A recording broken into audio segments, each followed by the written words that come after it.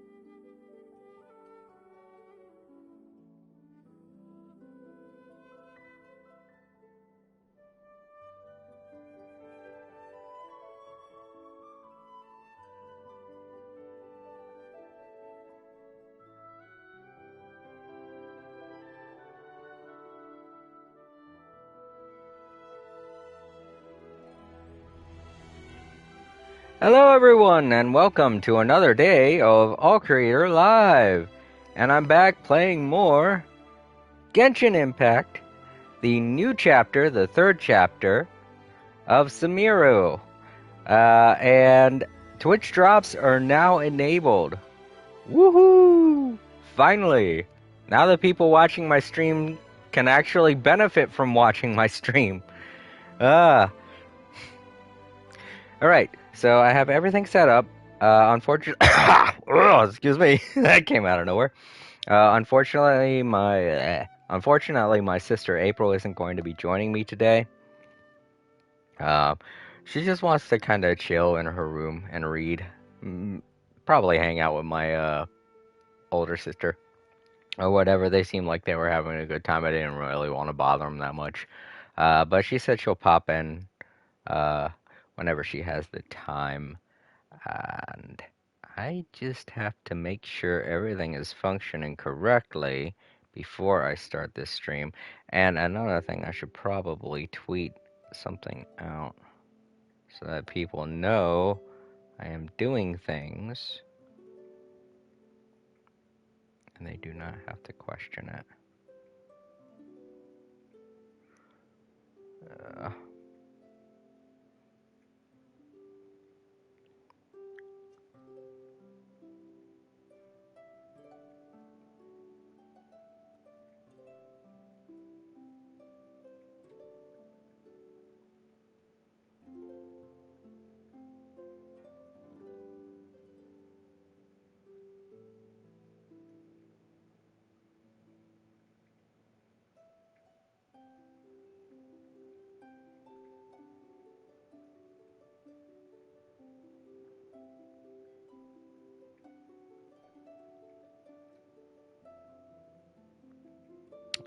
Put a link.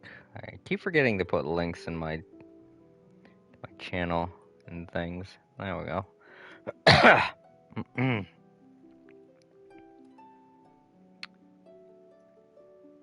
Alright. Come on. There's the screen. Alright, back to my dashboard. Alright, let's get this thing started. That way I'm not... I have it enabled for me to have Twitch drops and everything, but there are a few rules that I have to abide by. First of all, I can't leave things idle for like a long time, so might want to cut down on doing any kind of breaks or whatnot. I don't really know how long they consider idle, so let's go ahead and get in. I do not know what they consider idle. Like if like 30 minutes would be considered idle.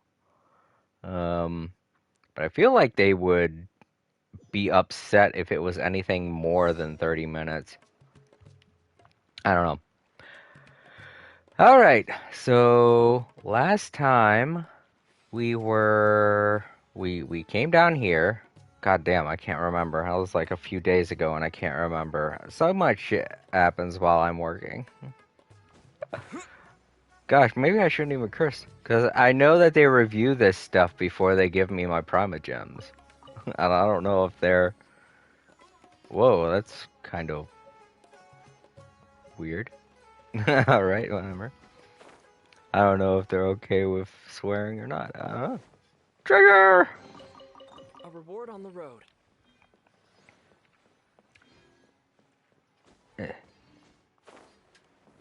Okay, so yeah, like I said, April will not be here. Huh. Guess I had to go here. Let's continue our conversation here. If you wish to learn more about the knowledge capsule that the Academia lost, then you must help me with something. I need you to find someone named Dory, a traveling merchant. Unlike the peddlers who hawk inferior knowledge capsules, she often has quality goods in stock. Some say that as long as there is profit to be made, there is nothing she won't dare to sell. She's guarded against people from the Academia because most of her wares don't comply with Academia regulations. I think she blacklisted me. I met with her informant, but it soon became clear that they had no intention of letting me get any further. Hello and welcome to the stream. Twitch drops have been enabled, so the longer you watch, the more stuff you will get. I think it's like between every hour you get Prima Gems. Oh, yo, Time Lords, how's it going? So you finally enabled... it will appear below your profile. Yeah, I definitely finally enabled those drops. So anytime we see anybody new pop in, I pretty much gotta inform them about getting free stuff. Free stuff is always great. Become one of Dory's customers and earn her trust. This is my condition for further collaboration. Why do you want us to meet with her? Until you complete this task, you don't have question privileges. Fine. So how do we go about doing this? You two are outlanders who haven't been here for long, so Dory should view you as safe clients. I'll give you the informant's address and their contact password. Beyond the password, though, I have no way of knowing what other tricks she might have up her sleeve. You'll have to improvise. This is kind of nerve-wracking. The true challenge begins after you meet her. She has a keen nose for Mora and a shrewd eye for wares, and she only likes customers who she deems to have good taste. I'll prepare some funds for you. Buy her highest quality wares and earn her approval. But we only just saw a knowledge capsule for the first time. We don't know how to tell which ones are good and which ones are bad. Is that something we can learn quickly? That's true. Have you two heard of elemental sight? Oh, that's a surprise. Guess I'll have to hold you in higher regard. Anyway, that ability should resolve your issue.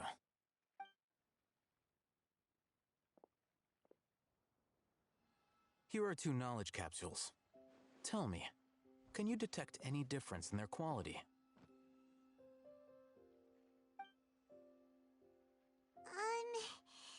They look the same to Paimon. Try inspecting them with elemental sight. How'd it go? Did you see anything?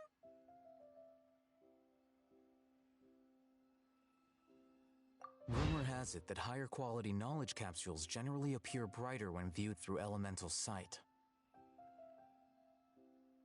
That's because knowledge originates from Irminsul, the root of Dendro power itself. The more powerful the knowledge, the richer it is in Dendro energy. However, some canned knowledge with a high concentration of elemental energy is of little use in contemporary times, so those capsules are of little value. Using elemental sight is merely a stopgap measure, but it should suffice for earning Dory's trust. That sounds pretty impressive. Here's a sheet with the informant's location and contact password, and here is the Mora for purchasing canned knowledge. Don't be cheap. You'll need to spend to catch Dory's eye. If there's any Mora left over, just keep it. Oh, And be sure to exercise some caution. There have been Matra present in Port Ormos lately. Your efforts will be for naught if they catch you. Matra?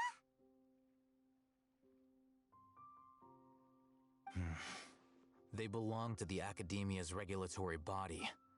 They also handle cases of illegal canned knowledge transactions. Like I said, the Academia has banned both their trade and possession. The Matra are razor sharp. You're in for nothing good if they lock their sights onto you. If you two want to back out, now's the time. Okay, then we have a deal. If you succeed in your dealings with Dory, come find me at the Wikela Funduk. We'll have an open discussion then. Looking at what Al-Haytham wrote, Dory's informant is a traitor near Old Ormos. Let's follow these instructions and try to get in contact with him. Okay, you heard Paimon. You gotta follow instructions.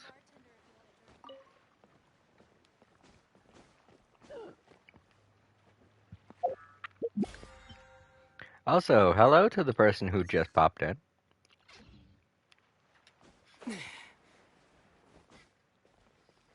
This is a pretty casual stream. It's also a social eating stream. So feel free to go grab yourself something to eat. You may occasionally hear me noshing on something. I'm pretty good about not doing that though, so.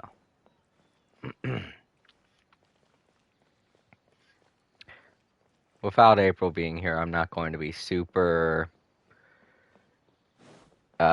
strict about following the storyline.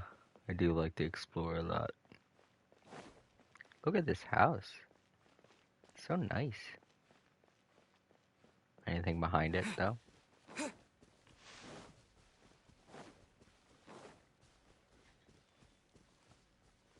No, it don't look like it. Dang.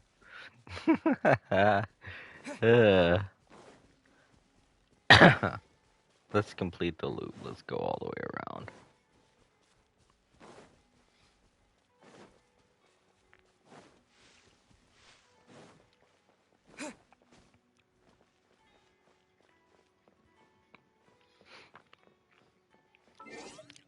Oh, hold up. I got meal. And there are notices. Lots of stuff to do.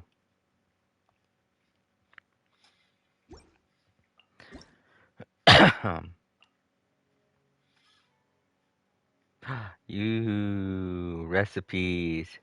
Here are 3 new recipes for you. We hope that future trips will be accompanied by good food and good friends. Ooh, what are they? Pizza, tea,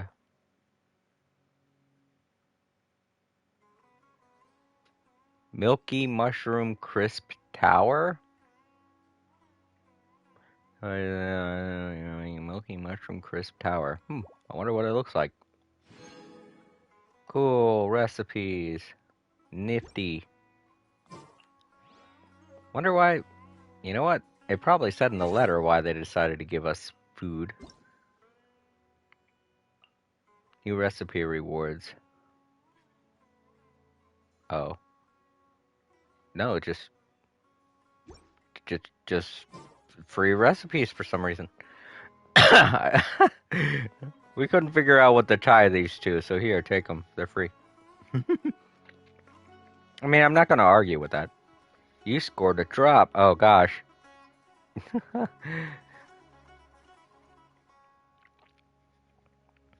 Two. Okay, so you get more than just Primogems.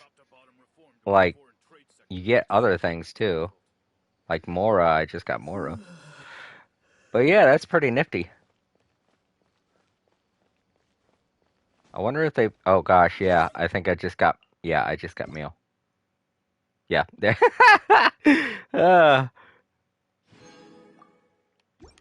So yeah, it's just a lesson to all of you. If you want to do 2 things at once, you could have your phone set up to watch. And then, what the heck is going on here? If only I had my sister's luck. Oh. The string keeps loading and unloading. It's weird. Yes, Mora, and a lot of other things. Yeah. I guess I shouldn't pay too much attention to it. Otherwise, I'll never get through what I'm supposed to get through. Okay, so let's go. Let's go find this Dora. That's definitely not her. Who is this? Who are you? What are you doing here?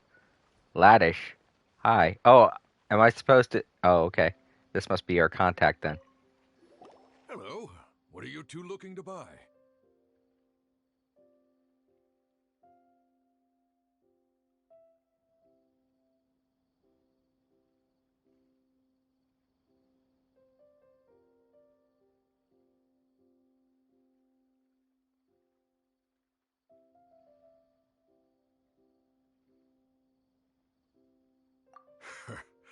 What a unique palette.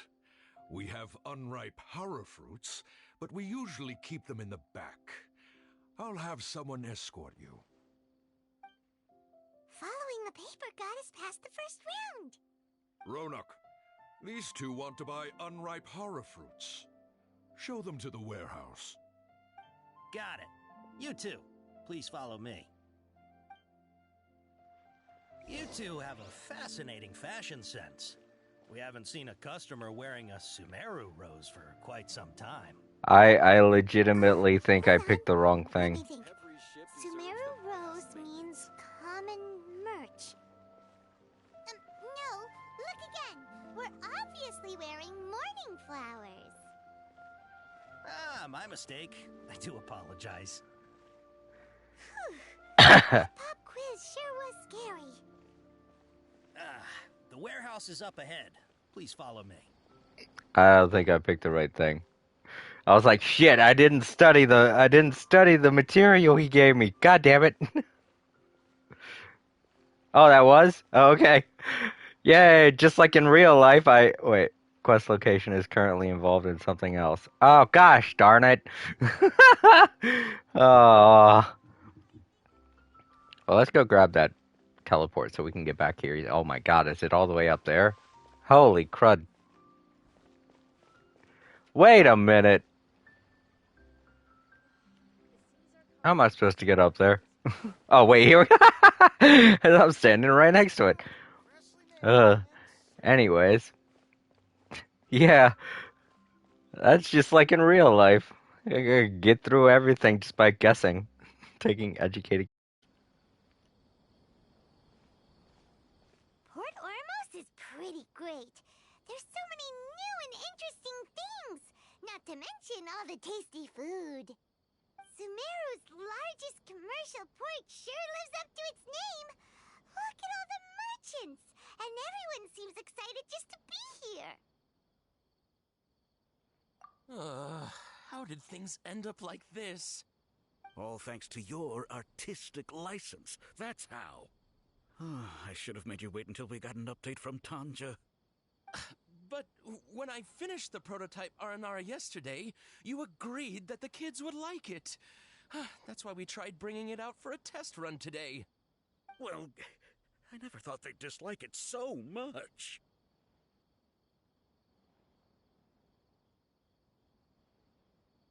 Oh, what should we do?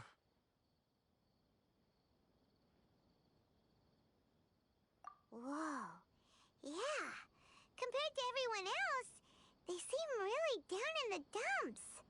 Let's go find out what's going on. Oh, hey there.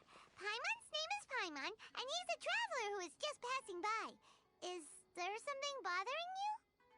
Oh, I noticed you two a moment ago. Welcome to Akara Crafts. Hello there, Mike. Best Welcome toy to the store in stream. Port Ormos. I have Twitch drops At enabled, least so for now. the longer you stick around, the more stuff you get. Are you interested in this game? Is probably what I should have said from the beginning. If you're even here for the Twitch drops, you know? What's bothering us is this prototype Aranara.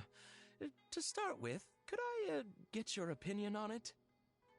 Prototype Aranara? You mean this wood carving here? It looks like a mushroom monster to Paimon.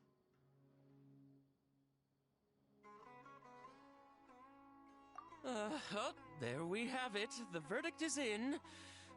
What a headache. Not the first negative feedback we've had. So, what exactly is a prototype Aranara? So for context, Aranara are magical creatures in Sumeru fairy tales that live in the forest. For the store's 20th anniversary, we plan to release a series of hand-carved toys based on the Aranara stories that kids know and love. This is a prototype we made to get an idea of how they would react. But when we put it out there, the reaction was not quite what we'd anticipated. They thought it looked like a mushroom too, huh? No, worse than that, actually. I can't quite describe it, though. And I'm also not very good with kids. Maybe you could ask them for yourselves.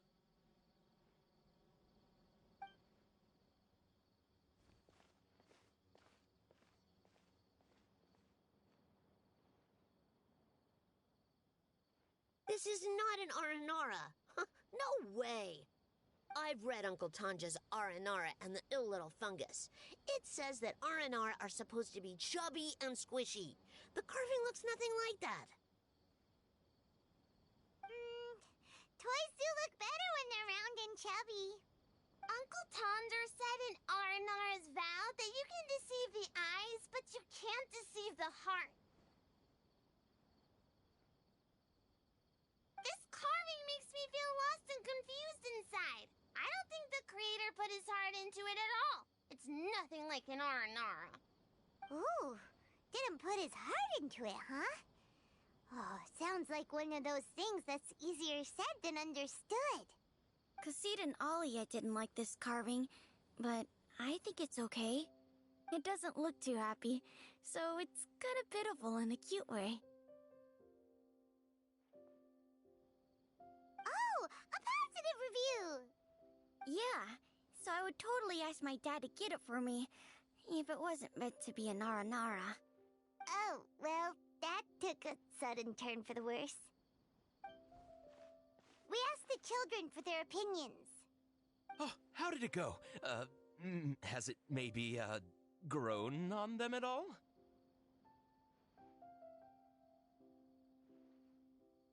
Oh, this is such a shame.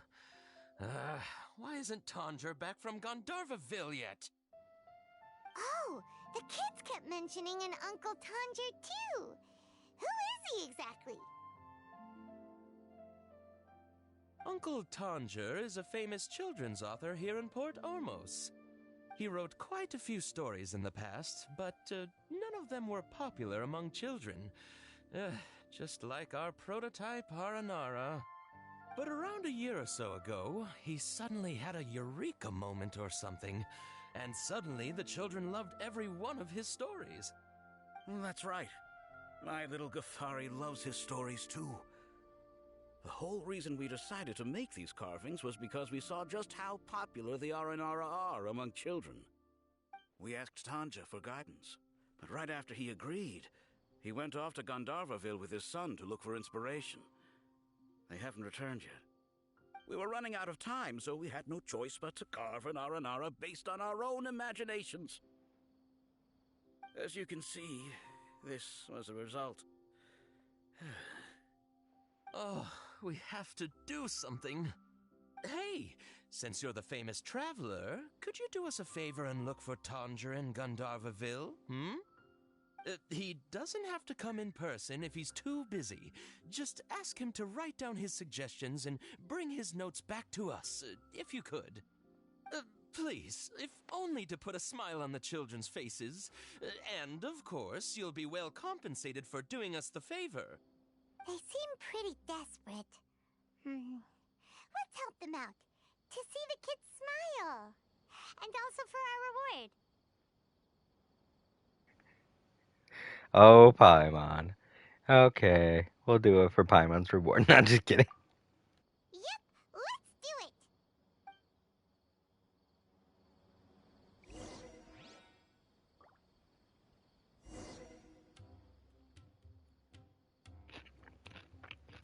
All right.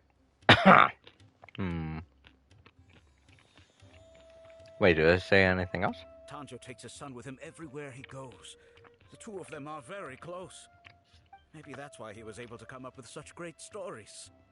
Anyway, we're counting on you. Please find Tanja for us. Well, I mean, they're a bit easy to tell apart. One of them's like plants and stuff, and the other's just dirt. Just think of it like that, I guess. Sure, Every there are new a few toy ever Xiao, launched to the Kara crafts has always made kids a from few all Xiao over fans that Biola would be almost mad if flocking they here heard to me buy say it. that. We thought our Aranara carvings would be a big hit, too. Who would have thought? Oh man, here I am. I grabbed a whole bunch of snacks. I don't have anything to drink. Dang it. Silly me. Forgetting the drinks. Well, let's go do what I was doing. Get that. Ooh, stuff. Eh. Free stuff.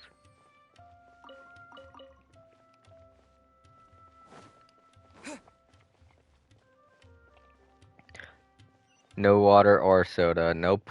I didn't grab anything. I don't know why I wasn't thinking about that. I was just thinking, you know what, this should last me a while. Maybe I should, I do have 2 Monster Energy drinks that I was going to save for an emergency, but maybe I should crack them open. I'm feeling kind of tired after work. I worked last night and this morning, so.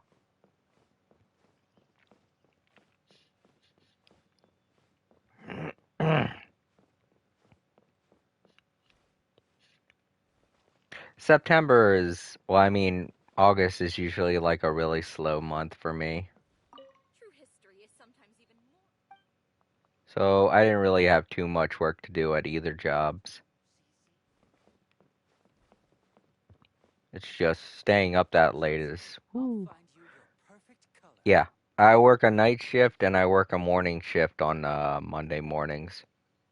So it's like Sunday going into Monday, pretty much. I've been up since 11 o'clock last night, History is sometimes even more exciting than is what I'm trying to say. So I've been up for over 12 hours. So yeah, maybe grabbing one of my monsters would be good. Good idea.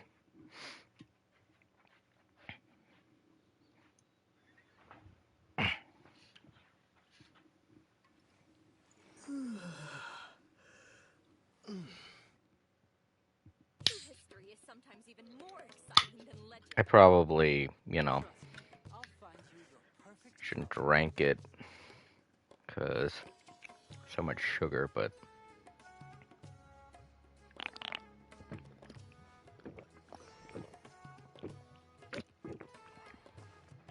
True history is sometimes even more exciting than legend.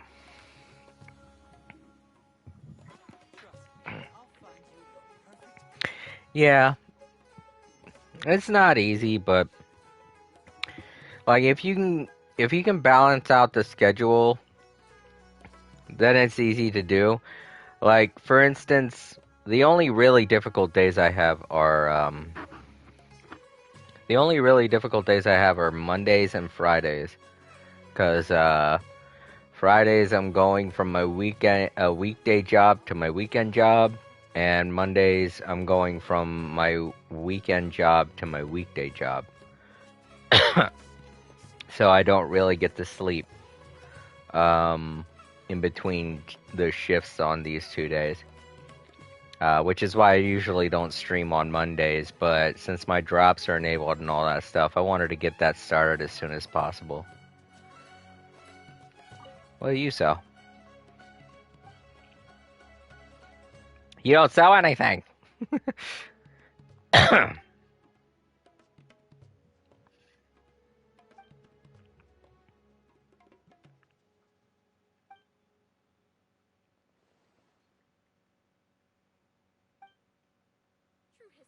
Okay.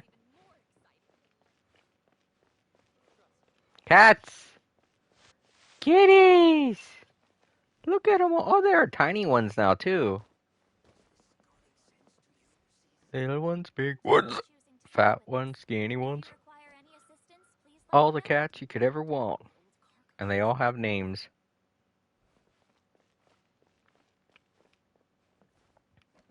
Hotel manager, hi.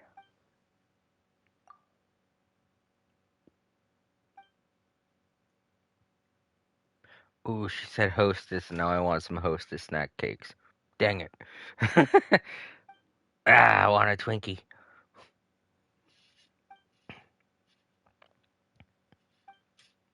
I say that like I'm obsessed with sugar, but I'm not really. In a Zoom, I had a catch. Yeah, I know. I did that. I did that quest line, remember? I think I did it on the stream. Part of it. I don't even know if I finished it on the stream. I feel like I did. I don't know.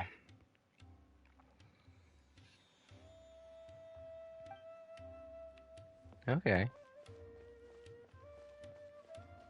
It's really cute that the cats just want to hang out. Alright, so I got what I came up here to get, and that was the teleport waypoint. So now I gotta talk to Ranuk. Over here. Yeah. Okay, so oddly enough, these two quests coincide with each other. I hope that doesn't happen again. I guess maybe that happened because those characters are involved in this story. Who knows? Before I retrieve your products, I need to confirm a few things. Please forgive me, but we may not have sufficient stock for you today. This. Earlier, many of our holo fruits were I taken hate by these. mice. Really? I'm sorry to hear that. Congratulations to you. What? Oh no! I should have studied! I might not do anything for my birthday.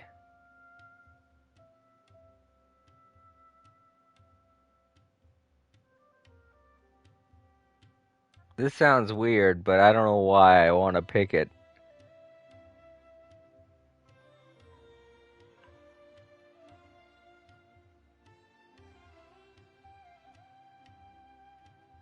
This sounds weird, so that's why I want to pick it. Thanks. Oh! If better goods come in, you'll be the first to know. You look like you have some skill. Why don't I pick out some fruits that'll make you dizzy? Oh, he won't let me study. I should have studied. I didn't think he was going to go. I didn't think he was going to go with the whole, you know. I thought that was the only time when we would have needed to study. I should have studied. What is wrong with me? Dizziness with a side of tinnitus, please. I'd prefer something that causes heart heat stroke. What?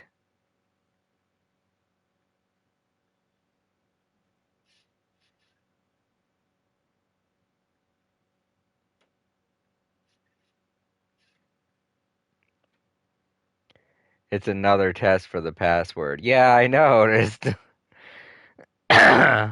Hmm.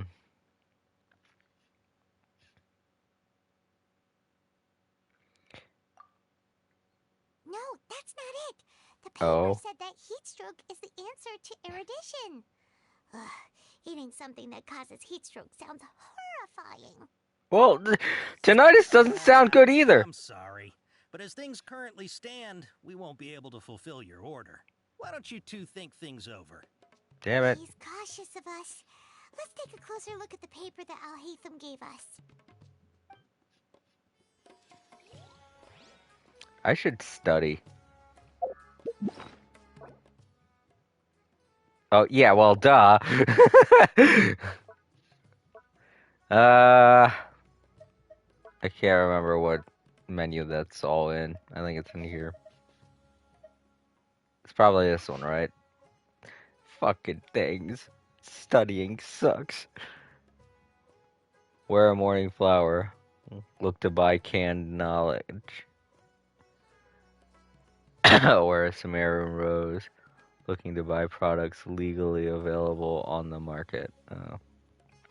Mouse. Customer. Oh. Okay. Rishbaland tiger. Matra. Okay. Taken by mice, sold to customer. Taken by Rishbold tiger. Confiscated by Matra. Pack in Sumeru City style to purchase a small amount. Pack in Port Ormuz style to purchase in bulk. Complementing a customer of skill corresponds to horror fruit that causes dizziness and ringing in the ears. Complementing a customer of erudition corresponds to horror fruit that causes heat stroke. Oh, so that's what I got wrong. I can't remember all this. I'm gonna forget this the second I put down the screen.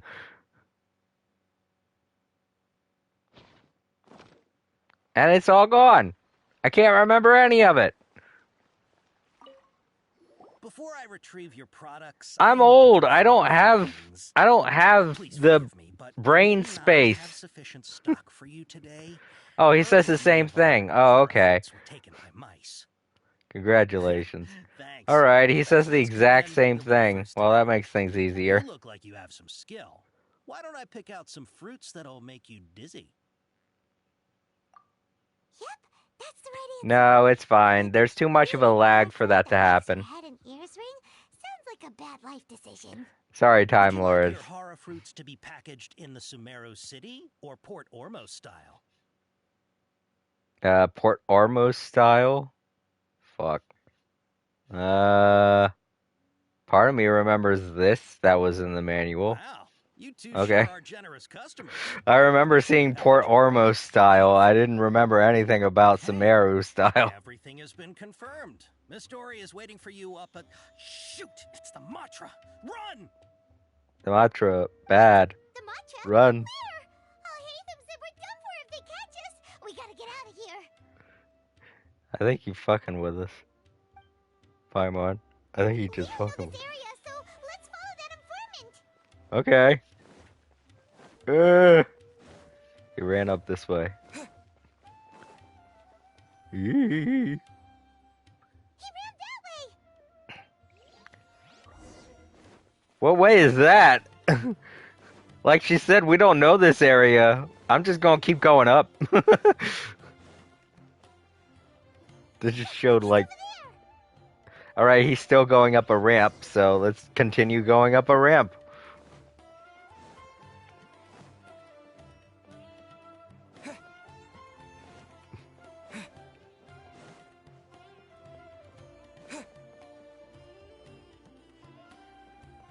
Looks like the place. If you're hiding from the Rishbaland tiger, come this way. Oh, Rishbaland Tiger means Matra. I remembered that. Here, over here. Hello, new friend.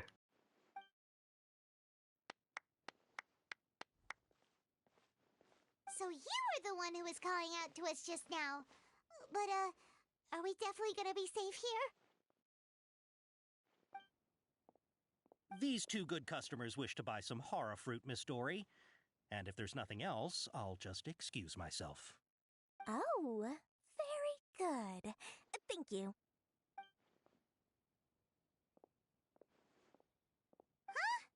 Wait, you're Dory? Paimon sure thought you'd look a whole lot scarier. Hey, what are you trying to say, Princess Pea-Brain? I can be scary enough when I need to be, believe you me. If you don't watch what you say, then you can forget about doing any business. But it seems you two have actually done pretty well so far.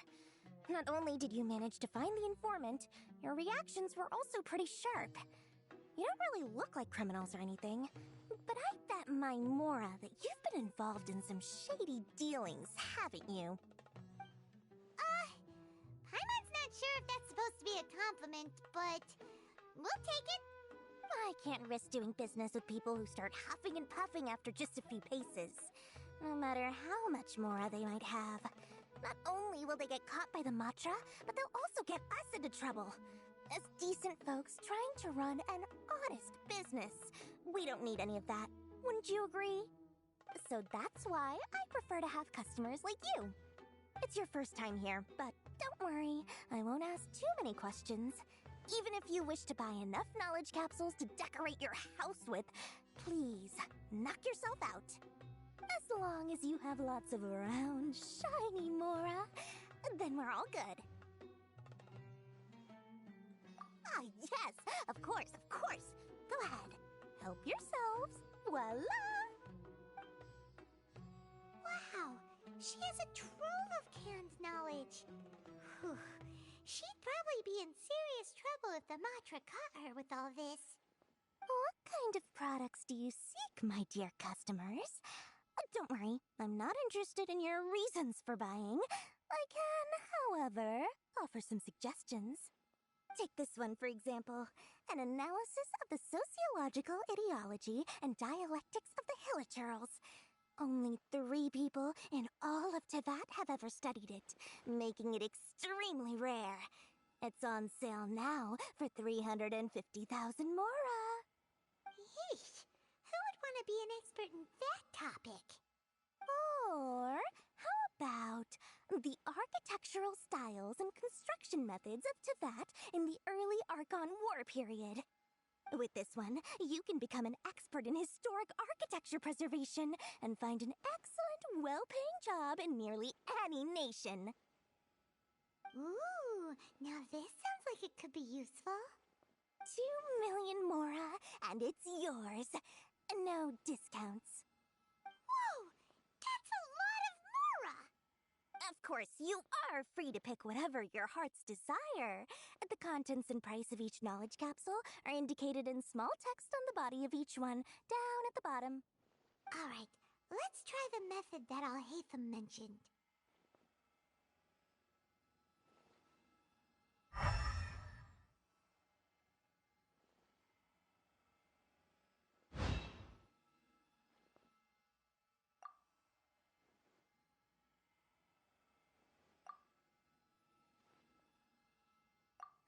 Ah, you've really got a good head on your shoulders, and quite the eye for quality. We'll take these, please and thank you. My oh my, you are blessed with a taste for both the exquisite and the extravagant. Customers like you are a rare breed. 1 in 100. No, 1 in 1,000 even. Listen, I have a special offer for you two. If you spend just 100,000 more and more, you can pick any knowledge capsule of your choice up to a value of 1 million Mora. Say what now? Hey, did you hear that? Spend another 100K and we get a capsule worth a whole million! But all the canned knowledge we just bought is easily worth 500,000 Mora. If we spend just a little more, we can get something worth 1 million Mora. Isn't that a Paimon. fantastic deal? No, don't get upsold. It's a trick, and could be a trap. Think about it.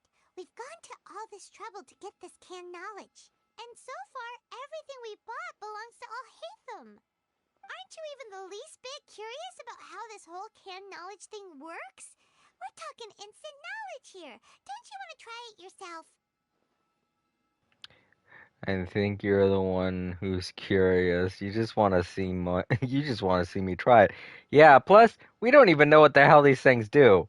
Well, I don't. I'm pretty sure Nathan probably told us, but I completely forgot. If he told us, I can't remember. What if they make us stupid instead, you know? You just want to see me try it. Come on, come on. We still have around 100,000 of Alhaitham's Mora left. So let's put it to good use by finding something useful for you. Ahem. You've got a deal, Dory. We'd like to spend an extra 100,000 Mora. Excellent. Then please, select from this fine collection of canned knowledge over here. Hold on a second. Paimon thought we could choose whatever we wanted. Why can't we choose the ones from over there? Oh, but my dear customer, the knowledge capsules over here are worth 1 million mora each. I'm sure discerning customers like yourselves will be able to find something to your liking. Please, take your time. Uh-oh, Paimon has a bad feeling about this. Let's use Elemental Sight again to check these.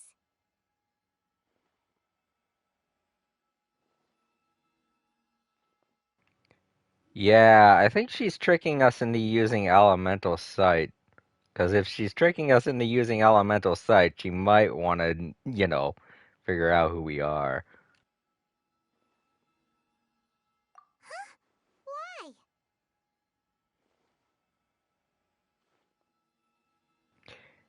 Yeah. If she thinks that we're picking things without using elemental sight, she'll think we just have discerning taste.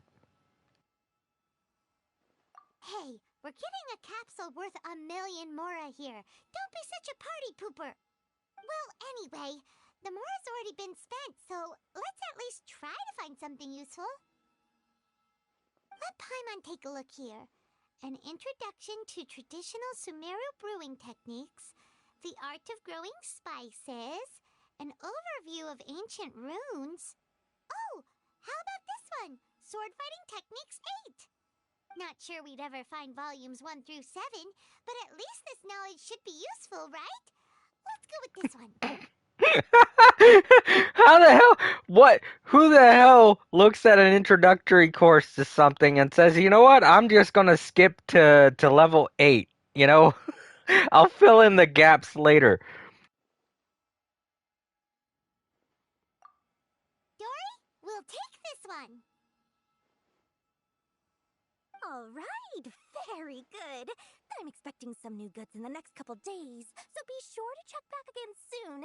Whether it's canned knowledge or anything else you need, bring your mora to Dory and doors will open. Our dealings with Dory went smoothly enough. Let's head to Wakala Funduk and meet up with Alhaitham. Hopefully You're now all he'll right. finally tell us about what the Academia lost. All right. I have a bad feeling about what we just picked up. I did that with the JavaScript book from skipping first edition to third. I would never recommend doing that, to be honest. I might have done it once in my past, just because learning sucks. But I really would never recommend somebody do that. So I can't honestly, with good conscience, say that that's a good idea.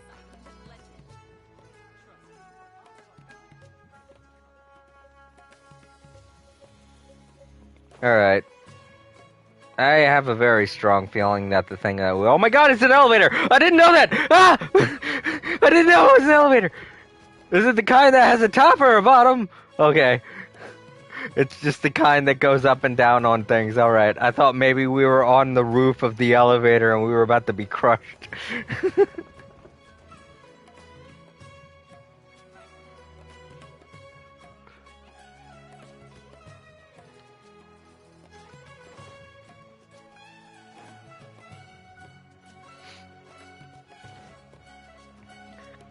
I love the music.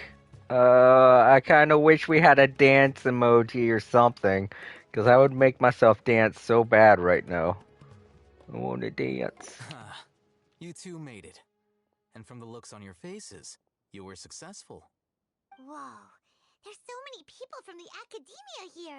Why would you pick this place as our meetup spot? Well, Wakela Funduk is under the Academia's control, so naturally the Academia has people working here. I came to Port Ormos under the pretense of conducting official business. You're a pretty daring guy. Relax. No one here is interested in anything we say, and the Matcher won't come here. Okay now, tell me how your encounter with Dory went. Okay, we did what you asked. So, can you tell us about the knowledge capsule that the Academia lost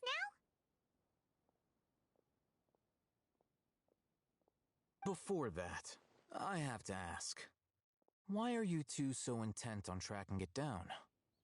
You don't have to answer, of course. It's not a secret or anything. We want to meet with the Dendro Archon.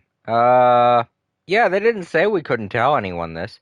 Yeah, he just wants to meet the God of Wisdom and ask her about something important. We've been in Sumeru for a while now, but we still haven't found a way. When we heard that the Academia had lost something that might be related to the gods, we came here in case it turned out to be our lucky break. In that case, you're on the right track. A short while ago, the Academia lost a knowledge capsule in the desert. It's supposedly a divine knowledge capsule. Use it, and you'll gain the wisdom of the gods. Wow, there's really such a thing as that? Hey, if we find it, do you think we could learn how to meet the Dendro Archon? Ooh, or how to find your sister? I highly doubt it has any mystical properties, but it does indeed exist. And it's right here, in Port Ormos. So, where exactly? That's what we need to find out next.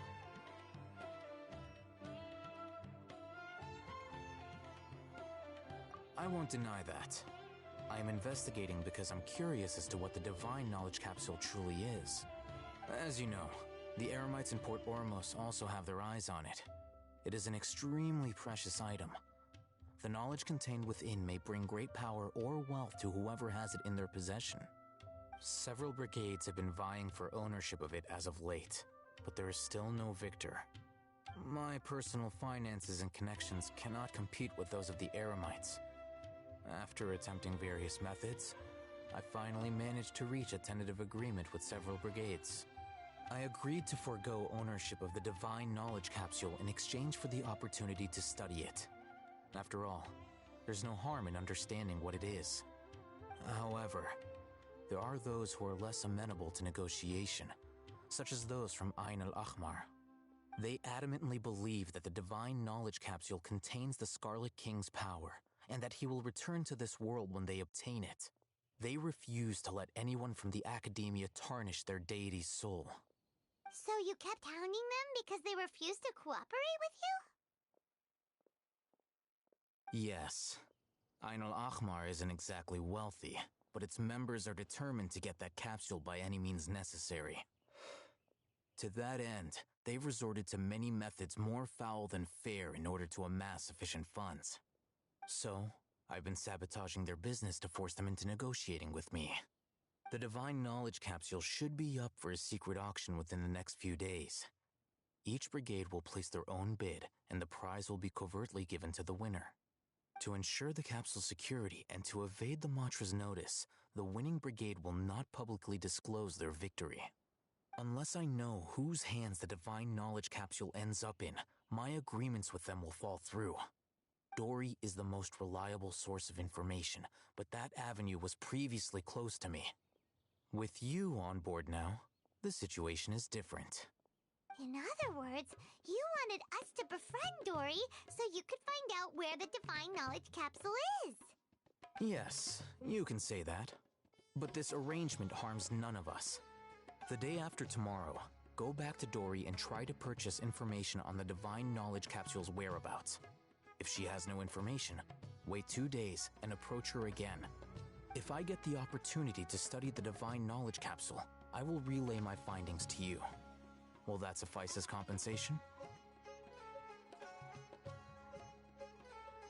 Okay, then we'll meet up in 2 days.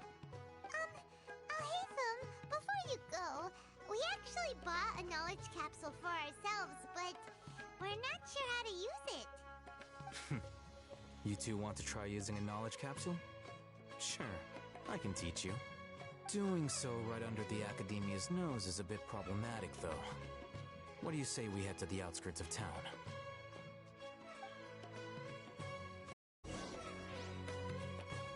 Alright, so we're going to learn how to use these capsules that are apparently forbidden.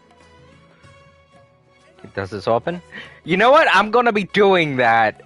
I'm gonna be doing that a lot here in Sumeru. Now that I know that doors can open, I'm gonna be walking into walls like, ooh, does this door open?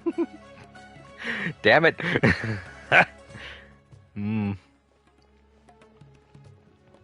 Oh man, yeah, that energy drink really boosted me up. I don't know if this is because I'm getting old, but when I've been awake after 12 hours, I start to lull. I get really sleepy. And to make matters worse, I try to stream while I do it. Energy drinks really give me that couple more hours that I need to do whatever I want, you know? Because a lot of the times, when when I'm just working in like in zombie mode, I guess is what I call it. I don't really try to drink any energy drinks or drink coffee or anything like that because it can be kind of distracting. I like to focus on my work, and having high energy tends to make me distracted. For instance, whoa!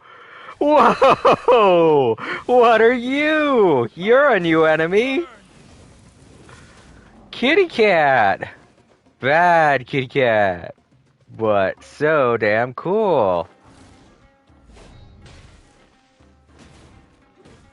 Freaking cool! I like this enemy. It's weak. It's barely an enemy. But I mean, it is definitely a good way to get meat. It's just, when are you gonna ever run into them like that, you know? Here I am walking, and I just ended up bumping into one. Oh, alright, they just hang out. It's playing with its own tail! Oh my god, that's so cute! Ah, I don't wanna, I don't have to go that way anyway. I don't wanna kill it. It's too cute, I don't wanna kill it. I wonder if you can catch them like Pokemon. I mean, the boars, they'll hit you, they'll attack you, so I mean, you can capture them. So you could probably capture those. All right. This place works. Show me the capsule you purchased. Here. Sword Fighting Techniques 8. Huh. A combat class knowledge capsule. This class is something of a rare find these days, since most have been taken by the Eremites to augment their battle capabilities. Really? Ah, yeah, what a great buy! If you want to determine the efficacy of this capsule, I can evaluate your combat ability. However, effects will likely be minimal if you already possess a high amount of strength. We can conduct a controlled experiment where you fight 2 battles, one before using this knowledge capsule and one after. While you fight, we can use an Akasha terminal to monitor your various physical parameters. There may be variances in your physical strength between the 2 tests, as well as a disparity in your opponent's abilities. But don't worry, I'll run statistical analyses afterward to mitigate any confounding effects. Wow! Haytham! You must have been one of those guys at the academia who got top grades on everything. Hyman's curious about something, though. You definitely weren't one of those students who needed canned knowledge to graduate from the academia, right? So, why are you risking getting caught by the mantra for this capsule? Yeah. You didn't cheat, did you? You didn't take steroids. You didn't take performance-enhancing drugs, did you? uh, it's such a... There, like, literally everything about this chapter, everything I'm doing in this chapter, it feels like illegal somehow. Like, there's drug references and religious references and cheating in school references and being in high school stuff. Like, this chapter of Sumeru is definitely the teenage years of Aether's life. When you are unable to understand a researcher's actions, most cases can be attributed to curiosity. This is but one theory. Sounds like you're trying to avoid the question. All right, Let's begin the test. Just fight as you normally do.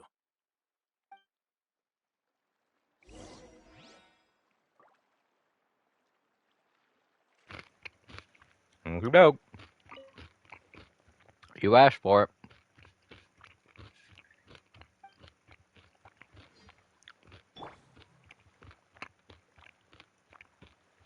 Alright, I guess I just attack him. Or is there a dummy somewhere? Oh, okay. Bad guys.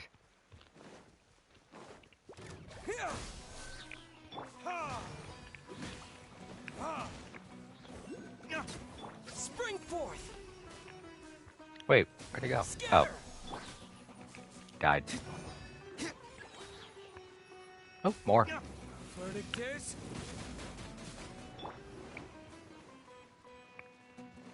Are you watching, Daddy? Are you watching? Check me out. Look what I can do. Was that all?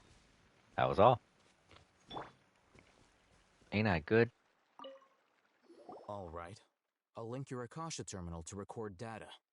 The next step is to use this knowledge capsule. Hold it in your hand. I'll help you establish a connection with it so you can activate its power.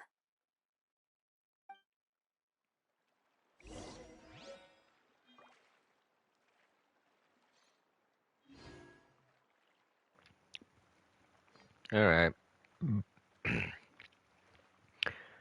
Open your inventory. Or open your inventory.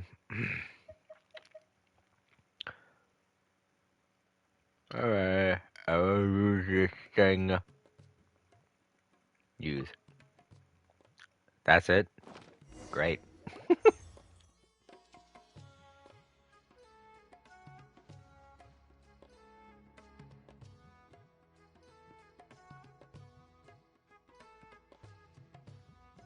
Hey, how are you feeling?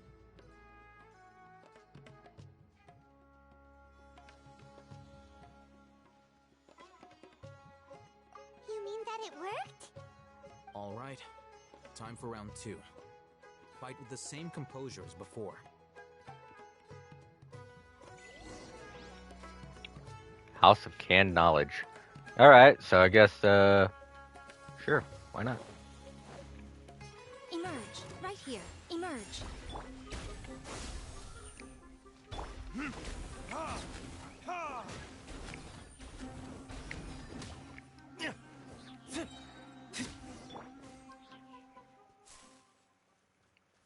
I don't know, I don't see any difference.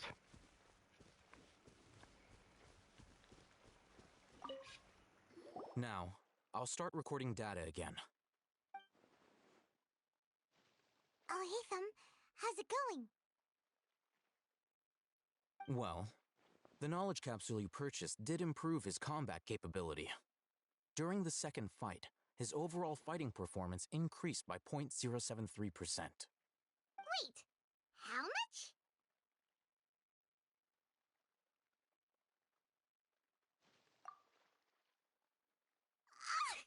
Dory's such a jerk! She totally scammed us! 1,000,000 mora? This thing isn't worth a tenth of that amount! Of course, this could be because he is so powerful that the capsule's contents were unable to produce a substantial increase.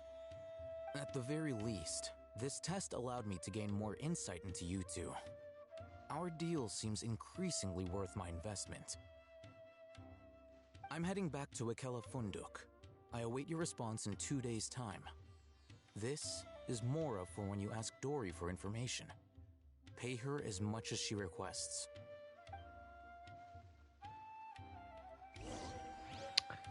See, Paimon, we could have had more money if you didn't want to get another capsule. Wait until 7A. 2 days? Wow. That gives me a lot of time to just goof off. What? I totally thought... Whoa. Oh, man, that one surprised me. Sorry about that, everyone. Don't mean to be gross. Oh, also, Time Lords. Let me know if my volume is too loud. If my audio is too loud from the game's audio. That the past 2 streams, I really want to apologize to everyone in the archives. The audio has been totally mismatched, and it goes from nice, soft gameplay audio, and then I unmute it, and I'm loud as hell. Both are fine? Alright, I hope so. Because I really don't like ear raping. Right now I'm using a different microphone because April's not here, so I don't have to use my more powerful Yeti microphone.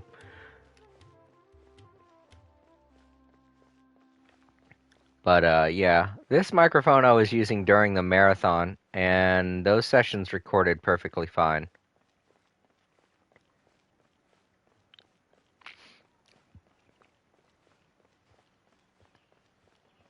Alright, so I have 2 days to do stuff.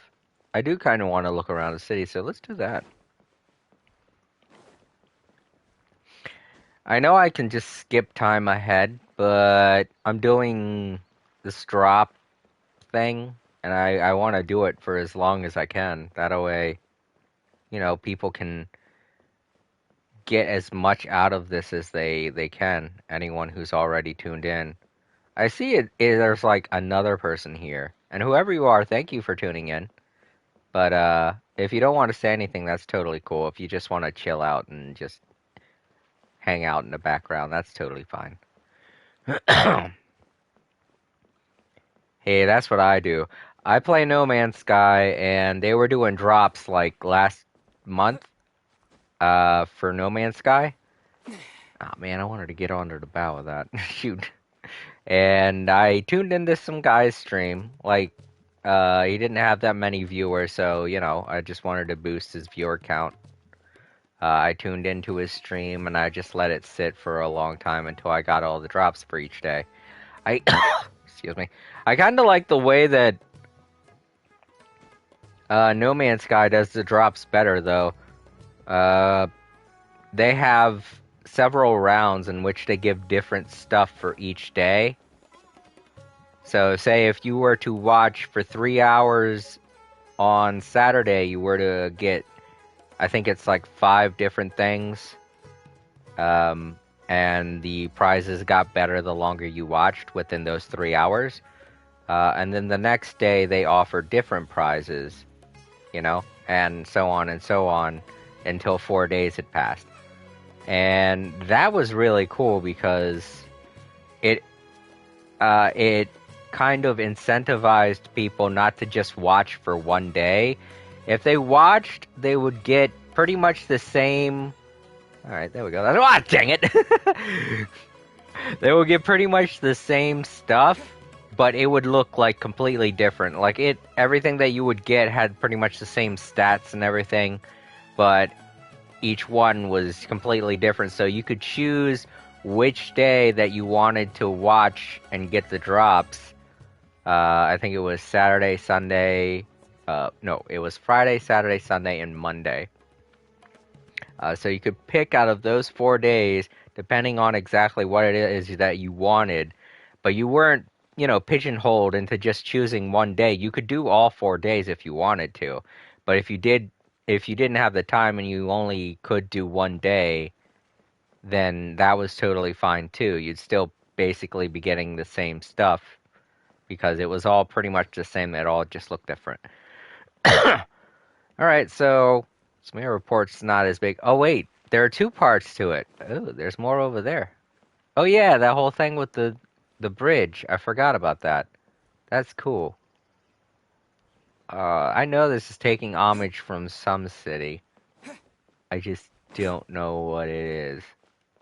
Like, I can't remember what the hell that bridge, that place was called. I don't know. Where's the other? Oh shit. Is it coming down? Can I crush you? Can I crush you? This sucks. I don't want to do this. It can't crush you. Unrealistic. I am totally disappointed. I wanted to die. No, that's fine. I think that's better. So many video games make it to where you can die. Oh, no, no, no, no. So many video games make it to where you can die if something like that happened. And I can't tell you how annoying it gets. Let me see. World of Warcraft is definitely one where I get super annoyed with the elevators in that game. How annoying. And those elevators are fucking huge. They take forever to get from one place to another. And when it happens inside of a dungeon or a raid, it's terrible. It is like super annoying to have to wait there. And then you have a bunch of people that try to jump the gun and they'll jump off the elevator and just die. And then you gotta wait for them.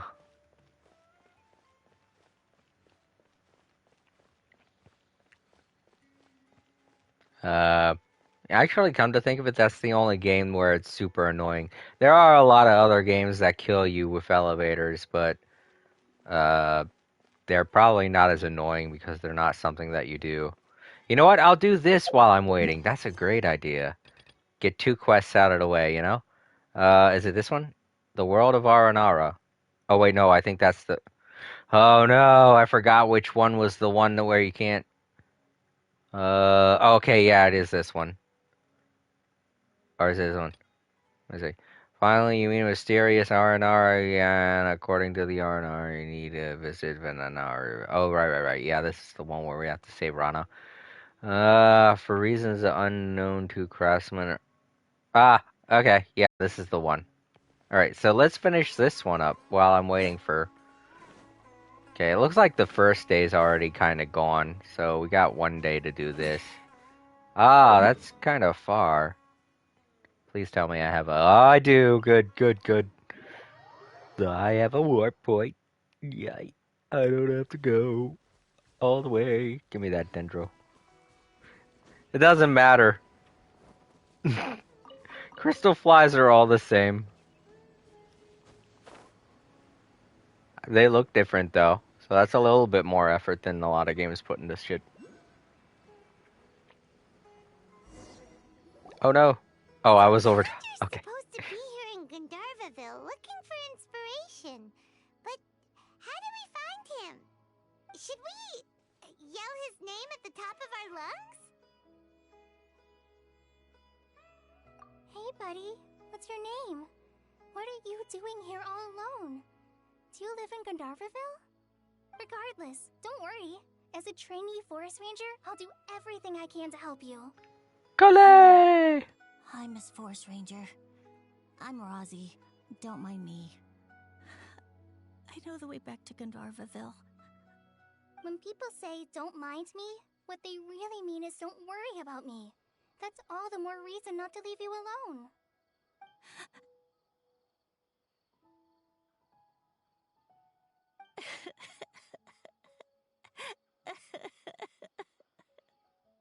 Hey, don't cry.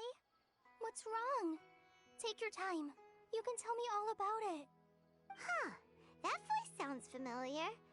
I once heard it somewhere before. We heard it right here in Gandharvaville. It's Golay, Paimon. God, it's only been like 2 days. I feel like we're eavesdropping on something we shouldn't be, but whatever. It's Golay. Come on, Paimon. You know this. Oh, it's Kale! And a child who seems to be upset. Oh, let's go say hi. I bet it's not a child, is it? It's an Aranara. I don't know why it would be crying. Oh no, it is a child. Hi, I'm dumb. Kale. How have you been? Paimon and Traveler. I've been doing pretty well. Thanks for asking. I'm helping Master Tainari patrol the forest. What brings you here? We're here on an errand. We heard your voice, so we thought we'd come ask you for help. You seem kinda busy, though. I'll be fine. You go help them first, Miss Forest Ranger. I'm okay, really. The sand got into my eyes, that's all. What a well-mannered child.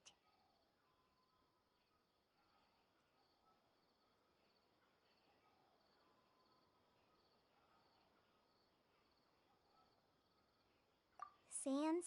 There is not a lot of sand in a forest. You keep saying you're okay because you don't want us to know what you're upset about, right? Maybe. That's exactly why you have to get it off your chest. Here's a trick. If you're keeping a secret that bothers you, you can try telling it all to a tree hollow. A tree hollow? Yeah, a tree hollow. Do you know Tanja's stories? The Aranara living in the forest will patiently listen to every word children say. Maybe there really are Aranara living in the tree hollows that will listen to you. You like the R&R stories too? Of course! I love them! Oh, people who like R&R are the best. Okay, I'll try telling my secrets to a tree hollow. Thanks, Miss Forest Ranger. You know everything. Feel like when they talk about the Aranara, the kids, it feels Aw, like they're we're talking just about exaggerating. Pokemon. Anyway, I'm trying to be like my friend, who always does her best to cheer people up when they seem sad. So, how are you doing? Feeling any better now? The forest is very dangerous, so how about we stick together? Sure.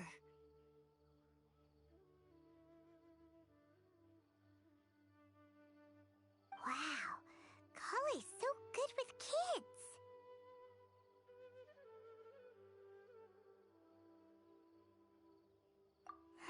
Well, helping children who are lost in the rainforest is all part of a forest ranger's duty. So, what was it you wanted help with? You're not lost too, are you?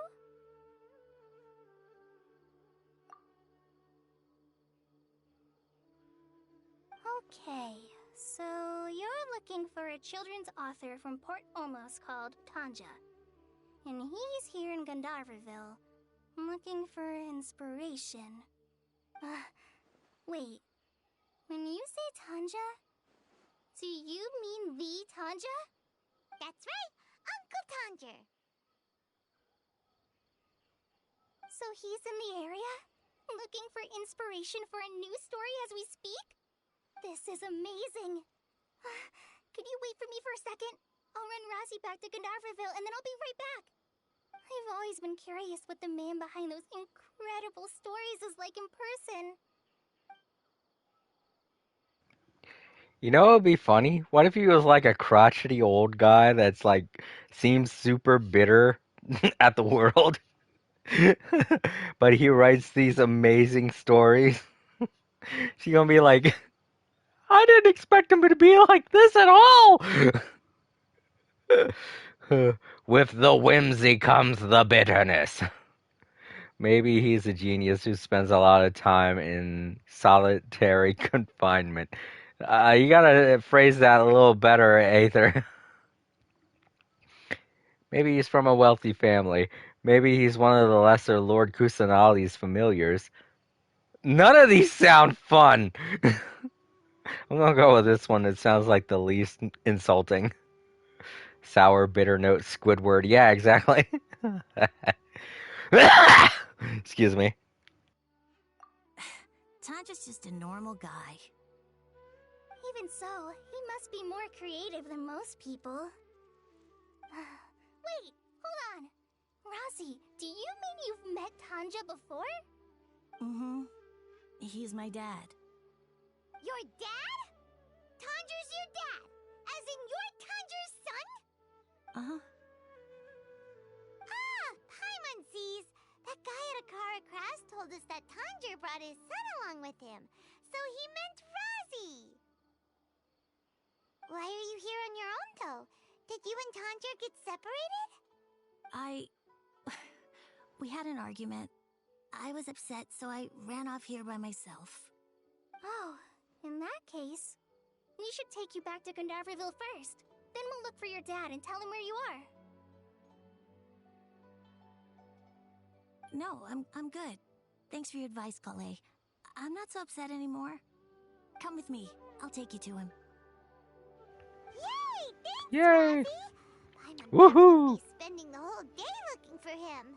Yeah. And we'll kill two birds with one stone.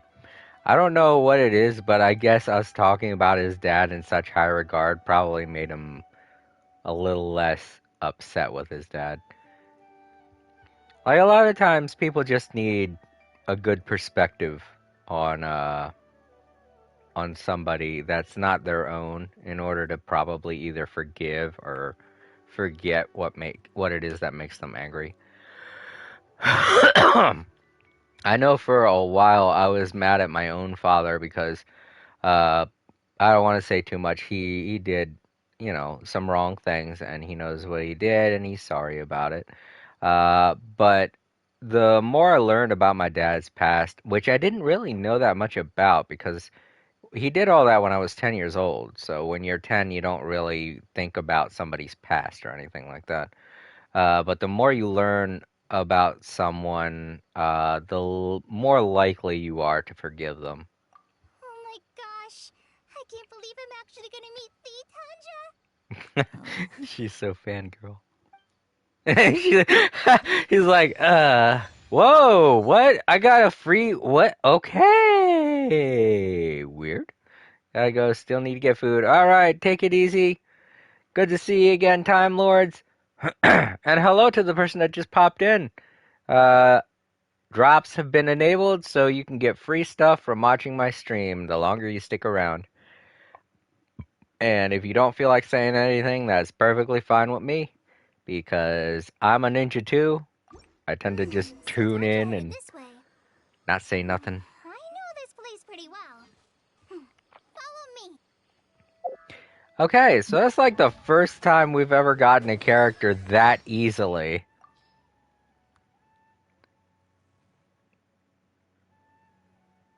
I got new voice lines. I want to hear them. Okay, I got too many new voice lines. I'll listen to them later. Alright, Constellation.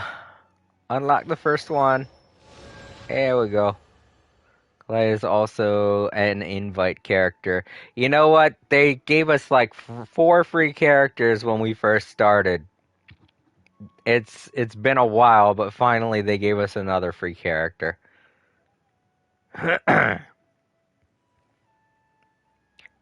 Fisher was in the Golden Apple Archipelago. Yeah, I know. No, I know that. It's just that in order to get her, you had to collect all of those conch shells.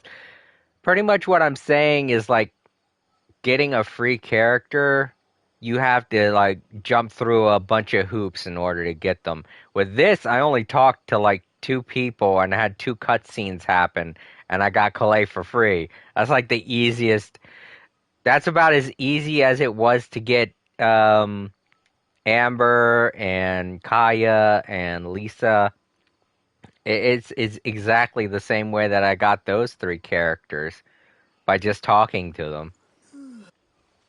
And true, I didn't really get Calais the first time I met her here, but this event is free and you could do it right now.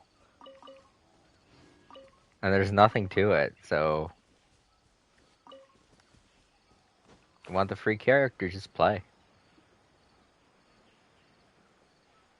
And if you want free drops, just watch my channel. You know what? Since April's not here, I can go buck wild and explore all I want.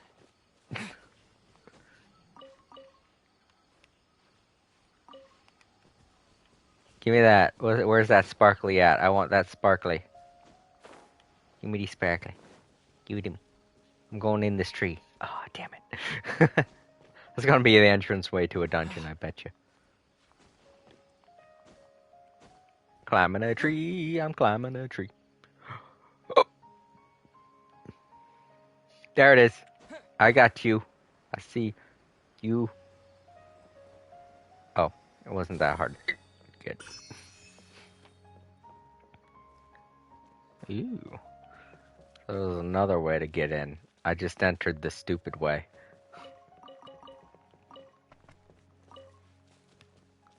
I love the whimsy of this place. See, this is the kind of stuff that I kind of expected to see more in Mondstadt for some reason, like fairies and pixies and stuff, because European lore and stuff has that all over the dang place. But I guess it's easier to hold on to that kind of thing.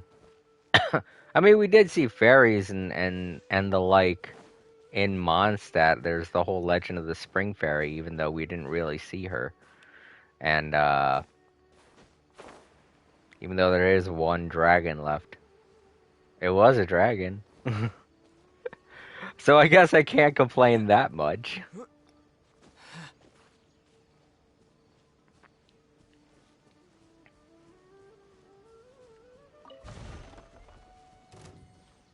Wait, what did I disturb? What? Oh, hi.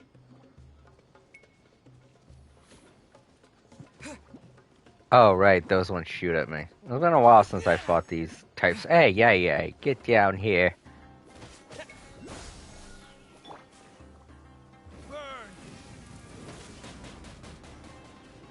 Show them, right now. Forgot she does that. Oop, that works. Forget anything? Nope. No, there is one more. Where is it? Oh. Oh, it must have just now died.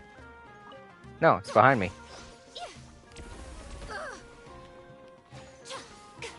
Emerge, right here. Emerge.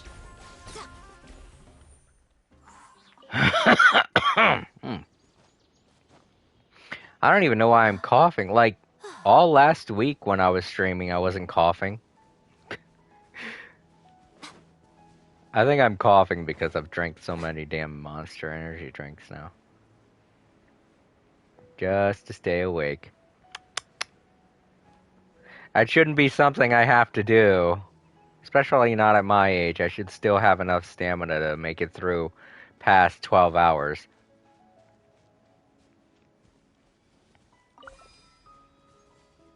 Where is it?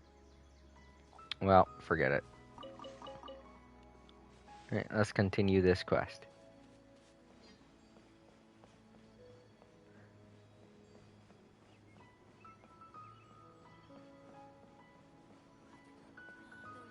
But yeah, this place looks so great. I don't really know too many tales about the rainforest. I mean, it's probably because I don't live in a rainforest. So it's not something that I really... No, give it. Let me go up there. Aw.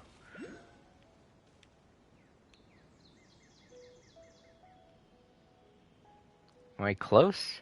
Where is it?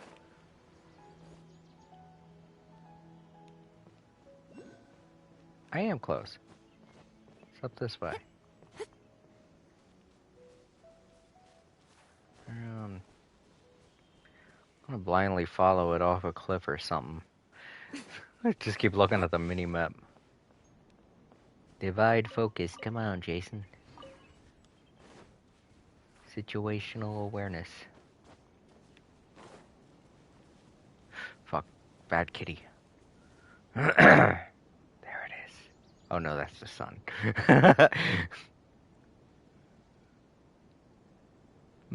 Is it under the mountain? Cause I don't... Is there a cave? Oh, there is.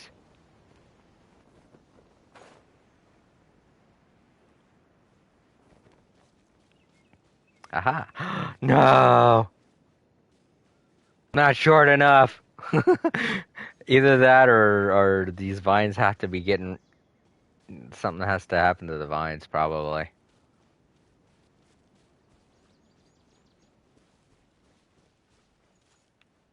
I'm getting way off track. Well, I haven't touched that yet, so I can't go. And there's a road. Wait. Oh, that road goes through there. That's the way I need to go. Otherwise, I'd have to go up the mountain. Right, so there has to be a way to get rid of the vines.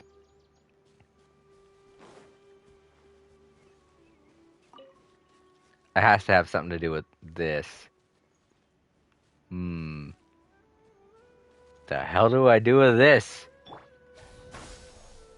Nope. Didn't think so. It hasn't been explained to me yet, so it's something I have to figure out later. Great. Looks like I'm gonna have to go around the long way.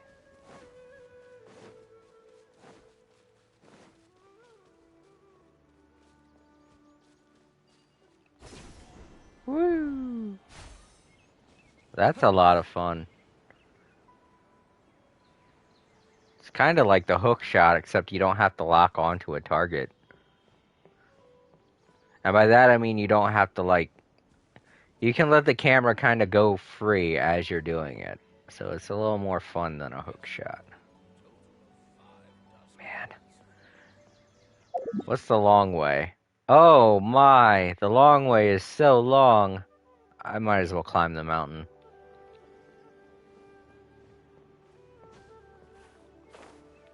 I don't want to. Oh, is there a path? No. Still. At least I don't have to climb that much. So while I was telling Duke, I was saying that this place, it doesn't seem like you have to billy goat around and climb as much as you did with the other places, because there were obvious mountains. And while there are mountains here, they're definitely not as tall. Yeah, in fact, I feel like this is the largest mountain I've seen. And that's not even... And that's more part of the chasm. So that's technically not, you know, technically not Sumeru. I guess you could see it as part of Sumeru. I don't know. Would you see the chasm as being part of Sumeru or Leeway? Rosie! Where are you, Rosie? I guess I could say it's Someone's part of calling for Leeway, Rosie to over be there. honest, because when we discovered the chasm, it was more being run by people of Leeway than it was Sumeru, so...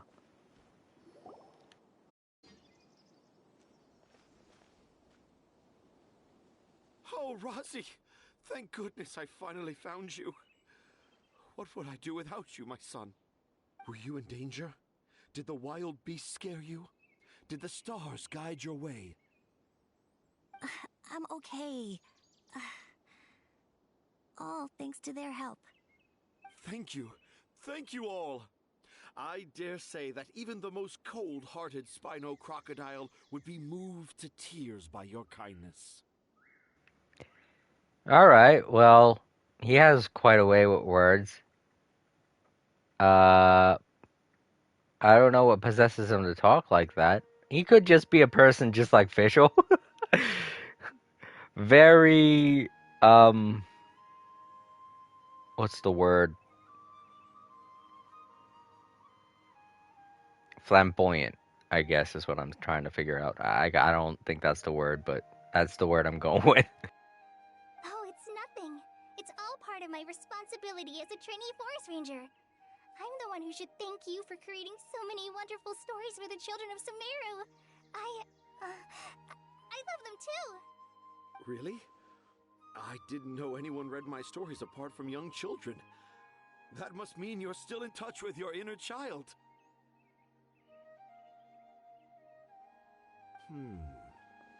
Okay, then. I have the inspiration for my next story.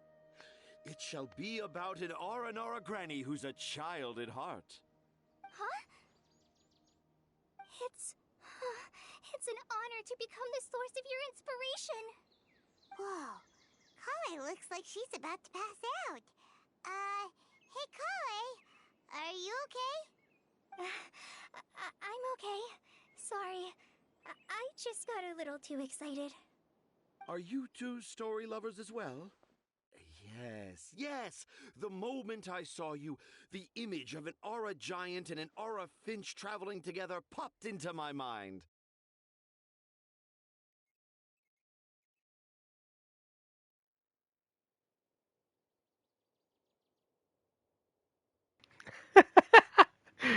Do I want to play on Paimon's feelings right now or not?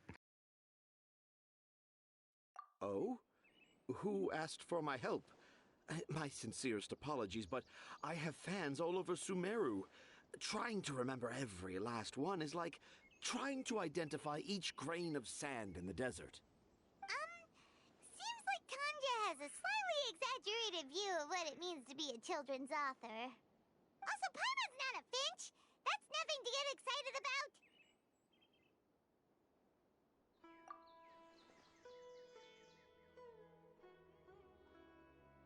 Akara Crafts. Akara Crafts. Oh! Oh, right. I remember now. That small boat once sailed into the sea of my memory, but before long it floated away over the horizon, never to be seen again. Perhaps for the best. After all, a wild tempest was a-raging in Tangier Harbor. What? Paimon has no idea what he's saying. What should we do? Do you think we should get Tainari to take a look at him? Dad's saying he forgot about helping the people at Akara Crafts learn more about Aranara because right now he has something more important to do. Oh, that's what he meant! Well, there it is! All the proof you needed that this kid is definitely Tanjir's son! Wait, no, this isn't the time for all that. Tanjir, your help is pretty vital to the toy makers. You gotta do something! But the garden that blooms before my eyes is of greater importance. For therein lies the beautiful Patisara that all the children of Sumeru dream of. I, Tanjir, have found evidence of Aranara activity right here in the Avidia forest, conclusively proving that Aranara not only exist in stories, but in real life too. If I manage to document the first real-life Aranara sighting, the petty problems that perplex Akara Crafts will be untangled in no time. Meanwhile, I may well be able to leverage this to assume leadership of the academia. Then all across Sumeru will know of the great Tanjir living in humble Port Ormos.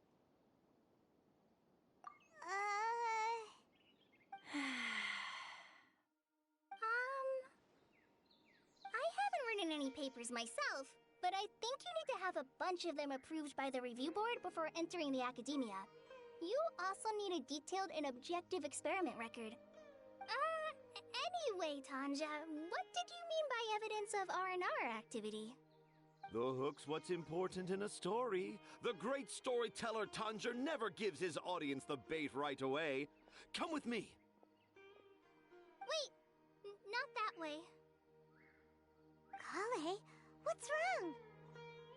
Nothing, but that way leads us deeper into the Avidia forest. I'm just concerned for Tanja's safety. And I think I'm starting to understand why Razi and Tanja were fighting.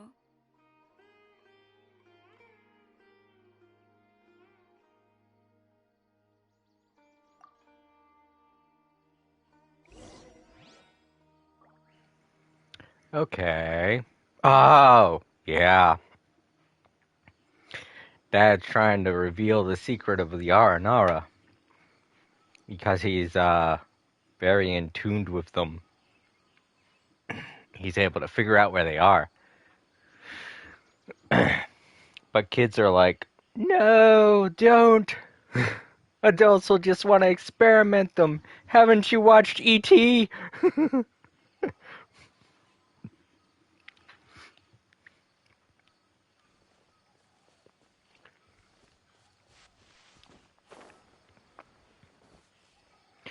Right down this way. Not that far. Excuse me, I was eating nachos while I was watching that, so. Just as I expected, the promise of one of my stories has kept you hot on my heels.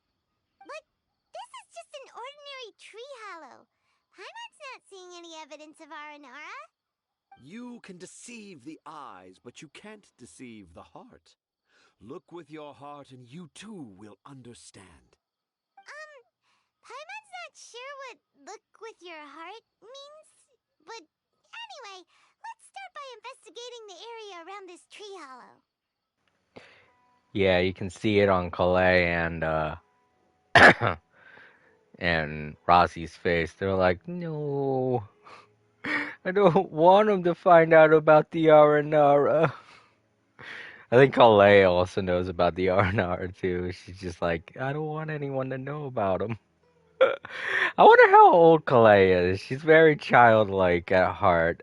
I mean, I know she's definitely not as old as Amber, because she was really young when she first met Amber. So, oh damn, I don't even remember how old Amber is. Shit. All right, well, let's continue.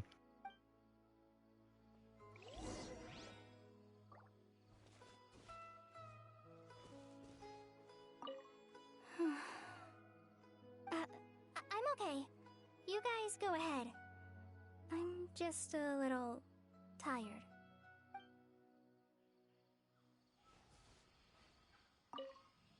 Dad never used to be like this. It's all my fault.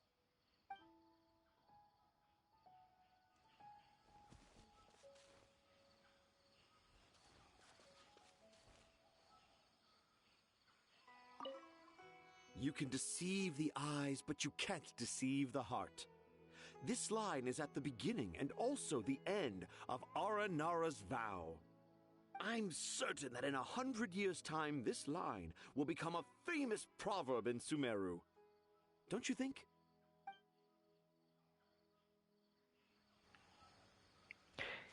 Yeah, I think they're both a little bit disappointed in Tanger, because, well, for one thing, Raz is kind of disappointed because his father is, being a bit greedy here and selfish with what he's doing, and Colette seems more disappointed because the guy that she, you know, uh, really liked and really admired for his work is actually like very self-centered. And while he is very artistic, he seems more wanting to do it out of his own profit, you know. And it's kind of a letdown to meet your heroes anyway. They say don't meet your heroes, and then this is the reason. All right, well, let's go. We're probably not going to see them. And you know something? I feel like this story is going to go like we're going to see them, and if we do see them, we're going to be like, we didn't see anything. You're full of shit. Just to make him, be like, what? No, I swear they're here.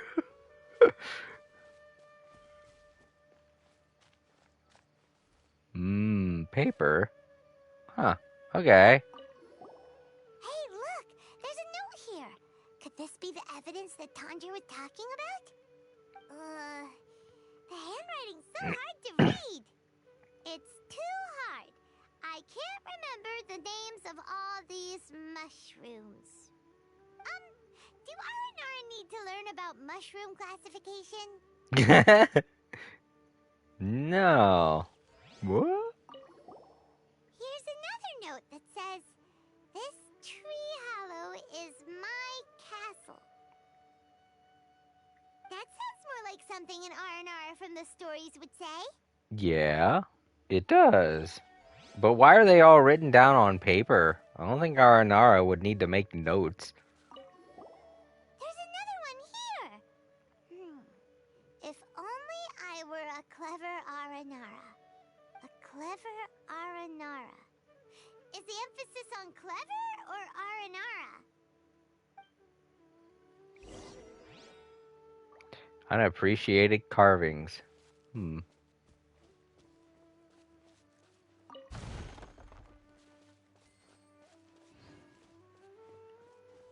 This is actually kind of weird. I have no idea what's going on now. How does it feel to bear witness to a groundbreaking discovery? Exciting, isn't it?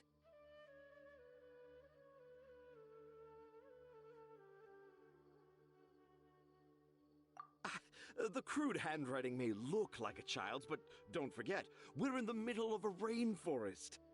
I doubt that a child would be able to reach this deep into the forest, and I doubt even more that they would think of this lowly tree hollow as some sort of impenetrable castle. Oh, Okay, this is this is actually a lot funnier than I thought it was going to be. They're actually disappointed in him that he could be so stupid.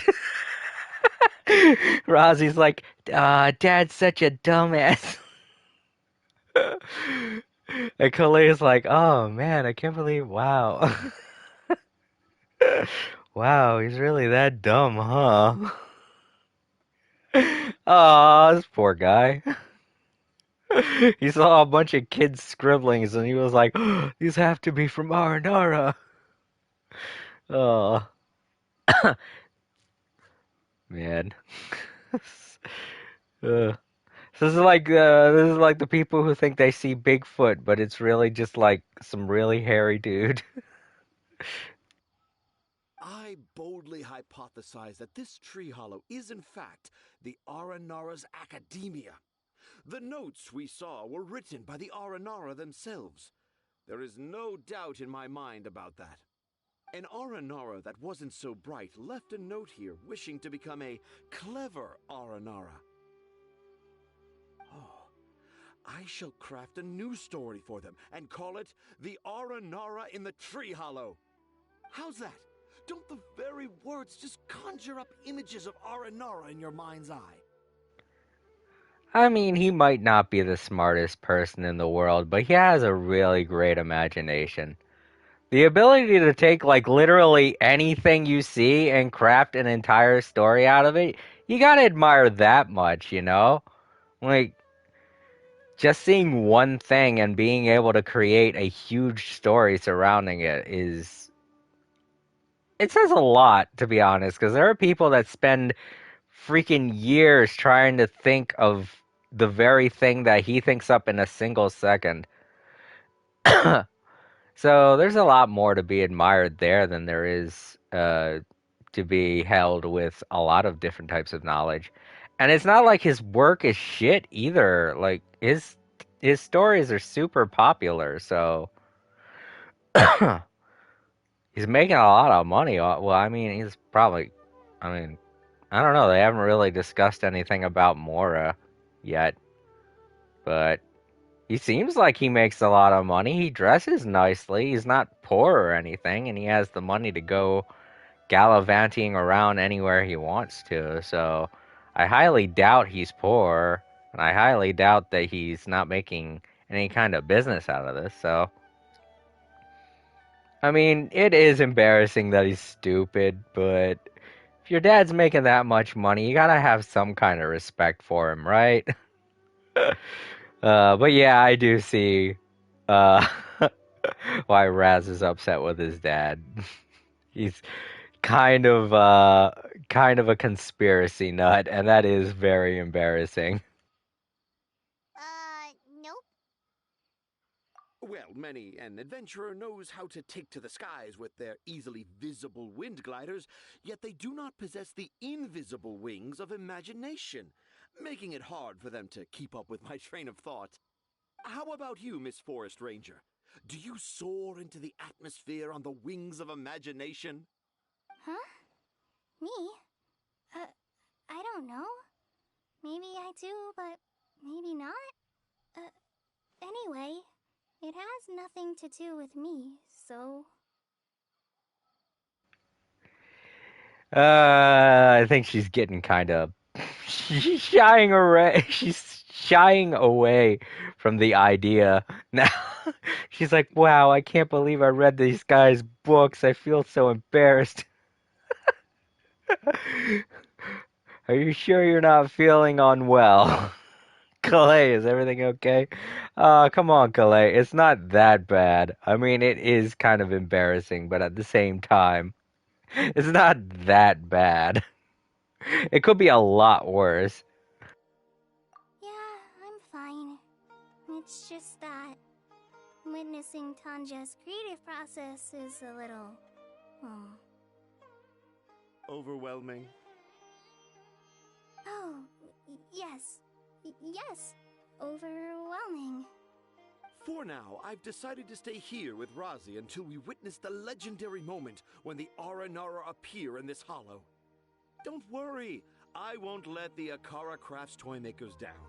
When a real Aranara appears, their little troubles will be resolved in an instant. He seems pretty stubborn. Looks like we'll have to stay here and wait a little longer. No, I think we should return to our camp first. Tanja, in Aranara and the Three Little Fungus, it says that Aranara are very sensitive creatures. I don't think they'll show up if we stay here. Oh? Was that in the story? Ah, yes, I remember now. Miss Forest Ranger, you sure know your stuff. In that case, let's go back to camp and call it a day. We'll continue our search for evidence first thing in the morning.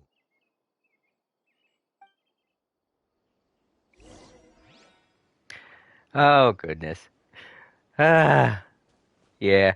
This is kind of like meeting the people that make those weird articles that are like Bigfoot married my wife kind of thing, or like what is it? God, I'm trying to think of. Let's see Dory today and Wow. ask her about where the Divine Knowledge Capsule is. Okay.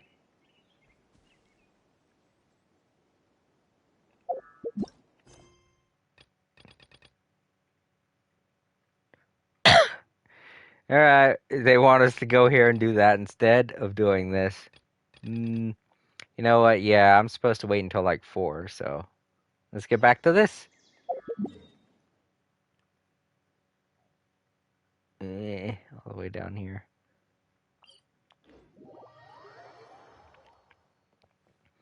Dory, we're back. We did a bunch of stuff. Just to waste time.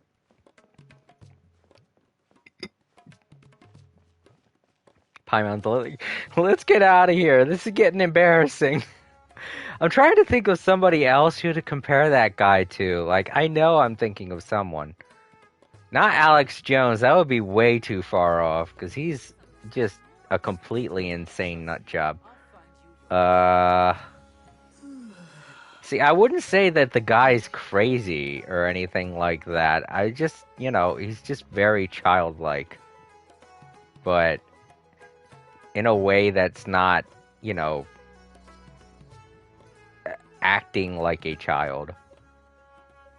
Oh, man, I can't really think of anyone else to compare him to other than those guys that say that they saw Bigfoot or that they were abducted by aliens, That's the only 2 references I have when it comes to conspiracy nuts.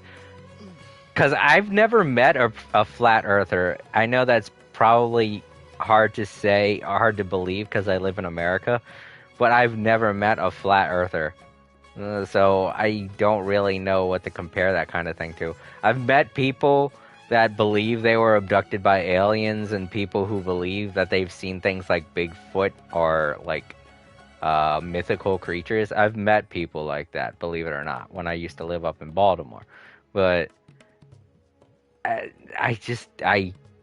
those are the only 2 references when it comes to me thinking of batshit theorists. So I get what they're feeling, I get what they're feeling and stuff, but the guy's making, stories that little kids like. I mean, there's nothing that wrong with that. And he even admits that his stories are mostly for children. So you can't hold him to fault for thinking and acting the way he does if he does it for the benefit of children, If he was doing it thinking that adults were all thinking the same way he does, then it might be a bit more cringe and it might get into the levels of like say Christian or something like that. But he doesn't. He does it for the benefit of children and writing children's stories. And he even admits that they're children's stories. And that's why he was surprised when he heard that Calais liked reading his books. So, like, I don't see it being that embarrassing, If you meet someone that likes creating stories for children, like, I don't know, like, say J.K. Rowling or something like that, you don't approach them with the mindset that, oh, this is a person that thinks they're better than me. You approach them with the knowledge that, hey, this is a children's author and they do things for children. So, you know, might want to not consider myself better than them because, oh, hey, they write children's books. That's not a bad thing. But they're kind of going a little bit overboard with the embarrassment. Coley doesn't have to feel that embarrassed for liking his books. You know? I know a lot of people who love kids' things. My sister, for example, she loves reading children's books. And while I don't read children's books anymore, that's mostly because of the fact that I don't like reading in general. I'm sure if I really loved reading in the same vein that my sister does, I would probably have a couple of children's books. Maybe really nerdy ones, you know? I don't really know what reference to go off of because I don't read books, especially not these days. I'd probably have a bunch of manga, maybe, but it's definitely nothing to be embarrassed about, and Colette shouldn't be that embarrassed. So I'm guessing the whole overall theme that they're going for with that story is, never meet your heroes, I guess is what they're going for. Because the guy is a little bit embarrassing. But I'm not that embarrassed when I'm listening to the guy talking. And I don't cringe that much as they're trying to make it seem like I should. You know? I'm more or less like, oh, this guy's just doing his thing. He's having fun. Why can't you be happy for him?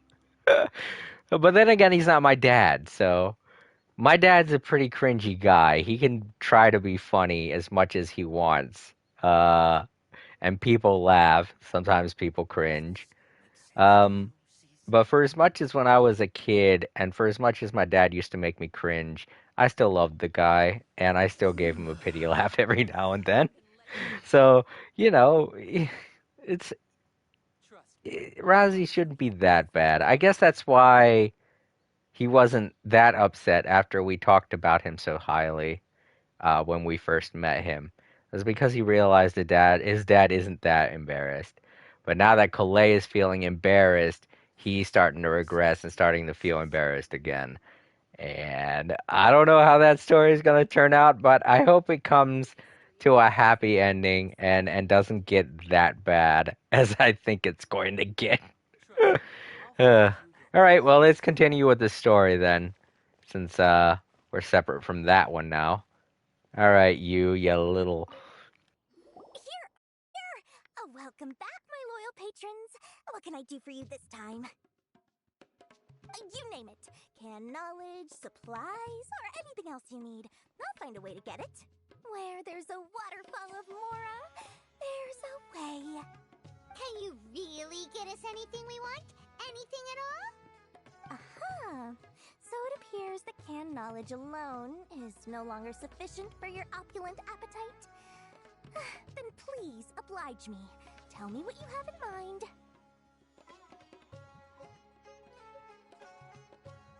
Oh! I knew customers with pockets as deep as yours would undoubtedly crave something more profound than ordinary canned knowledge. But you know, that kind of information isn't going to be cheap. After all, I had to work really hard to weasel my way into the auction site. Not to mention that if anyone found out that I was the leaker, I would be in big, big trouble. But how can we be sure your information is accurate? Paimon's curious.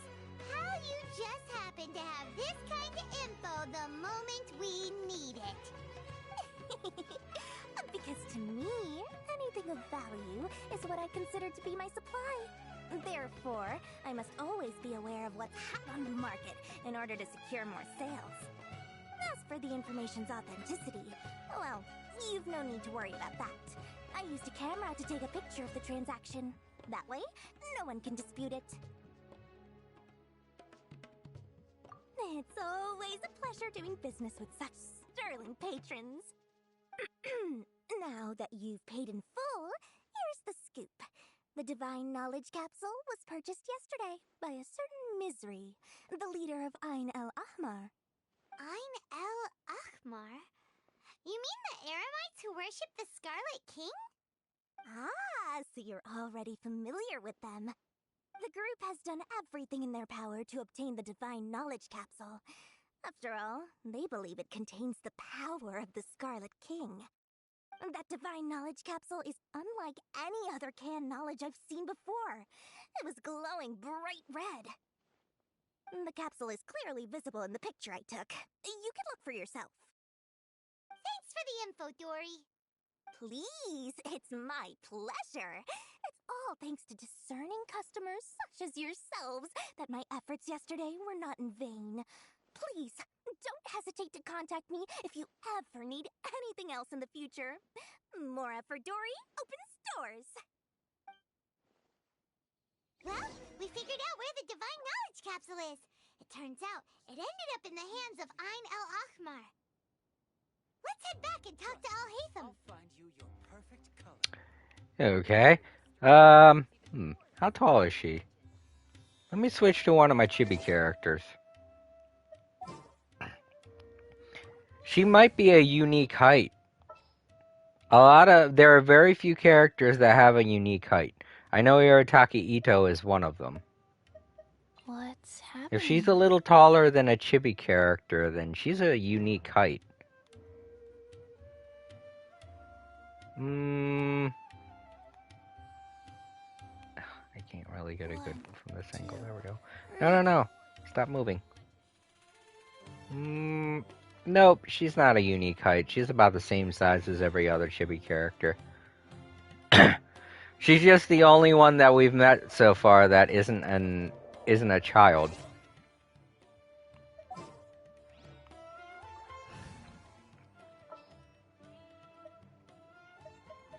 Just what will we come across? So yeah, this is the first chibi character we've met that isn't a child. Just a very short lady.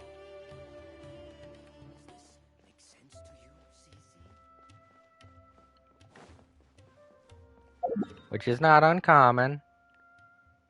In fact, it's actually pretty common, to be honest. Oh, yeah, we gotta go back to, I'm never going to be able to say his name right. Al-Haytham. I wonder if April's upset about what I said yesterday about her not being able to say, Tanari's name right.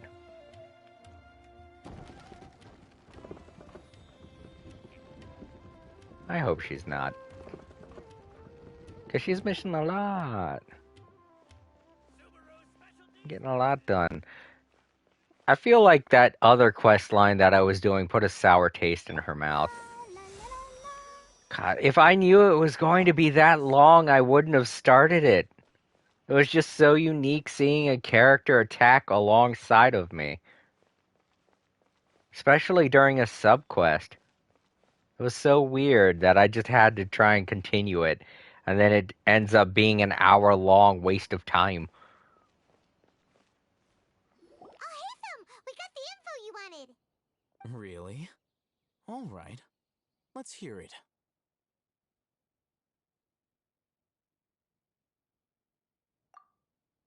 Dory even gave us evidence to verify the intel. Have a look. Huh, look at that. Clear as day. It must have taken some guts just to infiltrate the scene of the Eremites' transaction. But then to get close enough to take a picture like this. Bold move, Dory. Very bold move. All right. The person in this picture is indeed Misery, the leader of Ain el-Ahmar. And the glowing red capsule he's holding appears to be the Divine Knowledge Capsule. In which case, if we play our cards right, when we confront them next week, we should be able to force them to show their hand. At first, Paimon didn't get why you were provoking these Ain el-Ahmar guys. But now, it sort of makes sense. Everything's playing right into your hands. After we defeat them, we can finally have a serious talk with their boss and get them to lend us the Divine Knowledge Capsule. Thank you for your time and efforts. Take a few days off while I make some preparations. Let's meet up again on the afternoon of the arranged date, 3 o'clock sharp. See you then.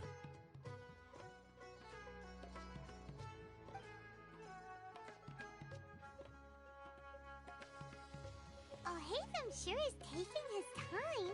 Where could he be? Oh, there he is. Sorry to keep you waiting. Let's head to the pier in front of Faros Lighthouse. Yep, let's go.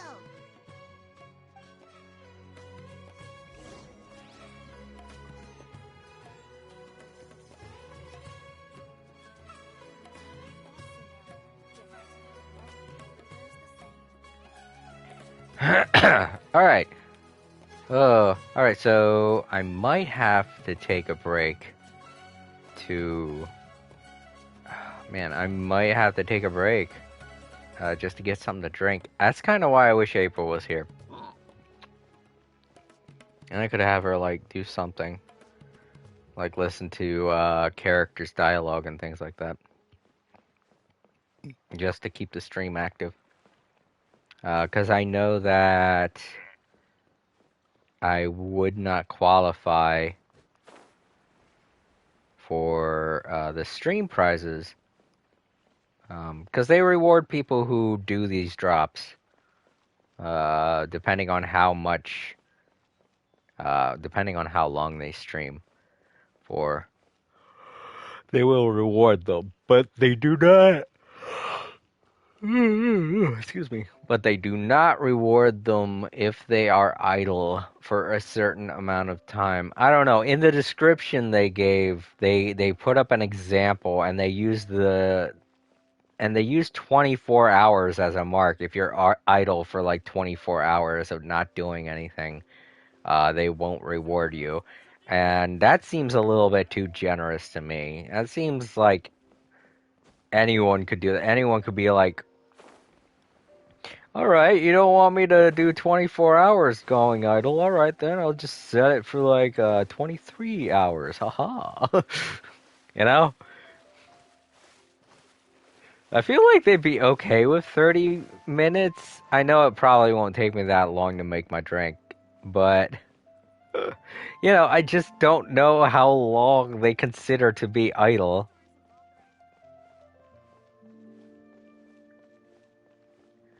They have to allow people to go idle for a little bit of time, because, I mean, what if they need to take a dump or something, you know?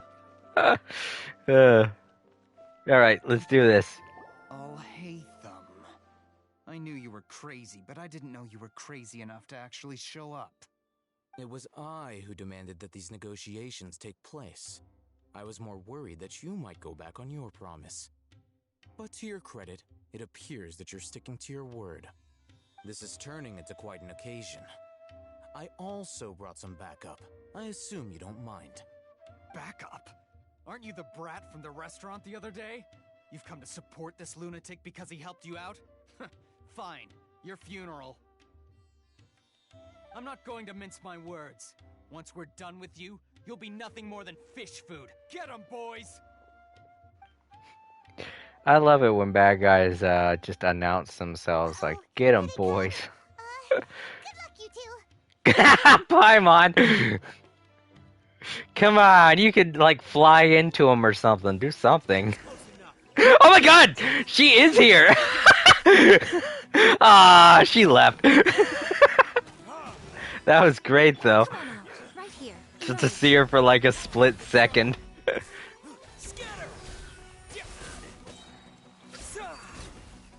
We got, like, a walled-in thing here, too. I wanted to knock him into the water. I legitimately wanted to do that. Hey, where is the last one? Oh, he's over there fighting them. Okay.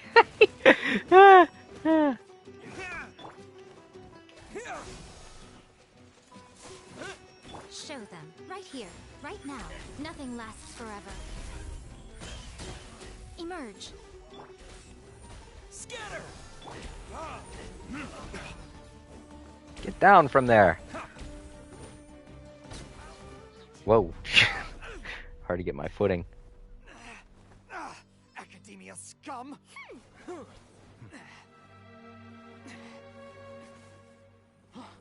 Boss! Finally! Did you use it? Great! Now we can...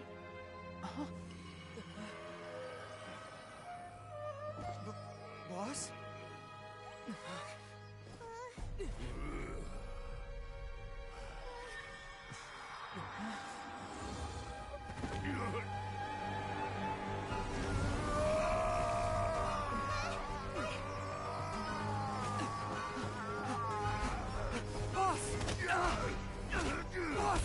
What's wrong? What happened to him? We have to cut his Akasha connection, now.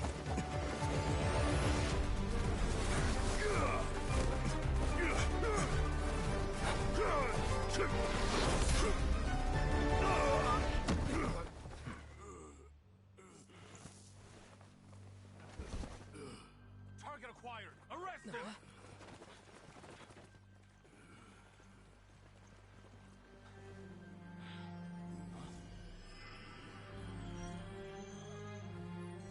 Do not impede our work. Is that understood, Al-Haytham? Of course. I was only trying to help. Take him away!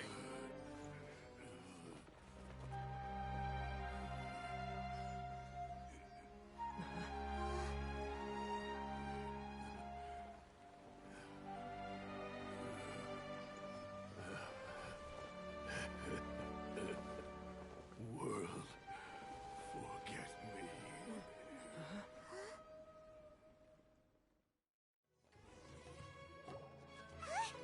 What in Tibet just happened? It's like that big guy suddenly lost his mind. It looks like he used the Divine Knowledge Capsule. You mean the Divine Knowledge Capsule did that to him? Oh, yeah. You mean how some researchers go insane after getting knowledge from Irminsul?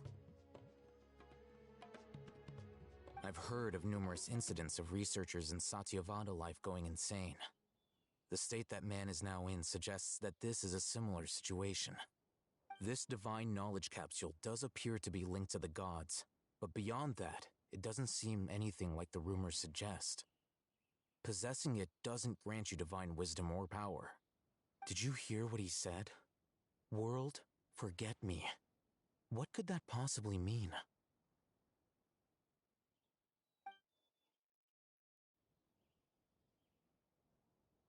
If the mantra took him away, then that means the Academia got the Divine Knowledge Capsule back, too. What a shame. We were so close. Still, Paimon didn't expect the Divine Knowledge Capsule would be so dangerous. Imagine if we tried to open it. Oh, who knows what would have happened to us? As things stand, there is no reason for me to remain in Port Ormos. I believe our collaboration has also reached its end. Oh, we were so busy trying to find the Divine Knowledge Capsule that Paimon forgot to ask you something. Since you're a member of the Academia, do you have any idea how we can go about meeting Lesser Lord Kusanali? Truthfully, I don't. Lesser Lord Kusanali appears to exist outside of Sumeru's entire administration. Most of the time, you wouldn't know she exists at all. Moreover, since the Academia possesses the Akasha, a symbol of our deity's wisdom, scholars have no reason to desire to make contact with the deity herself anyway. Everything about Lesser Lord Kusanali is such a mystery! I'm heading back to the Academia. How about you two? It's almost the day of the Sub-Zeros Festival. Maybe we should head back too.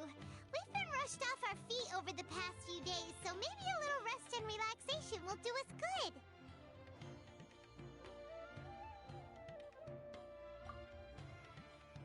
Then we'll part ways here, Al-Haytham, until we meet again.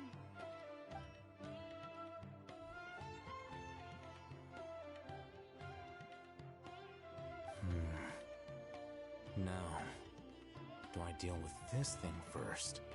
Or should I produce the report that the higher-ups require?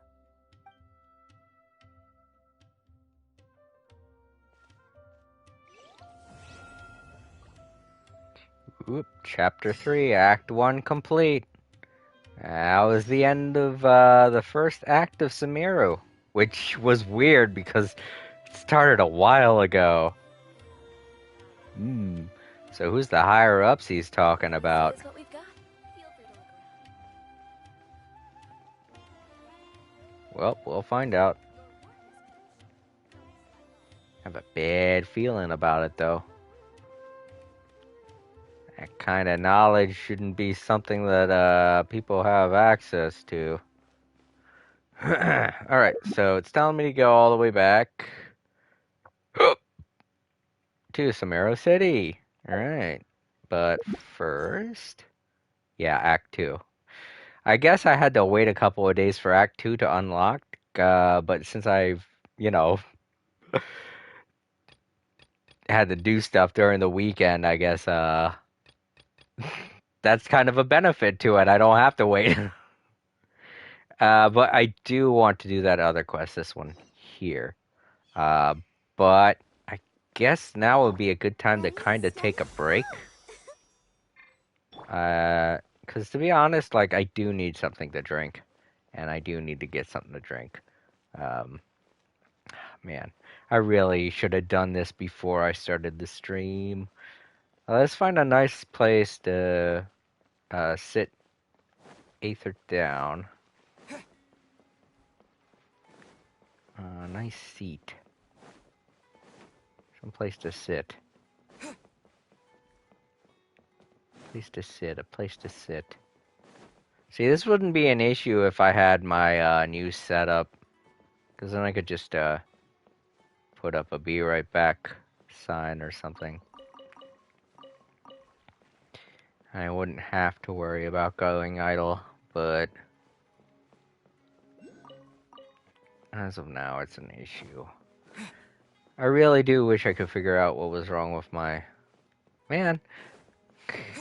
I really do wish I could figure out what was wrong with my Elgato. I don't know why it's messing with my laptop. It's kind of upsetting. Because that laptop was pretty expensive. I mean, I bought it 2 years ago, but it's still... At the time, it was expensive. I feel like there might be places to sit up here. No. What I thought were chairs were apparently tables. Just stand on your produce, I'm sorry.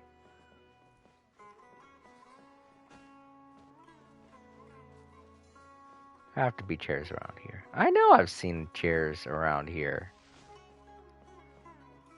Places to sit.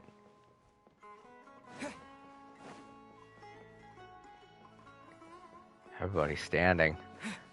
There was a restaurant back there, wasn't there? Here, right?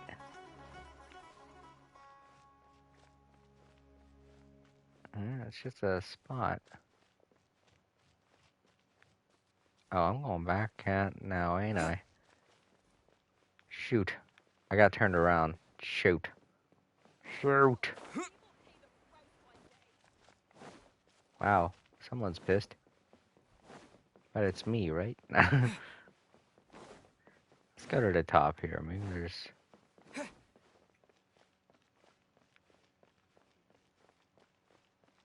a shop, but it's not a restaurant or something. There's always a place to sit down at a restaurant. What the? Oh, right. These are the two guys. Oh, yeah. Dude. Ack. Probably up here, right?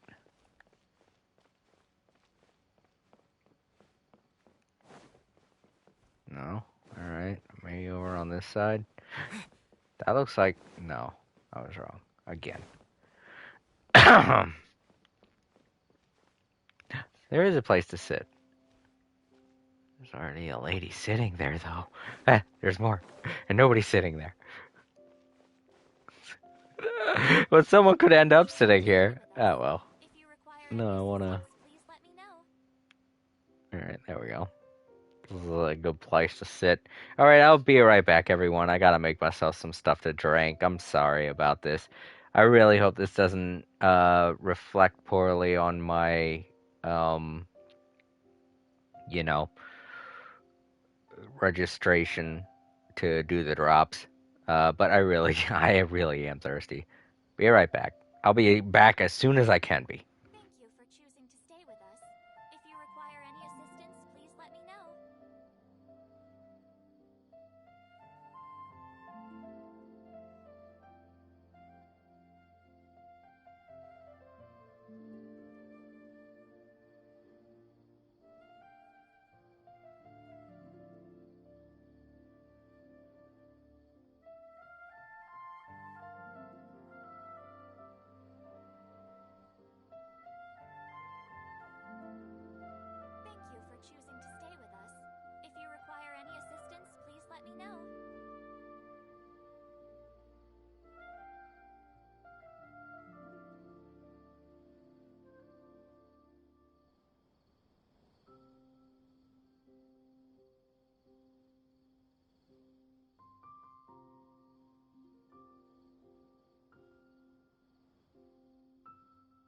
Thank you for choosing to stay with us.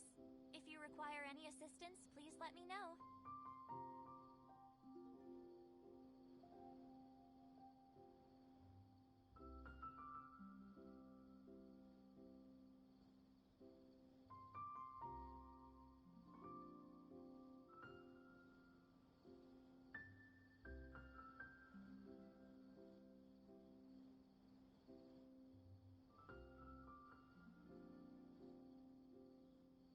Thank you for choosing to stay with us. If you require any assistance, please let me know.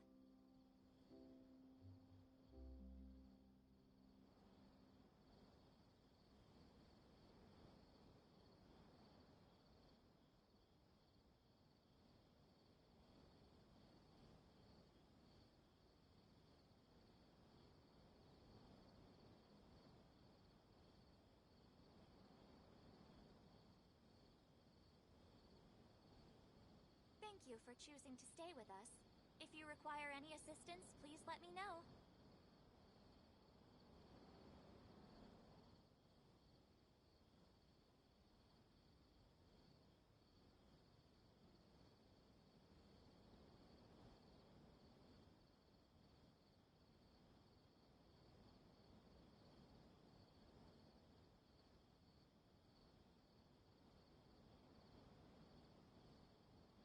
Thank you for choosing to stay with us. If you require any assistance, please let me know.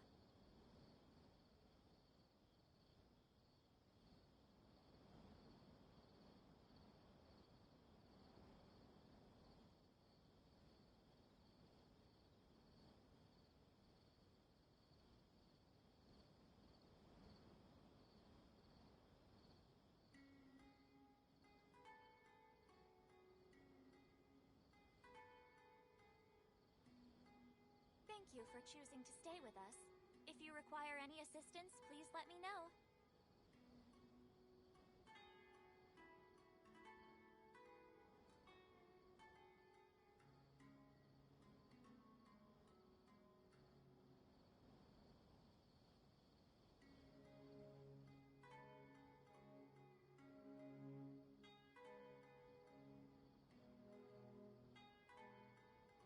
Thank you for choosing to stay with us. If you require any assistance, please let me know.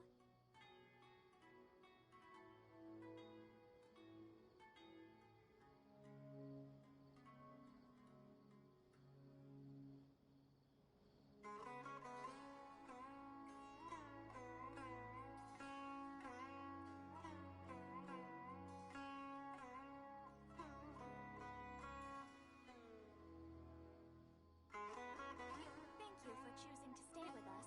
If you require any assistance, please let me know.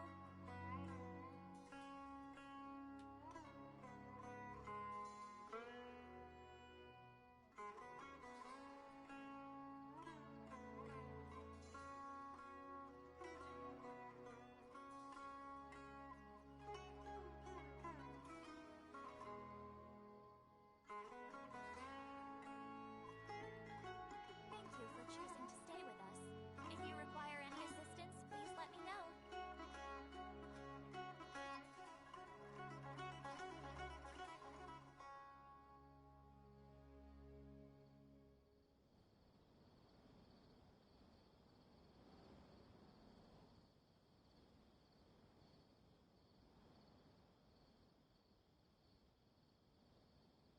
Thank you for choosing to stay with us.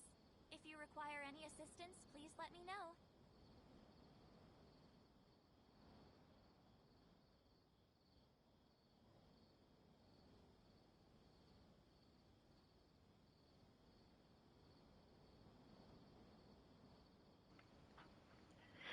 Okay, I'm back. I'm very sorry for that. But I grabbed 2 drinks and I put them Thank you for choosing to stay with us. If you require any and I put assistance, them in please let me the know. fridge to cool off, get them nice and cold. And until then, I have my other Monster Energy drink. But after that's gone, I would have had nothing. So I have 2 more drinks sitting in the cooler. It's good. Bosh. What I am a bit upset about is that I didn't fill the water cooler. Like, I would have done that just now, but that would have taken way too long. I think it takes like 15 minutes just to fill that thing.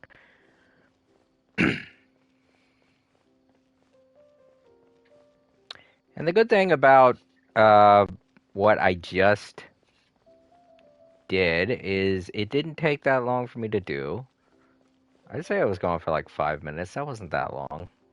They can't be upset with me for being gone for like 5 minutes. And I don't think that the event triggered. So, while I was over here, I should have grabbed that. Damn it.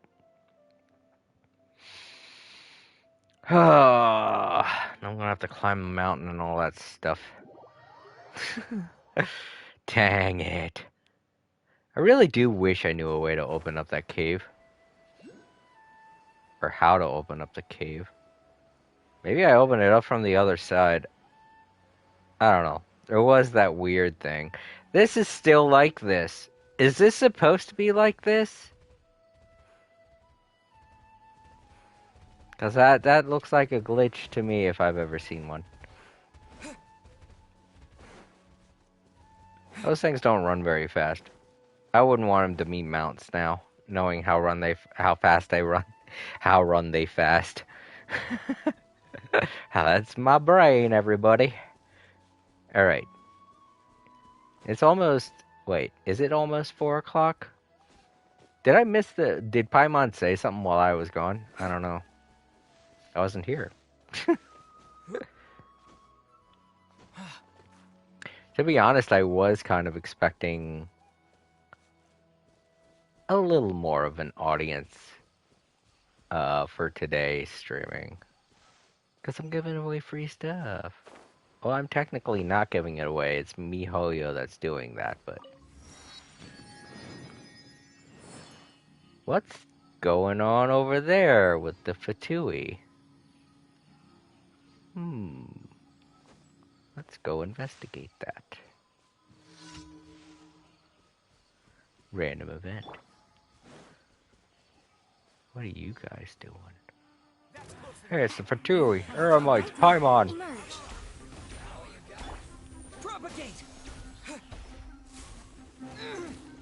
Whoa, jeez, that guy is just...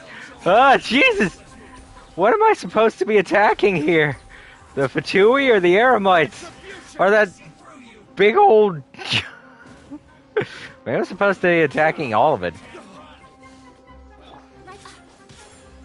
Emerge.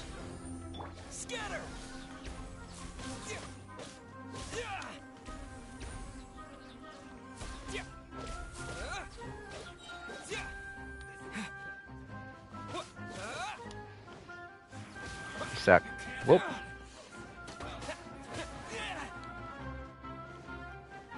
Come on out. Right now. Germinate! Emerge.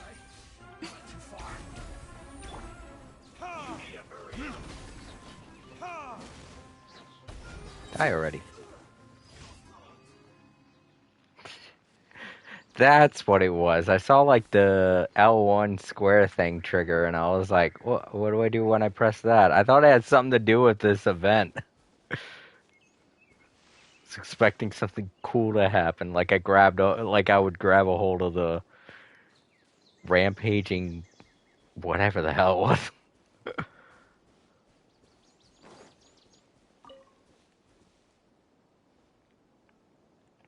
Okay, so did I get the... I got it. Alright, good. It's good to know. I got it before I came down here. So let's try going up this path to get inside the mountain. Oh, it's blocked off by more vines. And I don't see one of those things around here. So, yeah. The way you enter that is by the other side, and it has something to do with that. Whatever the hell it was. Oh man, I got so fucked up. Wow. Let the show be. Dude, why did he get so fucked up? Oh my god, why? Aether, why? Eh?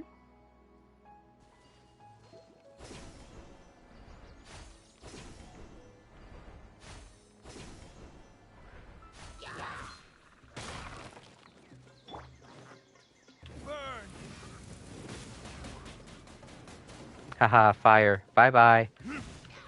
Ah, kitty cat. I didn't want to hurt you. You just happened to come across this. Now, a sight to behold. Sorry.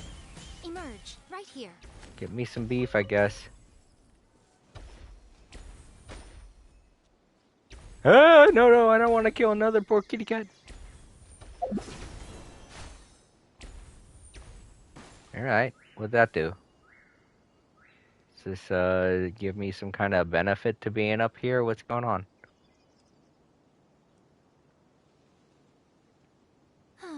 Traveling to other worlds is all that anyone So seems to be weird. writing about these days. These puzzles are really weird. They take you to places and then you don't know exactly why you're there. Maybe it has something to do with this.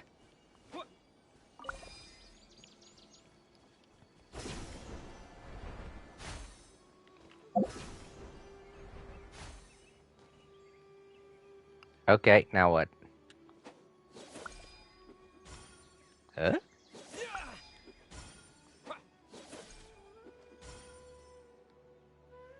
I don't think that did anything. Oh, wait. Oh, I can only really do that if I hadn't have an archer with me. Screw it.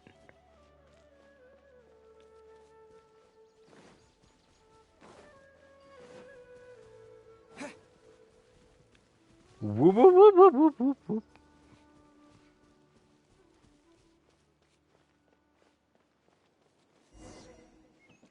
Traveler, wake up! It's not the Aranara. It's Kale. She's gone. Oh, Paimon's been worried about Kale since last night. Even though she kept telling us she was okay after we saw the evidence of Aranara activity, she's been acting kind of strange. Anyway, let's go find her. Hey, look! Aren't these Kale's footprints? But why are they headed towards the tree hollow? Where? I don't see them. Let's crack open this monster. That sounded weird. Fuck. You know, I got these two for the marathon, but I think I over-prepared for the marathon because I had plenty of energy drinks. I bought like 6 energy packets, 4 energy drinks, and I still had my Death Wish coffee from the marathon before. And the coffee pretty much set me up. I didn't need all the other stuff.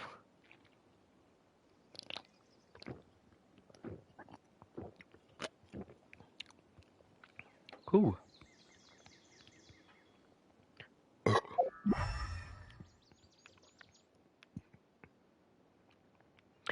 Yeah, I don't see what footprint she's talking about.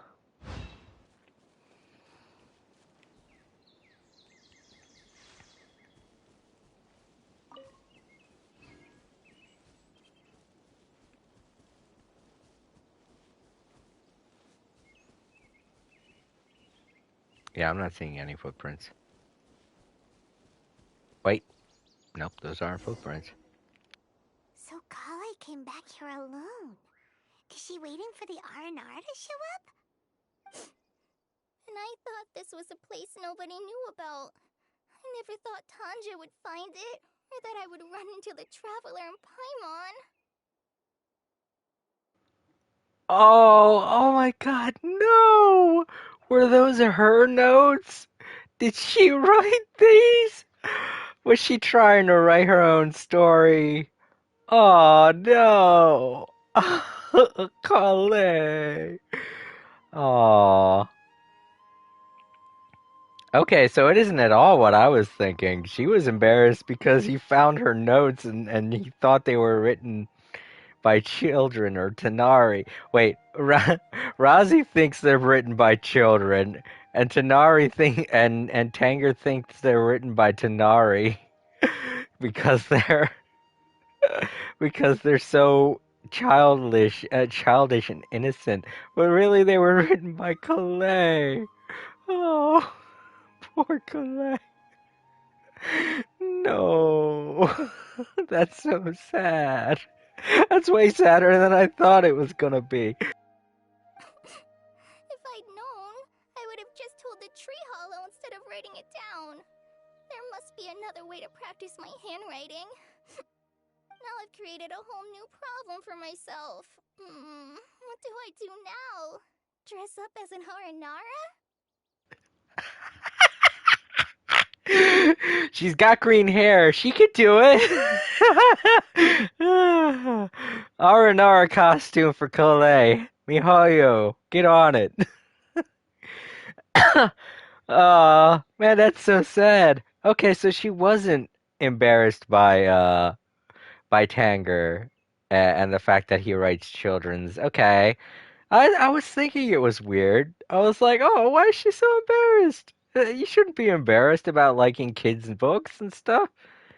No, she was embarrassed because those are hers, and he thought that they were written by Arnara because they're so poorly written. Oh my god. Aw. How much how much older is Colette from herself when she was in the comics? Like I read the comics, the stuff that had Colette in it, and it was she did seem pretty young. She didn't seem that young. I mean, I know she's been practicing her handwriting all this time since then because, she felt inspired by Amber, but it couldn't have taken her this long and she's still this bad. I know she has, health issues to worry about and stuff, but at the same time, wow. I'm feeling so bad for Colette. I'm like, oh no. When I was young, I had a problem with writing because of my dyslexia. I always wrote letters backwards, or I would write them in the wrong direction to where they would look not right. In fact, if I'm writing too fast, sometimes I still do that, and my U's end up looking like A's.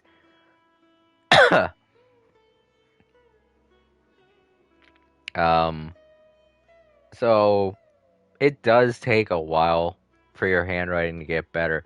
My handwriting looks great when I'm actually writing, but when I'm just, fucking not caring, like when I'm writing my signature, I just scribble shit down. I don't think anyone goes by signatures anymore. You can literally just draw a single line and people will take it as a signature because what the hell is stopping them from making that decision, you know? I've done it so many different times in my life where either I've seen a touchpad, I've even done it like with pen and paper, like I've just drawn a line like there. That's my signature, and people take it because there's nothing they can do. I mean, I know that seems wrong, but there's no way to legitimately get a person on doing that because handwriting and writing in general is just it's on a person to person basis, and there's no way to enforce the rules that apply to a signature. So it's like when you're naming, like me and April were talking about last stream, when you're naming a child, there's no rules to enforce the fact that you have to name your child a certain thing. So you could name your child Poop Butt if you wanted to. It's mean and heartless, but there are people out there that are mean and heartless and will do it because there's no laws saying that they can't. And it's the same thing with your signature. There's no law enforcing the fact that you can draw a line for your signature. So writing is not as strict as we make it out to be. So when people are out there and you see that they have bad handwriting, don't make fun of them. Don't say shit about them because it's shit that's not enforced and you're one to talk. I mean, you spent your entire life, you spent a majority of your life trying to make scribbles look perfect. What does that say about you? You took all that time trying to perfect something that isn't enforced by law.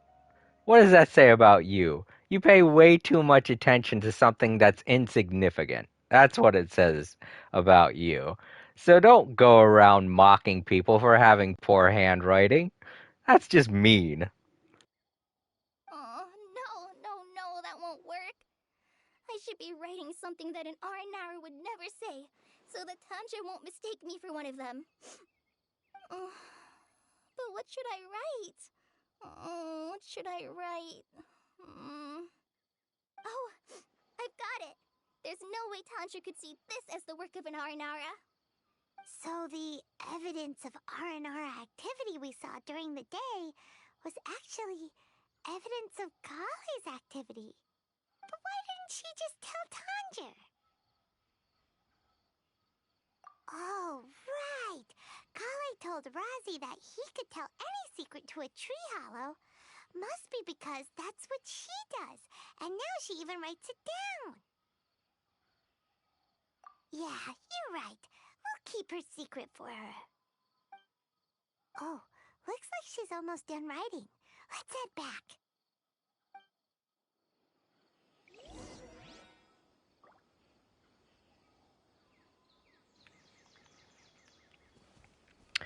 Man, I feel bad that April's missing out on this. This is some pretty nice and really heartwarming stuff with Cole.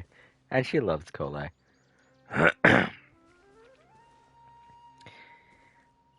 And before anyone jumps down my throat about pronouncing her name wrong, half the time they don't even pronounce her name right in this game. A lot of people say Cole, a lot of people say Kale, a lot of people say Kali.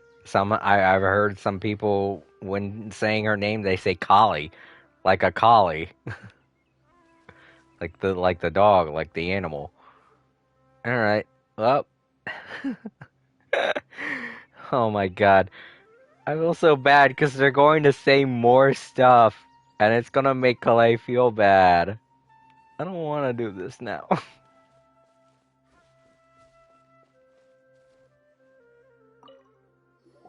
Aha! There's a new note just as I expected. Yes! It's the same handwriting, which means it must have been written by the same Aranara. Let's see what it says.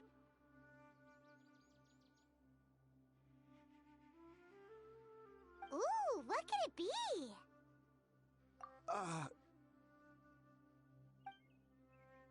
I want to visit Mondstadt during the Ludi Harpastum again?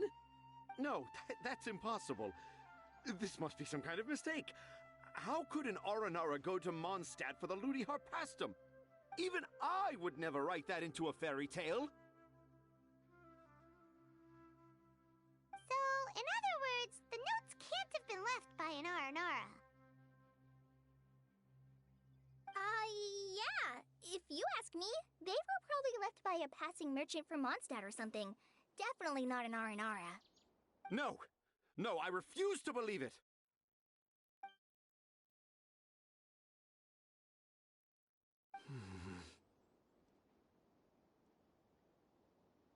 I can't. What do you mean you can't? It's not like it'll take you a huge amount of effort. Well, I mean, inspiration's one thing, but he doesn't even know what they look like. So,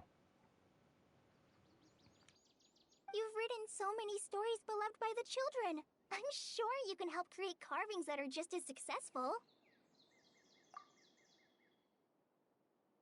No! I can't do it. I thought that if I could find an Aranara, I'd be able to help Akara Crafts. But it was someone from Mondstadt all along.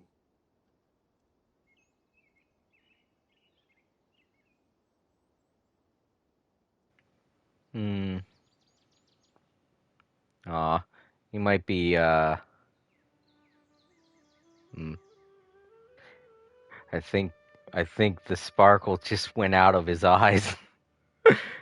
He's starting to think that Santa Claus isn't real. Oh no, what have we done? You've managed to write all those stories without ever having seen a real R&R, right? What makes this so different?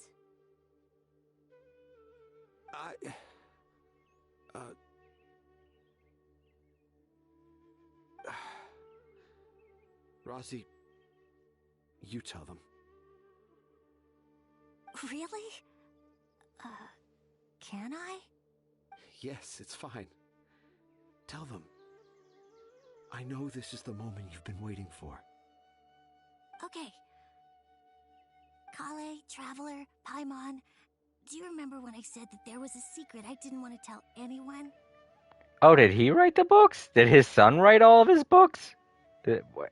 Okay.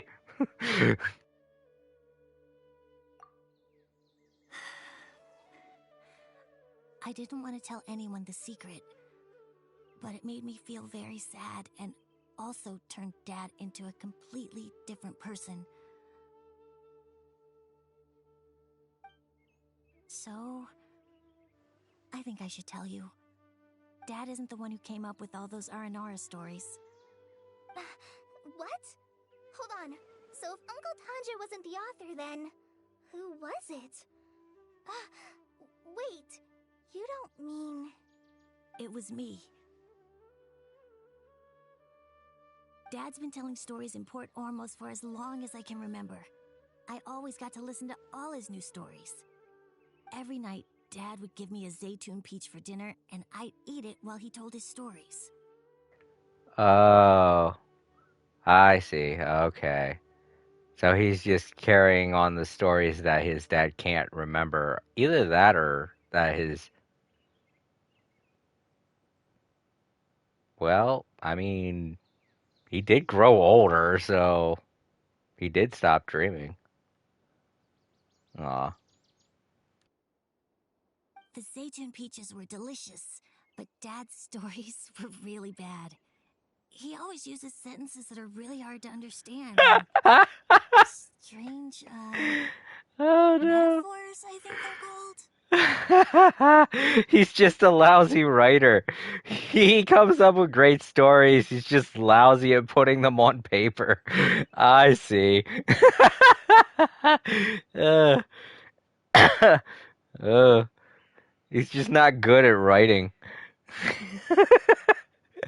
So his son would pretty much take his stories and make them into and craft them into stories that made better sense than what his dad was.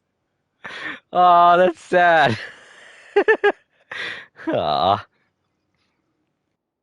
But Dad kept on going, telling his stories again and again. Oh, one time, he even borrowed a camera from Lord Sangema Bey's shop and got me to take pictures of him in action. Dad showed me the picture and said that it shall become the precious record of Sumeru's best storyteller early in his career. Even though I only had Zaytun peaches to eat and not so great stories to listen to, I was happy. Then one day, I tried telling Dad a story I came up with. Dad seemed really excited from the very beginning. He looked really happy. He lifted me up high into the air and told me to continue. He lifted me up so high that I was looking down at him. As I continued with my story, I saw his expression gradually change. And when I got to my favorite part, Dad started crying. I guess he must have been moved by my story. When Dad put me back down, I looked up at him again, but now he had a scary look in his eyes. You remember it so vividly. It's not only Rossi. I, too, remember every detail of what happened that day. After that, I gradually grew in fame and started making money. I became Sumeru's best storyteller, just as I always dreamed. Finally, we could afford more than just Zaytun peaches for dinner. thought it would make Razi happy. Calling me kinda guessed why I didn't want to believe it. Dad got busier with things that had nothing to do with storytelling. Like that request from Akara Crafts. So I made up my mind that this time, I just want to be good old Razi so that Dad will become good old Dad again. Instead of Dad the way he is now, starting every story with, dedicated to my dearest Razi. I prefer my dad how he used to be, stumbling over words and not knowing how to end the story. That's why I decided to keep how I imagine R&R to look like a secret. Wait, Paimon gets it now.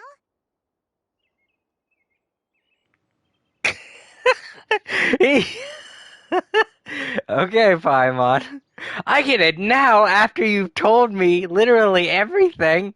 I get it now. Wow, Paimon, really? Whoa. Got a genius here, everybody. Ah, sorry. Aw, that is a bit sad, though. Feel so bad for him.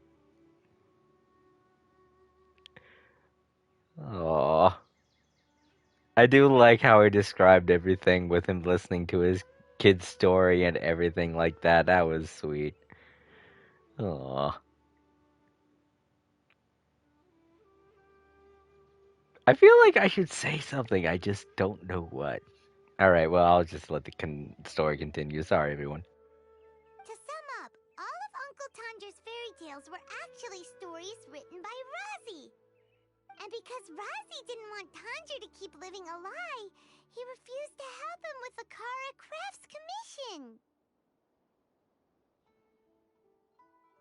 Yes. That's why I tried looking for possible evidence of Aranara. But it turned out that I was just being a clown, as always. And not even a funny one. I'm a terrible father. I'm sorry, Razi. I'm so sorry. And I owe you all an apology, too, for wasting your time. Razi's the only one who can help Akara Crafts. If you can manage to persuade him, that is. Right now, I think I just want to find a tree hollow and be quiet for a while. Are we gonna let this happen? You want me to help Akara Crafts with their carving? Well, I did mention what the Aranara look like in my stories, but to make a carving, we might need more details. Kale, Traveler, and Paimon, I might need your help on this one. Well, I mean, I can definitely help. I've seen a few. I've never really left Port Ormos before. This is my first time in Gandharvaville. Well, it's my first time being so far from home. Oh? Sumeru is so much bigger than I thought. Seeing new places has given me loads of new ideas for my Aranara stories. So I want to visit more places in Sumeru. That way, I can help Akara Crafts create an Aranara carving that everyone will love. Oh, I might not be able to Also do wanna that. take I pictures haven't of explored Dad everywhere. that we travel to. Oh, yeah, I'm not gonna be able to finish this. You still want me to come with you? Even after all I've done? Yeah, of course. Come on, you're the best dad ever. This is the happiest Arazi has sounded since we met him. And it was only a day, I guess. It only took one day. Huh? Me? I didn't do anything to help. You told me about telling my secrets to a tree hollow. Even though I didn't have the time to find a tree hollow, telling everyone my secret made me feel so much better. I mean, the fact that you tried is the least anyone can do. Yeah. It's hard to keep too many secrets. And there's no need to hide our mistakes from others all the time. Right, Colette? Right? I made a lot of mistakes back in Mondstadt. But when I look back on them, It all feels more like a new beginning. That's I'm sure this right. She did experience will attend be the that Ludi same for Habaston, Tanja. didn't she? Yes. I'll do my best to become a good father again. Wait. Did you just say you've been to Mondstadt? Uh-oh.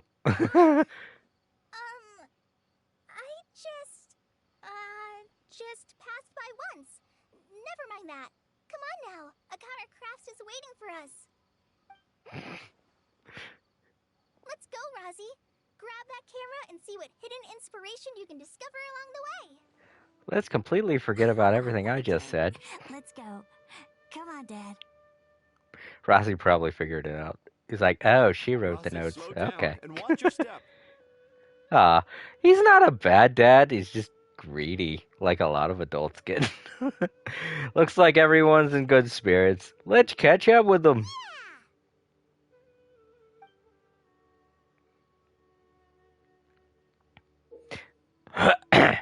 I mean, if he did all that and just didn't give his son anything, then he'd probably be a really shitty father. But he gave his son the world, you know? The only thing he didn't give him was recognition, and he's going to start doing that now, so that's good. Oh. Oh, what? The camera's changed? Or should I say camera, however it's spelled? Oh. Wait, I didn't have this camera before? I have 3 freaking cameras! I do. Camera, special camera, and now exquisite camera. I get one for every chapter, I guess. No, that's not true. I think I got both of these, like, in the first chapter. Oh, this one's got a time limit? Meh. Well, I have it for the rest of the month. That's fine. And I think that completes this event. Or does it just start up the challenge mode? Hi, how are you enjoying the new... Oh, yo, Prism, what's up? Yeah, I'm really liking the, I am really liking the new region. I haven't explored all of it, keep in mind, but I have completed the first chapter of Act 3. Or the first act of Chapter 3. Got that backwards. And I just completed Colet's thing and got her constellation. Well, the freebie, that is. Oh boy. Lots and lots of chances to get Prima Gems. It's a time limit one. Yeah, it is. I noticed. But it's like 29 days. That's like a whole month. That's totally cool. And since I'm doing the drops thing... Oh. I was like, what's going on? Yeah, I forgot that's how they open up certain modes. Alright, so is this one timed or... Yeah, it is. For a month also, practically. And yeah, this one unlocks tomorrow. Further than me then.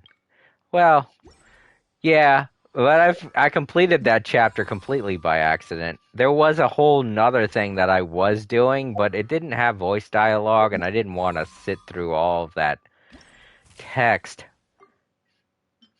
God, I hate reading. I rushed to the domain bosses. Oh, really? To grind, I guess. Yeah, I see them there.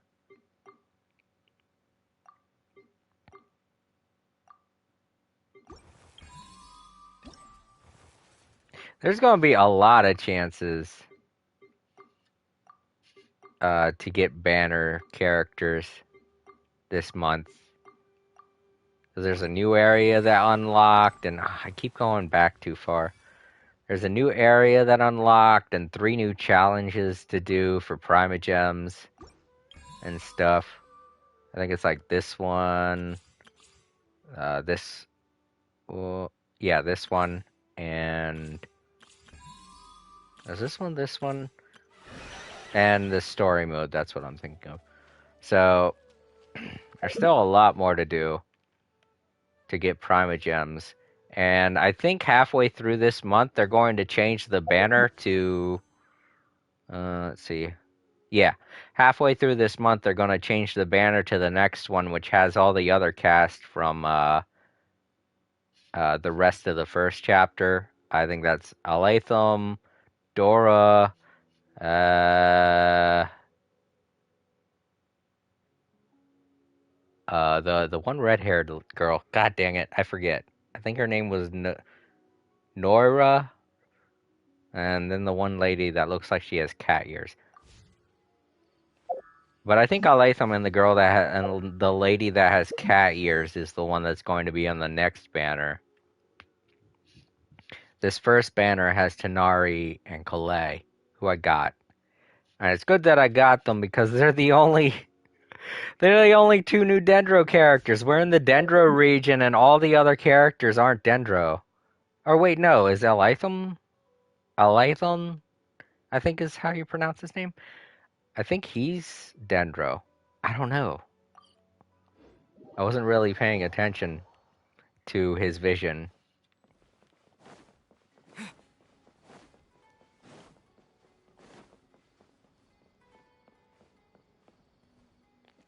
Yep, I got the Archer guy earlier. No stuff for him yet, though. Dendro Traveler is pretty good, actually, playing as them again after not liking Electro. Yeah, Electro Traveler was more of a battery. This version of Ether at least has a pretty good special that works with your other characters. The problem is charging it up. I'm sure that'll become a lot easier as you gain constellations for this version. But as of now, I don't have that many constellations at all. Also, Prism, do you have drops enabled? Because my stream is drop enabled.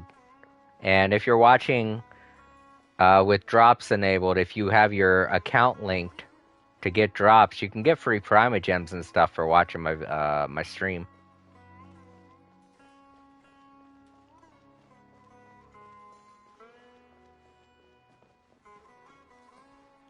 That's kind of why I'm streaming in the first place. I usually don't stream on Mondays, but I didn't have too much to do at my other job, so I got off pretty early. Started streaming. I have lots of energy drinks, so I'm going to be streaming for a while. I'm like right on top of it. Where the heck is this shop? It has to be on another floor. Is it What's-Her-Face's shop? Dora's? Is it this guy? That does not look like the same symbol. What the... Alright. Oh. Oh, okay. That's new. I guess that's in line with the quest I was just doing. But that is definitely not the same symbol. It has to be Dora's shop. Which I think is up here, right next to that building over there. What? No, it's not. What? Where is that dang shop? But I tried doing it before, just before saying hi. Oh, you did? I think you have to go to the actual web page to link the accounts. All I know is when you link your accounts, afterwards they give you a list of people to watch. That's a good indication that you've done it. The other great indication is if you tuned into my stream and like a little thing popped up saying that I allow for drops. That's definitely a good indication that you did it right. So if you tuned into my stream and it said that I give out drops, then you did it right. If not, you can wait like 15 minutes. I think the first drop is when you watch for about 15 minutes. I think it gives you 20,000 Mora. And then after 30 minutes, I think it gives you experience books. I can't remember quite what it was, but after that, after 30 minutes, I think the first hour you get Primogems, and then it just keeps going up from there. Like 2 hours, 3 hours, 4, and I think it goes up to 6 hours. And I think the total is like, I think the total is like 800 Prima Gems you can get in all for watching a stream for 6 hours.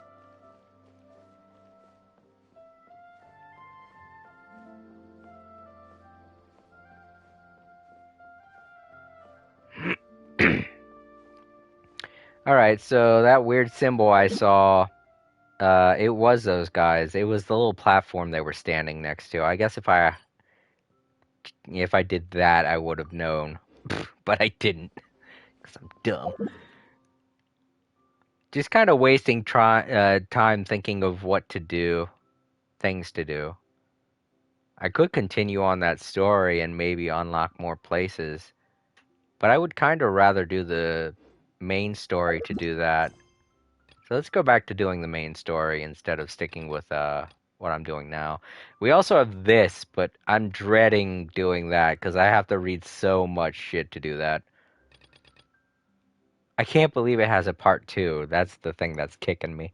I thought it was only going to be one part, but no, there's a second. Ugh, so much reading. I'm not a avid reader, so don't be mad at me. You know what? I'm going to go unlock that. Just got the Mora. All right, that means you did it right. Woohoo! Just as I said that, yeah.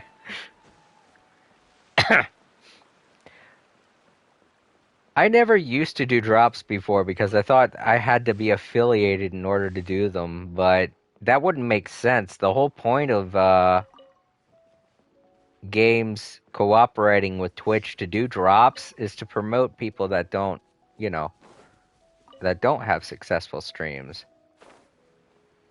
So, whoa, what is going on there? That's cool. Why is that happening? Does it have something to do with sailing, maybe? I don't know. But it looks cool. Alright, now where's the... Oh, it's over there. There it is.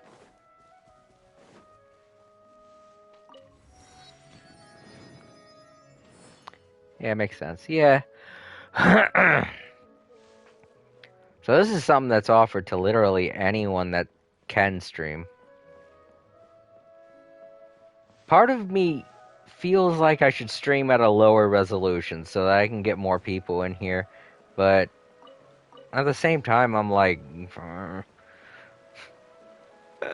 I kind of don't want to. Because streaming at a low resolution, it's such a pain to watch in the archives. I'll try it out tomorrow. I'll definitely try it out tomorrow. That guy's up there waiting to ambush me, and I'm not falling for it. I'm not falling for it. You hear me? You ain't pouncing on me, kitty cat. Woo! Where do I go from here? Nowhere, I guess. Bad guy's on a boat. Fire. Just random fire. He's sleeping right next to it. He don't care. It's like it's not my fault. Fork! I fell for it. Whatever it was. Haha, I'm getting out of here. See ya, suckers! Hi, suckers! Bye! No. Fork. This way. Quickly, D-Luke. Let's pretend that didn't happen.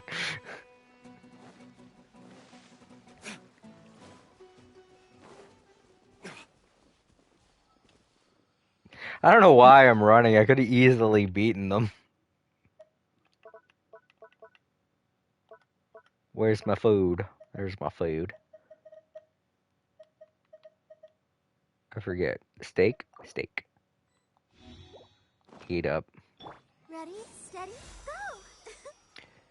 It only sometimes works for me. Then this high usually watch stuff 480p. Yeah. I'll protect us. I know I probably should do that.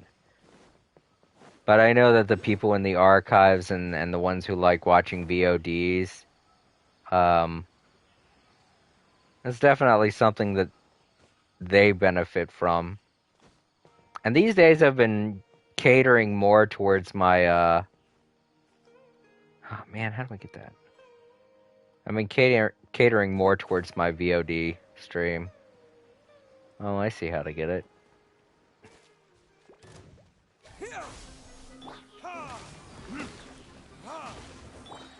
Show them. Right now.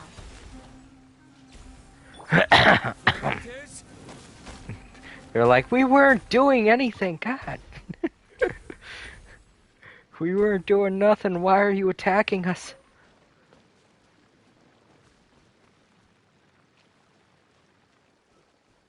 Alright, where's that mushroom?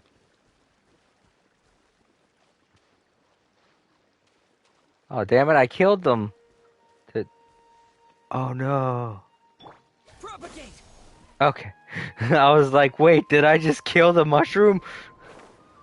Aw, that didn't take me up very high at all. Crud. Aw. I was hoping that mushroom was the answer. I was wrong. I was wrong. Couldn't you do, local recording at a higher rate for your channel, but stream at a lower rate? Not sure how streaming stuff. I could do that if I was streaming with my new setup, but I can't stream with my new setup anymore because something wrong with my Elgato. Last week I was trying to fix it, but I couldn't. And so I'm streaming directly from my PlayStation 5, which doesn't offer that kind of thing.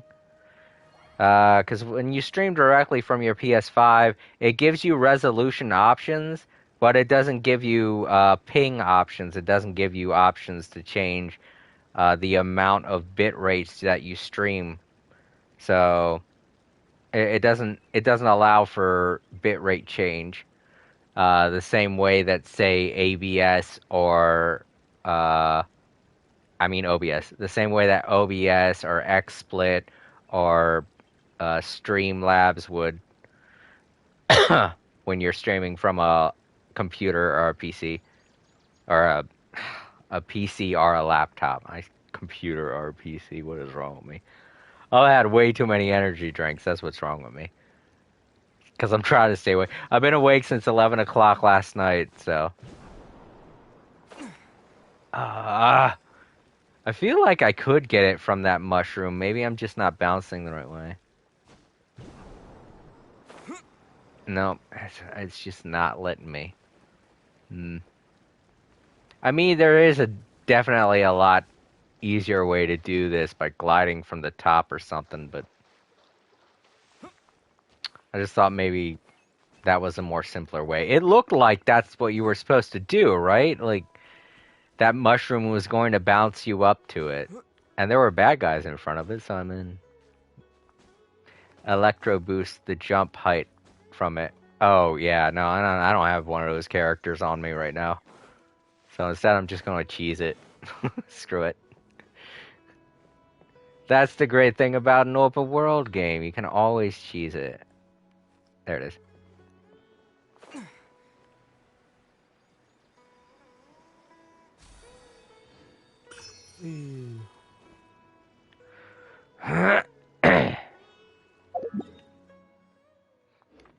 Yeah, I know that Miko can do an electro jump. I don't think that will boost me enough.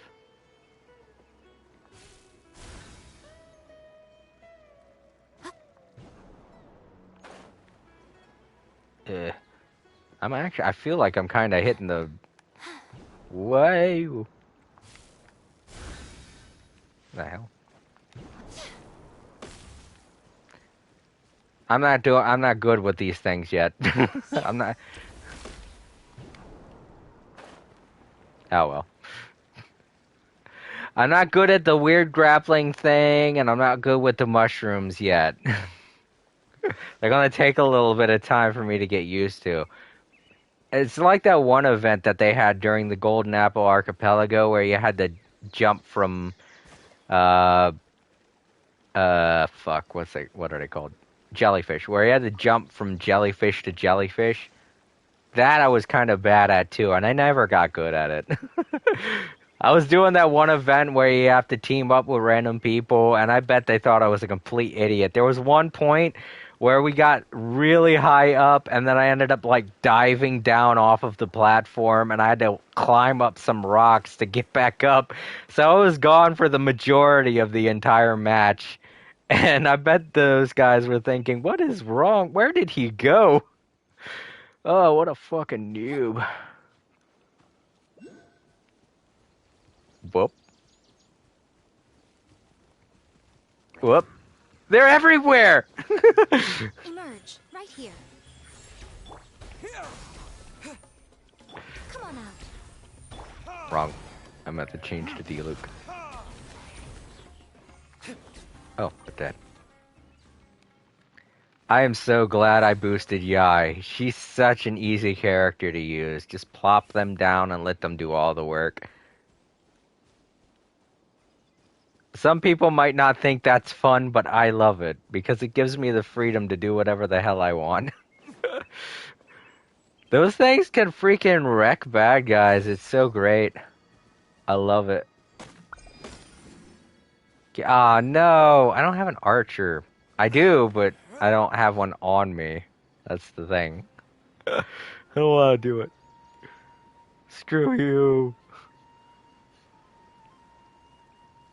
I avoided those weird flowers for the same reason. I know I can get free stuff, but I hate having to swap out characters. Hold up. Alright, there's where we gotta... Oh, excuse me. Missed the Sub-Zero's festival, right? No. Let's hurry and find Dunyarzad. Paimon thinks she must be around the Grand Bazaar, since she showed us around there last time. Really?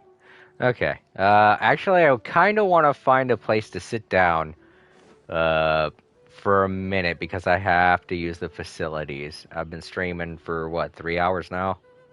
Yeah, over 3 hours. I gotta use the bathroom. Too many energy drinks. Is there a chair in here? Is this the place? No, it's not. There has to be a chair in here. Can I sit near the water fountain? No. That would be nice, though. It'd be a nice place to take a picture. Yeah, this water fountain? Tell me that's not a great location for a picture.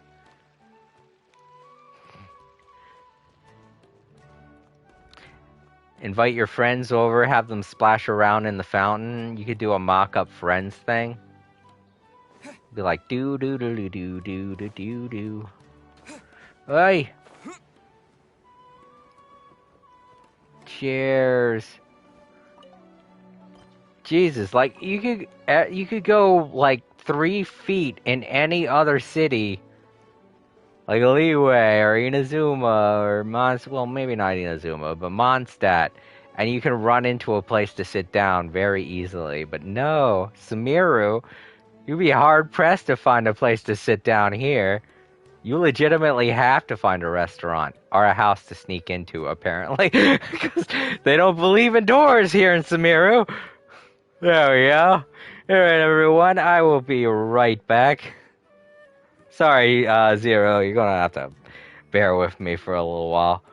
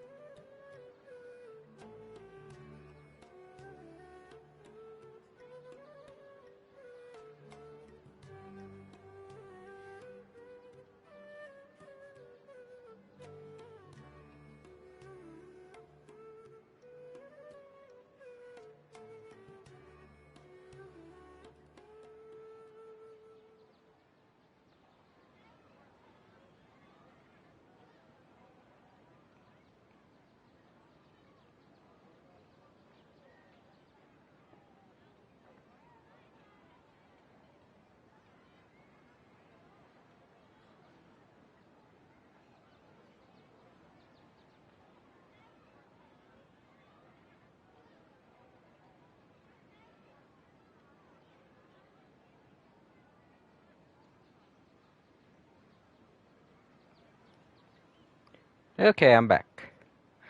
But yeah, I have absolutely no clue. Oh crap. But yeah, I have absolutely. I had my phone turned up a little loud there.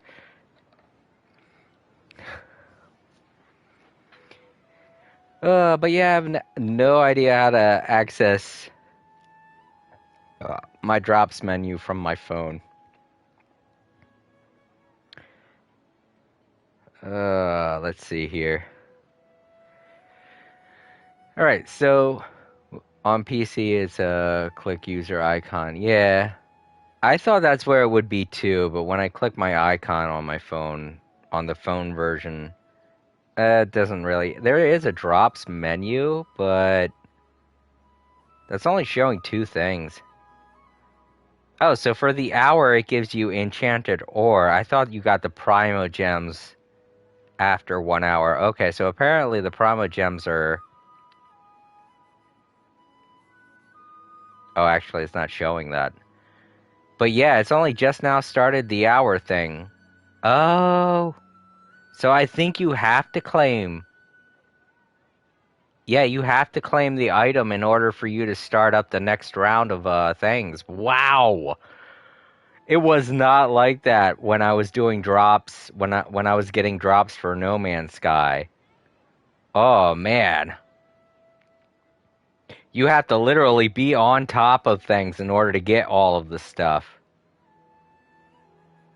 With Genshin Impact. Wow. Yeah. So yeah, that's probably something you should keep in mind, Prism. Whenever you get a drop, claim that thing immediately so you can start up the next one. I've been streaming for 3 hours, and I only just now started the hour one. Holy crap. Mine tells me I'm 80% of the watch towards the sanctifying unification. Oh yeah, that's like the second one. I think that one's for like 30 minutes. Because it goes 15 minutes, 30 minutes, an hour. Then I guess the hero's wit is 2 hours. And the Prima Gems, I think, are 3 hours. At least that's what I think. I don't know. It doesn't show anything on the drops menu on what it is specifically. So I'm guessing that's something that you might want to investigate since you're on a computer. But for me right now, I can't do that. All I have access to is my phone. My computer is over there, but I can't run that and do the stream at the same time. I don't have enough bandwidth to do that. Not only that, but I just don't want to turn on my laptop right now.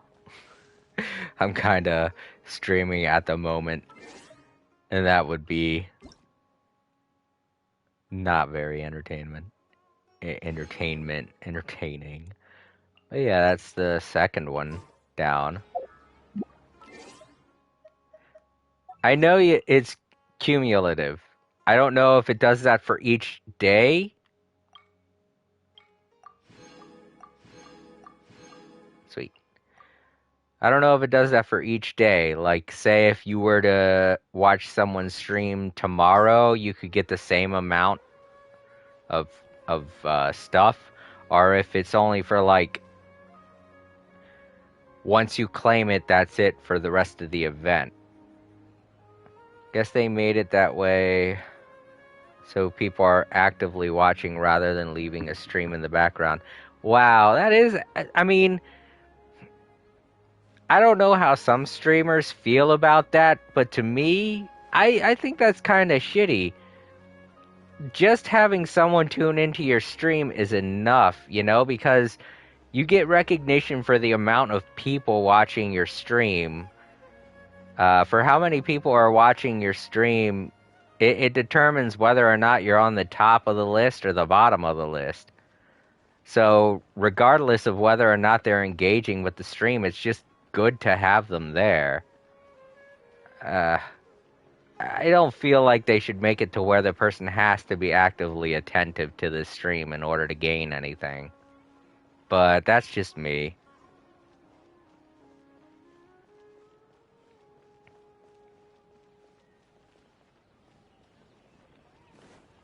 And I'm going down a level. Maybe it's... I do remember it being at the bottom. Yeah, that's right. There we go. There's the entrance. 1 of 3. I remember I thought that was a wall and I didn't try going into it. God. Alright, here we go. Yes, Dinyarzad, we're back! Just as promised, Traveler and Paimon. I'm so glad that you two came back to celebrate Lesser Lord Kusanali's birthday. Indeed. The festival's tomorrow. We've been preparing for so long that I can't help but feel a little nervous. There's no need to be nervous. Paimon's sure that Lesser Lord Kusanali will feel everyone's gratitude. Thanks, Paimon. I hope that everyone who comes to the festival will also have a good time. Speaking of which, did you manage to make your way to Port Ormos? Discover anything over there? Of course we went. A lot of things happened there.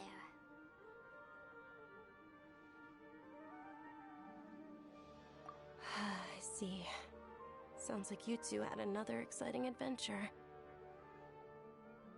If there is another chance, I would love to join.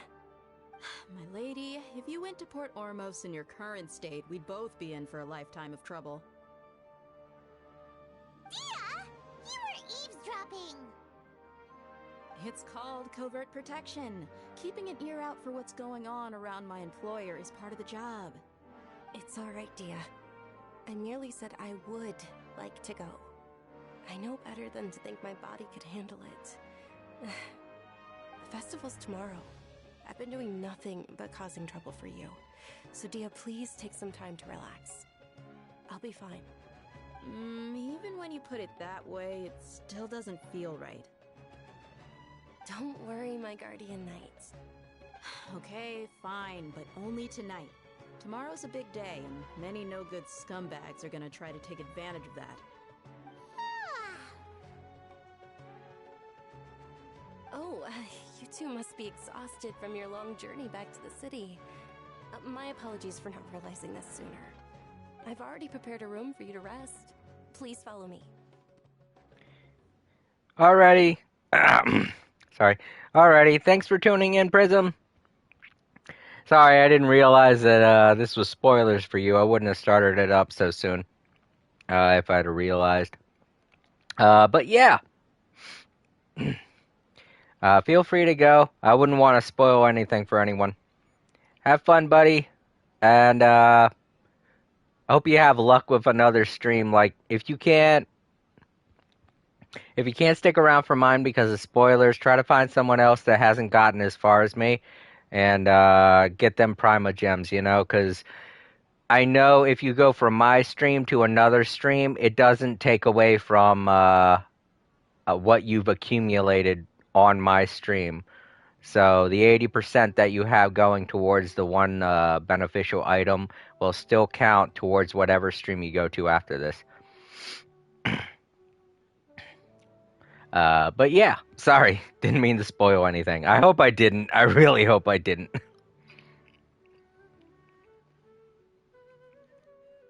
Whoa, you're so thoughtful. Paimon's so ready.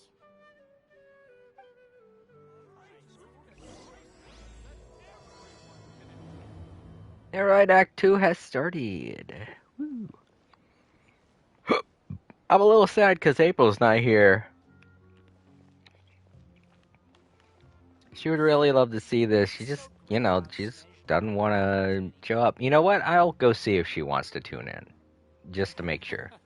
Every item I sell here comes with its own fascinating story. Welcome. Get your spices here. We've got all kinds. I've got great food and great drinks that everyone can enjoy.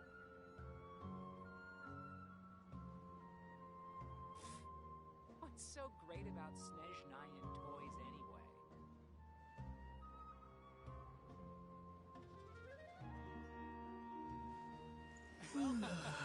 Every item I sell here comes with its own fascinating story.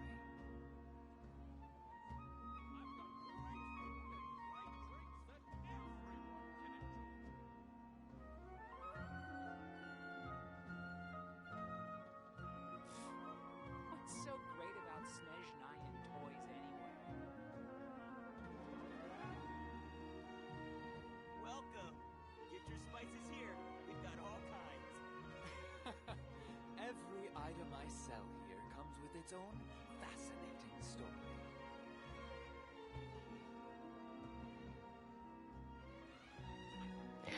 Nah, she's sleepy time napping, so she's not going to be tuning in. I walked in, she was all curled up like Homer Simpson in that one episode where he's like, I don't want to leave the bed. And then he has to take a poop, and he's like, uh-oh, gotta take a dump. That's exactly how she was curled up in the bed.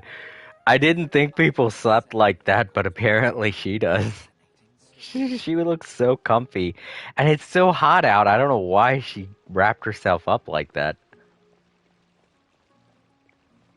I definitely wouldn't. I sleep practically just naked in my bed because of how freaking hot it gets.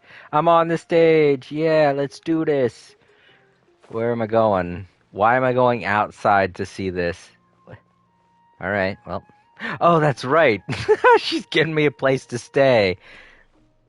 This is probably not the right exit, but I'm taking it anyway.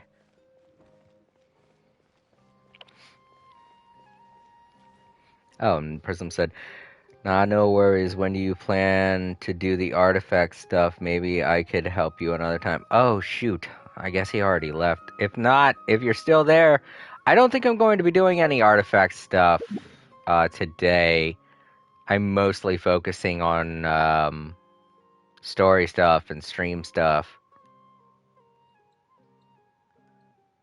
But if I do run out of story stuff, I guess I could post a tweet about it and let you know.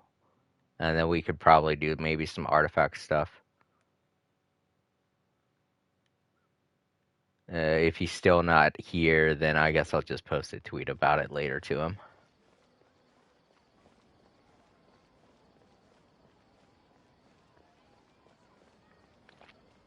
But as of now, I haven't unlocked the whole map or gotten all of the bad guys unlocked. Here we are.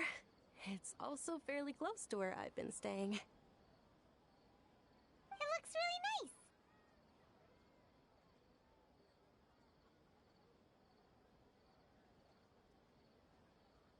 really nice. Not at all. Just tell me more about your adventures when you next get the chance. That's Paimon's specialty. Paimon can tell you stories next time. Okay, catch you later, Prism.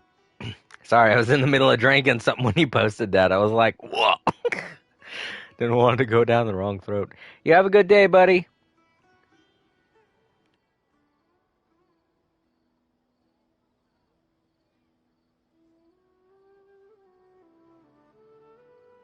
Oh, if you don't mind, how about we all walk around together tomorrow?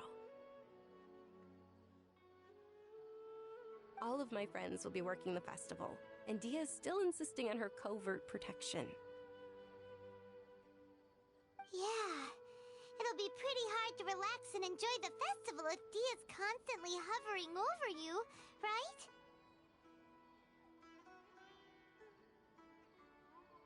Then let's meet at the nearby bazaar first thing tomorrow morning. Have a great night. It's a deal. Good night, Dunyarzad. I may be too excited to fall asleep tonight. See you tomorrow. Paimon's starting to really look forward to the Sub-Zero festival too. Will there be lots of yummy food? Oh, no. Thinking about food is just gonna keep Paimon up all night. The earlier we sleep, the better. Let's go inside, Traveler.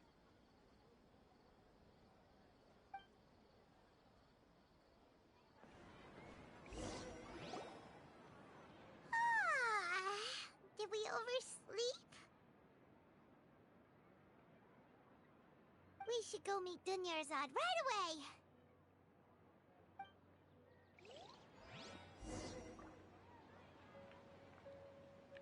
Okay, let's go meet her. Can I break these? No. They looked way too nice to be broken anyways. Oh, this is the place where... Okay, so it isn't weird that this door was open. This actually is the room that I'm going to be staying in. I wasn't breaking and entering. I was just getting a head start on... I don't know. Don't look at me like that.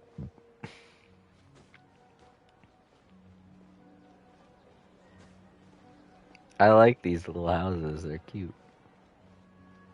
1, 2, 3 of them. And that one's got a little steeple on top. That's how my grandparents' house was. My father's parents, they had like a little steeple thing on top of their house. Like it was a church or something. It was a regular square box as any other, but they installed something like that on it. My grandmother used to be practice, or I don't know what you would call it, like a nun.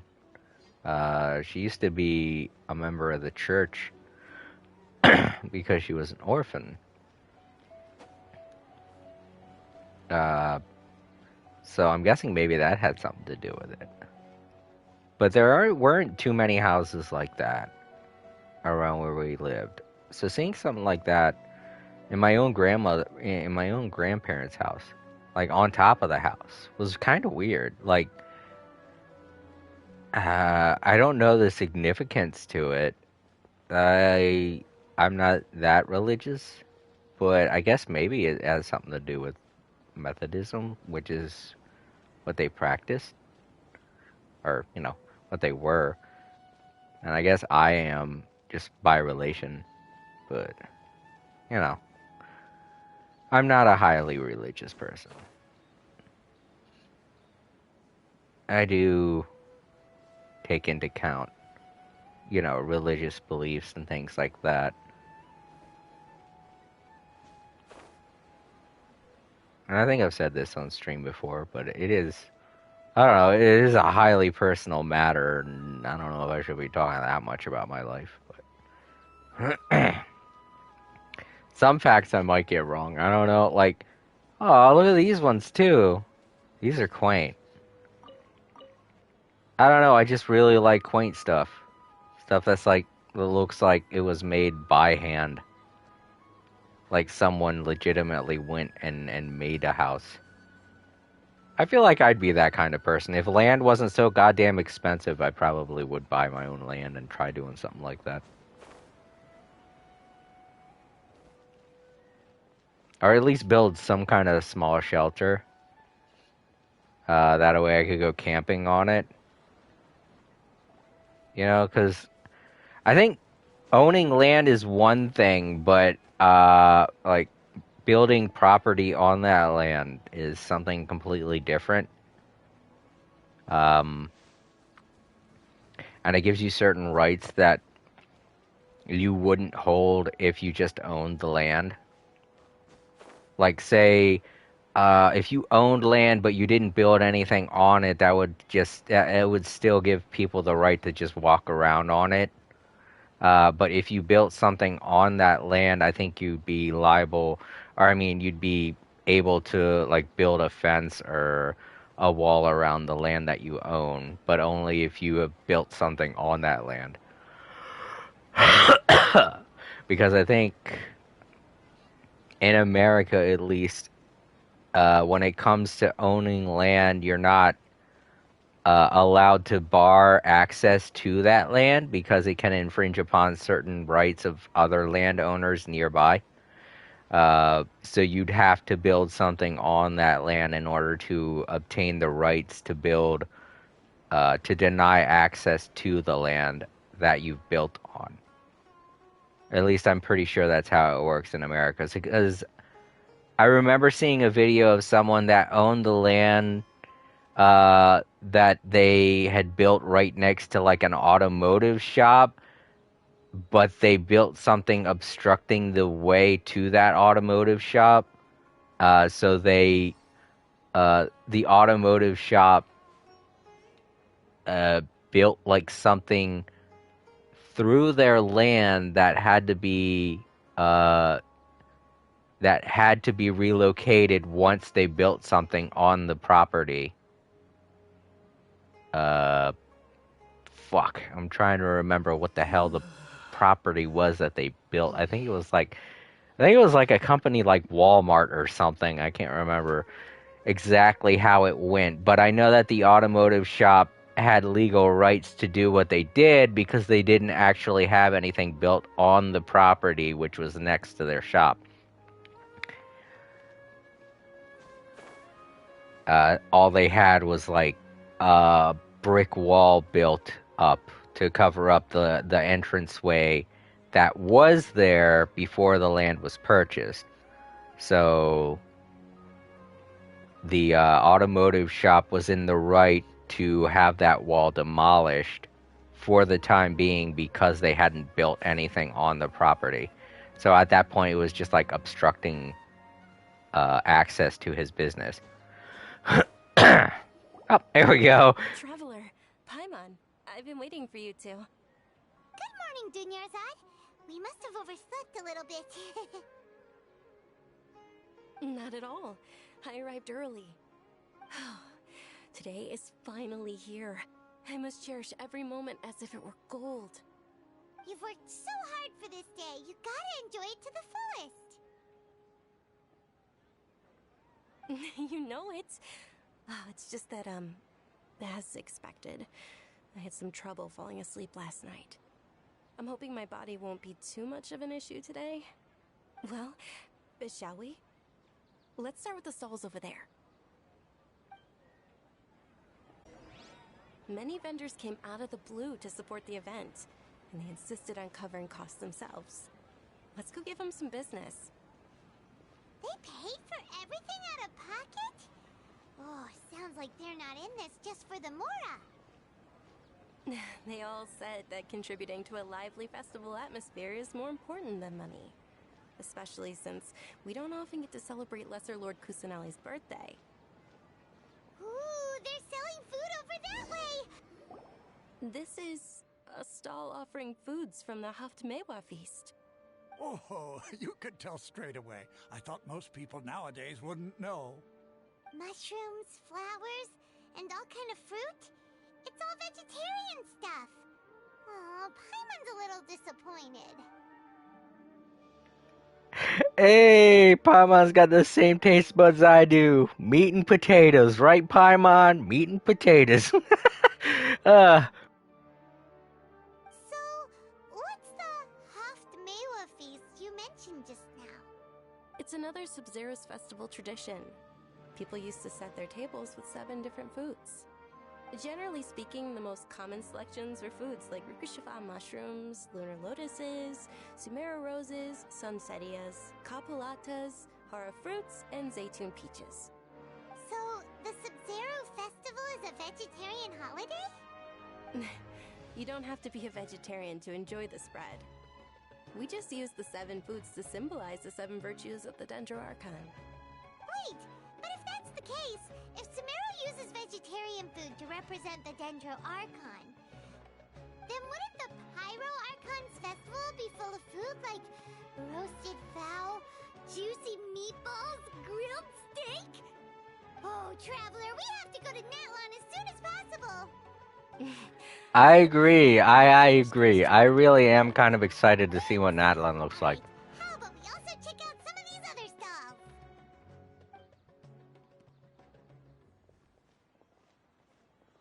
Dear customers, would you like to try your hand at alchemical divination? I think the main reason why I'm interested in seeing Natlan is because I'm just so curious what it takes inspiration from.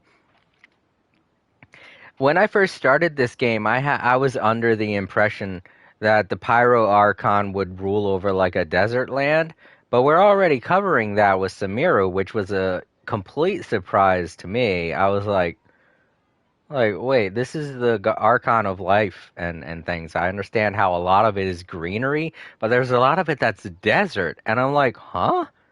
That confused the hell out of me. So now I'm really curious to see what the hell Natlan is. Is it all desert, or is it like something completely different? Because Pyro, when I think of Pyro, I think of desert lands. I think of really hot environments. And if it's not that, then what is it? Is it like steampunk or what? I don't know. That's why I'm really interested to see what the hell Natlan is like. What's alchemical divination? Those two things sound like they'd be fun to try together. Right? I thought the same when I first heard about it. It is said to be a mysterious craft invented by none other than Lesser Lord Kusanali herself. So, how does it work? It's quite simple. After you give me any 2 alchemical reagents, I'll use them to perform a random transmutation. Sure sounds random. So random that it will probably fail.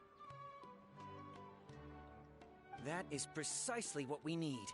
After the transmutation fails, your one and only diviner here will interpret the remnants. Well, according to Lesser Lord Kusanali, everything is interconnected, and all that occurs can be traced back to fate. You could say this is a pearl of old wisdom. Why does everything sound so much more credible when Dunyarzad says it? Are you guys working together? So that's the true wisdom behind it. This young lady sure knows her stuff. So, how about it? Want to give it a try?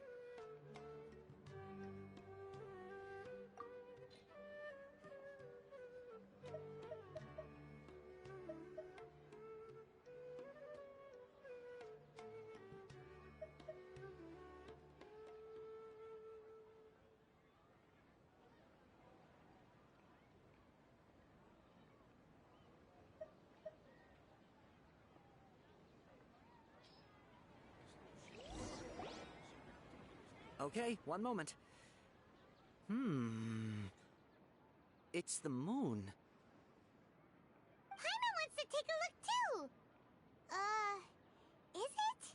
It looks more like a pie that Paimon bit into.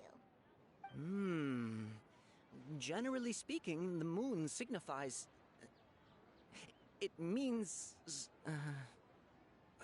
Wait a moment. Is he really looking it up in a book? I remember now. Oh my It god, means what? illusions and lies. Oh, hey. Lies? Hmm. That sounds rather ominous. Yes, but this book says that if you trust your intuition and overcome your fears, the sun will surely rise. He's not even trying to hide his book anymore. Naturally, fate will only ever show you the beginning of a journey. It is up to you to forge your own ending. Oh, thank you so much. I'll keep that in mind. Oh, it's nothing. I'm just learning as I go. Guess that was still pretty interesting. Okay, on to the next stall. They say the Sub-Zerus festival was very lively a long, long time ago. Large flower carriages used to parade through the city. As they headed towards Port Ormos, people would throw flowers, candy, and liquor all along the way. Wait, what? They're sparkling right now. I wish I could have seen that spectacle. But if you ask me, I'm sure Nilu's Dance of Sub-Zerus will be just as impressive. Okay, so they used to throw liquor? What? Why? Attention! Soldiers, fall into formation if you want any Yalda candies. Yo, what is this guy? Is he from another country or is he from this country and just dressed differently? What? Like, is this some kind of getup, like a type of costume for the kids or something? Like a clown or something? But not a clown? I mean, we'll find out. But that's just like perplexing the hell out of me. They used to throw liquor, and she said that like it was a cool thing. I'm like, that's incredibly messy and violent. So what? They used to throw bottles of liquor? That's something that you do when you don't like something. Like when you're in a bar and the guy's singing terribly, you throw a bottle of liquor at him and tell him to shut the hell up. It doesn't seem like something you do to celebrate. Oh well.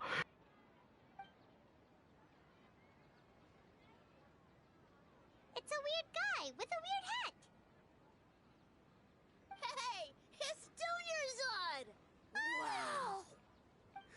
Wow! Miss Dunyarzad, the children love you even more than the Yalda candies. In the few short days it took to prepare for the Sub-Zerus festival, the children have all grown very fond of you. The Hallowed Knight of Flowers. It's an honor that you know my name. Attention! In the name of Ferris, the Knight of Flowers, I commend you on your contributions to the glorious Sub-Zerus Festival. All right, little soldiers, take your Yalda candies and don't forget your loyalty to Lesser Lord Kusanali. Dismissed! Yes, Knight Ferris!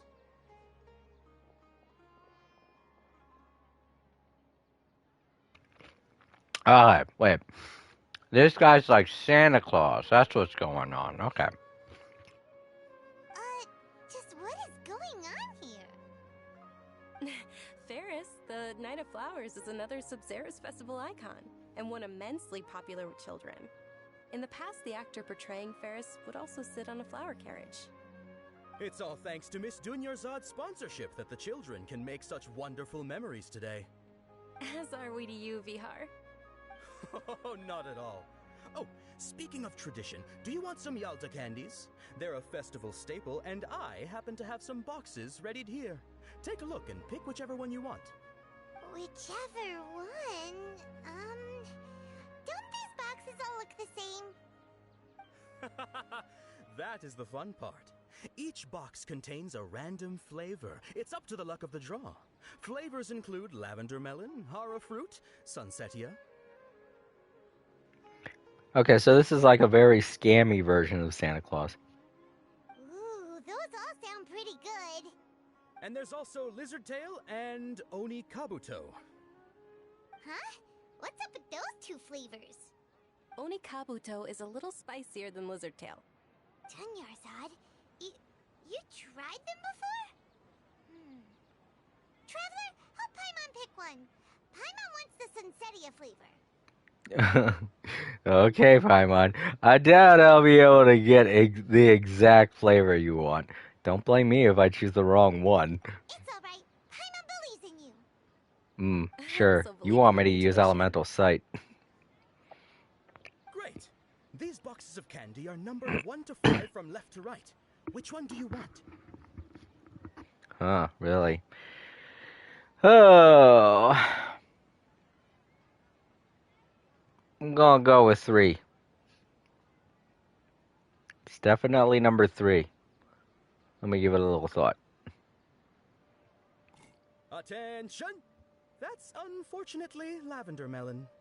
Oh. Paimon thought you survived so many epic battles because you had incredible luck. Wrong. Paimon was wrong. Hey, I got skill. That's better than luck. Box number 4. How about this? The most important thing is that everyone has a good time at the festival. So please, take both boxes. Well, there are 2 of us. Thanks a lot, Knight of Candies. Knight It's of Candies. Knight of Flowers, not Knight of Candies. It might as well be Knight of Candies. Admit it. Paimon really wilted the carriageless Knight of Flowers. They all basically sound the same. We got our candy, so let's keep going. Oh, actually, I just remembered that I left something behind. Since you're here, can you come with me to get it? No problem. Sure. Dunyarzad, you probably forgot because you're so excited about the Sub-Zerus festival. Okay, Paimon. How embarrassing.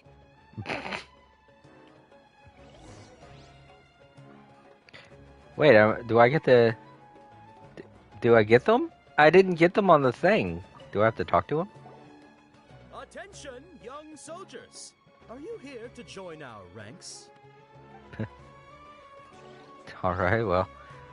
Nope, apparently... Attention, young soldiers! Huh. Apparently, I don't get them. Well, that sucks. I wanted them. Alright, well. Because I didn't show up anything like... Or did it? Am I just not... Was I just not paying attention? Is this it? No. Nope.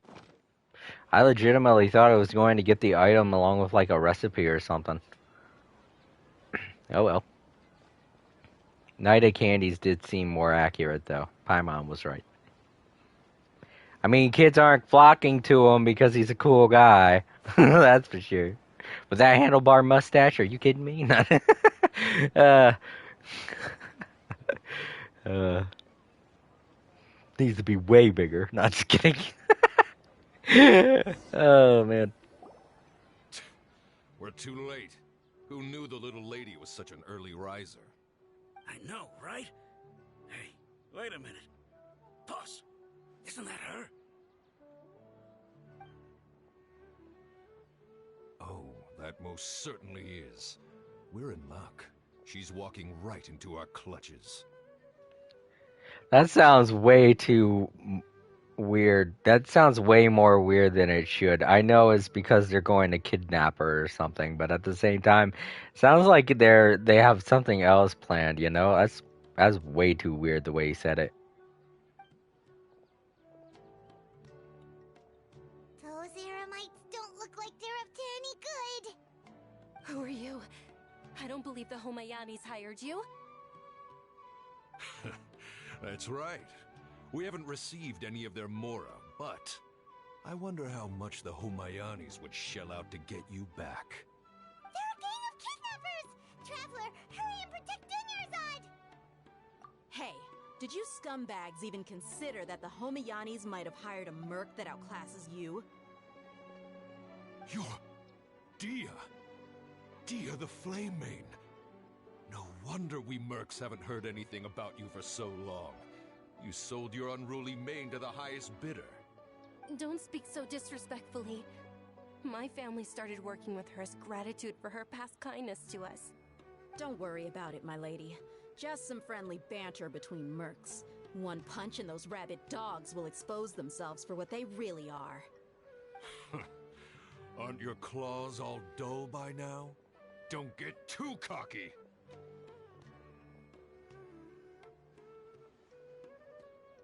Traveler, take Miss Dunyarzad to a safe location. No, we're gonna stay and help. There's too many of them.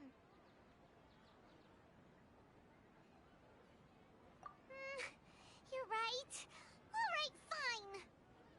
Please be careful, Dia. Don't waste your time worrying about me. This is my job. Look out for yourself. After I've wiped the floor with them, I'll go find you all.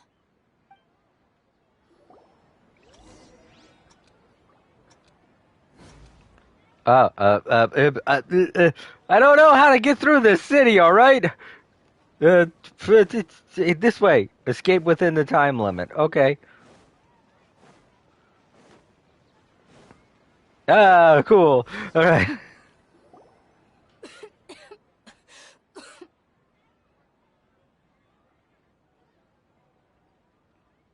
Dunyarzad, are you okay? You look a little pale. Are you in shock?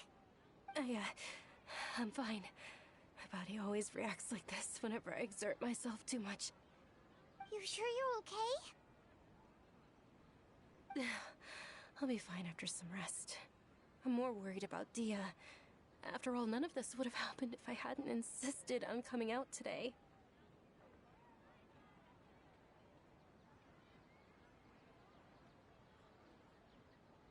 Yeah, don't worry.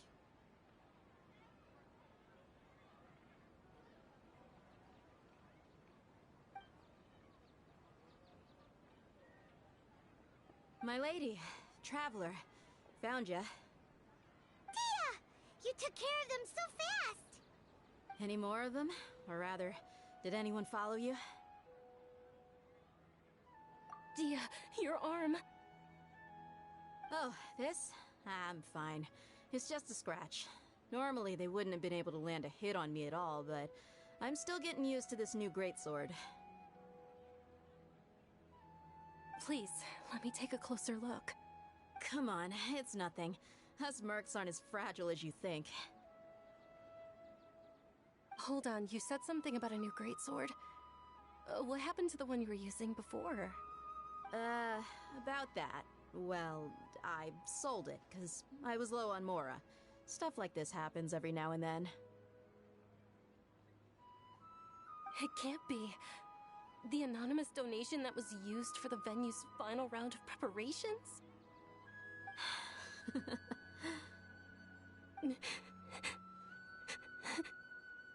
Hey, Hey, Miss Dunyarzad, I wasn't trying to make you cry, and I'm not gonna lose my commission because I made my employer cry, am I? Okay, making your employer cry won't affect your commission, but selling your weapon without permission and getting hurt? I'll have to reevaluate your performance. You're so unreasonable, my lady. Thank you very much, Dia. Don't be like that. I get embarrassed really easily. Are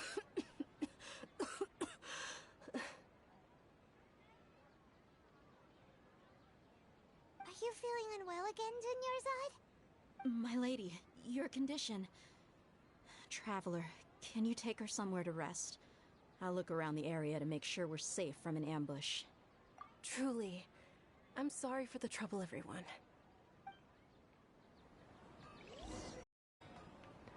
It's my fault. I was running too fast. I'm sorry. I just saw a timer and I panicked.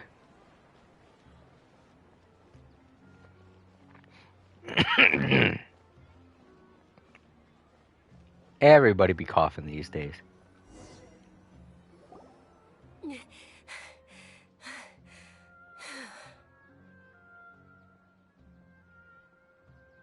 Are you feeling better, Dunyarzad? Yes, much better. Just give me a few moments and I'll be good to go. I didn't realize you were concerned about it. I guess I shouldn't continue to keep it a secret. I was actually born with Elazar. It's terminal now.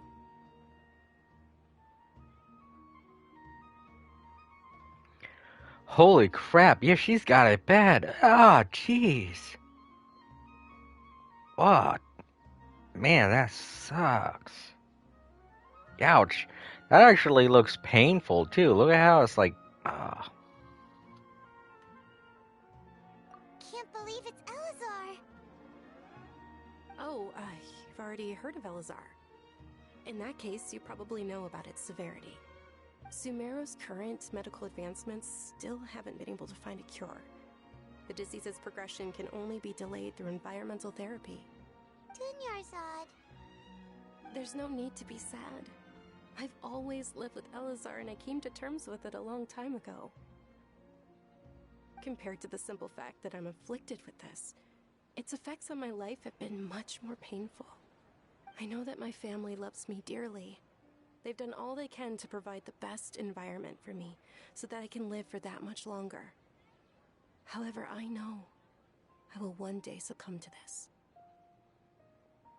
Did you know? Before I ran away from home this time, the world outside of my home didn't even know that I existed. Since I was a child, all I could do was sit on my bed and stare at everything outside of my window. I'm sure my family's worried and disappointed in me for running away, but I just didn't want to have any regrets. I wanted to meet other people. To me, there's nothing more beautiful than being able to meet and speak with others. Not to mention the incredible time spent preparing for the festival. The joy on everyone's faces here, and all the support I've received from friends like Dia. This way, when my final day does arrive, it will be less sorrowful. At the very least, many people will remember that I once existed in this world, right? As long as you don't forget Paimon, Paimon also won't forget about you. No, even if you forget Paimon, Paimon will still remember you. Thank you two so much. I apologize for the depressing conversation. This is out of character for me. To be honest, Lesser Lord Kusanali gave me the courage to do all of this. If it weren't for her encouragement, I wouldn't have taken that first step.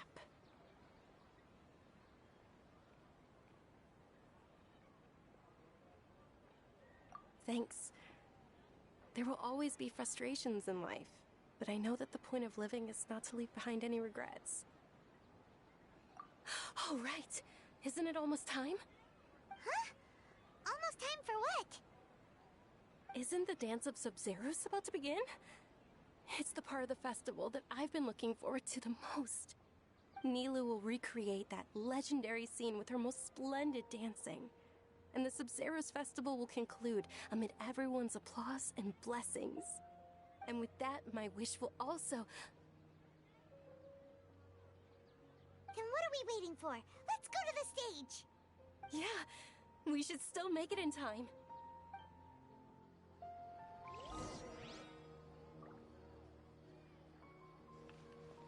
Festival time! Yeah, sometimes it's really hard to avoid depressing conversation. Gets like that a lot where I work. Like, I made a new friend at work, and like almost every single time when we're talking, depressing shit always pops out of my mouth, and I don't even mean for it to. We laugh and we joke and we have a lot of fun, and then just I'll say something depressing and be like, ah, shit, I fucked it. It's so hard to avoid depressing subjects sometimes. I guess it's because I have a mind that just constantly wanders. Alright, festival time.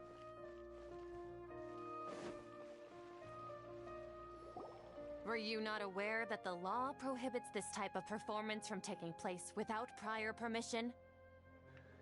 Oh, goddamn nerds! Go away!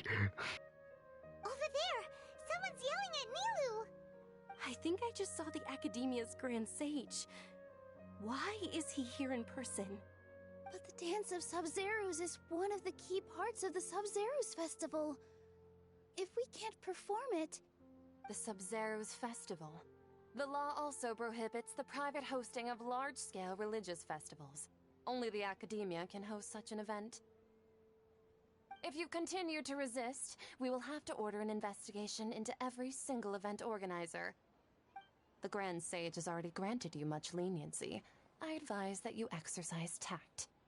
How did things turn out like this? The Academia was originally responsible for the Sub-Zeros Festival, but they failed this responsibility for many years. I need to speak with them.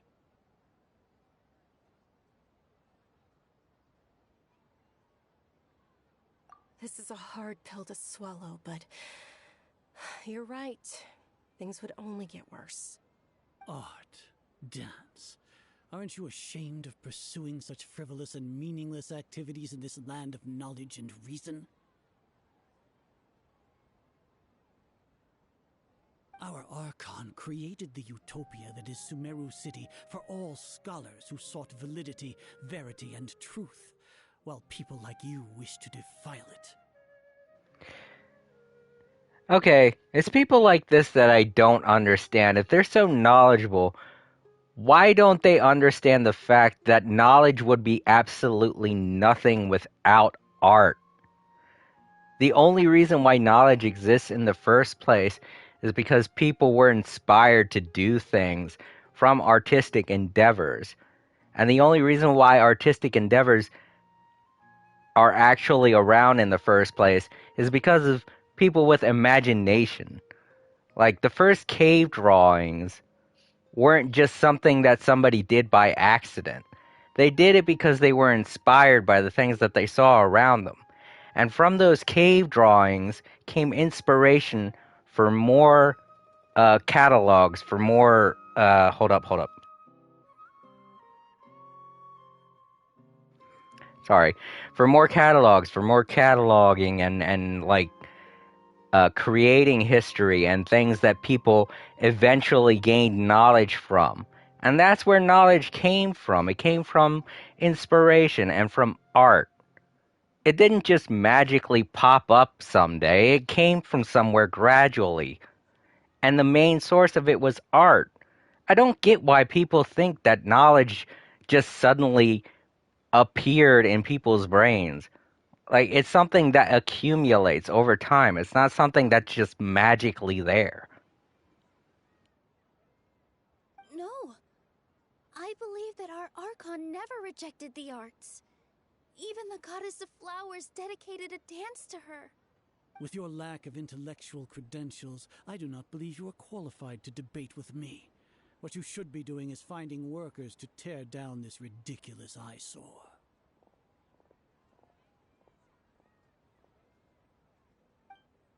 When we return, have the scribe draft an ordinance before the next Nyagarbha Day that prohibits public art performances. We will announce it to the public later via the Akasha. Understood. I will inform him when I return.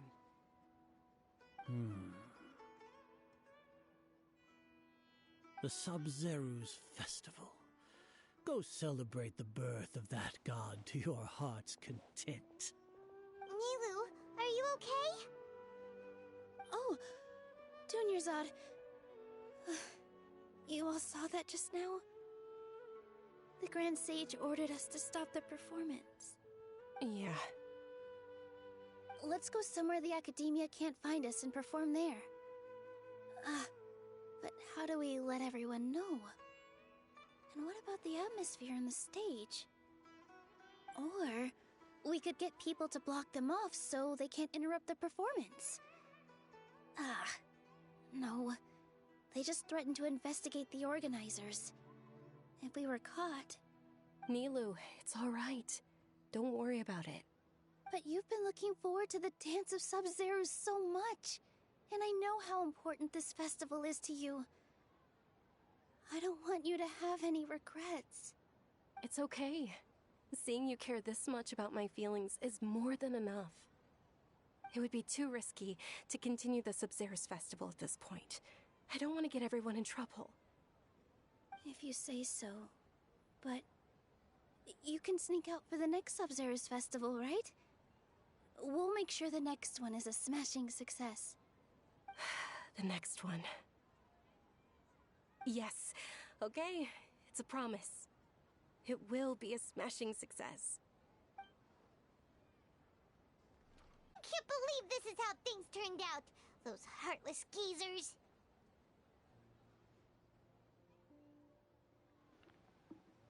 I mean, there are two sides to everything. I mean, obviously, the stuff with, what is his name? Nephilim or Anthalum, I think, revolves around showing the good side of knowledge, and the stuff here with, Ryakwazat, or however you pronounce her name, shows the side of art. So there are two sides to everything, and the people that are enforcing the laws have their reasons, but the ones at the very higher up, they have devious reasons for doing it, and that's kind of obvious from the way that they're portrayed. But there are people below them that are obviously just carrying out orders for good reasons, you know? It's just good reasons can be manipulated and twisted for the wrong reasons, which are what the higher ups, that one guy that they show every time when that they show something bad going on, he's the one that's doing the bad stuff. So literally not everyone of the academia is a bad person. It's just they're all under the wrong impressions being given by the person at the top, who is legitimately the one that should be getting his butt kicked. Is there anything else we can do? Should we try to think of another way? It really is okay. There's nothing we can do about it. Still, I'd be lying if I said I had no regrets. I would have loved to see Nilu's dance.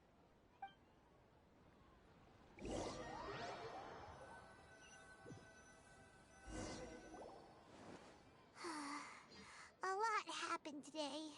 It's a shame the festival ended the way it did. Nilu and Dunyarzad promised to make the next Sub-Zeru's festival a success, but Dunyarzad is running out of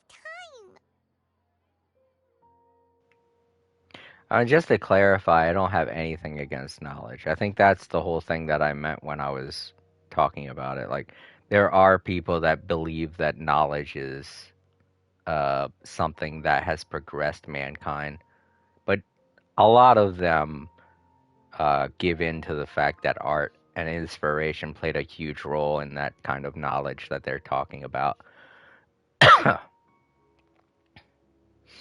I'm not just saying that like literally everyone who goes by the laws of knowledge are people that have heavy pursuits in the world of knowledge.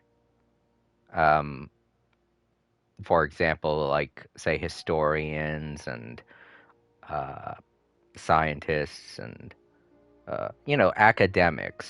academic people. I guess librarians would fall under that category. People who believe in the world of knowledge or put all their faith in knowledge, they obviously don't think the way that they're being portrayed here in this particular situation. It's just that there are some people that do have that high horse about the whole situation. Like everything else below knowledge is a frivolous act and should not be pursued. And those people can just eat a dick for all I care.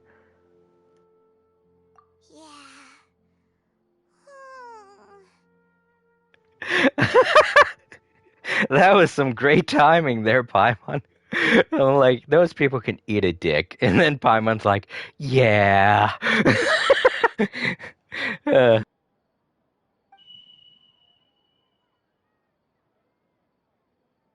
All connections have been secured to construct the most stable framework possible.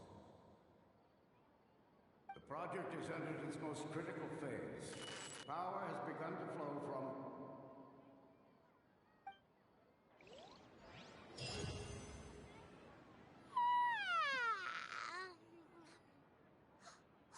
We're gonna be late! It's all because you wouldn't get out of bed! oh man, were those voices that we heard, are they doing something? I think they were doing something late at night, and we're gonna wake up and see what it is they did. This is just like the Berlin Wall, where they built the wall overnight, and the people and the people on the other side were like, "What the fuck? Where did this wall come from?" We should go meet Dinyarzad right away!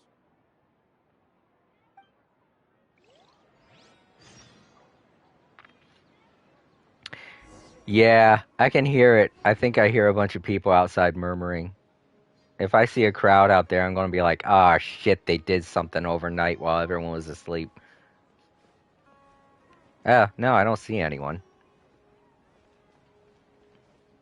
That crowd of people I'm hearing could just be ambiance. Man, if I see people, I'm gonna be like, damn it.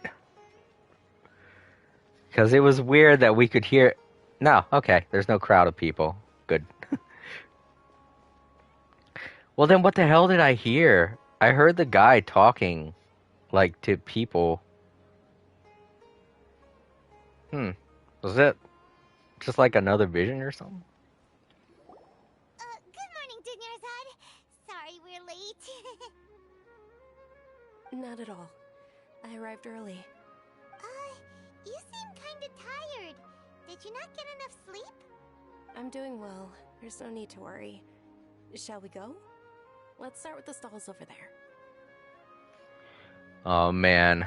Look at my face. I'm like, oh, shit. Man. Something's gonna go wrong with... no.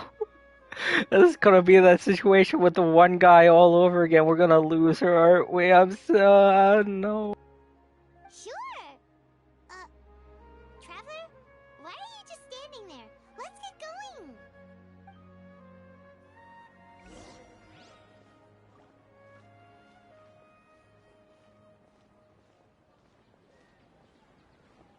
Ooh, they're selling food over that way. Let's go take a look.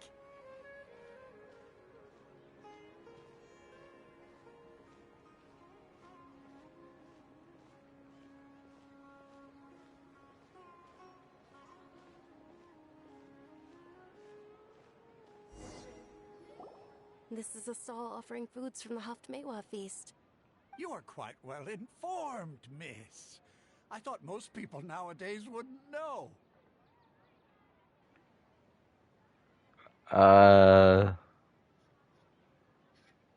Wait. Are we stuck in a time loop or something? This is the exact same thing that he said yesterday. Oh, Paimon's a little disappointed. Actually, what is the Haftmewa Whoa. you mentioned just now? What the f... This is exactly the same conversation except for kind of different stuff. What? Wait a minute, what's going on? It's one of the Sub-Zerus festival's traditions. People used to set their tables with 7 different foods to symbolize the 7 virtues of the Dendroarchon. Wait, starting from just now, something feels really familiar. Appear to be in the form of the moon.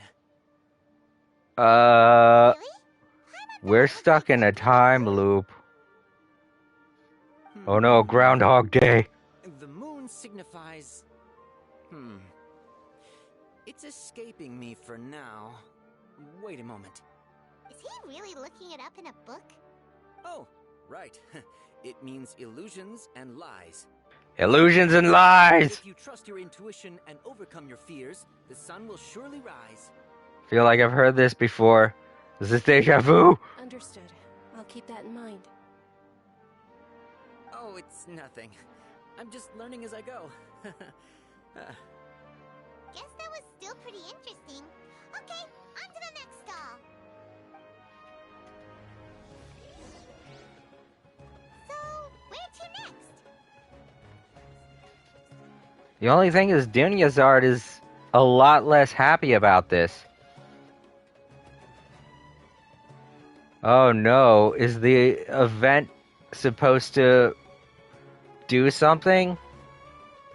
And she's the... Is that why she put so much money behind it to make sure everything went off without a hitch? Because she knew something like this would happen? Alright, soldiers. Now that you have your Yalda candies, don't forget your loyalty to Lesser Lord Kusanali. Dismissed. Yes, Knight Varys! What's going on? Is this a play? Ferris, the Night of Flowers, is another Sub-Zerus festival icon and one immensely popular with children. It's all thanks to Miss Dunyarzad's sponsorship that the children can meet the Night of Flowers. Oh, do you want some Yalda candies? I happen to have some boxes readied here. Take a look and pick whichever one you want. This time I'm going to pick the right one. Don't these boxes all look the same? Because I know which one the right one is. Each box contains a random flavor. It's up to the luck of the draw. Flavors include lavender melon, hara fruit, sunsetia. Ooh, how interesting.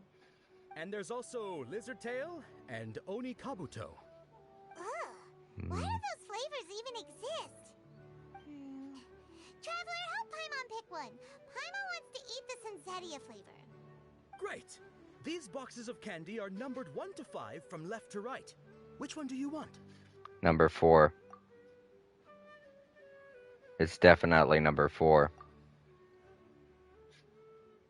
Ah, excellently chosen. Number 4 is indeed Sunsetia. That's going to tip off, that's going to tip off Dionazad. She's going to know that I know what's going on. She'll be able to tell me. Paimon bet you had incredible luck, and Paimon was right. That just now. I don't think that was luck.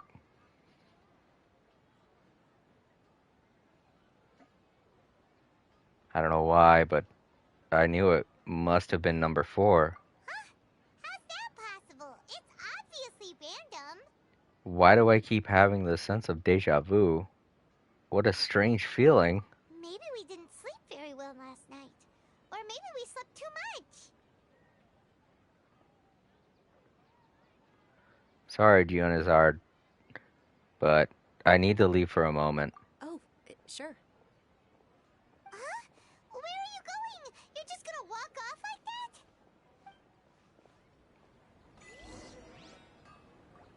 that? The flavor of deja vu. Ooh. Right. As agreed, you go to the festival with Dunazard and others. Wait, this feels somewhat familiar. I like that they put that in the description. This is the beginning of the first one, and it's the beginning of the first time it happened, and then it's just like, wait a minute, I already typed this. Okay, so I'm going to find a little place to sit down, and I need to take a bit of a rest. Fork. Finding a place to sit down, though. Wait a minute. Did I say anything different? Attention! Any more requests, young soldiers? Nope, that's the same thing he said yesterday. I don't get to talk to these two. Fork. No place to sit down. Can't go in there. Oh. No, this is a shop. It won't have any chairs. Because I have to use the bathroom again, unfortunately. Here we go, chairs. I'm going to sit right here under the shade for a little while. Okay, I'll be right back, everybody. I promise I will try not to take too long.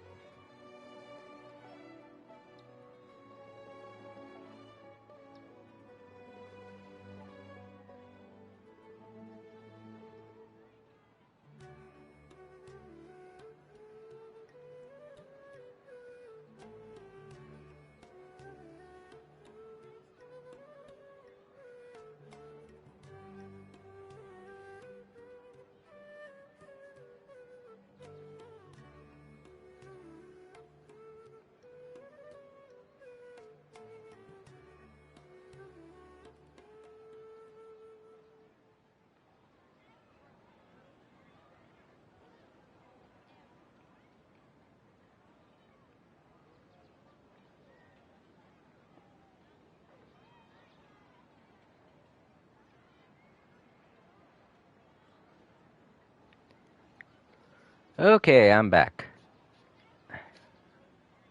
Like I was saying, like, I really do wish that the PlayStation 5 would allow for the chat to be shown on screen because it keeps things interesting. That just shows how out of touch the people behind the PlayStation 5 are with, actual internet culture and stuff. Like, they don't go online or anything to check out what people do when they stream. When they stream, they usually on stream with just like the picture and that's it. They like to have things like chat on screen because that's keeps things lively. It keeps things interesting for even if a person's gone, you know? Because it's really fun to see, it's really fun to see stuff that people say in the chat. Especially if you have a good audience. If you have a good audience and you put the chat into slow mode, you get some really funny stuff going on in chat.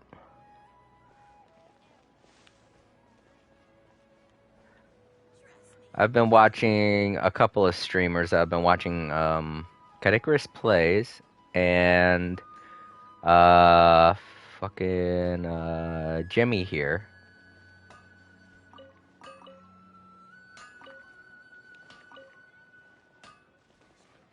And their chats are just hilarious. I love watching and pausing occasionally whenever the time seems right to read the chat.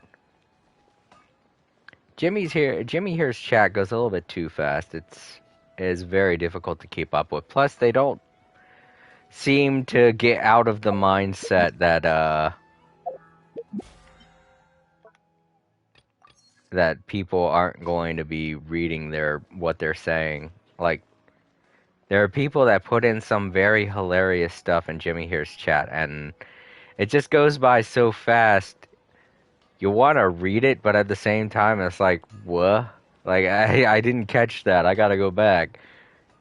Kind of situation. And then because it goes by so fast, you just can't figure out exactly where it was. Like, I was watching one stream that he did where a person said something very racy. Oh my god. And Jimmy was like, dude, you're not funny. You're banned. And I was like, yeah, get that guy out of there. What the fuck was he thinking saying that?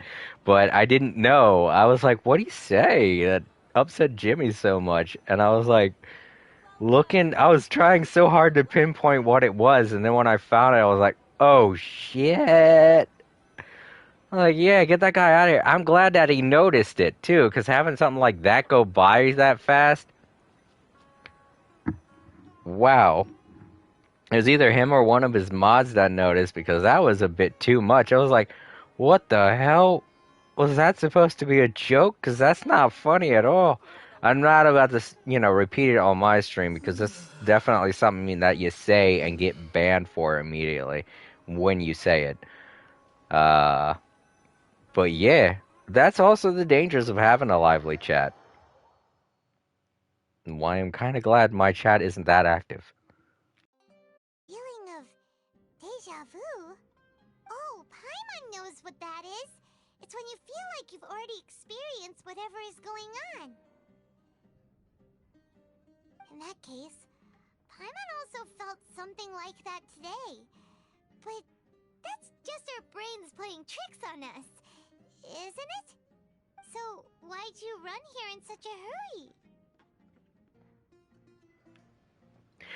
Alright, some of you, maybe even my sister if she's watching this, might be annoyed by me just keep doing this, but I did get a comment on a video earlier today saying that there's a guy that really would like to hear me talk about myself more, and I'm like, I don't think that'd be interesting, but, just for this guy, just for you, I want to say a little bit of something about myself.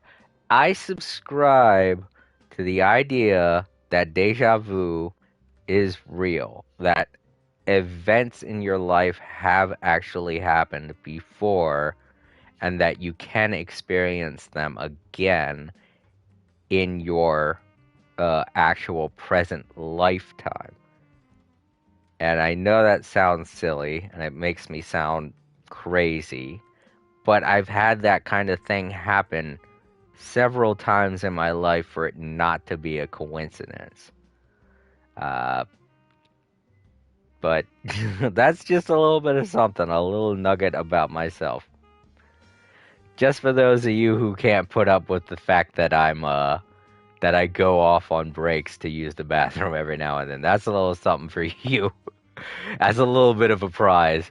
And to those of you that don't like the fact that I start talking about myself at random intervals, I'm sorry, okay? But some people subscribe to my VOD channel, to my archive channel, because they like hearing me talk about myself. I'm sorry. I can't help that. I'm just giving the people what they want. All right, back to the story.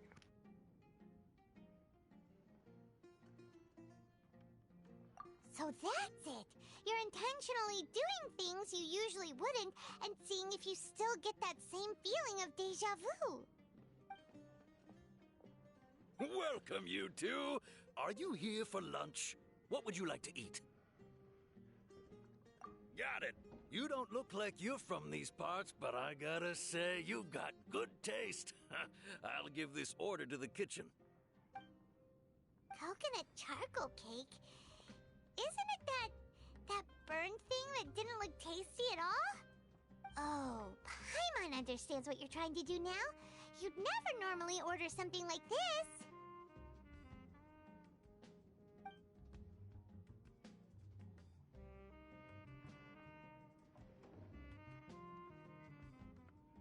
That thing? Are you really gonna eat it? Isn't this going a bit too far?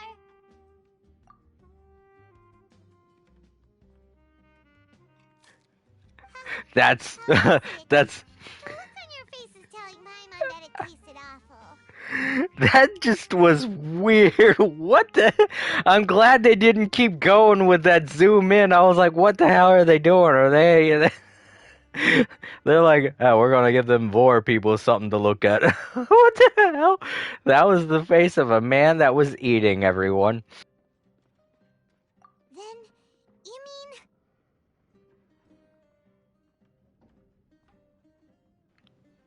Oh shit. Have I done this before? With how this has been going, this might not be my first time doing this. Wow. Dianazar did seem pretty upset. Maybe this isn't the first time that I'm going through this loop. Maybe I've gone through the loop several times already. And now Dianazar... Yeah, she didn't seem all that perplexed when I told her I was going to the bar. She was like, okay, he's going to the bar again. This is normal. Oh, boy. Yeah, I've done this before. That's impossible! We were just talking about how gross it looked! So, would this be a case of taste bud deja vu?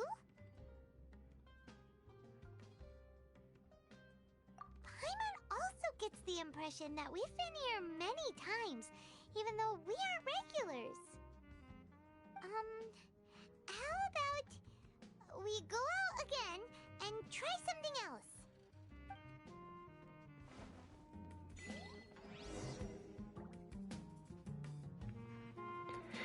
Yeah, we gotta do something that makes Dianazard realize that we know what's going on. Because everything we've been trying before, we've done several times before. And she's gotten the impression that we're probably just stuck in the loop too. And we can't get out. That's why her moods changed so significantly. Because she's already realized what's going on and she can't do anything about it.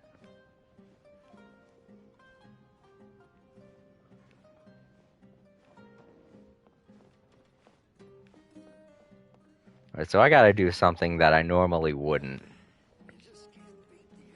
Let's go kill someone. I normally wouldn't do that.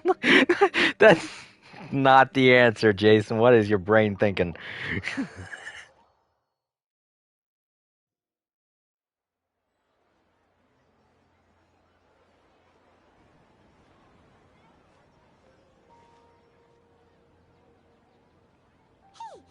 Dunyarzad is sitting by herself on that bench over there.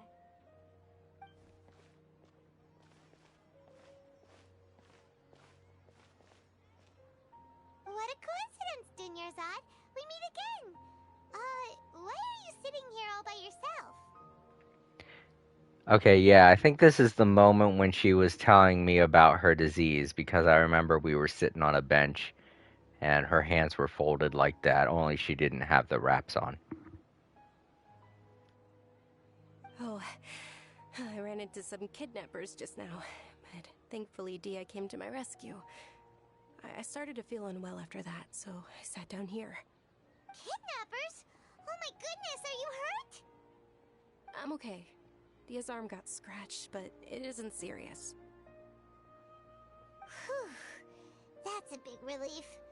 But, Dunyarzad, you seem a little down today. It's the Sub-Zero's festival, and you've been looking forward to it so much. Not at all. I've always been like this. Excessive physical exertion or strong emotions tend to aggravate my illness. That's why she said that when the festival was about to begin. When it started up, she said maybe it'll break the curse or something like that, and then she stopped herself, and then she just continued doing what she would normally do. So that first time we went through the loop, that wasn't the first time. We've gone through it several times now, and it gets shut down every time. So now she's just kind of lost, her aspiration to go through it. It did seem like when we were going through everything that she was going through the motions of talking to us about it. Wow. Dude, this is very frustrating. Besides, no matter how amazing today may be, it is but a single day. After however many more days, my time will come to an end. Paimon doesn't quite follow you, and Paimon feels like something's really got you down right now.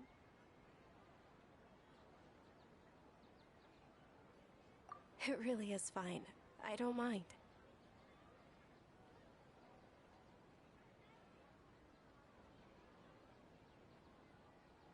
Huh? Did something happen? Dunyarzad, have you ever felt deja vu? You know, like when you've already experienced something that's happening right now? Deja vu? No. But my days have been the same for years now. Even if I were feeling deja vu, I suppose I would already be used to it. Oh, Paimon sees. Then, is it only the two of us? It's almost time. Huh? Time for what? Nilou's Dance of Sub-Zeros is about to begin. Let's go. Okay.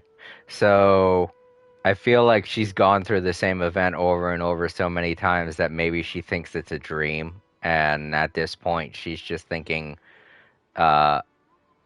it was just a coincidence that she's thinking the way that she's thinking as she's going through the day. But part of her mind is just like can't accept it. So that's why she gets so up when it comes to getting to the festival, because she thinks the things that I'm thinking were just a dream or something like that. And the festival will continue and it will go on.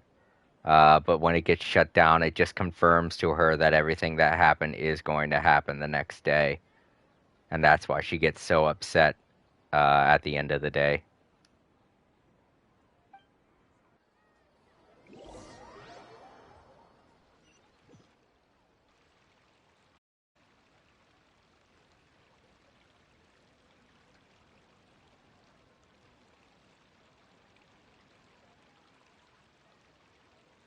With your lack of intellectual credentials, I do not believe you are qualified to debate with me.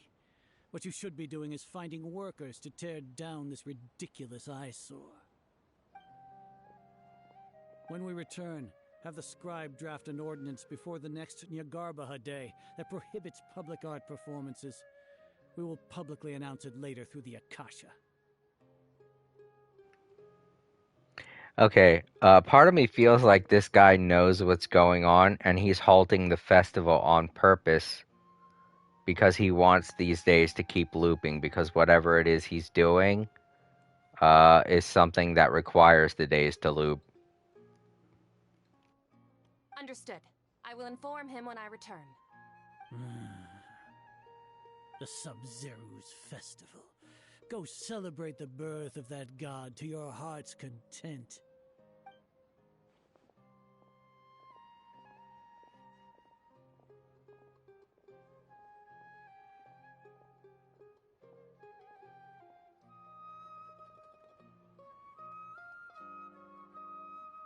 Nilu, are you okay?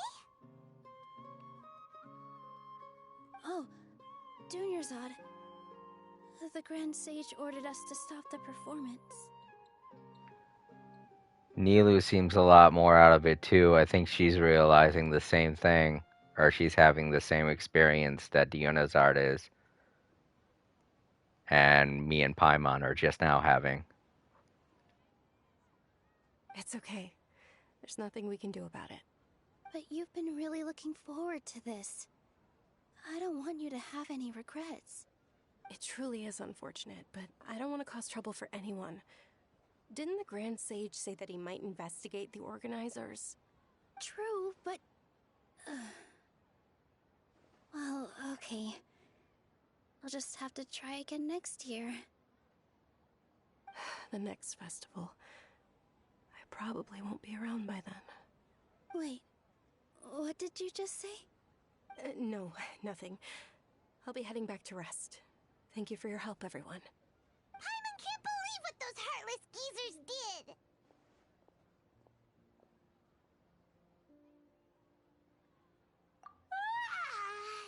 Did Dunyarzad already go back? We should also return and get some sleep.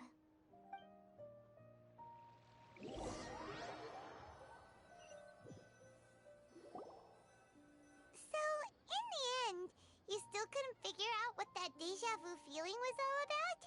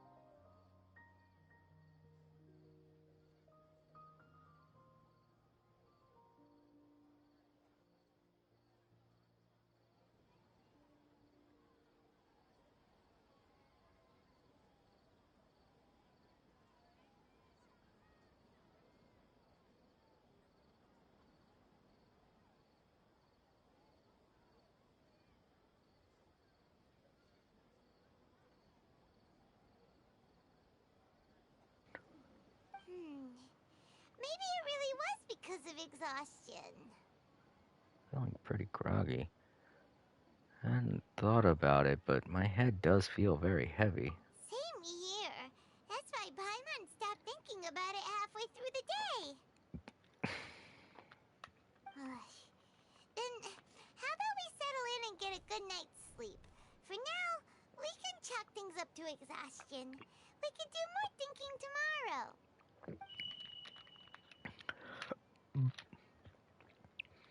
Observing a modest drop in the output of jnana energy, but values still remain within normal parameters.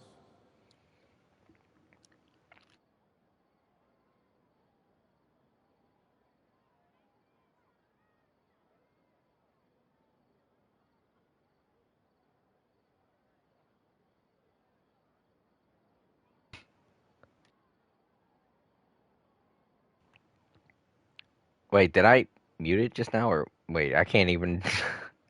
I'm having a hard time... Okay, if I accidentally muted myself while I was trying to say something, I'm sorry, everyone. What was up with that squirrel? That looked a lot like the one from the islands. And what's going on? Talking about the Nana energy. Is it there's something connecting what happened on the islands with what's going on right now? I mean, the islands thing really did mess with our heads and stuff, but I don't think it did something like create a loop for us or whatever. Huh. Continue to monitor for variances in the data and find the cause as soon as possible.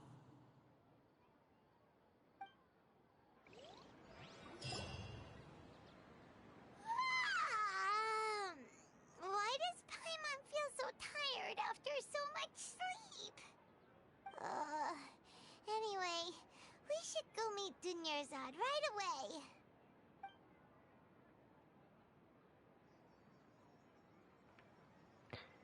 Yeah, my eyes are looking pretty baggy. A little Paimon just goes through the wall. Yeah, my eyes are looking really baggy. Something's going on. This feels like the same type of shit that was going on when we were inside the caves. Like, days are going by, but days aren't going by. Now. Like, let's see, do my eyes still look baggy? Yeah, I got like I got like grayness around my eyes. Something's going on. They're doing something, and either they're fucking it up or something, but what the hell? I have a feeling they're really fucking shit up at the academy. I wonder how everyone else is doing. I can't talk to anyone else. Well, I guess it would make sense, because if we are in a loop, then they'd have to make dialogue for all of them that would change to reflect the fact that we're going through a loop.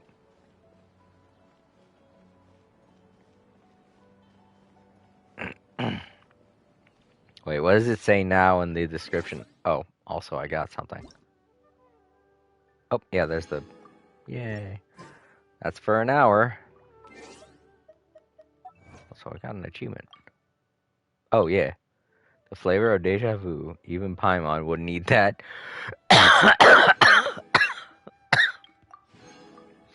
Weird.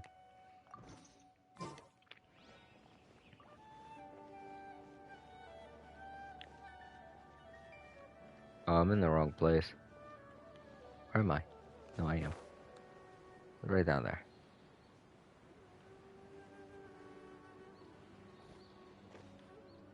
I think.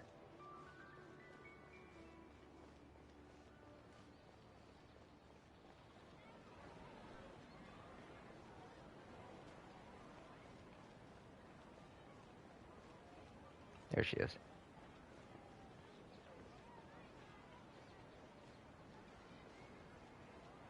What the What? What's going on? There's gotta be a pathway that leads there. There. Oh, we had to go... What a weird... Oh, yeah. What a weird path design. Alright, here we go again. She's somewhere different, though. Sorry to keep you waiting. Not at all. I arrived early. Huh? Paimon thinks you sound kinda tired. Did you not get enough sleep? I'm doing well. There's no need to worry. Shall we go? Let's start with the stalls over there. Great idea! Let's get going! Traveler?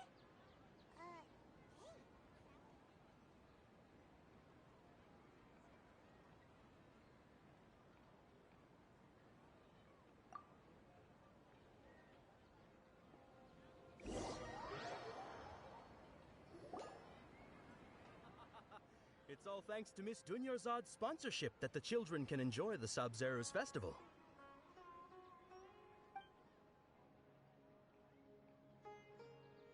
Oh, are you interested in Yalda candies? I have some boxes of candy here. Pick whichever one you want. Not much of a choice. All these boxes look the same. It's not that simple. Each box contains a random flavor. It's up to the luck of the draw. Flavors include lavender melon, hara fruit, sunsetia. They all sound pretty tasty. And there's also lizard tail and oni kabuto. Huh? What were those last two? He'll help me choose. Paimon wants to eat the Sunsetia flavor. No problem. These boxes of candy are numbered 1 to 5 from left to right. Which one do you want? Ah! Oh, this is getting crazy.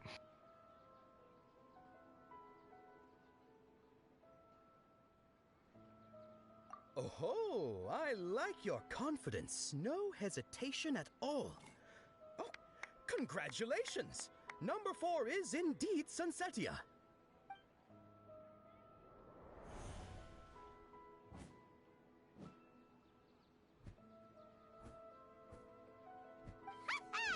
Paimon knew he always had incredible luck.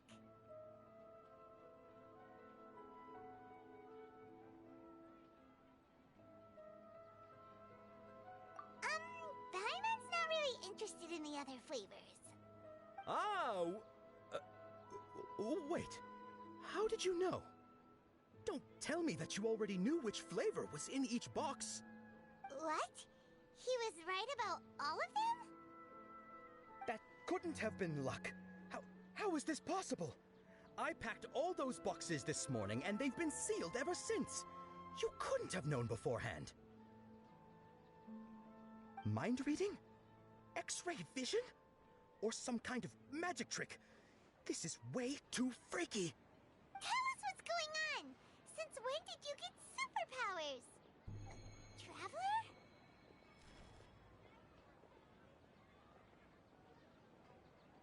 Hey, where are you going?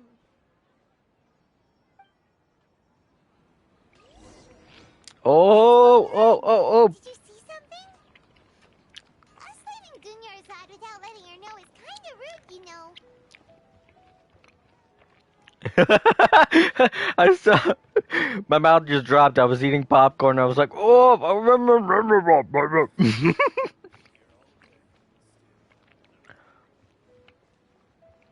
yeah. It's so hard to get around the city. Whoop. Oh no. Oh, that way. Get her. Oh, what the? Get her. Go get her. Come here, you. That way. She's heading out of the city. Hurry. Somebody catch her. Oh, come on. Aren't you a good citizen? Wait. No, you can't fool me.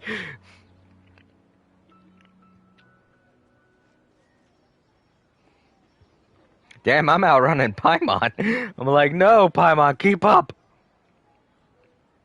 What are you looking for?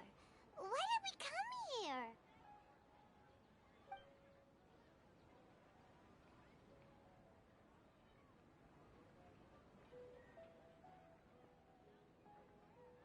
Traveler?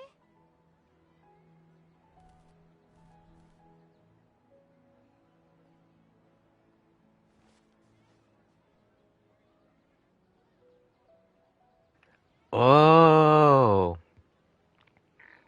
She's probably doing this because she wants the festival to go forward.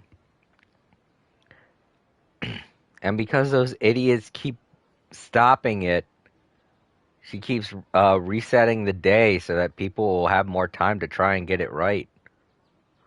Or something. I don't know. This is crazy.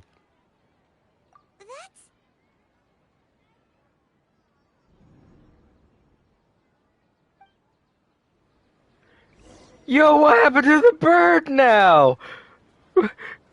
Oh, the poor bird! Where did it go? Oh, wait, okay, the cage, okay, it's fine. The bird just escaped. Wait a minute, maybe that's not fine. It was a caged bird. Does it know how to live in the wild? Poor birdie! Be free!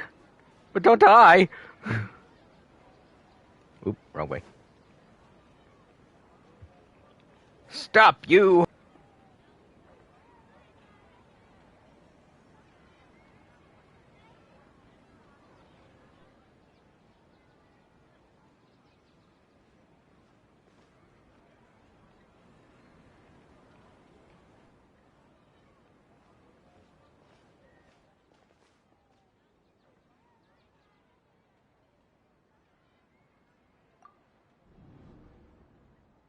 Look! That's... Isn't that Dunyarzad?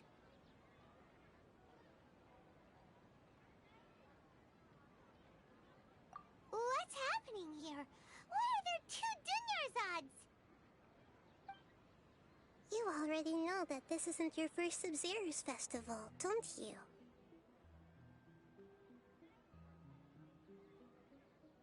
I'm sure you already know how to use this. A knowledge capsule? Where did you get it? What's inside? You should use it too, Paimon. You know Paimon?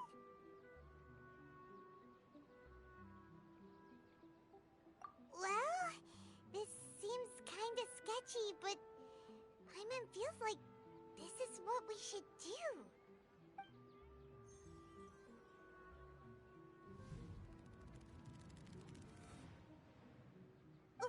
What the?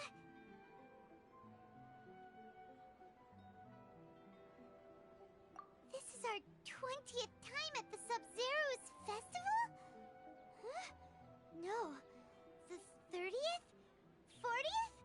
Just how many times have we been to the Sub-Zero's festival? Have we been trapped in a single day?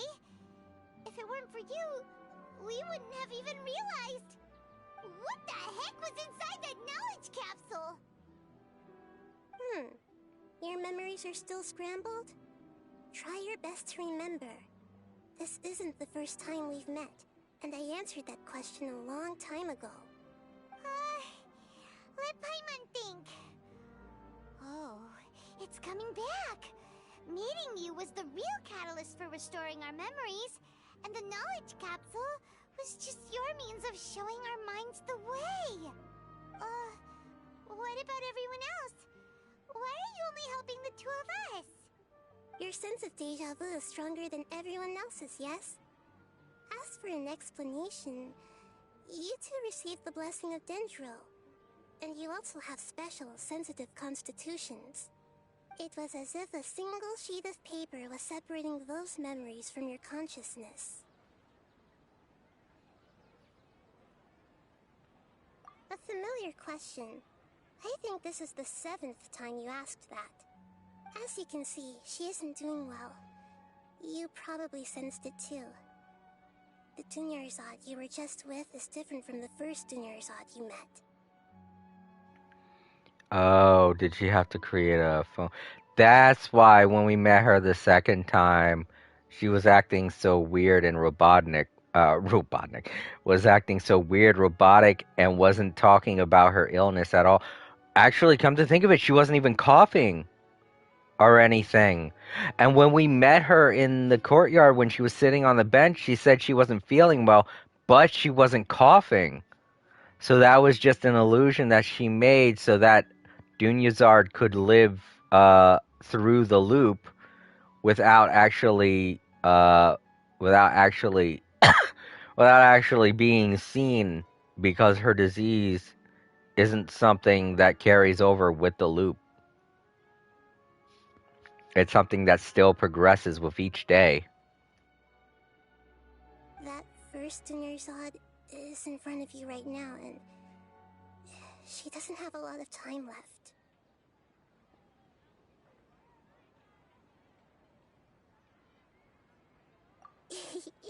Looks like you're almost done sorting out your brain. Oh yeah, I'm Nahida. Yay, we finally met the Archon. Except we don't know it's the Archon. Because wait. I know, you introduced yourself before. Okay, so maybe we do know. That's kind of a tease. I would have really wanted to see the reaction to meeting her the very first time. Kind of sucks that this isn't the very first time. Good. You passed the test. What's happening? You can awaken our memories, and you seem like you know what's going on. Oh, wait. Please don't tell Paimon even you don't know. Everything in this world runs in a loop. This cycle is called the samsara. You, me, and everyone else are all stuck inside the one-day samsara. As for the truth, that's on you to find out. If you were told the truth instead of discovering it yourselves, it would literally blow your minds. I don't know how you'd be after that. Okay, so if everybody else is experiencing the loop, they can deal with the loop a lot better than we can. We get exhausted with like every single day, but everyone else is just like, "Hey, come up to my stand and check all this shit out." That is so weird. It's like some people have a high tolerance for bullshit and monotony. I feel like I'm one of those types of people. I have a very high tolerance for monotony. In fact, some days I prefer monotony to anything else, because when I get surprised by shit on my daily routine, I get super pissed. I'm like, God damn it, what is this new headache for me to figure out? Alright, back to the story. Sorry, everyone. I can only give you surface level help, like bits of information and subtle hints. For the rest of the time, I'll be doing all I can to slow down Dunyarzad's illness. She looks like she isn't doing well at all. Her illness gets worse after each Sub-Zero's festival. If we can break out of the samsara, I might be able to save her. But as things are right now, she's just a small bird in the sky that's about to lose its last feathers. All I can do is raise a gale to delay her fall. You sure love to use weird analogies. Analogies are wonderful tools. They let you use existing knowledge to understand unfamiliar things. Oh, I'm glad finally somebody agrees. I'm getting really sick of people not using analogies. I use analogies all the time on the stream. I don't hear anyone else using analogies these days. And it's all because of the shitheads out there saying shit like, "Oh, analogies are just two things put together." And it makes a mockery of something. And I'm like, fucking, fuck you. You make up a goddamn analogy, for fuck's sake. They're complicated things, and it's a lot more and it's a lot easier to explain something through an analogy than it is to explain something by trying to reason, like not reason, but you know, just make up bullshit on the fly. But yeah, what she said. I'm not good with words. I'm not an archon. I'm not a god. Don't hate me because I'm not a god. Okay, so, with what you know so far, what do you think the truth is?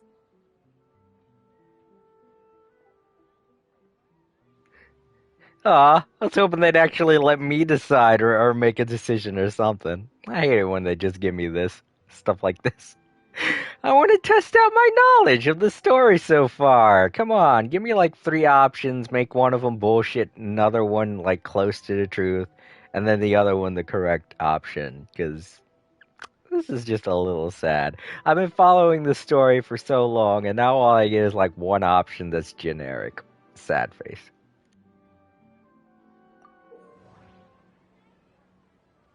Oh, I spoke too soon! Woohoo! Alright, let's see here.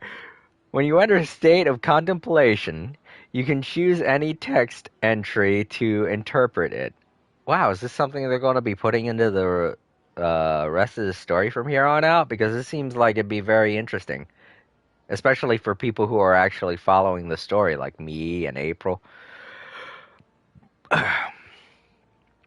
This interpretation process involves analysis of the text entry and may yield new entries. Once interpreted, you may submit that text as a conclusion. Some text entries can be associated with one another once interpreted. Select Associate to choose the other text entry. Then select Target Association. You can gain new text entries by performing accurate associations. Alright. So yeah, this is something that plays on your knowledge of the story so far, and I like it when games do that. It really... I can't say this is going to be a popular addition to the game, to be honest, because there are people that simply play this game just for gameplay itself and don't really care about the story. So they might find something like this annoying.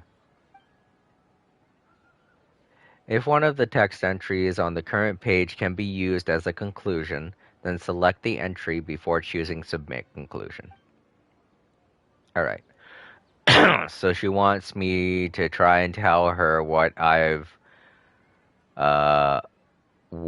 interpreted from the situation so far. The Subaru Festival Samsara, the Grand Sage's speech, alchemical divination results, deja vu, abnormal mental fatigue. Alright, so the first thing that we usually figure out is definitely not any of these, because these all happen near the end of the day.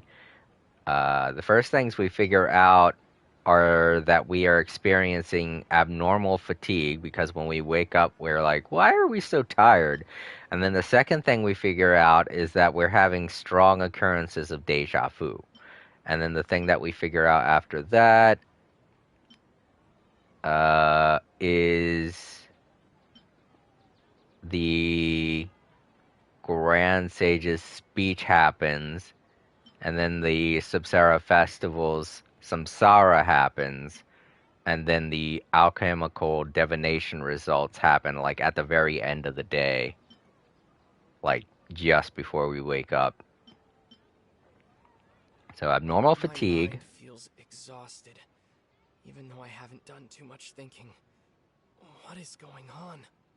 Yeah. Right. And then we have deja vu. What's happening right now seems to have happened before. This feeling has been getting stronger and stronger.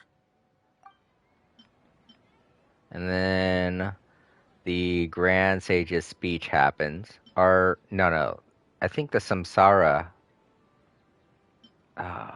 what is the Samsara again? Is that what we talk about before we hear the Grand Sage's speech? Or is that something that we talk about afterwards because it's not going to happen? I can't fucking remember. I think this is what happens first. We've already experienced the Sub-Zeru's festival many times, and the day of the festival seems to be in a perpetual samsara. Yeah, okay. And then we think about the Grand Sage's speech, and... The Grand Sage said, "Go celebrate the birth of that god to your heart's content." Yeah. Did he mean something more? Right. And then the alchemical results thing happens, like, at the end of the day. The moon, illusions, and lies. What do they all mean? Oh, fuck. I forgot the alchemical. I thought the alchemical thing was the weird thing that we hear while we're asleep. No, it's the thing that the one shop guy says. I forgot about that guy, to be honest. I didn't think he played that big of a role. Alright, so... interpret again. The moon...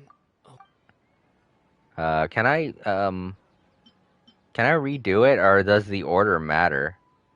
Oh wait, there's this thing here.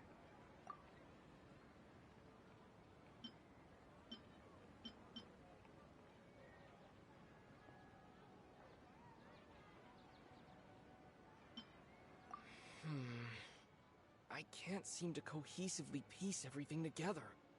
Oh, okay, so I'm supposed to piece this together with something. All right, the Subsaru Festival. Let's listen to this again. Wait, can I listen to it again?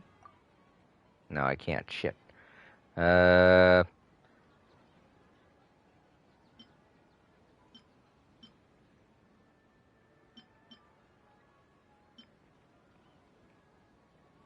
Alright, so I'm supposed to piece everything together with what I have selected. So one of these things isn't something that's supposed to coincide with the other things. Alright. By the way they described it, I thought I was going to pick something out of these four and, you know, try to piece them together in order. I thought that's what they meant, but no, I'm supposed to, like, combine the two things into one thing. Alright, so Subsaris Festival keeps repeating and causing deja vu. Alright. The time loop. Oh, yep, I got a new option. Time loop. That should be it. The flow of time is endlessly cycling within one single day. Yeah.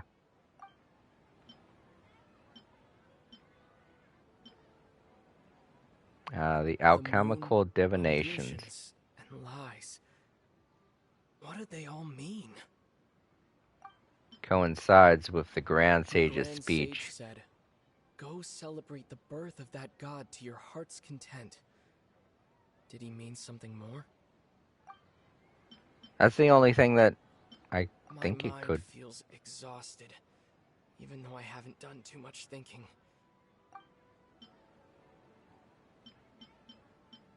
That should be it. The flow of time is endlessly cycling within one single day. So they want me to submit this? Is that all? That seems a little... A time loop. You've given similarly wrong answers in the past. Ah, crud. A pity.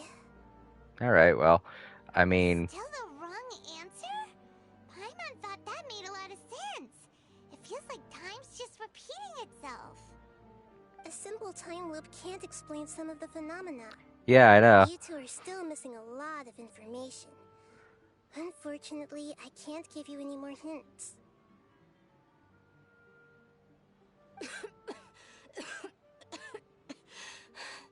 Yeah, the time loop wouldn't explain why she still keeps getting sick and why we still keep getting tired. The Sub-Zero's festival is happening every day, but that doesn't mean we can waste an infinite amount of them. Yeah. Hurry and find the truth before today's festival ends. Alright, so we have to search for more answers. They didn't give us everything. Alright, well. Think about our current situation. To save Dunyarzad, we have to escape the samsara of the Sub-Zero's festival. Yeah. To do that, we need to figure out what's happening. The truth. Nahida rejected the idea of a time loop, so we must have missed something, right? Paimon's memories say that we've already done this many times, but let's go talk to people again. It's more productive than sitting here and scratching our heads. Alright, so failing was... Start with those stall owners. Alright, so failing was part of what we were supposed to do, which kind of sucks. I hate it when they do that in a game. When they give you, like, so many ways that you could succeed, and you're like, oh, well, then I just gotta do this, and then we can progress, and then it's like, nope, that's the wrong answer. Well, of course I was gonna get the wrong answer. Why'd you present it to me like I could get the right answer? I thought something was fishy when they didn't show any of the little icons, the little magnifying lens icons next to any of the other options. I was like, they're only giving me this one. What's going on?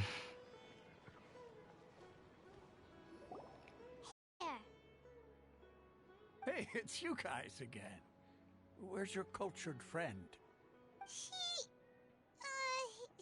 feeling a little unwell. I see. Did you come back to buy something? I guarantee the freshness of my products. I harvested them from the forest just yesterday.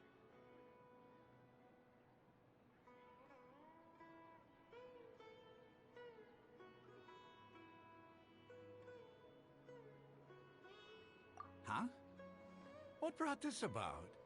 I hurried back from the forest yesterday, and I'm selling produce here today. I haven't felt anything strange. To put it another way, if you really think about it, was yesterday truly yesterday? Did you actually come back from the forest yesterday? What kind of philosophical nonsense is this? Are you two daydreaming? Okay, this guy does sound like he's getting tired. Know that no one dreams in Sumeru. Go somewhere else if you want to find someone to daydream with. Guy sounds like an old man. Sounds like he's aging. How many days has he been reliving this? Remember what he said just now? No one dreams in Sumeru. True. It's so weird that people here don't dream. Why is that? Anyway, That is a good question, but it doesn't have anything to do with what we're going through right now. time ago.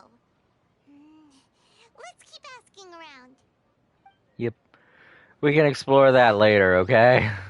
We got bigger fish to fry right now, Paimon. Oh, it's you two. Was my divination so accurate that you felt compelled to compliment me in person? I actually did run into a situation, but I'm not sure if it's related to your divination. Ooh, I knew it! I told you, the god's divination is highly accurate. You just hadn't fully understood its significance yet. You're Right. excited about this, huh? Yeah. That's exactly why we came back. Help us better understand it. Help you better understand it? Well, that isn't exactly what I excel at. So, you're admitting that you don't have a clue? Anyway, what kind of situation did you get into? We're all trapped in the same day. Huh? Hold on a second. I thought you guys just lost your wallet or fell for a scam.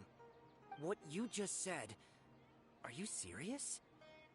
Does that kind of thing actually happen in real life? I knew you weren't going to believe it. Marvelous. Truly marvelous. I believe you. Recall the interpretation of your divination. The moon, illusions, and lies. It really felt like an omen. When you say it like that, the divination does sound like it's related to what's going on. Can you read any more into it? I believe that the Archon's revelations are never more than vague hints. Anything more specific is beyond the reach of mere mortals. The book only says, if you trust your instincts and overcome your fears, the sun will surely rise. So that's how it is. Looks like fortune-telling is just fortune-telling. It's no good for practical problems. We haven't made any progress. Who else can we talk to? Paimon remembers that we tried talking to her a couple of times, but she always thinks we're playing pranks on her. You think she'll brush us off again? I can imagine that too. They're like, we're reliving the same day. And she's like, oh, you. Just, wow. Dia, come on. Can we not sound any more serious? Let's try talking to her and see if it's the real, and see the real Dunyazard. Yeah, let's let her see her the real one. Yeah, if we tap into Dia's strong sense of responsibility as a mercenary, then she'll definitely take us seriously. At this time of day, Dia's probably just finished beating up those kidnappers. Wait. Oh, yeah, that's right, because the other Dia, Dunyazard is with her, so. How are we going to get her to leave the other Dunyazard's side, though? Like, she's not going to want to leave because we tell her that there's another Dunyazard.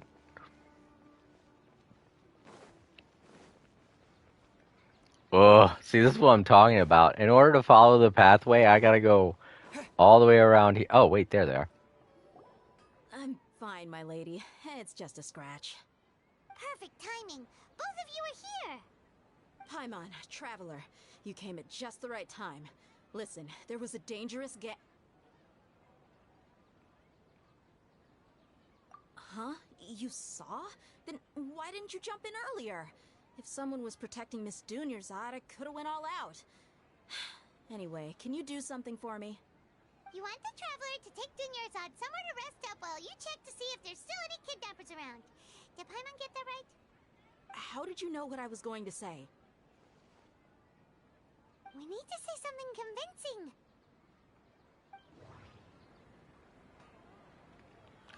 Oh, dude, it's not an event that's located to one segment. Cool.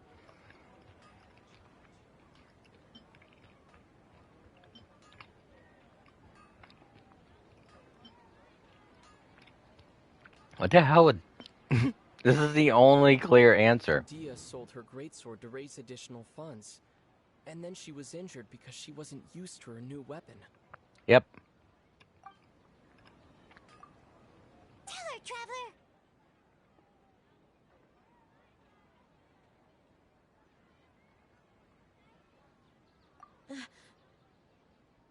I didn't tell anyone about that. Including Miss Dunyarzad. You couldn't have known. And just now, you literally took the words right out of my mouth. What's going on? All right, so this is the situation.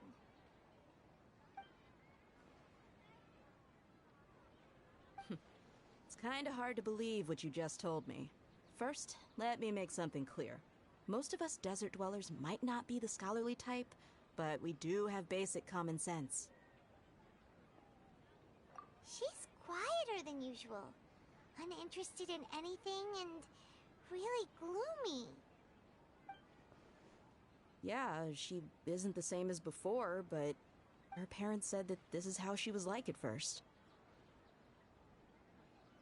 Huh? At first? I don't quite understand what you're all talking about. I'll go rest on the bench over there.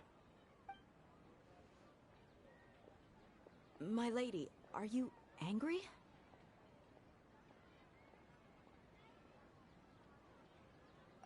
All right, I'll give you the benefit of the doubt since you knew about my greatsword. Let's make this a quick trip. Miss Dunyarzad isn't completely safe here. Okay, see, here's the thing. We could have easily brought her along with us. There was nothing that prevented her from coming with us. It's not like she was going to be shocked to see another Dunyarzad, because she's not real. And the person that's protecting the real Dunyarzad is the one that created her, so, like, what's the huge deal, you know? So all this could have... And there was absolutely no reason why Dunyarzad couldn't have come with us, because, like, she didn't have anything else planned. Like, there was absolutely no reason I couldn't have taken both of them and been like, both of you, come with me right now.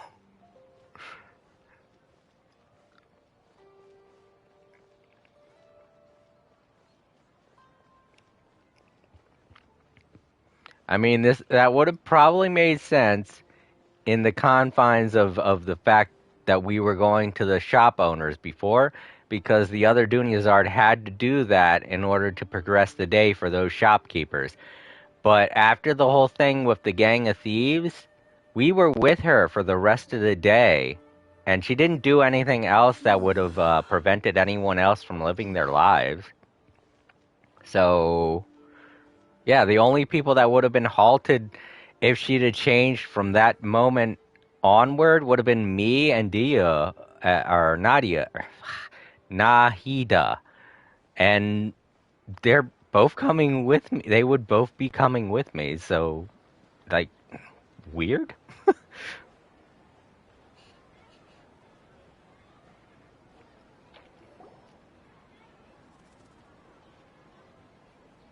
Nahida, we brought a friend. Are you busy? I thought I told you that it won't help to bring anyone here. We just wanted her to see the real Dunyarzad's condition. The real Dunyarzad? Where and who are you talking to? Oh! See, that's a bit of information that we didn't have, is that they wouldn't be able to see anyone. Well, fuck. She could have told us that. There was nothing keeping her from telling us that. I told you that you two are special. Other people can't see me or Miss Dunyarzad here. Well, you didn't tell us that. You said we're special, yeah, but you didn't say that no one else could see either of them. We came here under the impression she'd be able to see Dunyazard. We didn't know. Damn it, we just wasted time.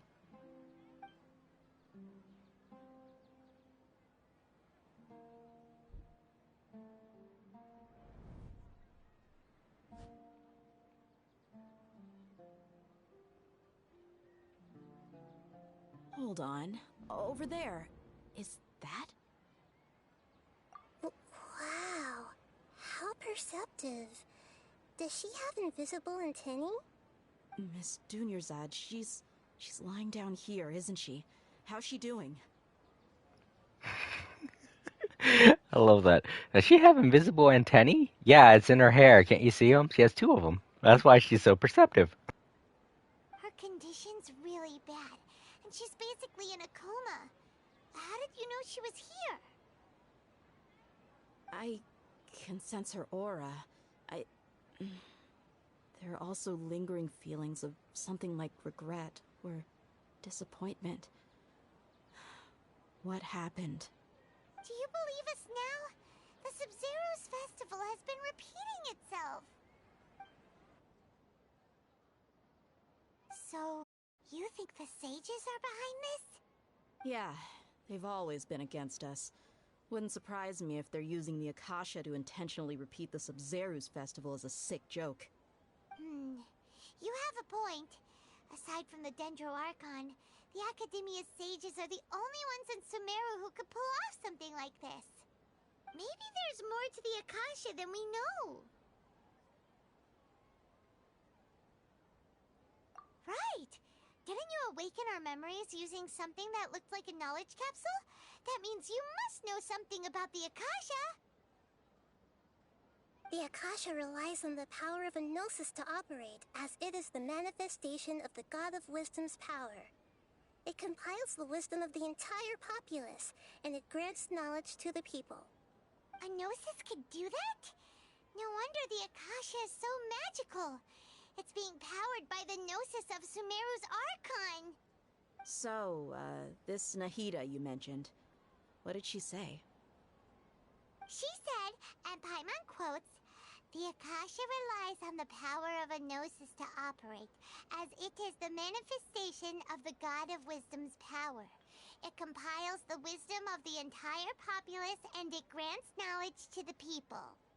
Compiles the wisdom of the entire populace and grants knowledge to the people. Wait. I get the grants knowledge part.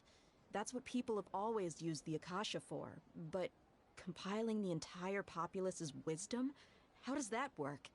Did she mean that the sages enter new knowledge into the Akasha?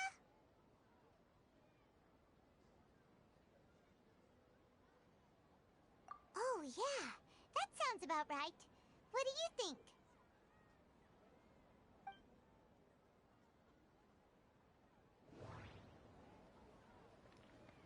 Yeah, alright, we got another one of these. People from Sumeru do not dream. No, they don't. Information on the Akasha. What does that mean? Abnormal mental fatigue. Deja vu.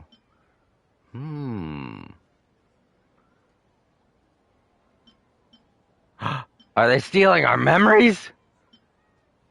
Through the Akasha? And that's why we seem to be reliving the same day over and over again? It's because we never experienced them?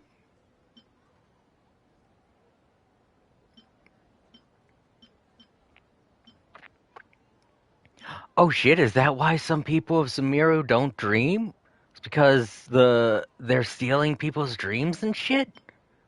Oh, that'd be fucking crazy. I mean, that would be, like, in the realm of possibilities because the thing's like hooked up to their freaking brain and shit. My mind feels exhausted, even though I haven't done too much thinking. What is going on? People in Sumeru don't dream. What a strange phenomenon. Okay, Nahida said the Akasha relies on the power of a gnosis to operate, as it is the manifestation of the God of Wisdom's power. It compiles the wisdom of the entire populace, and it grants knowledge to the people. What's happening right now seems to have happened before. This feeling has been getting stronger and stronger. Alright.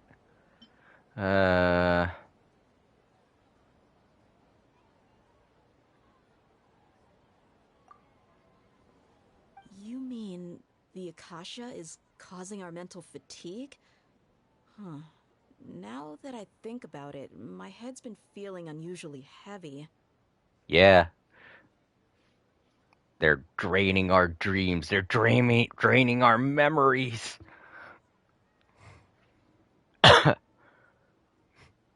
They're taking our memories for some weird, sick, twisted reason.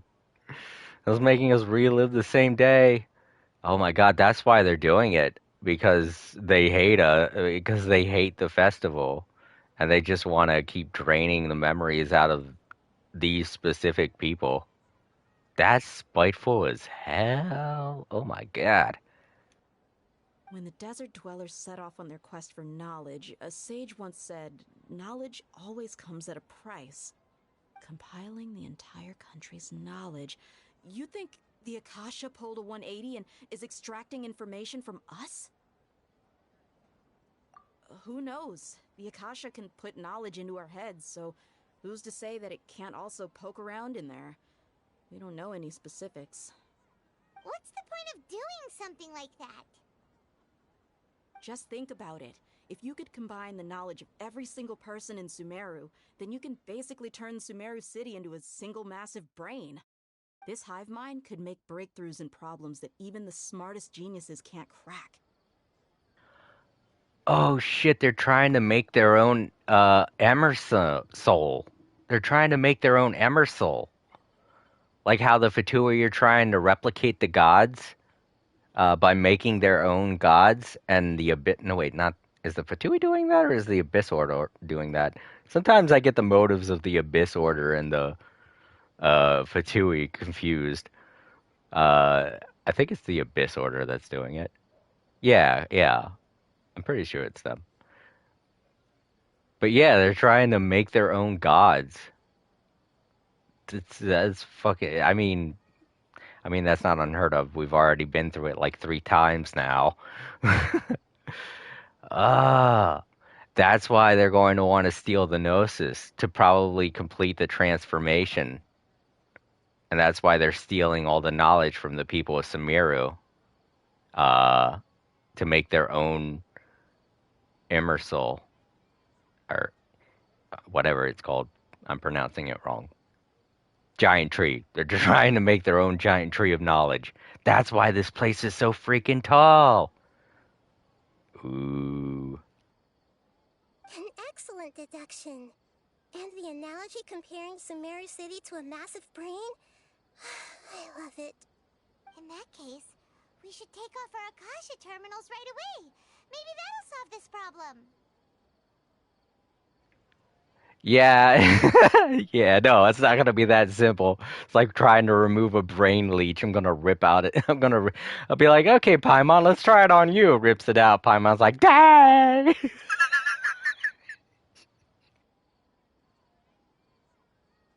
Yeah, I was only wearing this for show in the first place. Didn't expect the sages to cook up such a conspiracy.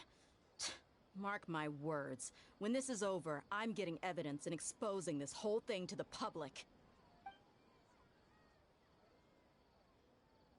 How does everyone feel? Huh? What is it?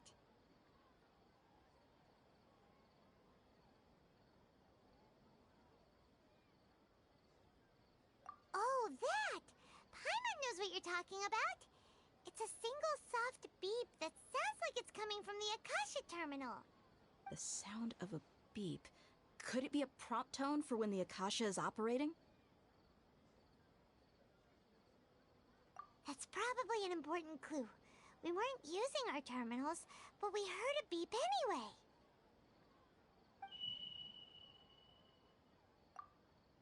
Traveler, did you hear that? I heard it too.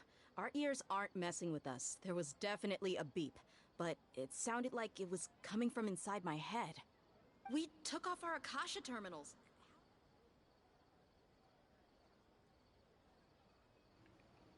Ah, damn it, the day's repeating. It's the Akasha terminals don't have anything to do with it. Once that you've hooked it up to your brain, it's just your brain doing all the stuff. So the Akasha terminals are just for show. Oh no, it's too late. It's too late. We already got the brain worm.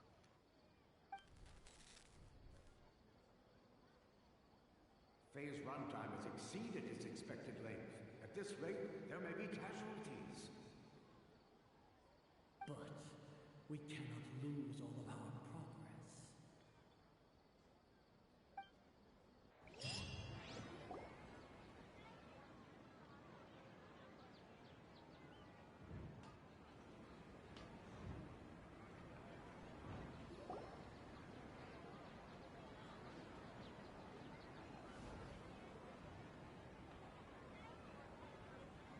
Oh, we're losing so much brain. Paimon remembers everything. Wow. Good. You adapted quickly this time. At the end of last night. We definitely took off our Akasha terminals last night, but we still heard that beep. Why is that? We've been implanted with another form of the terminal.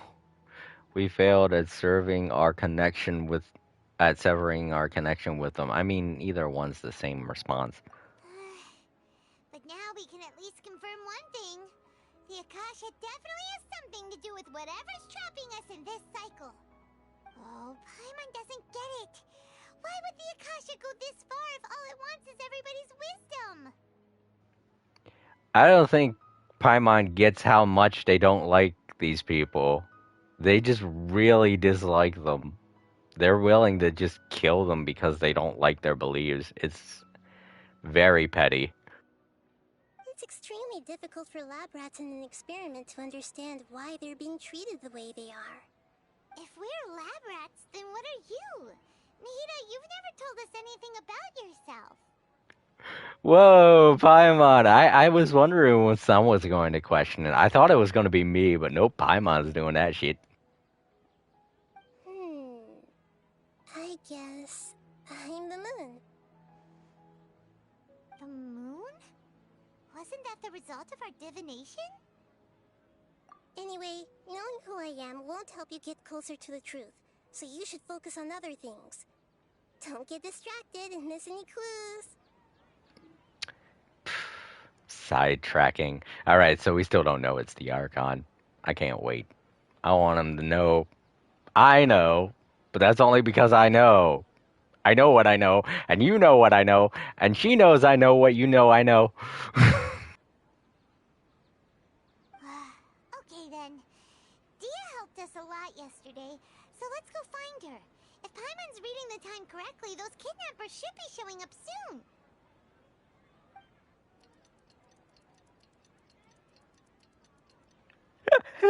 I love the little...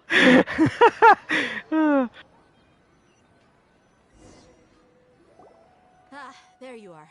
I've already taken care of those kidnappers. My lady, did you get hurt? Dia? What's wrong? Why are you both gawking at me like that? Oh no! Did they replace Dia?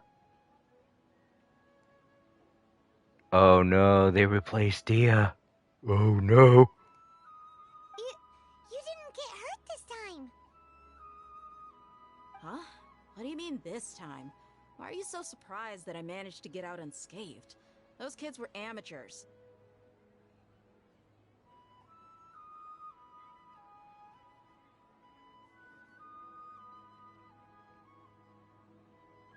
Shh! How did you know about my greatsword? I haven't told anyone about it. Please, don't tell Miss Dunyarzad. So Dia's lost her memories after all.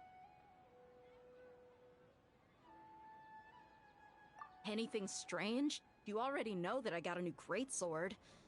If I had to say something, it's weird how such a new weapon could feel so familiar.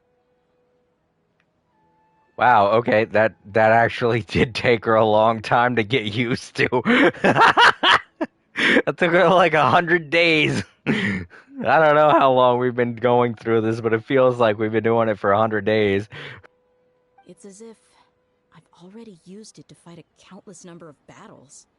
You're saying that although you don't remember using it, your body feels like it does? That's right. Both mercenaries and warriors heavily rely on muscle memory.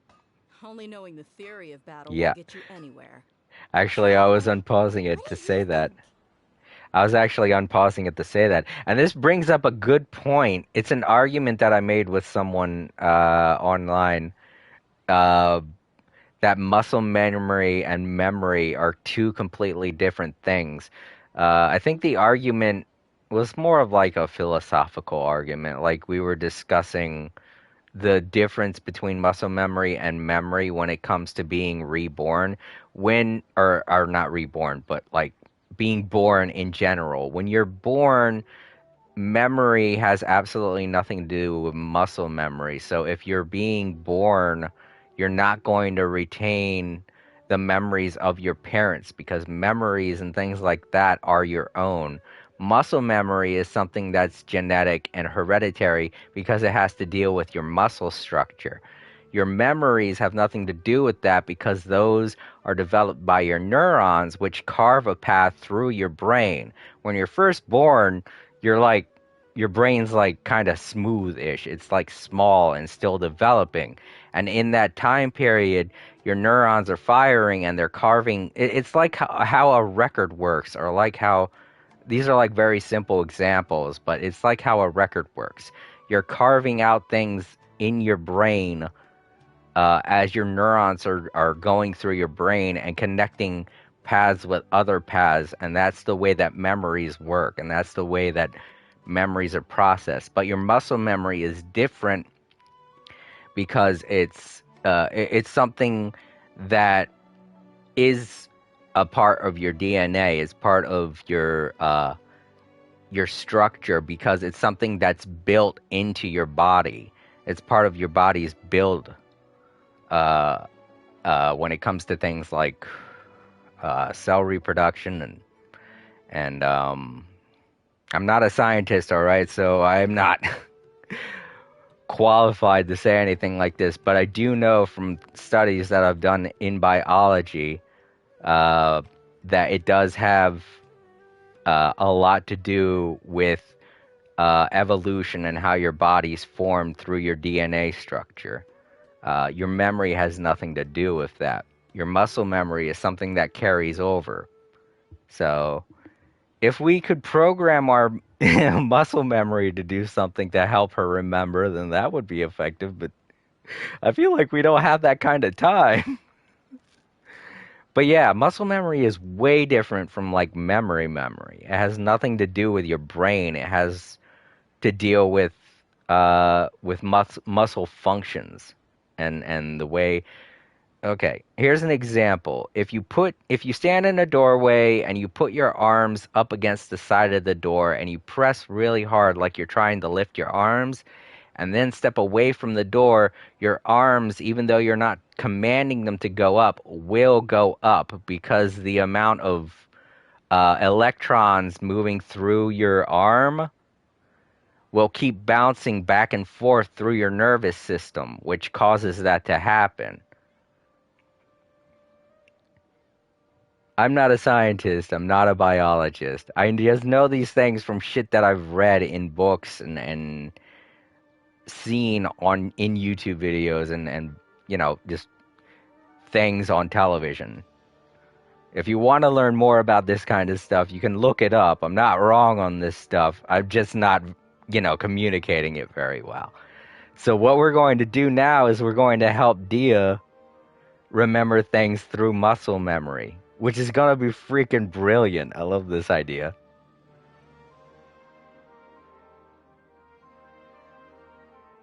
Yeah, Paimon's feeling really hopeful. Oh, you're right. Earlier in the Samsara, something like this would have never happened. I have no clue what you two are talking about, but it's still dangerous here, so... So you want us to take Dunyarzad somewhere else to rest while you check if there are still more kidnappers around, right? How did you know what I was gonna say? Can you read minds?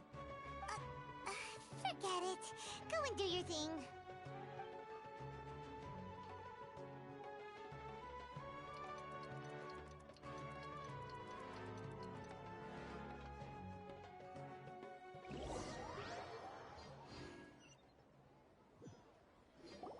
Whew. It's finally nighttime. Aside from Dia not getting injured, everything seems to have stayed the same. Listen, Nahida, we found out that Dia got out just fine today, even though she got injured every other time she fought the kidnappers. Yay. Excuse me. Ooh. But yeah, just to piggyback on the whole logic of what I was saying earlier, I think that entire conversation happened because of a video that we watched of someone that was related to somebody else committing a murder that was similar to something someone else did in their family. I can't even remember what the hell it was about, but uh, yeah, that's kind of not going to be something that you can't pass those kinds of memories and that kind of spitefulness down to your children unless you're actively teaching them that. And the person's parents weren't even alive, so I can't remember. I think it was like a cartoon or something.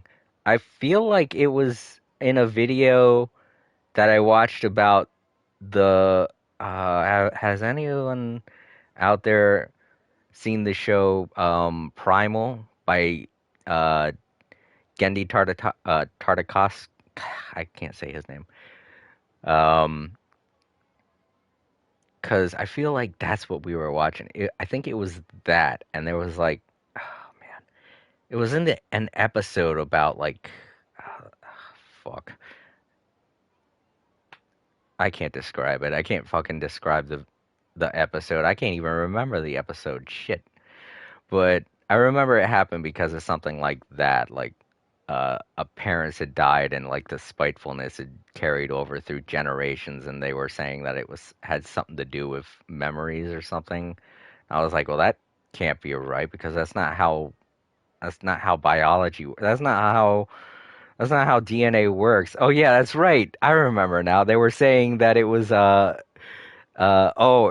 it's because it gets carried over with their DNA, and I'm like, that's not how it works. That's not how DNA works. What the fuck?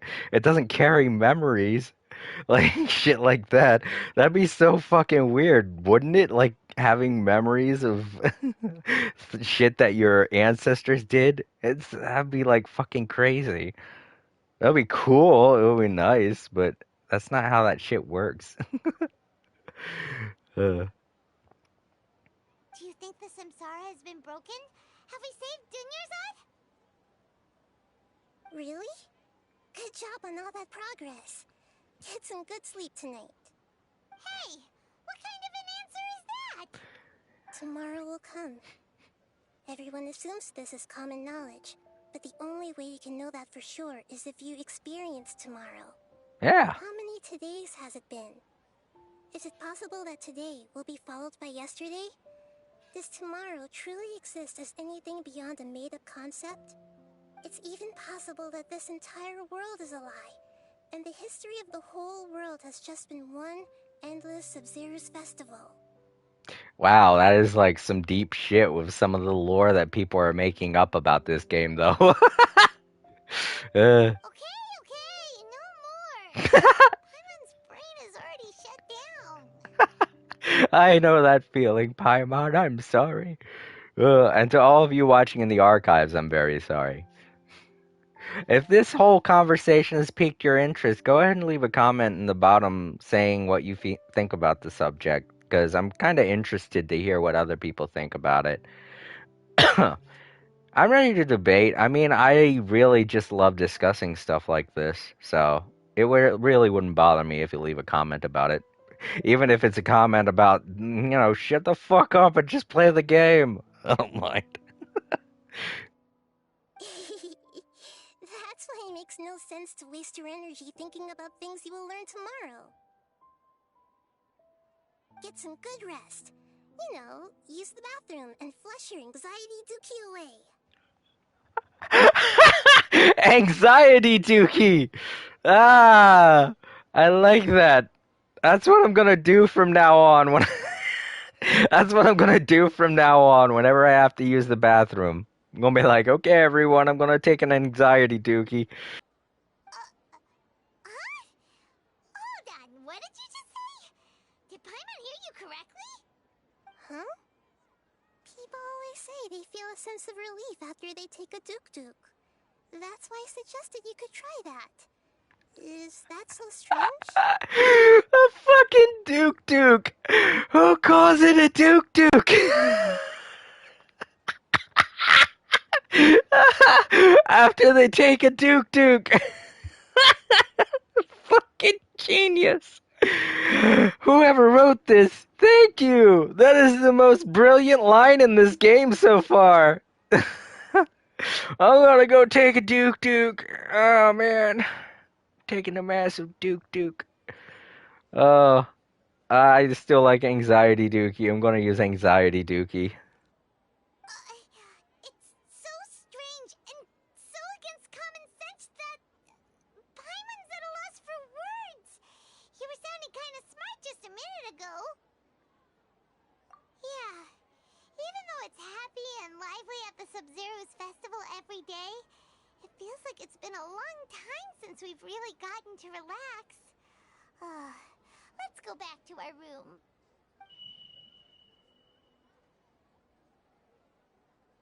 Continue the harvest.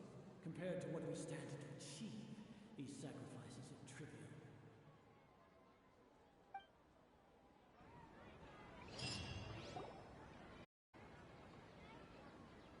We're still in the same day.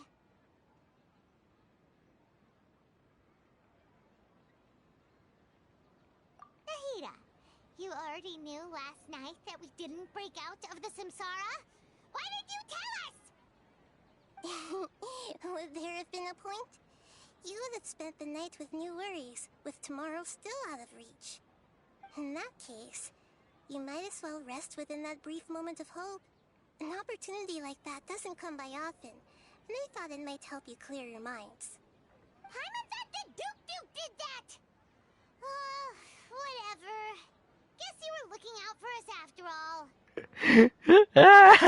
Paimon said it too. Duk-Duk. Paimon thought the Duk-Duk did that. I like this new line of conversation. Keep it going. Of course. In the time we've been together, you two have been everything to me. Paimon's flattered and everything, but maybe you're taking things a little fast. What I mean is, even though I had asked you to solve this puzzle, you two are still the only ones who can see me and sense my presence. In other words, if you weren't here, I may as well not exist. That's why you two have been everything to me. Get it? Nahida's talking about confusing stuff again. Anyway, that's enough chit-chat. So, Traveler, did the new clues yesterday help you gain a new understanding of the situation? Huh? Why are you scrapping your previous theory?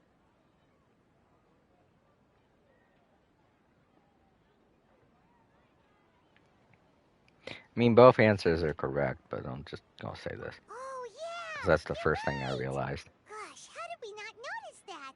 In a simple time loop, people's physical condition should also reset. So, what's your new hypothesis? Okay, here we go again. Alchemical divination results, bodily memories, the Akasha sound, information on the Akasha, the Subzaru Festival Subzara, the Akasha sound. The beep is a prompt tone for Akasha operations. We still hear it every night, even though we removed our Akasha terminals. They keep taking our memories. That's why we keep reliving them. Okay, Nahida said the Akasha relies on the power of a gnosis to operate, as it is the manifestation of the God of Wisdom's power. It compiles the wisdom of the entire populace, and it grants knowledge to the people. Hello and welcome, new friend. Aspect Lightning. Welcome to the chat. Hey, my friend, would you be interested in me creating your banner and logos and... Oh, no, I'm sorry. I am mostly looking for material to use in my portfolio and gain experience. Yeah, I know that feeling. I'm an artist too, but, you know, not really looking for anyone to help change my banner or whatnot. I've had this one for years. If I wanted to change it, I'd probably do it myself, but, you know, lots of stuff going on.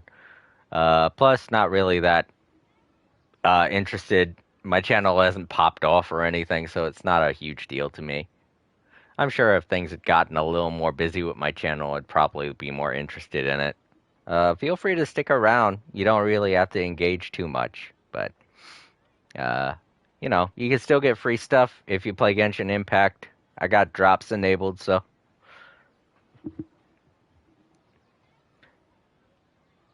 And if you feel like conversing, that's fine too. Alright, Subsara's Festival. Oh, it's no problem. Have a great day, Aspect Lightning. It was nice meeting you. And good luck. Mercenaries rely heavily on muscle memory, and Dia was able to use her experiences to avoid injury in later samsara cycles.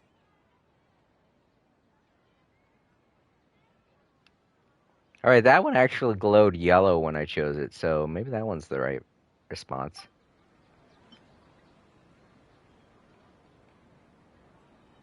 The moon, illusions, and lies. What did they all mean? Alright, I'm gonna go with this one because... Oh, wait, no, that's right. When it's yellow, that means it has to be combined with something, don't it? We've already experienced the Sub-Zeru's festival many times, and the day of the festival seems to be in a perpetual samsara. Alright, so I gotta associate this one with... Okay, bodily memories, alchemical divination results, Akasha sound, information on the Akasha, Subsara's Festival Samsara. I mean, these two seem suspicious. I'm gonna go with this one. No, okay. I can't seem to cohesively piece everything together.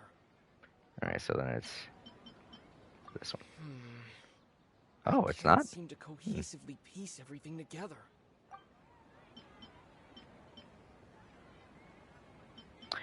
Well, I mean, the Akasha sound, that's right. We did figure out that when we took off the stuff, it allowed her muscle memory to work all right. Oh, okay. So it doesn't prevent us from losing our memories, but it allows us to keep our muscle memory. So whatever it is that they're stealing from us, it's just from our brains. It's not how our muscle works.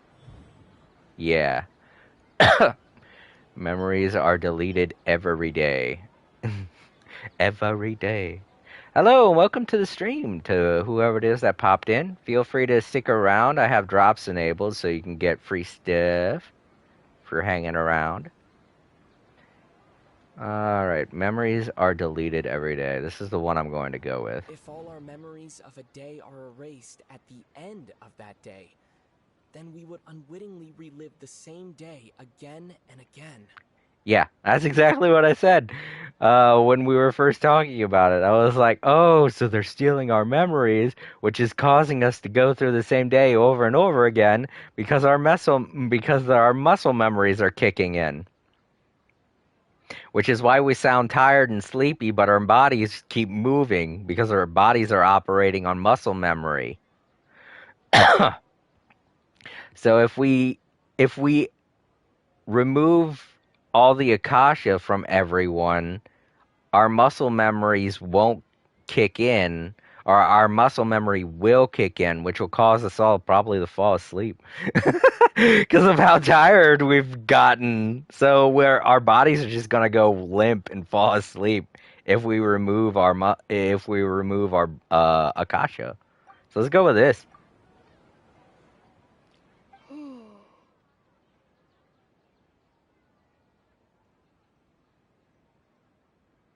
Oh, then the beep we hear every night could just be indicating the deletion of our memories.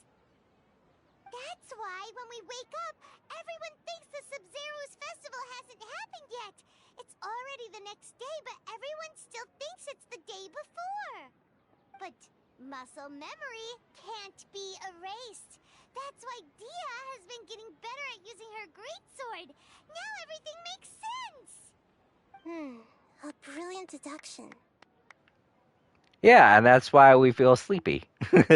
Because our bodies are still going through the same exertion that we were going through each and every day. So our bodies are like, fuck, what the hell is going on? Why is he still doing the exact same shit? Nahida, tell us if we're right or wrong. To put it simply, it's as if you've mistaken a pyro crystal fly for a firefly in the night. You lost sight of its true nature because you focused too much on your perception that it glows. That isn't simple at all! Still the wrong conclusion, huh? Ah. Why don't you go talk to Miss Dia again? You might learn something new. Right! She did help us find our latest clue after all. Let's go! Okay, well, I feel like I've already solved it, but it's not giving me the full answer, and we only have like a little bit left that I've probably already said. So sorry to anyone that wanted to tune in later to not get a spoiler, but I probably just spoiled the ending of this for you. It's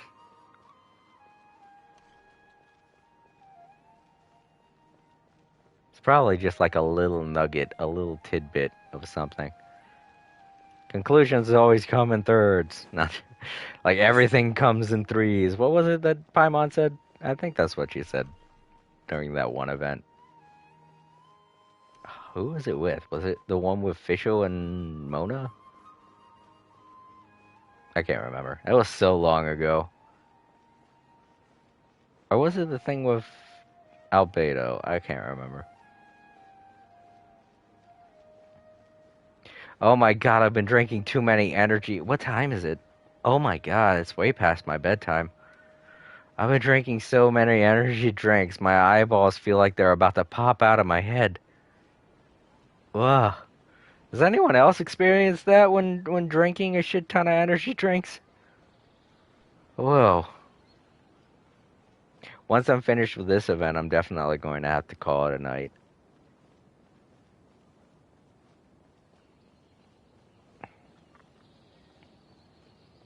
Damn it, where the hell? How far away is this? Oh, man. I'm just going to jump from here. Seems like it's, ooh, branch.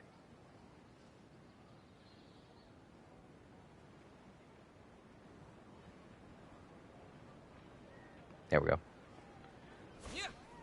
Boo! Bleep. Bloop. There you are. Really took me a while to find you. As expected, Dia also didn't get hurt today. Get hurt? Why would I? Don't underestimate me. Well, you're still getting used to your new greatsword. Huh. Truth be told, I also think it's pretty strange. It just suddenly felt so familiar in my hands, and... wait a second! How did you know I got a new greatsword to begin with? I didn't tell anyone about it. Traveler, could you explain the situation to her today? Paimon's gotten a little sick of doing it. Yeah, we don't need to explain it. She probably already figured it out. I mean, we can just get to the point, and she probably will already figured it out. Oh, that works.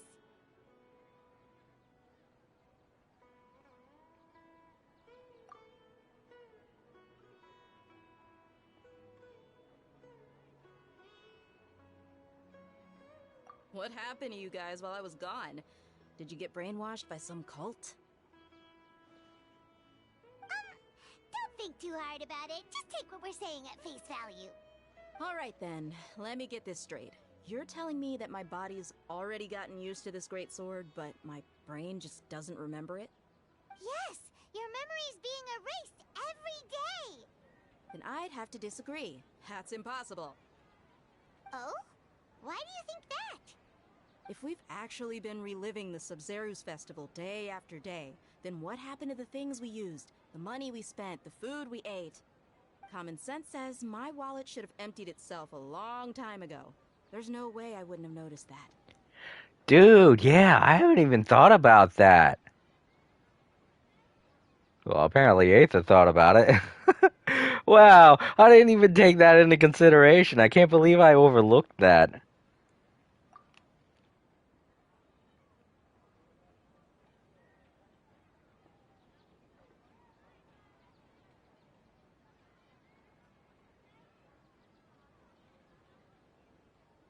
Right. They could use the Akasha to record what everyone did that day, and then use the city's resources to replenish everything.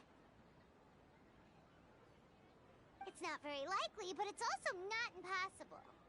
No, it is impossible. I've got proof. You have proof? Where? You two are surprisingly serious about this nonsensical discussion. Fine, I'll play along for a little longer. Come with me, Miss Dunyarzad. Please come along as well. I still can't guarantee that this area is safe.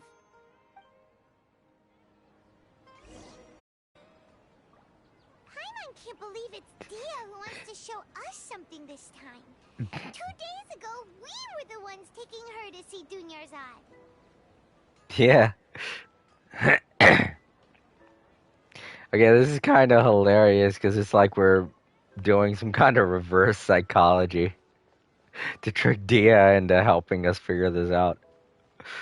Like, we ourselves couldn't really think any of this stuff because we're on the outside looking in. We need a different type of perspective to get these answers. Because we're not asking the right questions anymore. We're just, we're our eyes already open to the truth, and we're like, okay, well, we can't ask the right questions anymore because we're in on the gag. So we need someone that's still under the delusion that things aren't, different in any way. All right, wait. Oh, I went up the wrong ramp.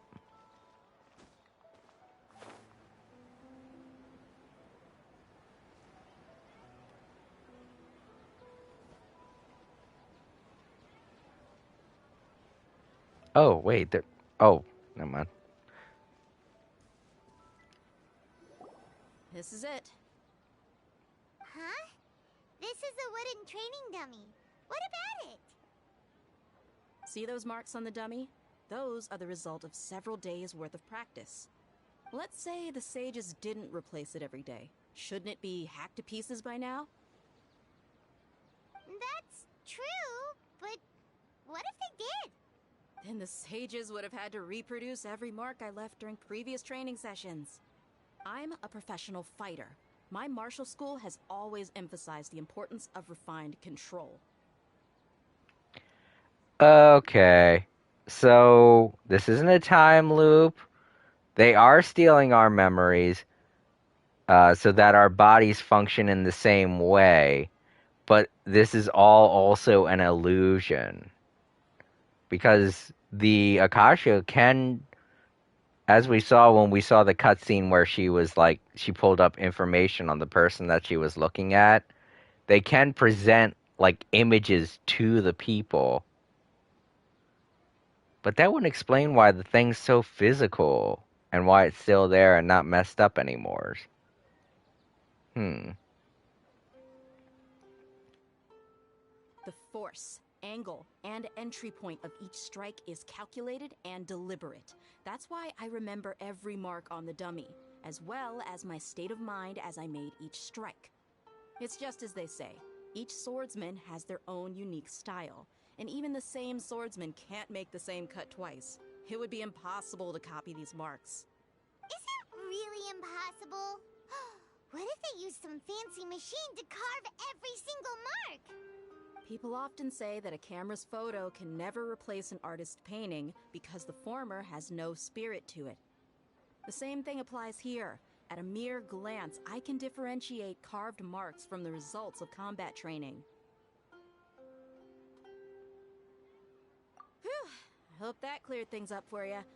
Hey, is this that new brain-exercise game that's been super popular with the scholars lately? It's surprisingly fun. Anyway, it's getting late. I should escort Miss Dunyarzad to Nilu's stage. See you later. Well, back to square one. Is our Yeah. memory deletion theory also wrong?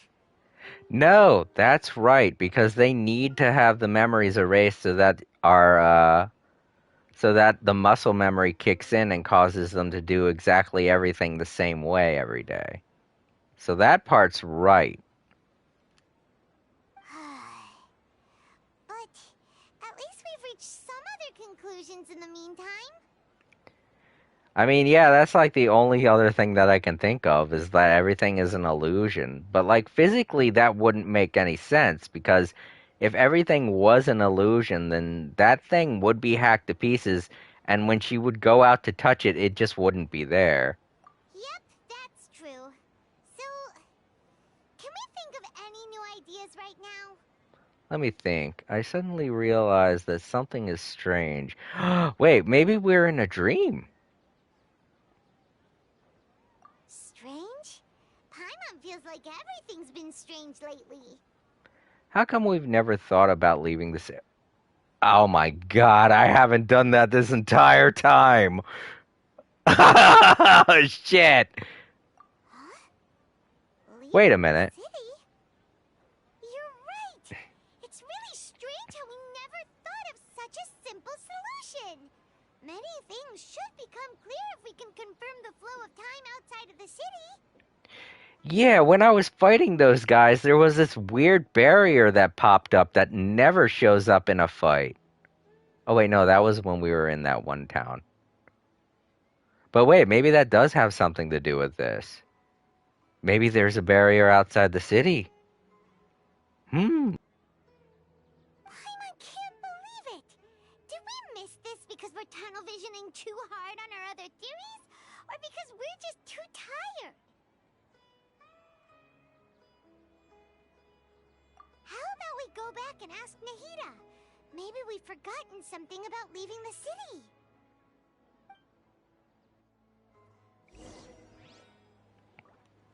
Goodness. Okay.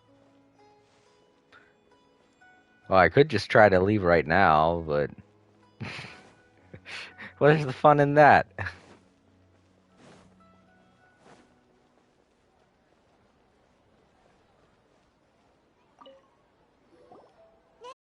We're back! You're back early today. Did you find something new? Sort of. We're mostly sure now that we're not in a time loop. And we also aren't in the real world. But at the same time, we have a new question.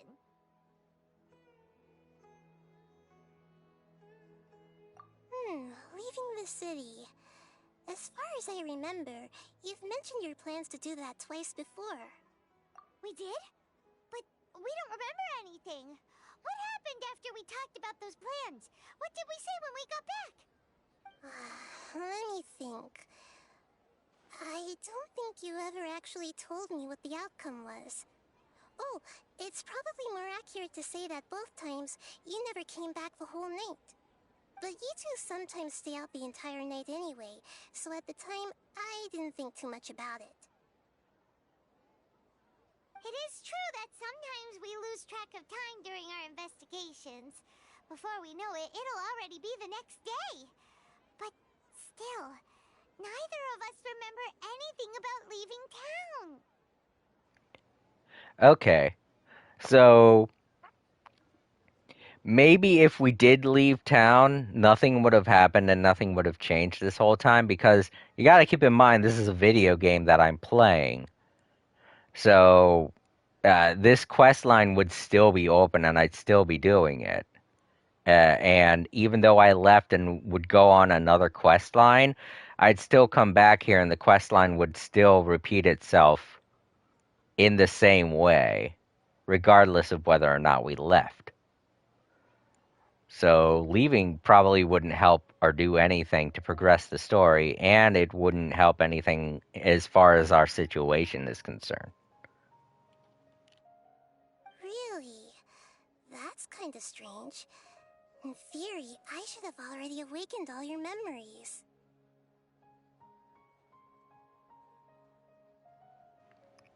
Yeah, because all of our memories and stuff are just tied to this one quest. So if we did leave at some point during this loop and went on a different quest entirely, and as we were coming back, we'd be like, all right, that's weird. We could go out and do all this stuff. So let's go back and start this quest line again. It would have still erased all of our memories from the previous quest that we did and regurgitated them through this quest line itself because the way everything's going in this game, everything's been confined to each quest line. And it's weird that they're actually breaking the fourth wall to do this. It's very weird that they're breaking the fourth wall right now. Yep, something here is definitely fishy. Let's get to the bottom of this tomorrow.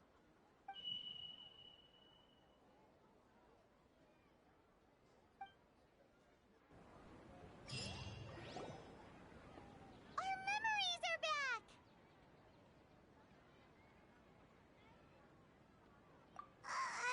About that. Well, where should Paimon begin? Traveler, aside from your memories that were just restored, I have another message for you. Listen to it and you'll understand. Can't go back. There are countless spaces here. Our Sub-Zeru's festival in Sumeru City is just one of them. Yeah!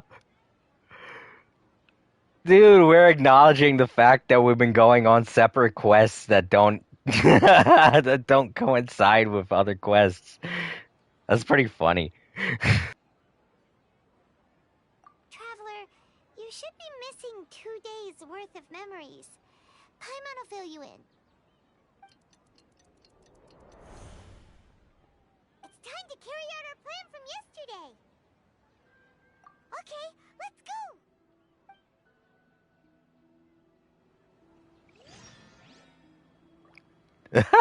I'm in a memory!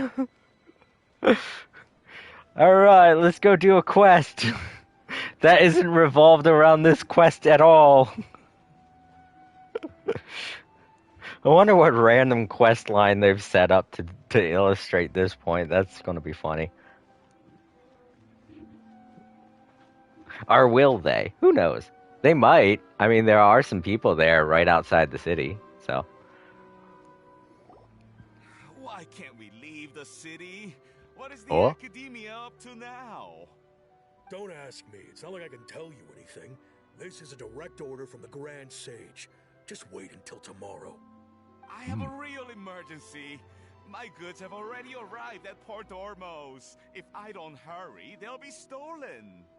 That's your problem. Make sure you make a request in advance next time. But it's not like you can just predict business matters in advance. It looks like the Academia already announced a lockdown for Sumeru City today. How completely unsurprising. Let's go and question them. Hello, sir. Why can't we leave the city today? Here we go again. Don't ask me. I don't know either. We just received an order that no one is allowed to enter or exit Sumeru today.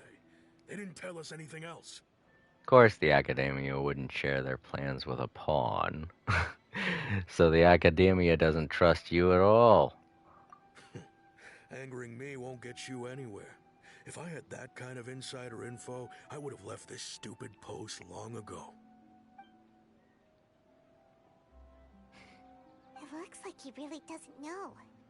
If we can't get anything out of him, let's take matters into our own hands. Why don't we climb over the walls?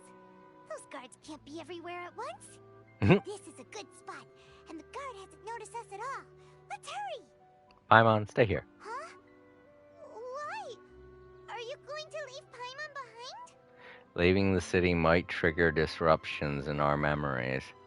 We need someone to stay and witness events from this side. Exactly. But what if things get really weird out there and you get into some trouble? Then Paimon won't be able to help you. Oh, Paimon knows that Paimon can't do much, but we've always been together, haven't we? Don't worry, Paimon. If we leave together, it'll be the same as before. Exactly. Neither of us will remember what happens outside. So neither of us will be able to relay to each other what happened.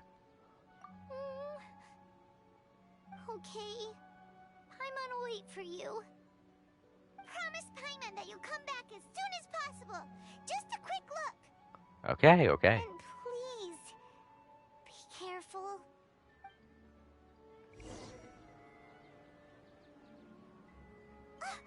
Memories!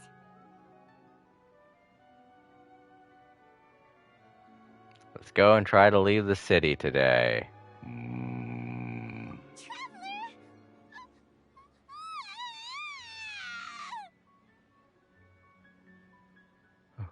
What's wrong, Paimon? Paimon thought Paimon would never see you again. You just disappeared. Paimon waited for you for hours and hours at the city wall and you never came back. You promised Paimon that you were only taking a quick look. What did I promise? Paimon, calm down. He's here now. I don't think he understood what you were saying. Paimon doesn't care. Paimon wanted to go look for you, but you also said that Paimon should stay. Paimon was so worried and so scared the entire day. Although I don't remember doing any of this. Still, sorry, Paimon. I won't leave you behind. Okay. Paimon will forgive you. The most important thing is that you didn't actually disappear. Oh, Paimon was so scared that you had gone into another world. Okay. Paimon, can you tell us your perspective of what really happened yesterday? I see. Using two people's different perspectives. After that, you left the city. Paimon kept her eyes on you the whole time, but then you disappeared in an instant.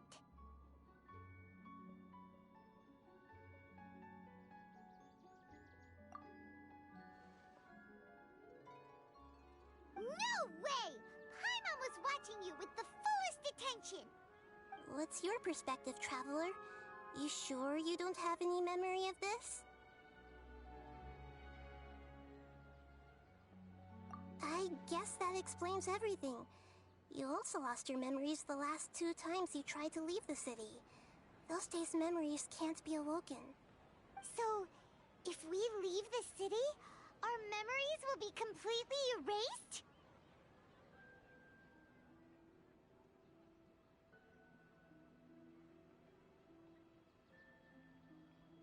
It really sounds like something big outside of the city is being hidden on purpose. But this way, we'll also never discover what's outside!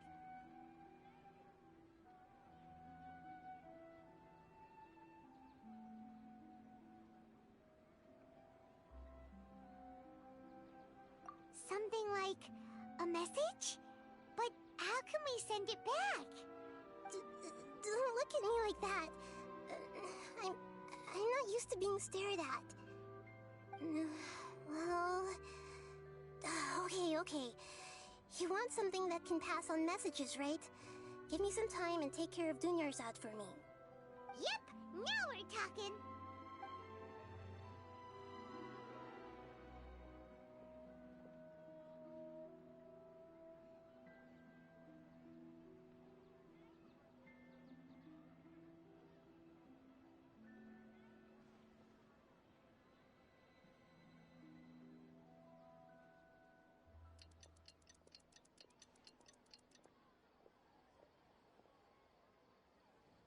I'm done.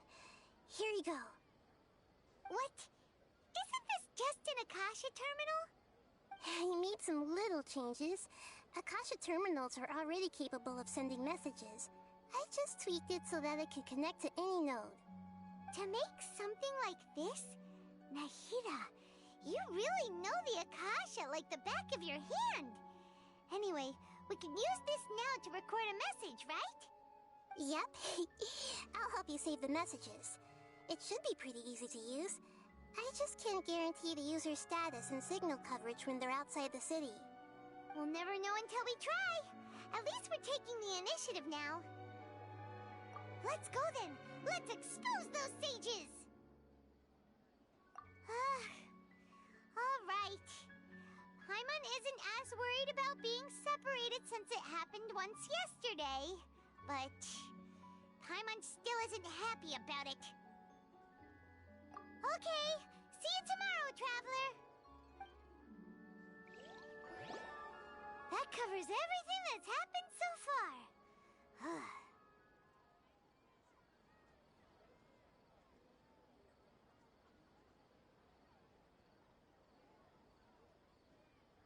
Yes. Although the signal was choppy and had some interference, we still managed to receive 2 messages from you when you were outside. Okay, now that you understand what's going on, let's hear the messages together.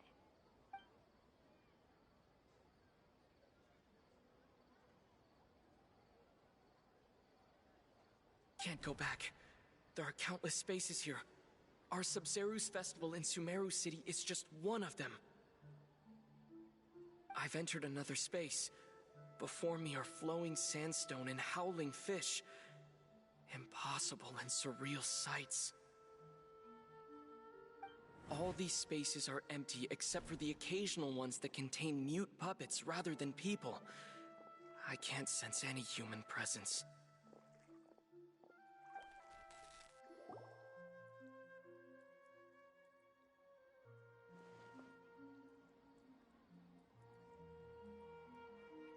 That's one heck of an info dump. It sounds like you left the Sumeru city space when you set foot outside of the walls. But everything looked completely normal when Paimon was looking out from the inside. That's unbelievable. And if we take your word for it, the other spaces all had very weird contents. There's another part here. We only received it last night. These spaces have been disappearing one after the other, absorbed by something like a sun in the sky. And now, even the final space has also disappeared. Behind me, a lot of spaces just appeared again from thin air. I get it now. Those spaces are actually...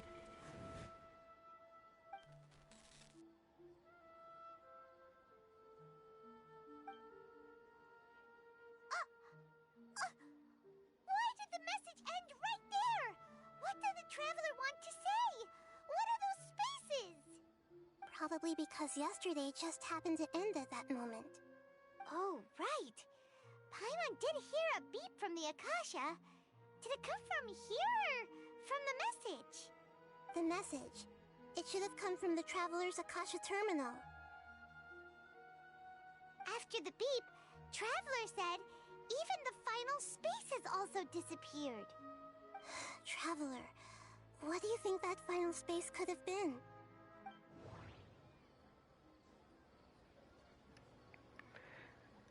Spaces without human presence, the real world, the space where we were yesterday. Yeah, I think that's what's going on. They're just replicating. They're just replicating the same space in the same area repeatedly. My impression is that each day in this samsara only ends at the sound of that beep from the Akasha. What's that have to do with this? Was that space actually the real world? But wouldn't a real space just randomly disappearing like that be catastrophic? Yeah, I know. It would just like fuck up the entire world. It would be like leaving holes in the entire planet. All the bizarre spaces I saw outside the city had one thing in common: a lack of human presence.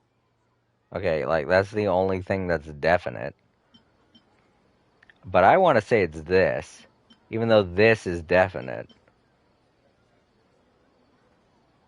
This is the space that we were yesterday, which is why. Okay, so that's why we can't leave out of.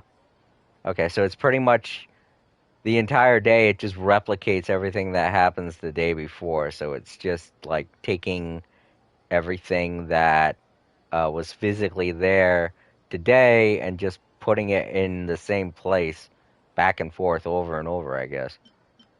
I kind of want to say this because it's like the only thing that's definite.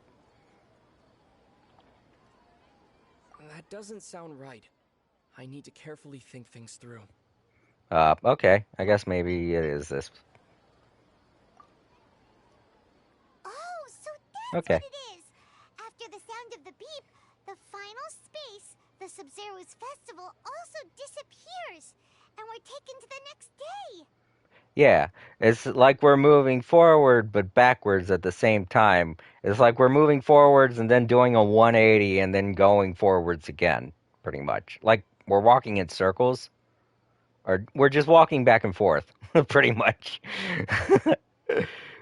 If you want to think about it like that on a timeline type of scale. It's like they've cut a portion of time at both ends and they're just looping it, pretty much. So that is like a time loop, except with physical implications instead of like practical ones, instead of impractical or theoretical ones. That's freaking trippy. At the same time, it's not within the realm of reason. It's just weird that they're physically capable of doing that.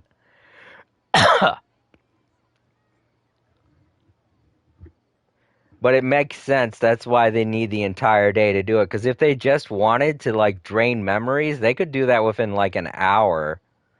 Or they could just do that while everyone's asleep. They don't even need an entire day to do that. They just need the entire day to replicate the previous day that is the same day that's going on. That's why they're taking memories on certain aspects of stuff. Which kind of makes sense, which is because that's what they're trying to do with the whole fucking creating a giant brain thing. Or a duplicate Emersal. It's like they're doing what the Emersal. It's like they're doing what Emersal does, but like on a smaller scale, so to speak. Instead of like an eternity, it does it for like a day. Cool. Alright, so we got all that out of the way. I knew I should have gone with my first assumption. I was like, this seems right. Like, yeah, that makes sense.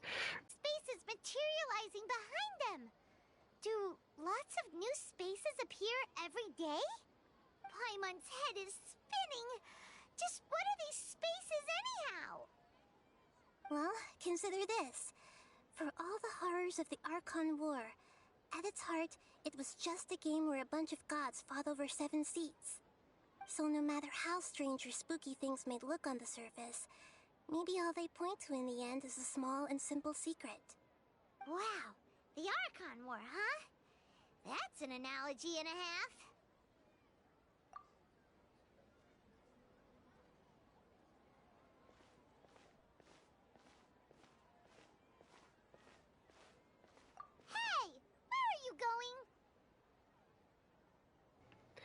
Yeah, it's like it's kind of heavy to process because not only does this kind of reflect what happened during the Archon War on a smaller scale, but it kind of gives him a new perspective on the world he's currently in, one that Paimon probably doesn't get. Well, I mean, one that Paimon wouldn't be capable of getting because she hasn't seen the kind of shit that he saw with the destruction of Conria.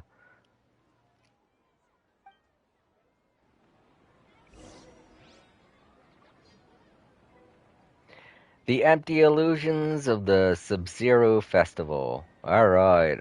Whew. That was a lot to go through, but I feel like we're finally getting to close to the finale of this chapter. All taking place in one spot. Yarg. Alright. Let's take a look real quick. Make sure... Oh boy. I want to make sure everything's going alright with the stream because that was a lot to go through. Oh, phew. Yeah, holy shit.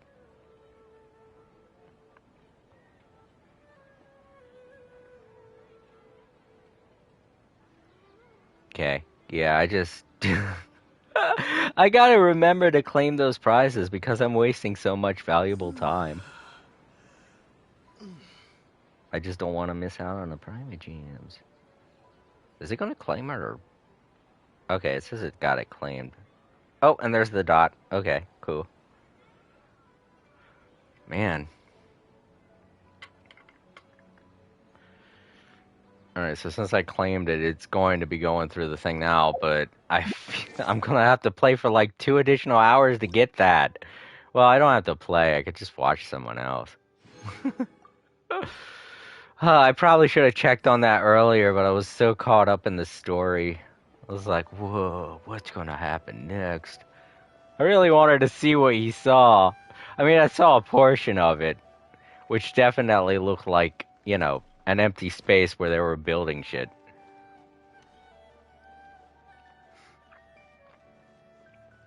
Also explains why they showed up at the very end of the day to shut down the festival. Or the dance. Because if they wanted to shut down the festival itself, they could have done that at the beginning of the day. But shutting down the festival doesn't have anything to do with it. Wait a minute, that is a question that we're not asking. Why do they want to stop the dance? Does the dance have something to do with it?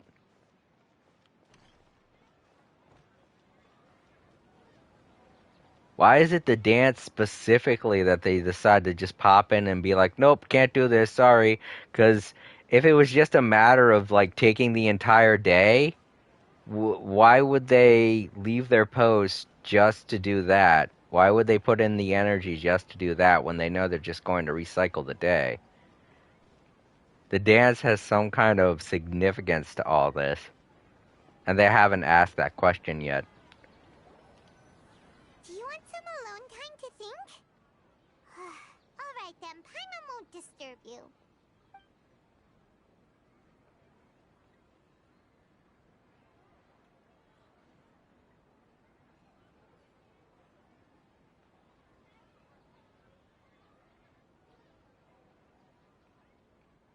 The dance of Sub-Zeros is about to begin. I'm going to go watch it. Okay. Why don't you go ahead, Dunyarzad? We still have some other stuff to do first. Okay then. See you later. Have you figured it out yet, Traveler? Time is ticking away. Awesome! What is it? Paimon wants to know. Oh, wait, no. Let's meet up with Nahida first. You can tell us both together. This time, we're gonna get to the truth. I know what I must do. Runs in and punches the guy in the face like, shut the hell up! Everybody dance! That's what I feel like doing right now. If it was me in this situation, I'd run up and punch the guy in the face. and be like, everyone, dance now. I wouldn't do that. I'm just joking. It's a funny thing to just imagine. Just at the breaking point where he's like, fucking fuck this. I'm ending this right now.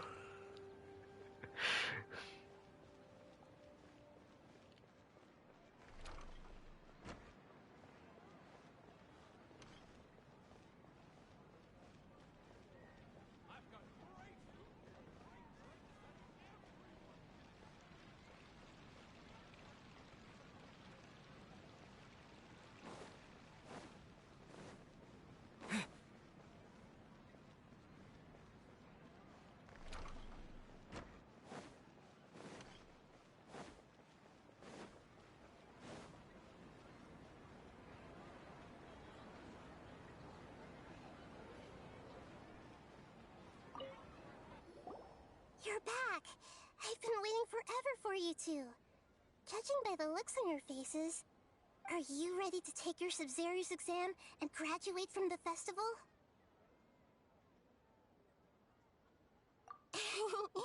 Okay, first off, have you discovered the hidden truth? Alright.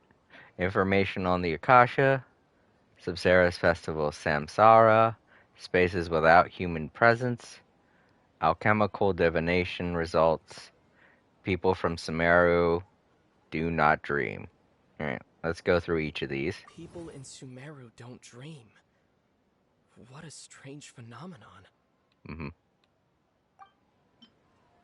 The moon, illusions, and lies. What do they all mean? All the bizarre spaces I saw outside the city had one thing in common: a lack of human presence. Mm-hmm. Dreams with no human presence. We've already experienced the Sub-Zero's festival many times, and the day of the festival seems to be in a perpetual samsara. Okay, Nahida said the Akasha relies on the power of a gnosis to operate, as it is the manifestation of the God of Wisdom's power. It compiles the wisdom of the entire populace, and it grants knowledge to the people. Those spaces remind me of dreams, like the one I had in the Avidia Forest, except these have no sign of human presence. Yeah. Alright, so this one needs to be associated with this one. It creates the truth behind dreams. So, well, this is all just a dream. So my first assumption was right. Like, wow, that's weird. It just was like they pulled a bunch of red herrings, and now it's just back to where I was first thinking. What? Okay. We are all in a dream. It isn't that the people of Sumeru don't dream, rather the Akasha is taking their dreams from them. And just recycling them. Well, at least in this instance it is. People in Sumeru think they don't dream, but the truth is the Akasha steals their dreams without them knowing it. And those spaces with no human presence are stolen dreams without their host. That would explain why they sounded so weird when he was trying to describe them. Oh my god. Like I said something exactly the same thing when we were talking about the whole thing about them stealing their memories. Wow. God damn. I was like right on the money with that first assumption. I was like, "Oh no, they're stealing our dreams." I was right. Holy shit. And then we got looped around with all kinds of crazy stuff like wow. Sometimes it's like when you think of the answer and then you're like doubting yourself, you think of all kinds of other different things. All right, cool.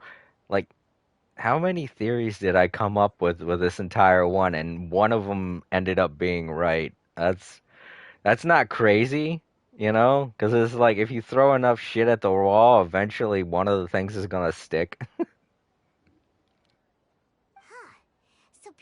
Sumeru do dream after all. In fact, we're all in one big dream together right now. Correct answer. Now, how did you conclude that the Akasha is capable of this? Okay. The Akasha operation requires a gnosis. The Akasha is the manifestation of the God of Wisdom's power. It compiles the wisdom of the entire populace, and it grants knowledge to the people. The Akasha relies on the power of a gnosis to operate. It is the manifestation of the God of That's Wisdom's actually what power. she said. It's like literally all one of these things Compiles the wisdom of the entire is what she said. populace, and it grants knowledge to the people. Yeah. So the Akasha uses a gnosis to manifest the God of Wisdom's power. It compiles the wisdom of the entire populace and grants knowledge to the people. So, like in reverse, it would be doing the reverse.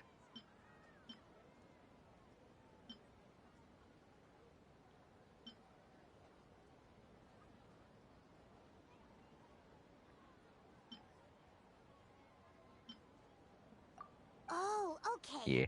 Those dream-controlling creatures in the forest also get their power from the Dendro Archon, right? Mm-hmm. That would explain why the Akasha has the ability to control people's dreams, too. Yeah. So, like I said to April, like in the last stream, there are like two ways to communicate. The Akasha is like something that the Academy developed and is a way to speak to the gods in the same vein that utilizes the methods that were discovered by uh, Tanari to, to get high and talk with the gods that way. Except they're using it in like an opposite way that the god actually uses it to communicate with people. They're using it in a way to manipulate people's dreams.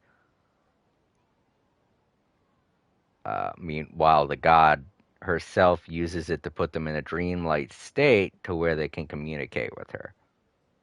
So they're using the technology to put them in a dreamlike state, but not to communicate with the Dendro Archon, but instead just, recycle them and put them in an endless dream. But is stealing everyone's dreams really how the Akasha compiles their wisdom? Isn't there anything more to it than that? That's what I was actually about to ask. What the hell is the point of doing that? Like, if they're taking their dreams and just using their dreams to create an endless loop, what the hell do they gain out of that? Dreams are fantastical, complex, and full of imagination. People's brains are the most active when they're dreaming. In other words, dreams are rich bundles of human wisdom. So, in other words, the complete opposite of how Hypatia understood it. Paimon remembers her saying that the sages think dreams are foolish delusions, and the fact that no one dreams is a blessing from Greater Lord Rukkhadevata. So it was all a dirty trick? The real story is that the sages from the Academia are using the Akasha to steal people's dreams for their own use, huh? Yeah, and they don't intend to stop there. Yeah, I mean, they're gonna be killing people. And they're not even being subtle about it. They said that in the little report thing that the guy was giving. That's just fucking wrong. Oh? By the sounds of it, you understand the current situation pretty well. So then, what about the samsara? Yeah, that's what I asked earlier. Is that going to break the how would it do that? How would it break the dream loop thing? The Akasha sound. Oh, would it be too loud for the sound?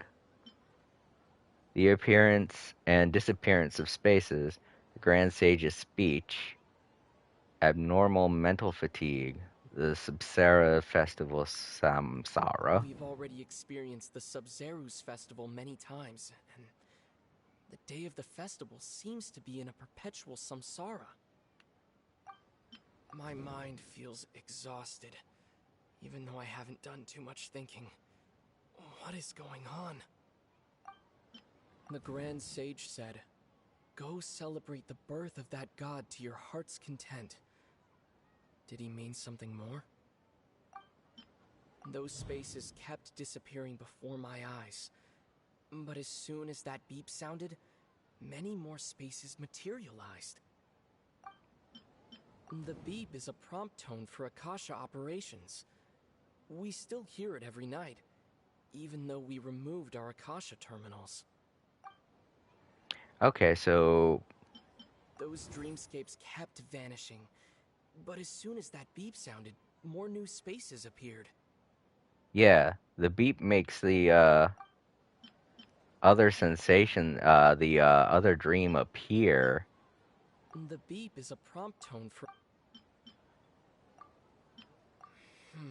No, and disappearance of spaces. So when it sounds, it. Why the hell would the Grand Sage have to communicate that speech every time? Yeah, no. No? Dang. So, yeah, is it the festival? Is the festival too... Would the festival be too loud for the beep to be heard?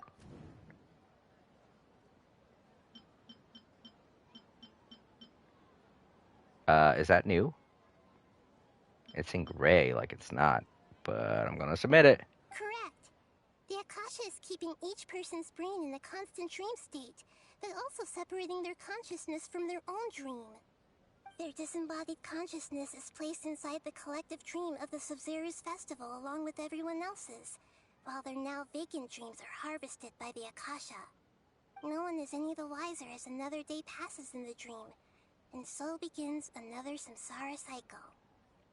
Okay, so the dance is what finishes off the Samsara festival. So if people had the inclination that the Samsara's festival already ended, they wouldn't keep thinking that it's going to begin the next day. They would think, wait a minute, didn't the Samsara's festival end? And then they would kind of snap out of it? Is that what they're getting at? People wake up to yet another dream about the Sub-Zero's festival. The dreams that belong to them are once again harvested by the Akasha. And so it continues. So, this is like a dream factory, and the Akasha is a dream harvesting machine. Did Paimon get that analogy right? Very good, Paimon. Using analogies well is an excellent habit to get into. Yeah. I do it a little bit too much.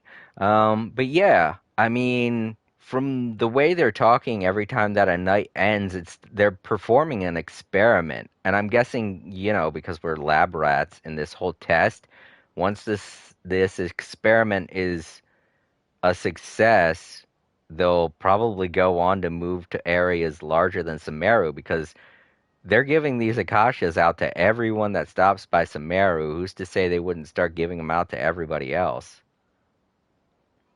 Because before they were just giving them out to people who were residents of Sumeru.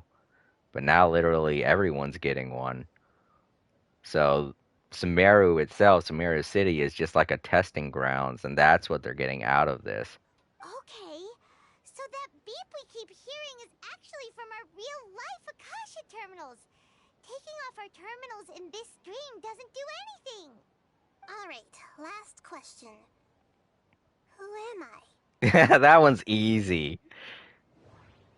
The moon. Well, yeah, she literally said the moon. An illusion. Lies.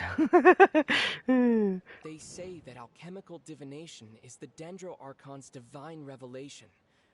So then, if Nahida has referred to herself as the moon... I see the moon sees me. God, that that episode of American Dad is going to play in my head every time I hear the moon. Now that I think about it, wasn't illusions a hint that we're all dreaming?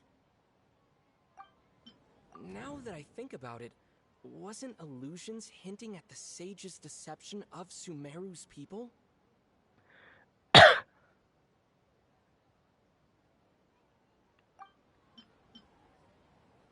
They say that alchemical divination is the Dendro Archon's divine revelation.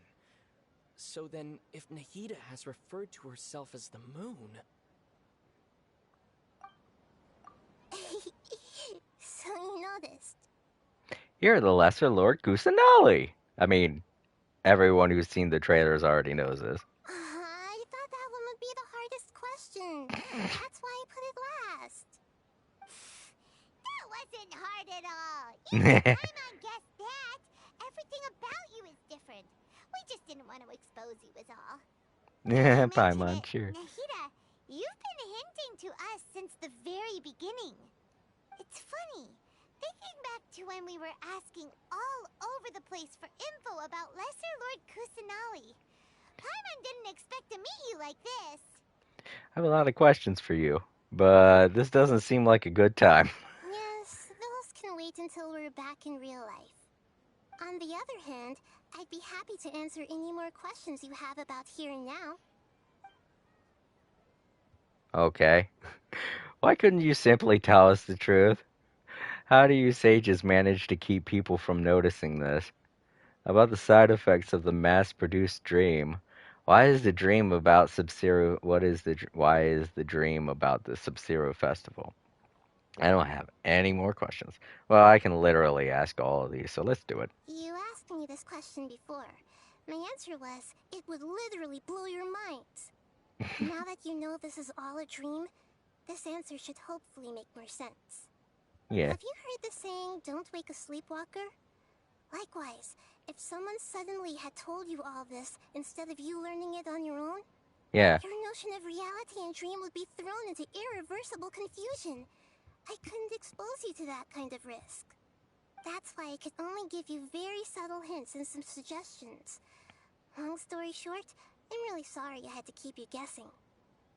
Well, it's not only that, but like if she did tell us like from the get-go, we would have just forgotten anyway. And even once we gained all of our memories, it probably would have been like it probably if our brains could have handled it, and we were just susceptible to the idea of it all happening, then it wouldn't have like been much to register for our brains. So it would have just been kind of a little bit too hard to believe.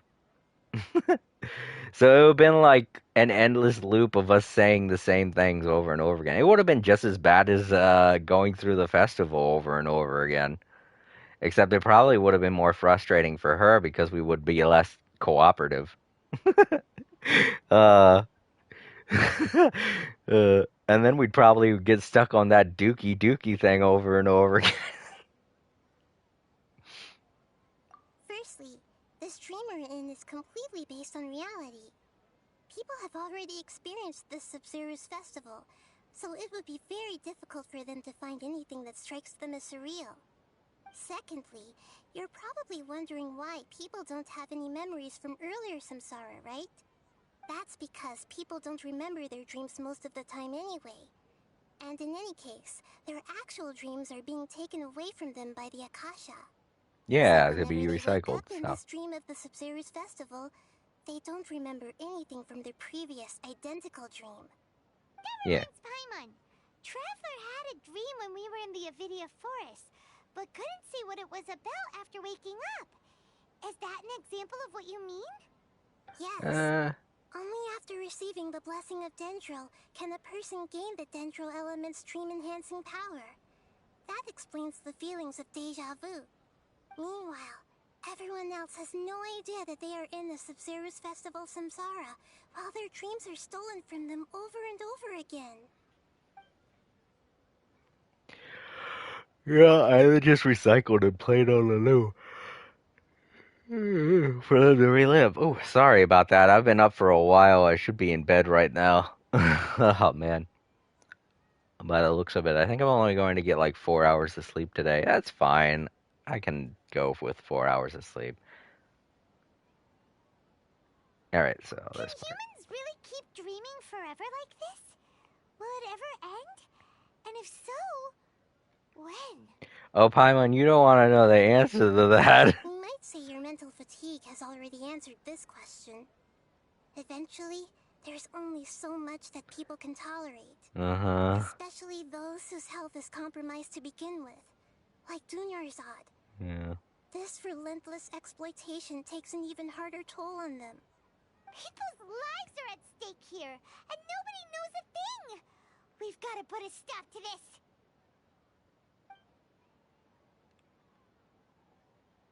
I know, right? Why did they have to base this dream on my birthday? Could it really just be a coincidence? No, I think it's probably because this is probably the most active time for people to be doing this kind of thing. Because if they were just going to do it to produce like like for a regular day, it would seem a little bit too convoluted. Like like there's less imagination that goes into this, so they would dream less, and people dream more when there's like a huge event happening or when there's a huge event going on. So it's a lot easier to replicate a dream that's more flushed out than it is to do one that's super big. Even you don't know the reason? Wow, now that's strange. The Academia sages are determined to harvest lots of dreams in a short time, no matter the cost. They have to be up to no good. Unfortunately, I don't know anything about it. Traveler, do you have any information?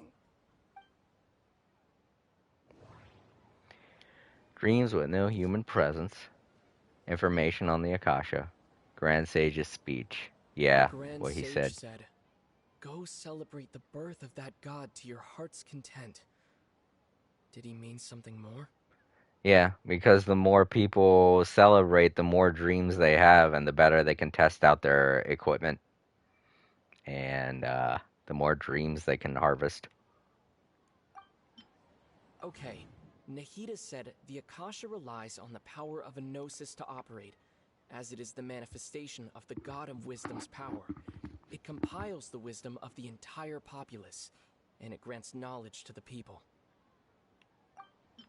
Those spaces remind me of dreams, like the one I had in the Avidia forest, except these have no sign of human presence. Alright, this one. I knew it. Celebrate the birth of that god? Yeah. Could it mean... Why couldn't you simply tell us? Oh.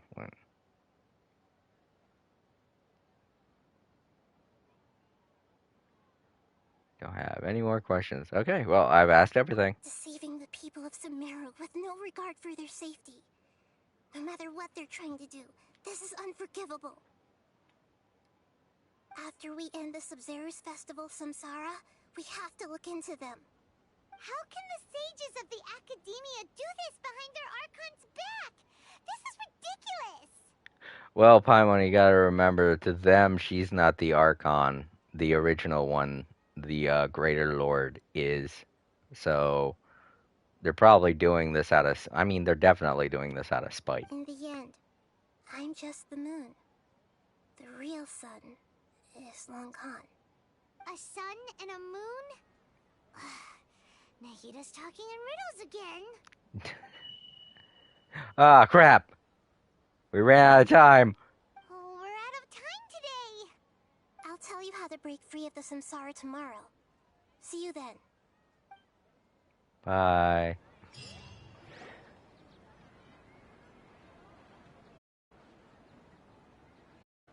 Well, at least we're waking up here now. Wait, now that Paimon remembers everything, should we instead Uh-oh. say good morning Oh Lisa no! Kusanagi? No.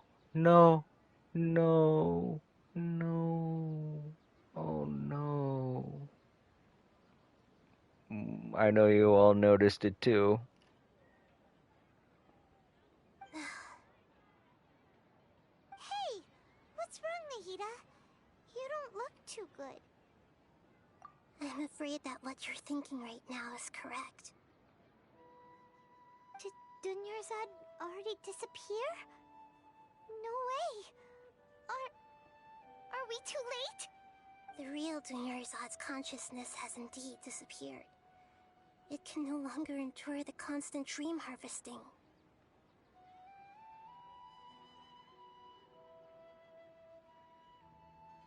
Paimon can't believe it. Wait, so what about that other Dunyarzad? Just what is she? Is she also going to disappear? She's actually something like a puppet, but not completely. The real Dunyarzad's consciousness could no longer keep playing her role in this dream. So another Dunyarzad appeared to replace her in the dream. Just like the grass and the trees, that Dunyarzad is just a building block of the dream that helps to keep it going. But personality-wise, she's nothing like the real Dunyarzad. Puppets are stiff, and can't copy a living person's vitality. After all, they're just there as filler. You know, speaking of which, the old Dunyarzad might not have been too different from a puppet.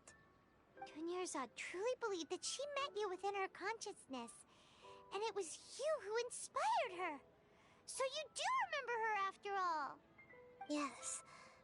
Back then, her family was overly protective of her. No one cared about her personality or thoughts.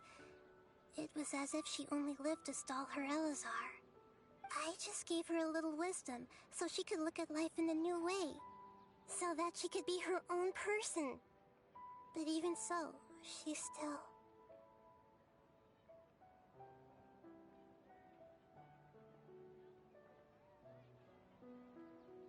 Far from it. I'm still a long way off from being a real Archon. I couldn't even save her. If I were a competent Archon, I wouldn't have let my most faithful follower die at the Sabzeruz festival with so many regrets. Please don't beat yourself up over it, Nahida. It's the sage's fault, and theirs alone. I'm not beating myself up. All I did was to rationally observe the distance between myself and a real Archon. Don't be like that, Nahida. Even real Archons are still allowed to be sad.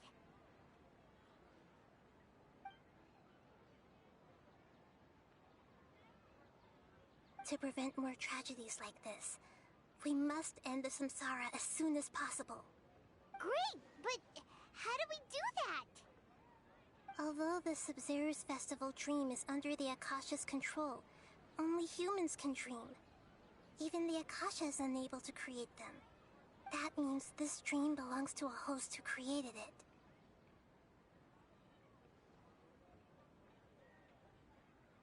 Huh?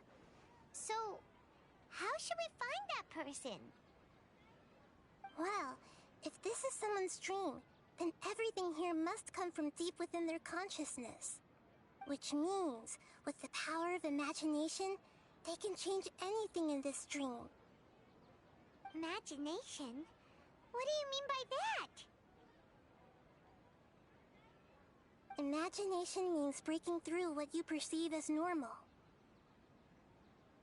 Like when a server at a tavern brings a plate to you, you'd naturally assume that food is on it. However, if you're the dream's host and you become aware that you're dreaming, when you imagine gold and more on the plate, the dream will respond in kind, and the server really will bring you gold and mora.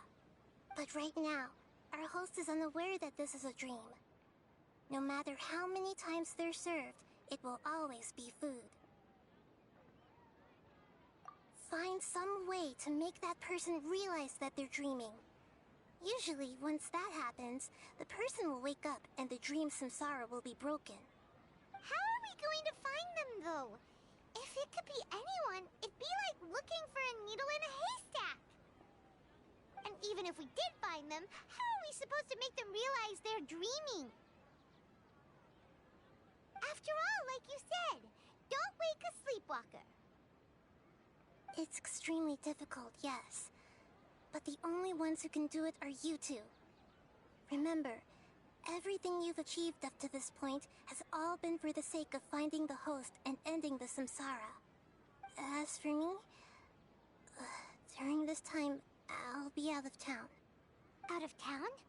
Are you going to that place full of dreams where the Traveler went? Yes, I want to try something.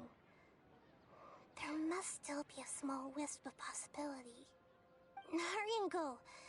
Dreams are supposed to be fantastical, romantic, and full of pleasant surprises. Unnecessary things like this samsara need to end.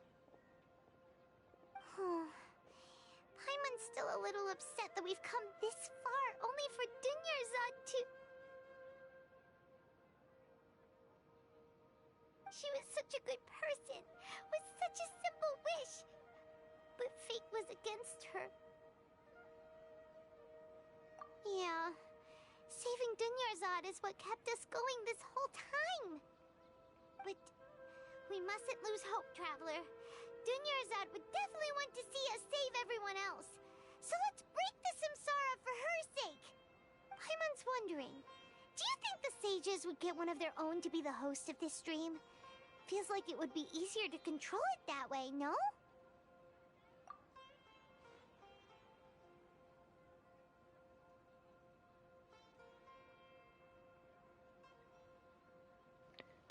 Oh, I think it might be the dancer. I can't quite remember her name. I think it was Nahida, I think. Yeah, that's why the guy goes to her every night and talks to her, because she's the one that's the host, and he's just assuring that she's going to keep dreaming.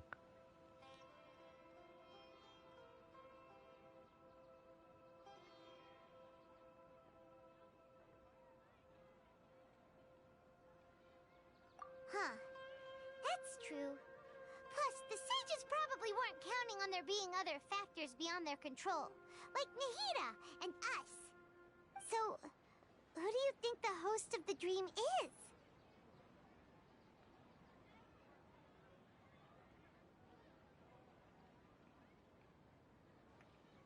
Really? Really? Him? That is like, what? I would not have suspected him. I mean, yeah, he has like a different getup and everything. He's probably the most malleable out of all of them, but like, there's like no indication that it'd be that guy. Oh, that would make sense. Ferris, the Knight of Flowers, is a symbol of the whole Sub-Zero's festival, right? Pretty core character. Let's go ask him some questions, shall we?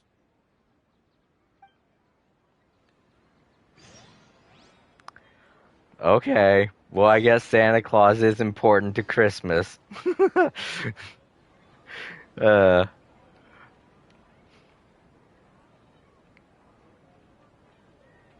uh, that is very sad, though. No.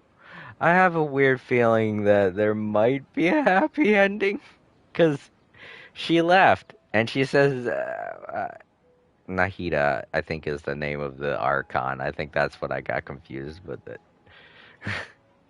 Yeah, I got confused. I was seeing so much in Nahida recently, I completely forgot the name of the dancer now. Dang it! I know it begins with an N. I can't remember. Was it Nora or something? I can't remember. Dang it. But Nahida just now left to do something important.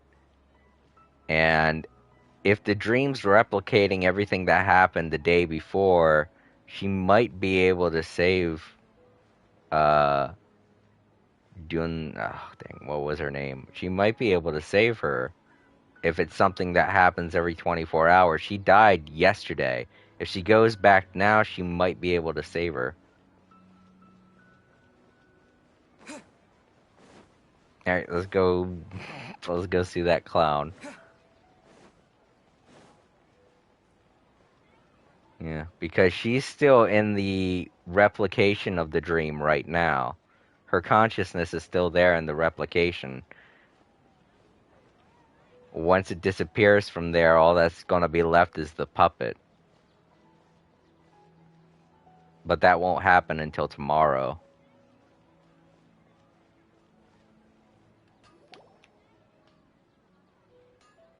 You're back. You left in a hurry last time. Is everything okay?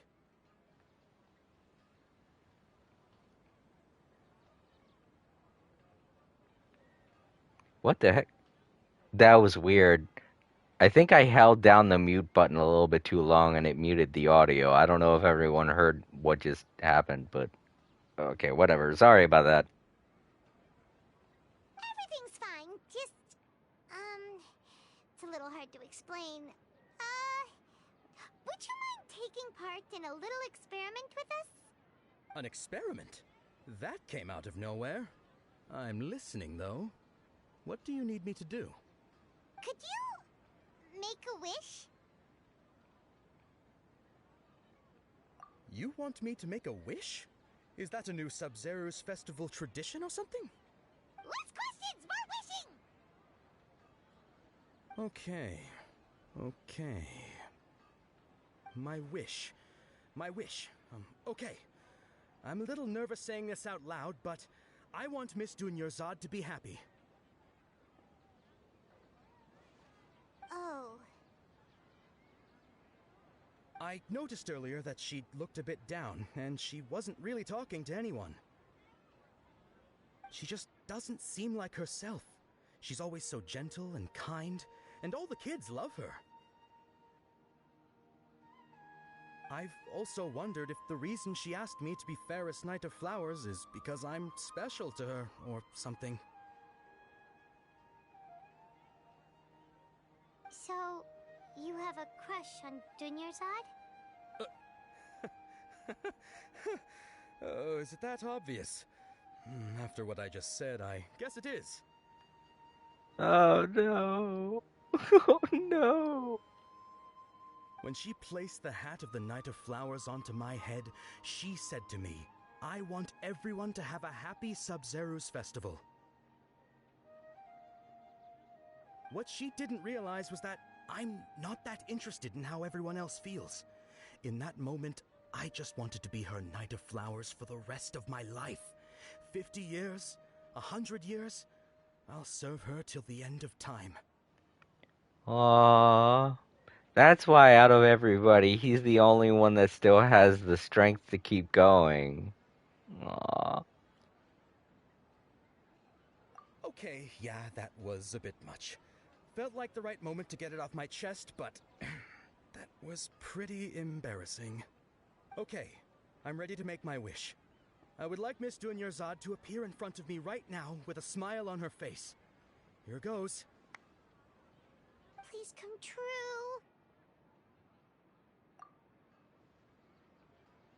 I'm gonna open my eyes. Oh, you're... What?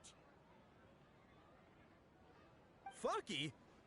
Sorry, but only one portion of Yalda candies per person. Back home you go. Nice try, you two. Anyway, never mind. I don't need to see her appear right in front of me. As long as she's happy. Guess he isn't the host of this stream after all. Should have expected it wouldn't be this easy.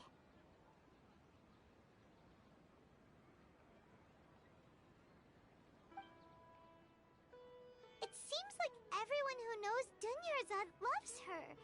But none of them has any idea that she...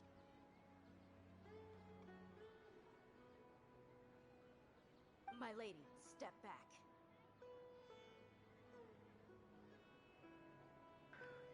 Oh man, I didn't even think about this. That sounds like Dia! Oh, right. This is when Dunyarzad bumps into the kidnappers. Huh? But Dia can handle them! Hey, Traveler!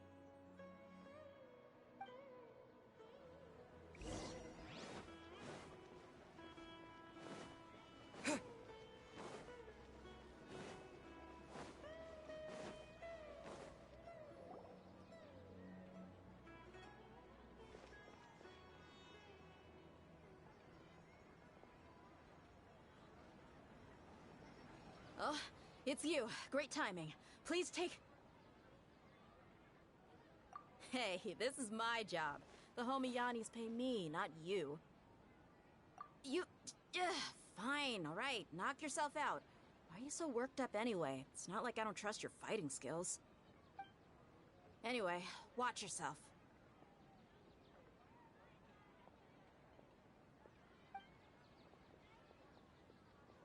So you got yourself some backup. Suit yourself. You're going down.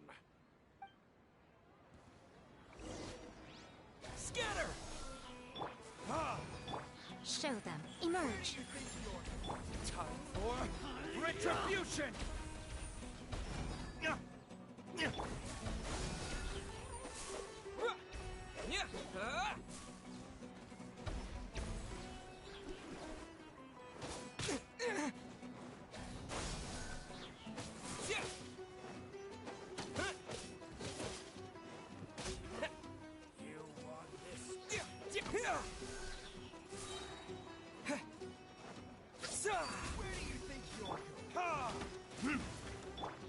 Scatter!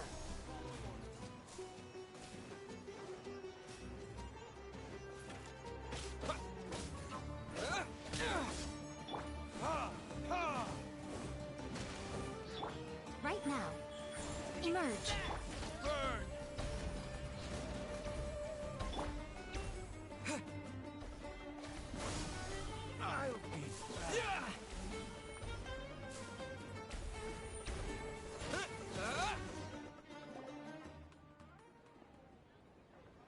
Traveler, were you just taking your anger out on those guys?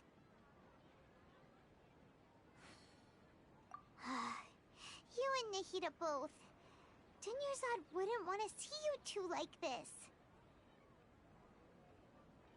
Oh, and speaking of her, Paimon just remembered something. Remember how during the first Sub-Zero's festival, before the Samsara started, we came here with Dunyarzad because she wanted to pick something up? She said it was because she had forgotten something.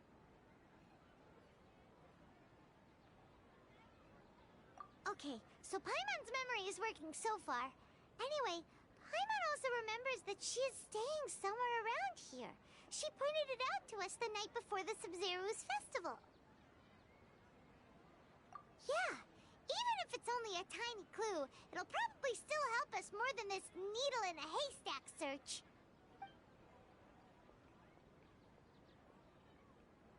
This is the place. It's rude to enter other people's spaces without permission, but desperate times call for desperate measures. Hey, the windows are unlocked. Okay, Paimon's gonna take a peek inside.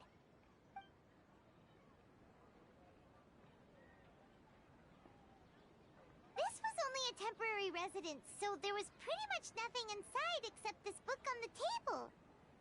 Should we open it?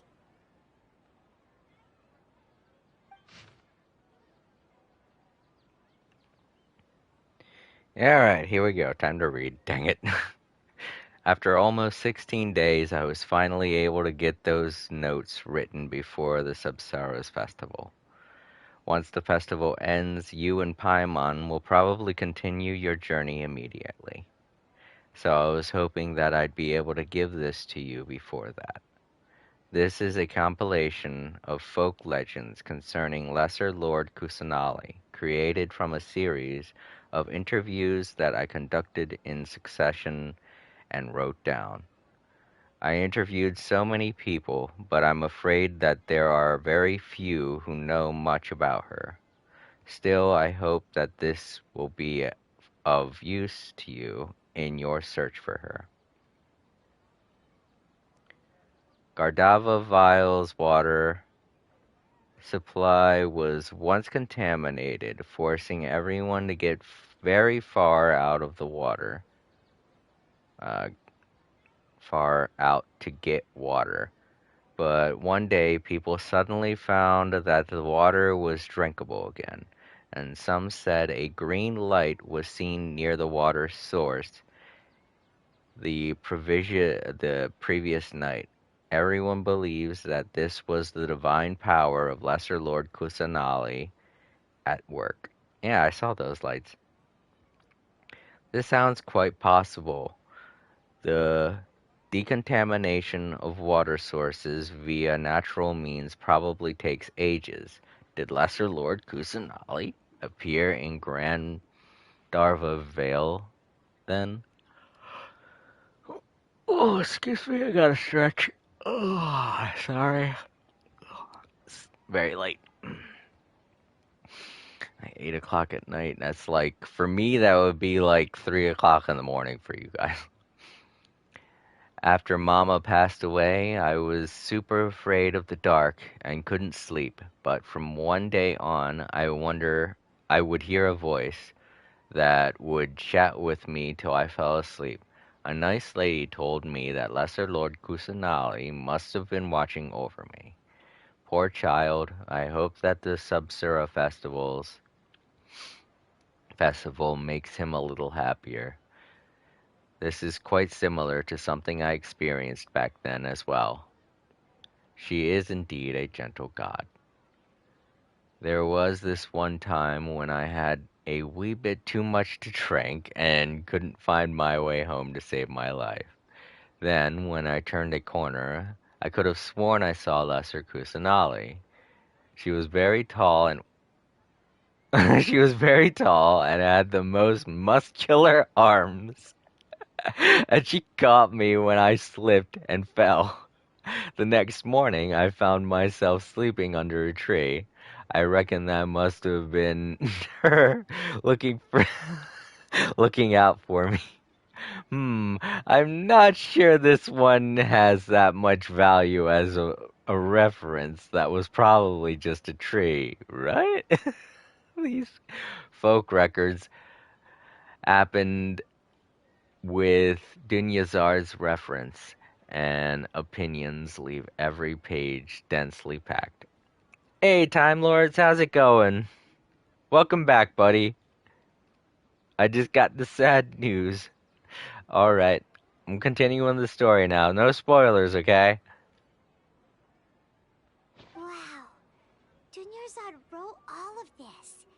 Sounds like she was always thinking of us even while we were away. Even though she was also busy preparing for the Sub-Zero's festival and had all her health problems to worry about.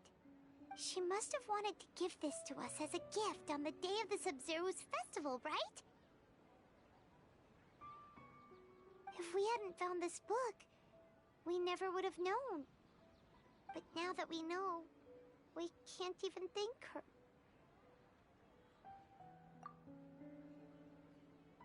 Hey! Where are you off to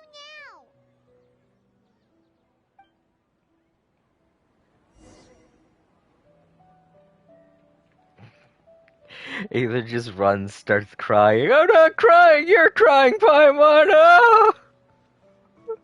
No! Don't look at me, Paimon, don't!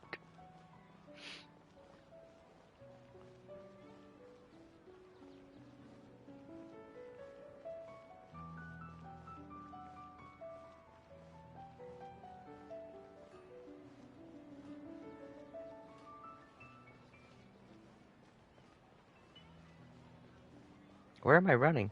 Hi, Catherine. Do you know this is all just a dream? Astra Abyssosk. Welcome to the Adventurers Guild. I guess you don't. Where am I running? Ether, you can't run away from your problems.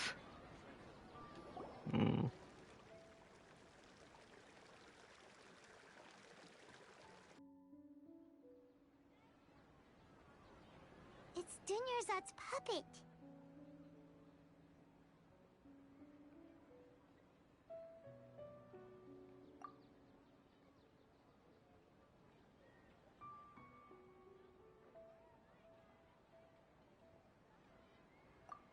Traveler? You must be exhausted. Come to think of it, we've been stuck in this place for a really, really long time. Heck, even the last time we were chatting happily with Dunyarzad feels like an eternity ago.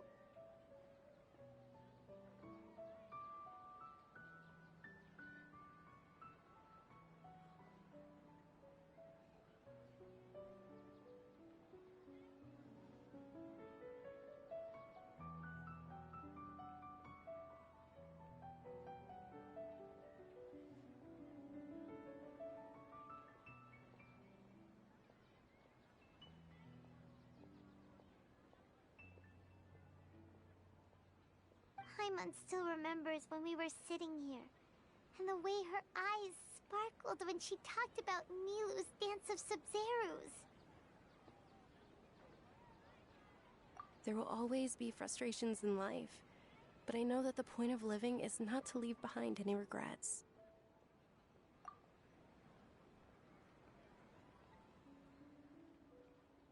That was what the real Dunyarzad said, wasn't it? Does that mean...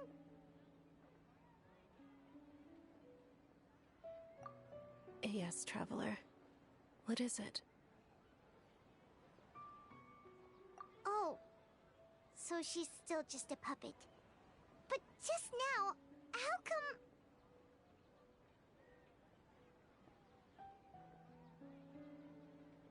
What? Where are we going this time?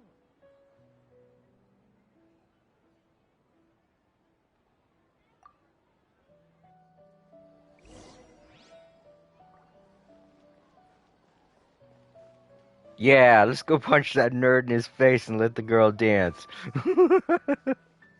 uh, I would be so happy if he did that at this point. I don't care if it will be out of character for him. I'd just be like, yeah, deck him.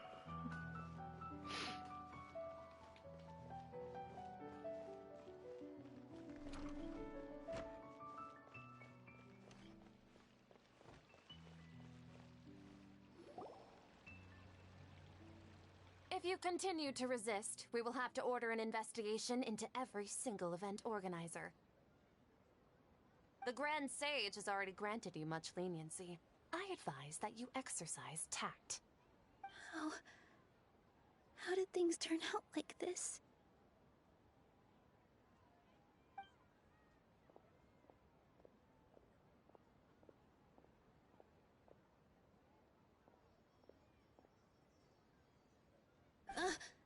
Traveler? You don't have to get involved. He's a sage from the Academia. I don't want to drag you into this. Traveler? Traveler? What the heck are you doing? If you get arrested by the Academia, that's another day gone to waste!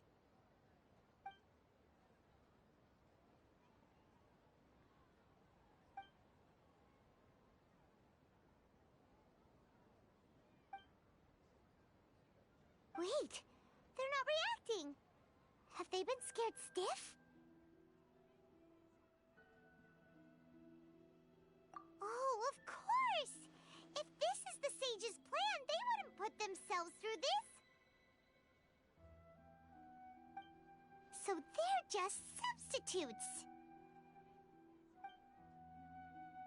What is this? What happened to the Grand Sage and his entourage? Yeah, we're figuring out who the host is now.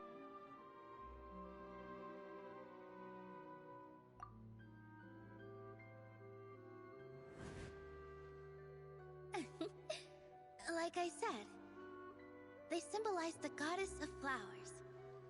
It's just a shame that all the real Padisaras went extinct after her death. Yes. The Greater Lord brought forth new Padisaras in memory of the goddess of flowers. But she ultimately could never truly replicate that beautiful shade of purple.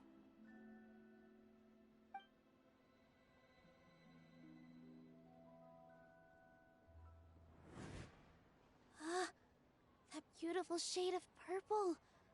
Aren't these flowers real Padisaras? Just like the ones from the legend? I didn't even notice. Dunyarzad, did you find these? But didn't you just say all the real flowers went extinct after the goddess of flowers passed away? So, how? Yeah. What's going on here? Huh?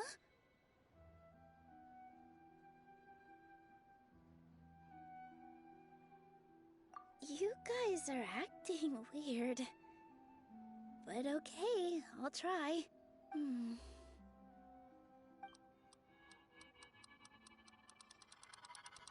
Hey!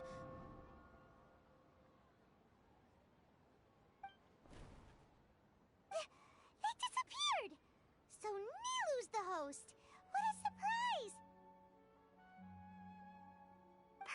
Patisaras don't exist in the real world anymore. But in Nilu's subconscious, they can appear as decorations on the stage. It's exactly what I thought. That's why they put those puppets there. To keep her thinking that, to keep her with the notion that should just keep dreaming. Those two puppets were an insurance to make sure that she keeps dreaming and that everything was functioning correctly. It's just like the example Nahida told us. People assumed there will be food on a plate, and Nilu assumed there would be real Patisaras in the flower pots. So when you saw the flowers, you instantly knew it was Nilu? Well, no, actually, I came to a different conclusion for something different. She'll be playable in 3.1 and 3.2. Yeah, exactly. But if we want to end the samsara, we need the host to become aware that they're dreaming. How should we make Nilu realize that? Am I dreaming? Huh? So I'm right. Is this Lesser Lord Kusanali responding to our celebration of the Sub-Zeru's festival? Wrong guess, but you aren't completely wrong either. The point is, what made you think this is a dream? As far as you know, people in Sumeru don't dream, right? Yeah, but have you heard the tale of the first sage? To prevent a calamity, he went on a journey to find the Dendro Archon. Ooh, sounds familiar. Dunyarzad told us a story like that when we first arrived in Sumeru City. So it was about the first sage, huh? Yep, but in the part you heard, he hadn't become the first sage yet. There's more to the story. His piety and wisdom were acknowledged by the Dendro Archon, and she finally gave her blessing to him. All kinds of spectacular scenes appeared in front of the first sage, as if all the knowledge in the world was being painted onto a canvas right before him. He was captivated. After who knows how long, he mastered all the knowledge he could comprehend. Afterward, he said to the Dendro Archon, "I miss my parents, my wife, and my children. I've been away from home for far too long. They must be worried." The Dendro Archon smiled. The next second, the sage found himself lying in his bed, as if he had just woken up from a dream. His wife, lying next to him, said, "You're off to search for the Dendro Archon today, aren't you? Have a safe journey, my love." In the end, the first sage took care of many disasters in Sumeru City, and founded the Academia. What a happy ending. So, the first sage was dreaming ever since the beginning of the story? He never went on his journey? Yes, but his faith and determination were conveyed to the Dendro Archon, so she blessed him in the form of a dream. Paimon understands where you're coming from now. That's a really interesting connection. But we really gotta wake up soon, like the sage in the story. I see. Well, it just so happens that today's Sub-Zeru's festival is almost over too.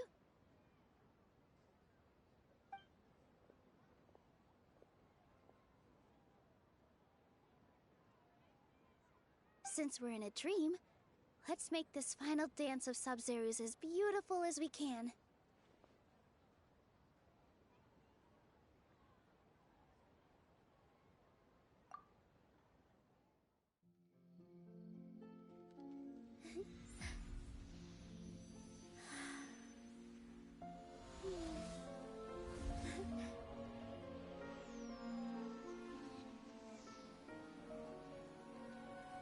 The wait is over, everyone.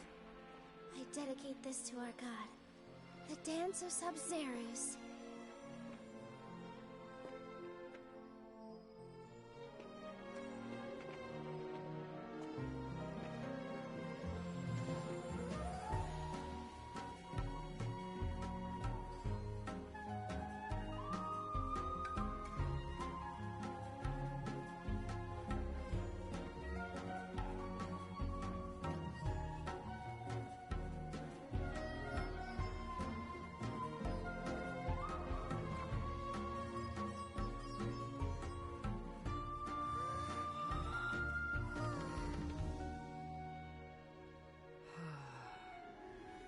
I'd be lying if I said I had no regrets. I would have loved to see Nilu's dance.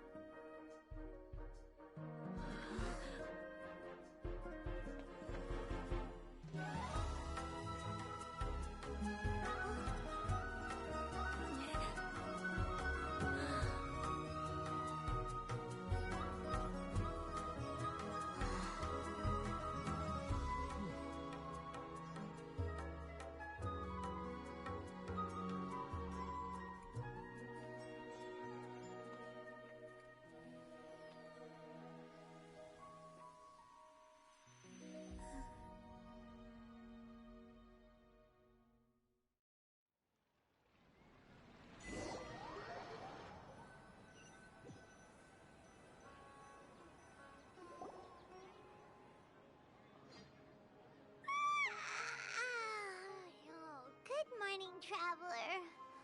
Oh, Paimon feels like she's been asleep for the longest time. Paimon's head feels super heavy.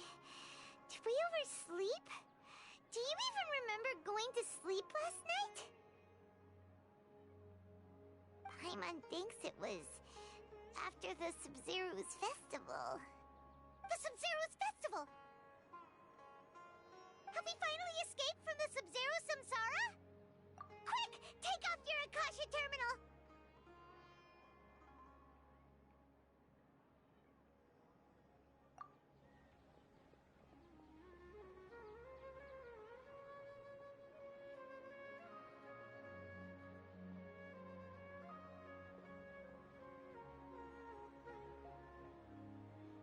She's not in her room.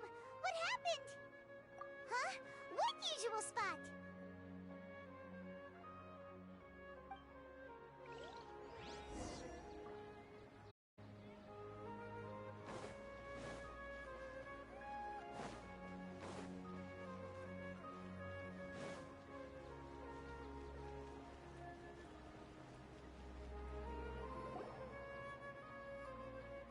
Well done, Traveler and Paimon.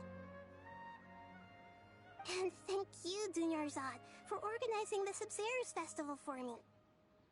I'm sorry, who are... Dunyarzad! You're okay! Oh, don't scare us like that! Oh, Traveler Paimon. I have something amazing to tell you. I just had a dream, and I saw Nilu performing the dance of Sub-Zero's.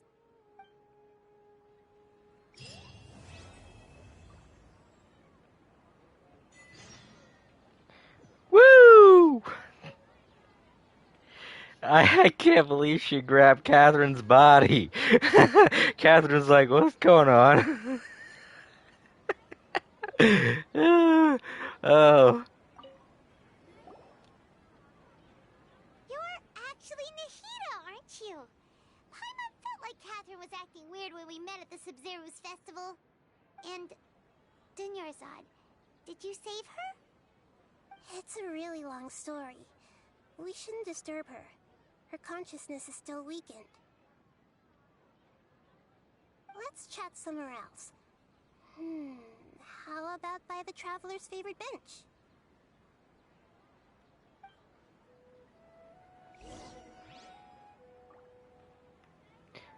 Aw, she's okay. Everyone, she's okay. What's going on? Why are you two so excited to see me? Hasn't it only been a night? It's actually been much longer than that. Oh? Strange. Was I really asleep that long? No wonder I have such a headache.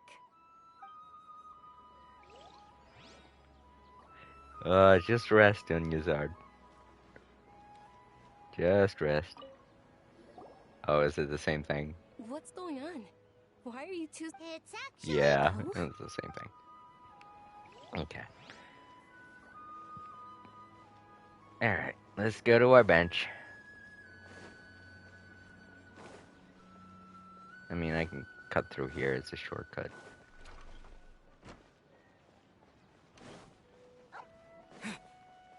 Doggo.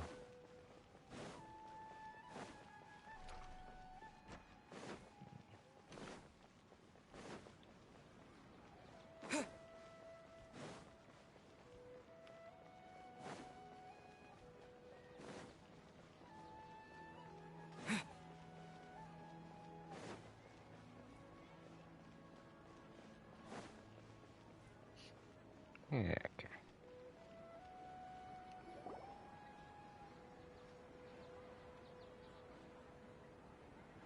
Let's talk about Dunyarzad first. It's such a relief that she's all right. After we parted on the last day of the Sub-Zero's festival, I left the city and saw what the traveler had described. Among the countless dreams, I found one that was growing fainter and fainter. This proved my suspicion. Once Dunyarzad could no longer bear the Akasha harvesting her dreams, her consciousness began to dissipate. But this also meant it escaped the Akasha's control. Such a small fragment of consciousness can't last for very long, though. It will return to its original dream, where both will gradually fade until they completely disappear. I used all the power I had to keep her dying dream alive as long as possible, but it still wouldn't have lasted for much longer if it hadn't been for you two breaking the samsara. So it looks like we did manage to save Dunyarzad in the end. Not a moment too soon. Huh? Why are you two smiling so happily? I thought you'd be so moved that you'd start crying. I need to spend more time observing human emotions. Both are fine. Everyone reacts differently. All right. You two must have a lot of other questions for me, right? After all, you saved my faithful believer. As your reward, I will answer any and all questions. Alright, everybody, strap in. We got a lot of dialogue to go through. But yeah, I saw what you said, Time Lords. I get it. It's her. At the Avidia forest, there was this incense that made the traveler fall unconscious and dream of a huge tree and a red sky. You also heard someone's voice, right? It said world and forget me. Yeah, so you do know! We've been wanting to ask you what that was about, and if the red sky was related to Conria. It seems like the traveler established a connection to Irminsul. That was a message left by Greater Lord Rukkhadevata's residual consciousness in Irminsul. Perhaps her last memory before she died. As you two probably know, Greater Lord Rukkhadevata disappeared after the disaster in Conria. The timings of these events do line up, so your suspicions are reasonable. A message from Greater Lord Rukkhadevata? We thought it was from the Scarlet King. The Scarlet King? That god who died even longer ago? Some present-day desert dwellers still worship him. You probably just heard some of their conspiracies. Okay, so what does the message mean?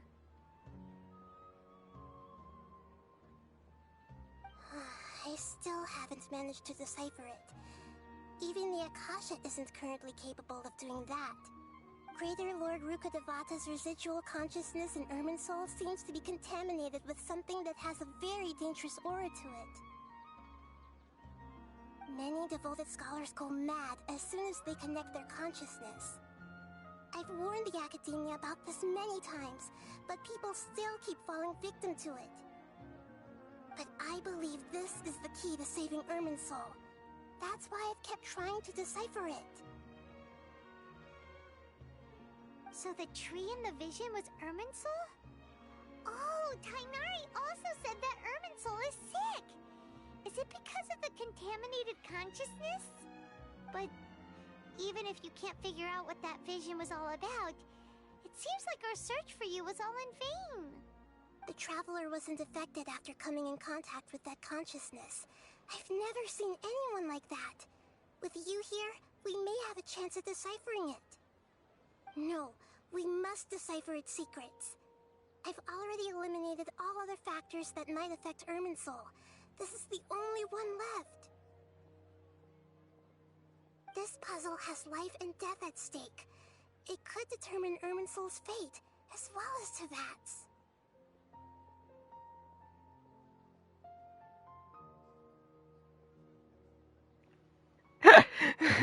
Why do you look like Catherine?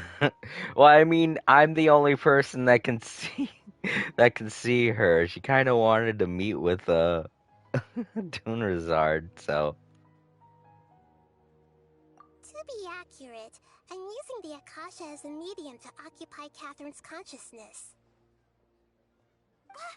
How did you do that? Poor Catherine. Does this mean you can also occupy other people's consciousnesses?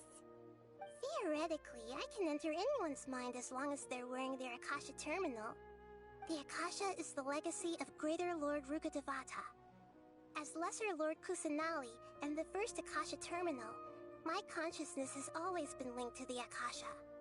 I've always respected my people's free will, so I've never actually occupied their consciousness.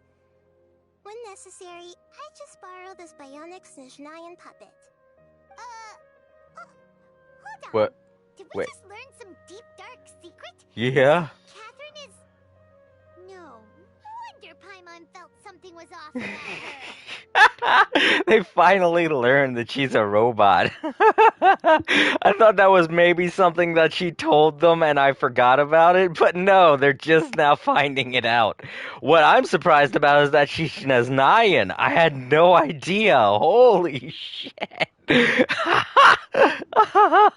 Oh boy, that makes this a lot more complicated. Oh no.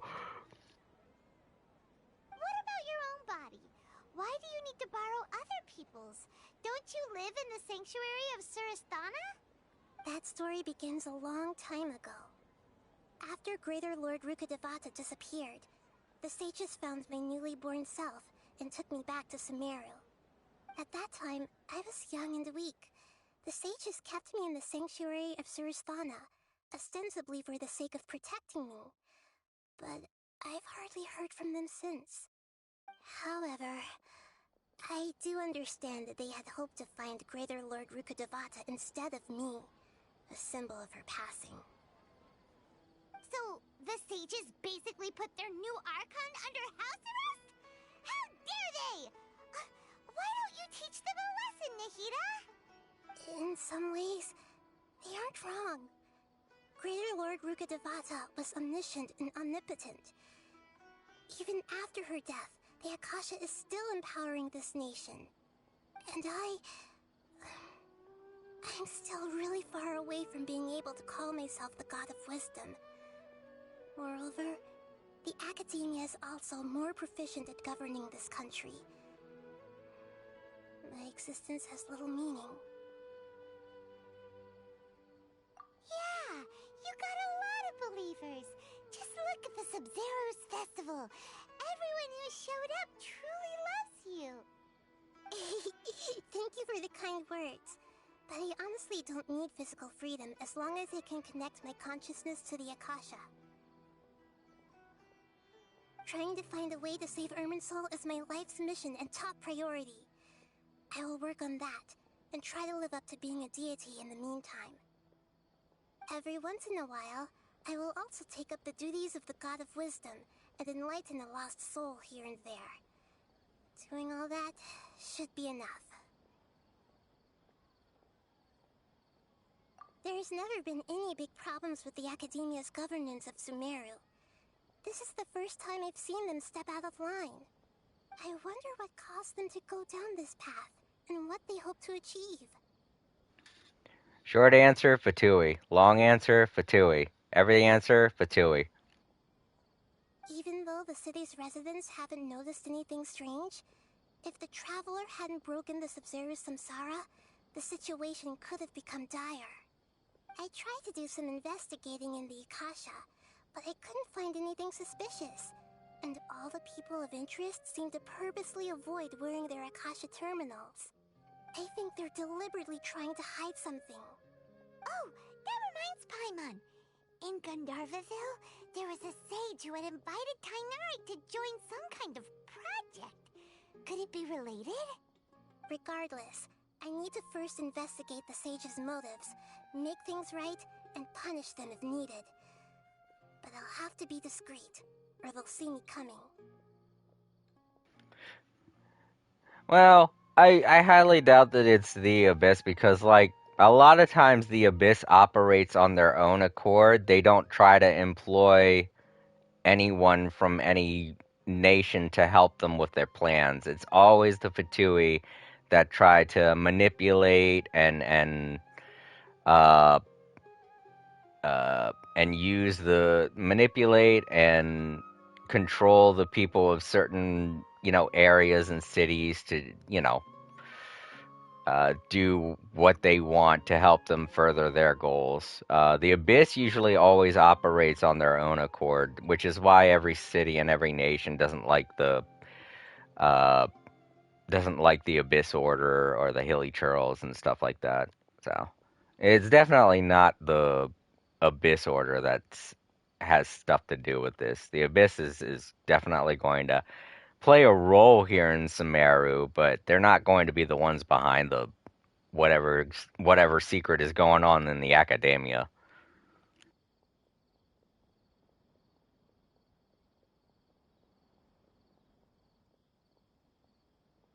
You mean how the Akasha stops you from having dreams?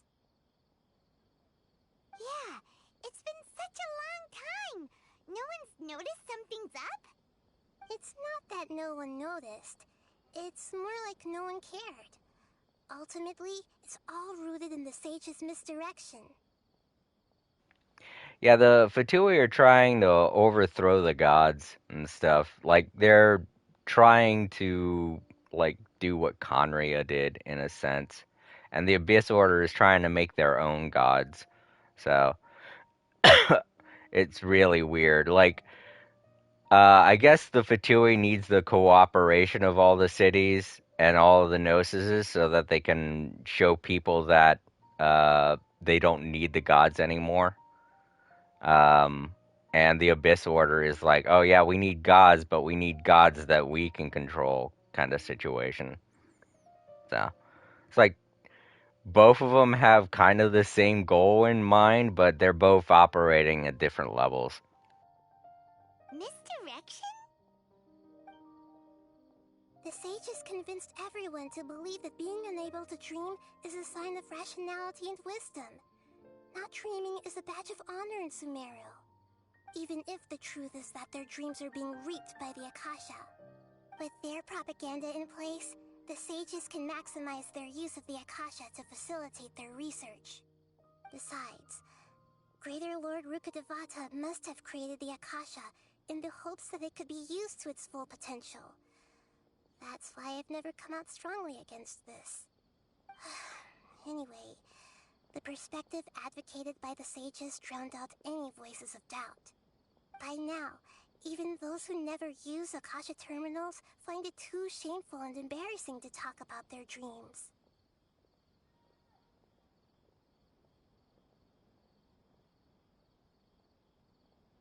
Got it. I hope my answers were satisfactory, seekers of knowledge. To be honest, maintaining Dunyarzad's fading dream took a lot of mental energy. I think I may need to rest for a while. Oh, and you don't need to worry too much about the sage's activities for now. The Akasha won't be able to conduct another project on the scale of the Sub-Zero Samsara in the immediate future. Go and get some sleep. Leave everything to us. What a relief. This is truly the most exhausting birthday I've ever had. Traveler? Paimon? Why am I here? Do either of you know? Maybe you were sleepwalking. You know you can't wake up a sleepwalker. We happened to walk by, so we thought we'd wait for you to wake up. I see. Huh. I should visit my maintenance personnel sometime. Oh, I'm fine. I better go. Thank you.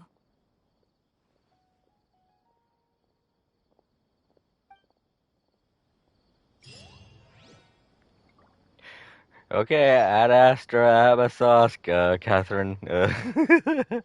Don't tell her what happened. Come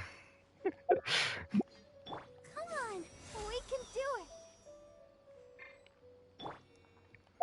it. Okay, so let's see what we got going on here. All right, well, that's all for the Archon quests. All we have left now is this quest line that I have to do nothing but read, and that's not very fun for me.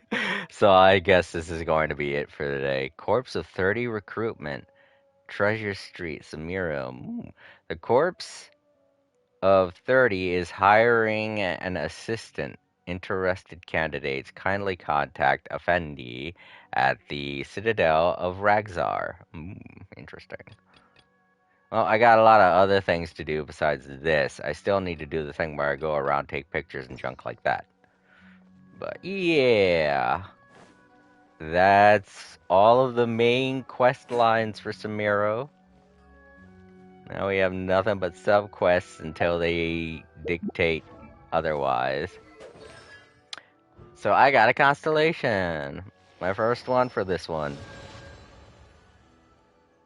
Blaze hits the opponent, it will regenerate 3.5 energy. Ooh, nice. A nice recharge. A new voiceover. Oh, right. I'll listen to those some other time. There's quite a lot that I have to listen to. Let's see. Anything else I want to look at? Let's take a look here. Alright, so we still have to finish this and do all the little things there. Yeah. Alright, okay. Let's take a look. How many do I have now? 1,589. Ah, I'm so close to 60. Well. Oh, you know what? I think I I think I might be able to claim 30 Primogems now. Because I feel like that entire event took more than 2 hours. Oh no. Ah, I still have 35 minutes. Damn it. Oy. Alright, so what am I going to do for 35 minutes? I really don't want to keep the stream going that long because I'm getting tired, but I could do something else. Let me see. I could try and take that on, but I really don't want to read with how tired I am. I'd probably end up falling asleep. No, these are all Inazuma related, so. Corpse of 30. That's a new quest line, but I don't know if it's something that I'm gonna have to read. I guess I could do the things related to this. I mean, there's a lot that I have to unlock for this, and it's only going to be a month that I have to do it. Miraculous oh, that one hasn't unlocked yet. What do we got with this here?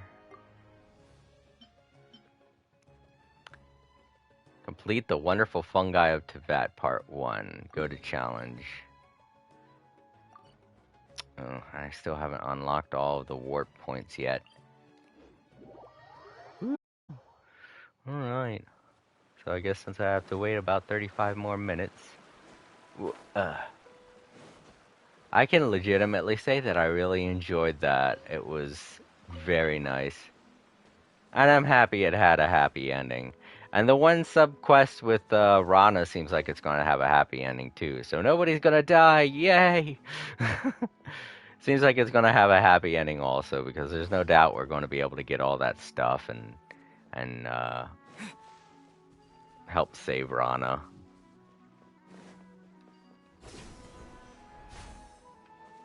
Oh man, I thought I could wrap over to that one. Blub, blub, blub. Fishies! Come here, fish. Aw. Right, so it's over that way. Ah, gee. That's so high up. Oh, I can make that. That's not that high up. It's like I was saying to Duke, there's probably not going to be too much mountain climbing in this, because you don't see that many mountains around here in Sumeru. Hey! Is there other ones? Is this the only one? Okay, well then. Propagate! What? How could I miss that? I couldn't have missed that. Did I already activate this? No, it's not lit up. I didn't think I did. What did it do? I don't see. I don't think it did anything. I think there might be... Yeah. Oh, what? I gotta do something to unlock that one. Fork. Screw it. What's up with the... What's up with this? What's this? Nothing. Alright. Continue, I guess. Ooh, this one's a little tall. Might not want to jump up. Might want to climb the rest of the way. Jump. What? Okay. Just barely hanging on. Let's get... Oh, fork. No, you didn't see me. You saw nothing. He clearly sees me. He's like, is that the traveler? What's going on with that? Ah, crud. I should wait. It seems like I could easily run up the side of this. Oh well. Climbing it is. I'll climb. It's fine.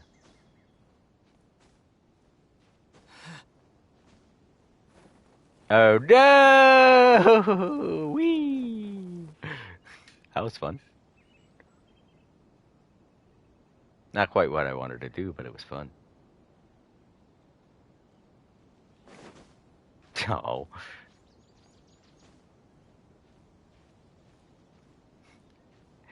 I'm just a shadow.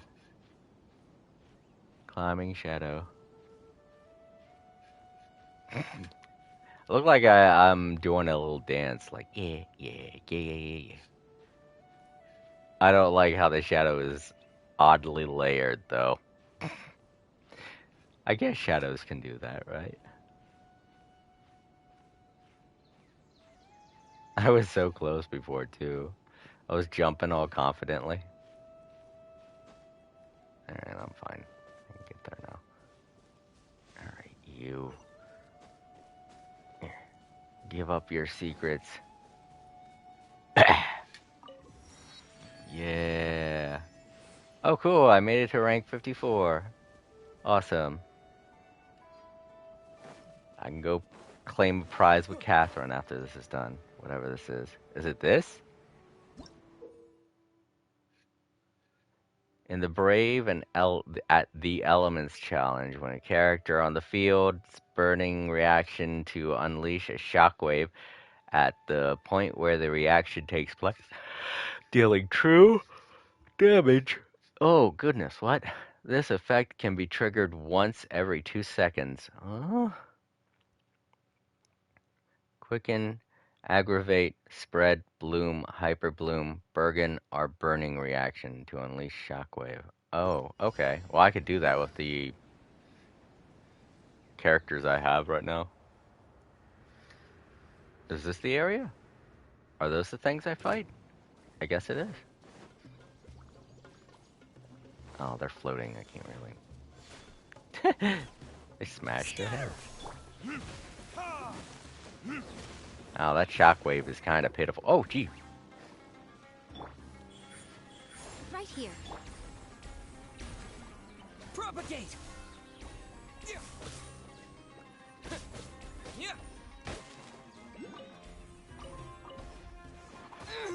Ow. Why you little? Why are you little?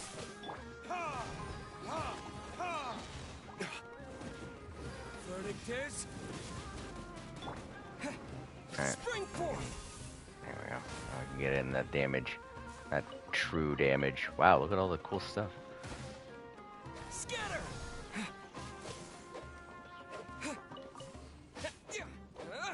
Come on out, right now. Emerge.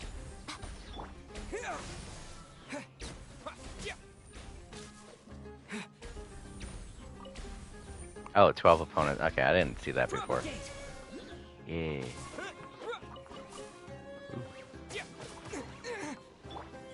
Right now, right here.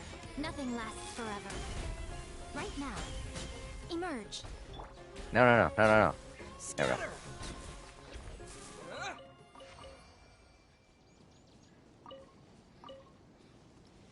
Yeah. Alright, so that's one.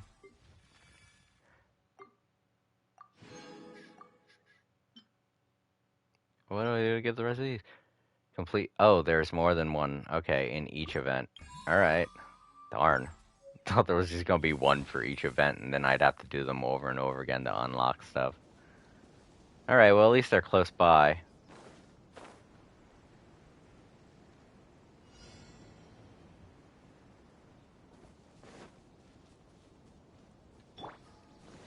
There they are. Right here. Emerge. Right now. Propagate! Yeah, I was gonna say electricity, do your thing. Actually, let's go back up here. There we go. Emerge.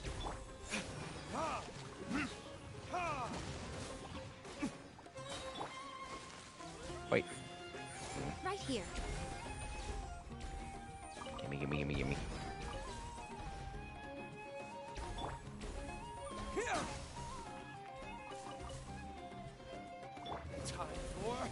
Oh no. Okay, I thought he was too high for it to reach. There we go. Scatter! Oh, it went away. Okay, well. Emerge. Right now. No, wrong character. Get him. Yeah, there we go. Electricity. Alright, well, whatever. Fire. Do you think?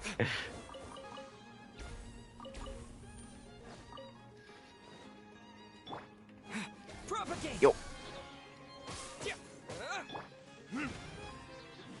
Just poof, gone. Alright, one more I gotta kill. Oh, come on, recharge. There we go. Oh, I could have also used that to help out. I didn't see it there. Shit. I should grab this first. 3, 4, and 5. Alright, so I got 3 more left to do. More mushrooms. Good day, everyone. Get ready for a hurtin'. Verdict is... Phew.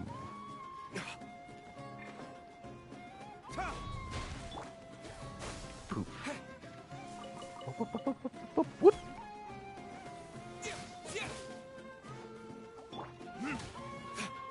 Wait. No. There we go. Let's say it's not charged yet.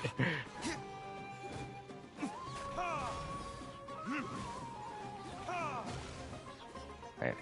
Scatter!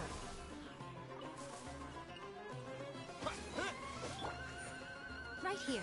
Emerge. A sight to behold. There we go. Oh. Wait. No. Right here. Emerge. Sorry, right I'm still getting used to my new rotation of characters.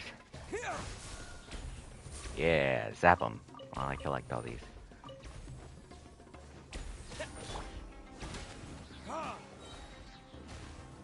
Time for retribution! Emerge. Right now. Propagate! Where are they? Oh. Oh, wait. Ah, shit. I shouldn't have done that. That was a waste.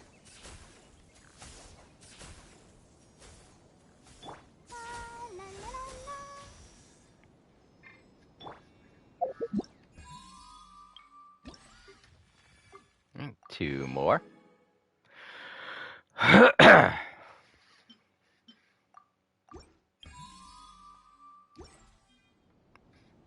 Oh, gosh, that one's a little further away.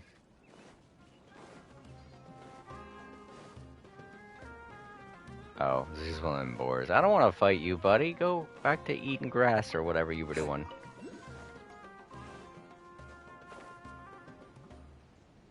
Go away. I don't want to hurt you. step. Whee! Oh no, do the thing. Okay. There we go. Is he still...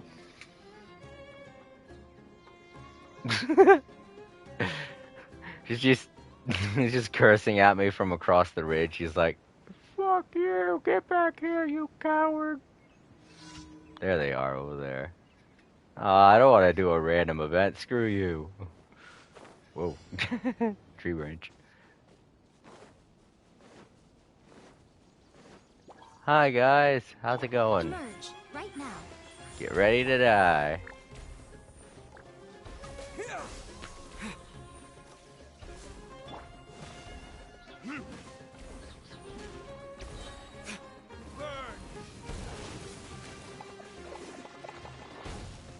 Whoa, what the...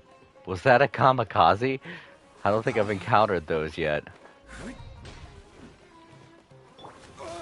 Ah, you little... That's right, just... Oh, what? I missed. It's not all that easy when they're on such an odd plane. Emerge right now.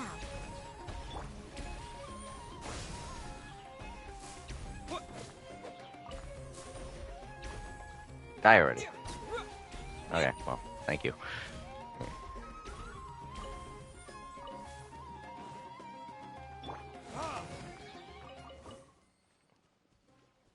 Where'd they go? Oh. Ah, fuck, I was hoping I could get all three. Oh, I still got them all three. Yeah.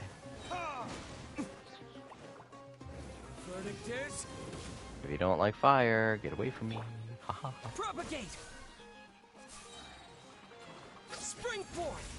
There we go, that should help. Ah, fork, I thought I could lay some down around here. Yeah. Whoa, big one. Yeah. Oh, the big ones pop real easy.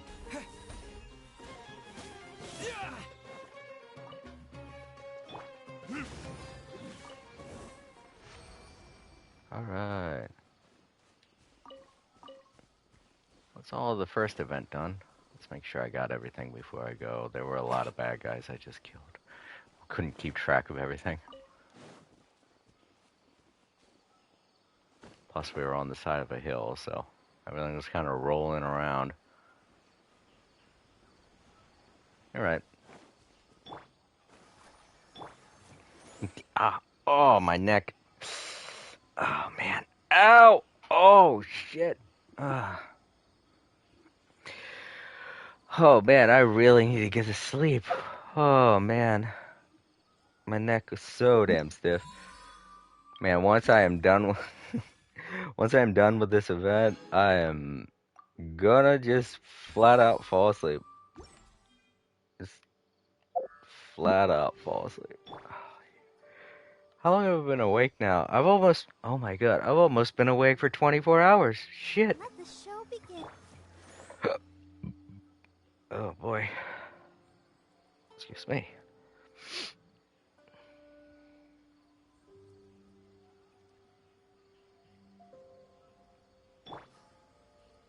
You should do it. Ah.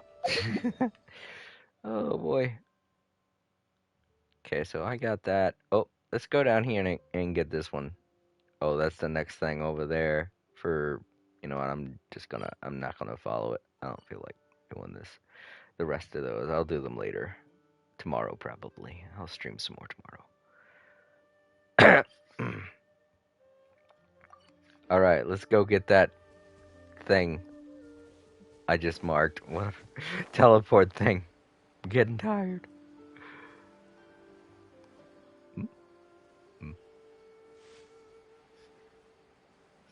What the?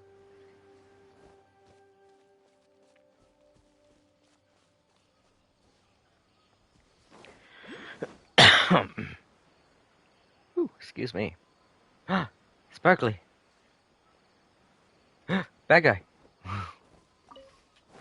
More bad guys. So many bad guys. I thought it was just a freebie. Nope.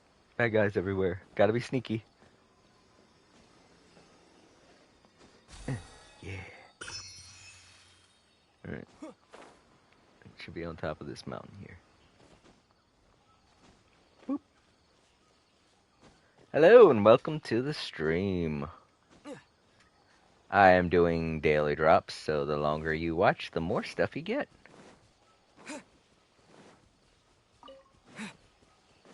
This stream, I think, is going to be going on for another 30 or 20 minutes, 20 to 30 minutes.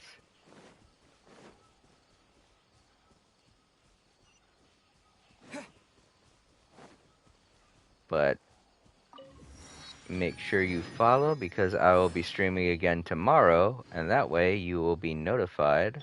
I'll protect us. And you can tune in some more. Get some more free stuff. Alright, let's take a look at the map here.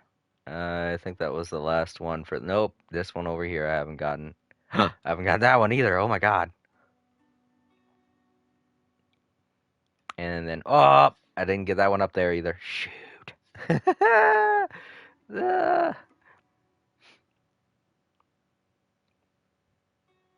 so that's 3. Let's go unlock them. That should take up a decent amount of time.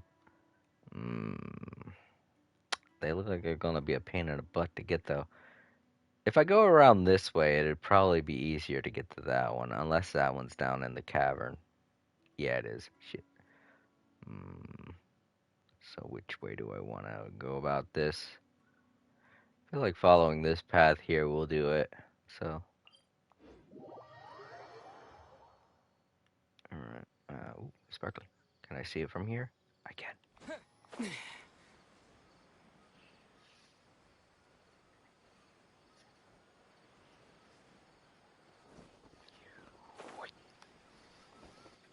Gotcha.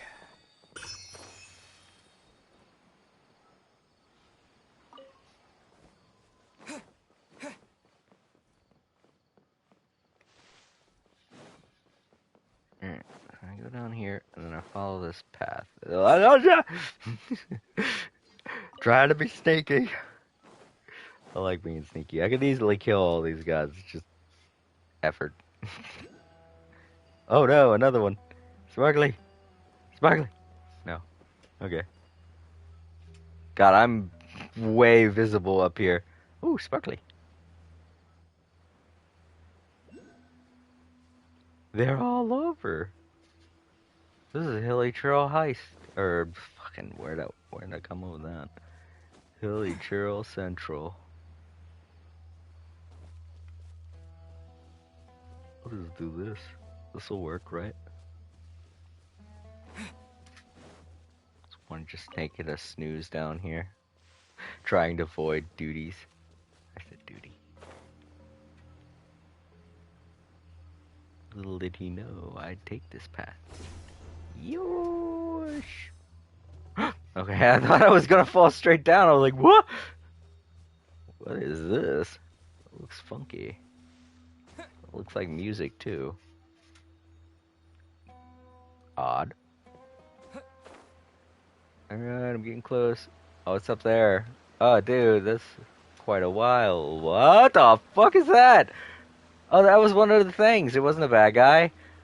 Do I have to find them? I gotta find them, I guess, at some point. Great. Well, now I know where one is.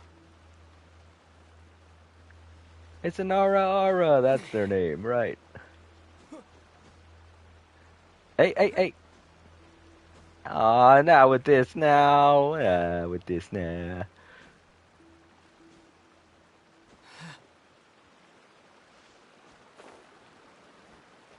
Ara.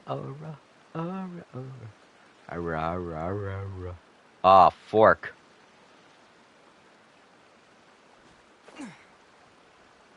Oh, okay. This will work. I just gotta take it slow. Yeah, I can get up around this side. Oh, jeez. Just seeing my shadow freaks me out sometimes because it's like I see a weird gremlin on the wall. Like, what is that? Yeah, let's just take it slow. And we should be able to get up the mountain. We just gotta go around by angles because if I try going up this, it's too... It jots out too far. I wouldn't be able to go up it that way. Should be able to get up by going. No, I'm gonna have to go over a little more. That's still a bit too. Yeah. Oh no no no no no! Oh no! Oh no! Oh no no no! No no no no no no! Oh my god! Oh my god! Please don't hit a wall! Oh oh oh oh oh! Ah, ah, yeah! Woo! Woo! Let's do this! Rock climbing! Yeah! Alright, that's 1 out of 3. This in itself is an event. Alright, so if I go through here, it should be like a shortcut that'll take me to the other one, right? It looks like that, right? Right? Look at the map just to make sure.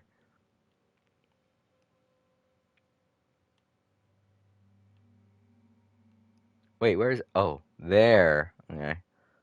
Wait, which one am I thinking of? Oh, I want to go down to that one. Well, Shepnitz. Okay, I'm like way far. I kind of want to keep going though. Nah. What the? Is there a gigantic robot there? Jesus, it's the size of a city. What the hell? It's like the size of Mondstadt. Mondstadt would be that thing's toilet. Lee, oh, jeez, man. Like, holy crap, that thing's big.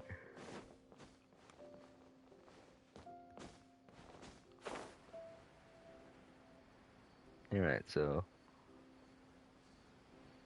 it's up that way. So if I just gradually climb up the mountain, I should get there. Rock by rock. I don't know if I should call it a mountain. It's more like a plateau. It's like a bunch of mountains stuck on top of each other. I think that's what a plateau is, right?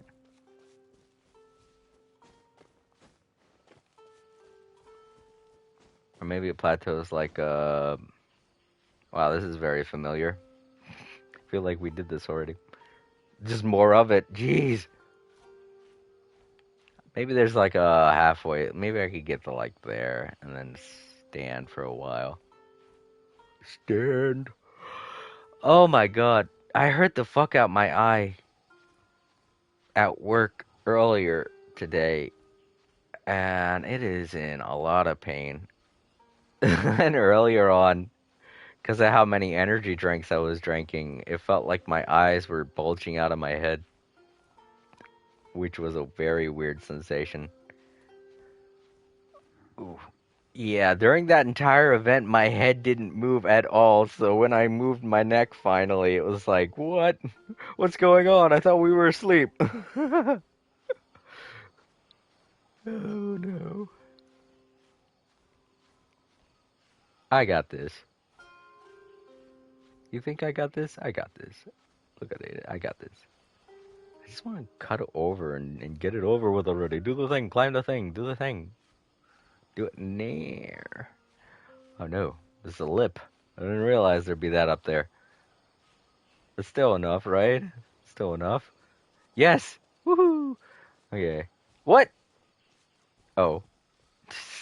I'm fine. Hold on. Oh, no, I'm not. I still got a lot to climb.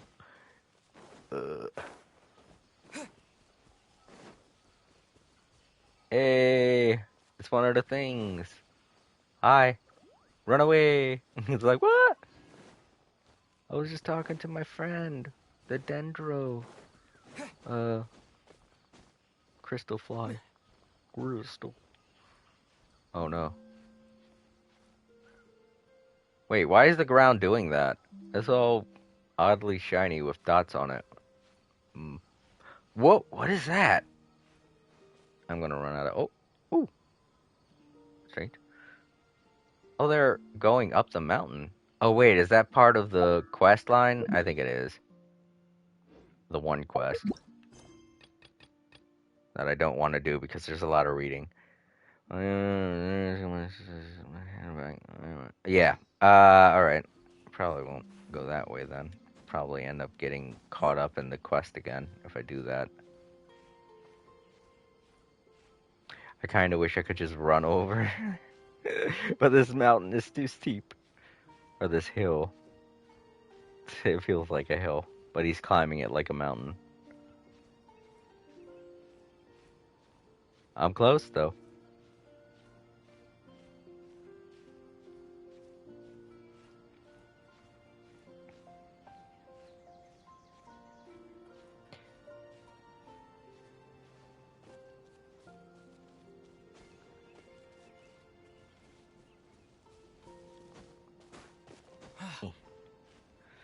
Come on with this. Alright, so there are more mountains than I thought there were going to be. But still, you gotta admit, there are less mountains here than there are in a lot of other places in Tibet.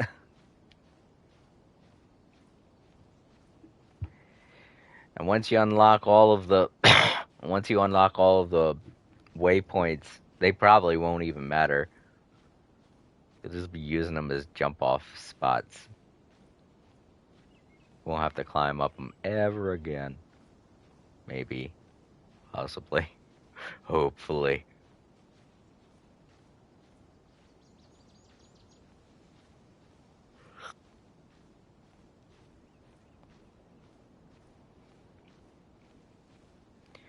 Almost. There we go. Just wait around here, I think. No, I can't run up. Like, I could run up this side, right? Ah, I did it. Yeah. Woo. Nice. Oh, I like how you see all the ships and stuff.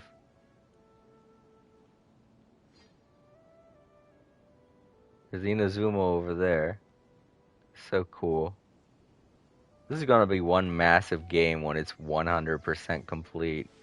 They have all of Tibet available.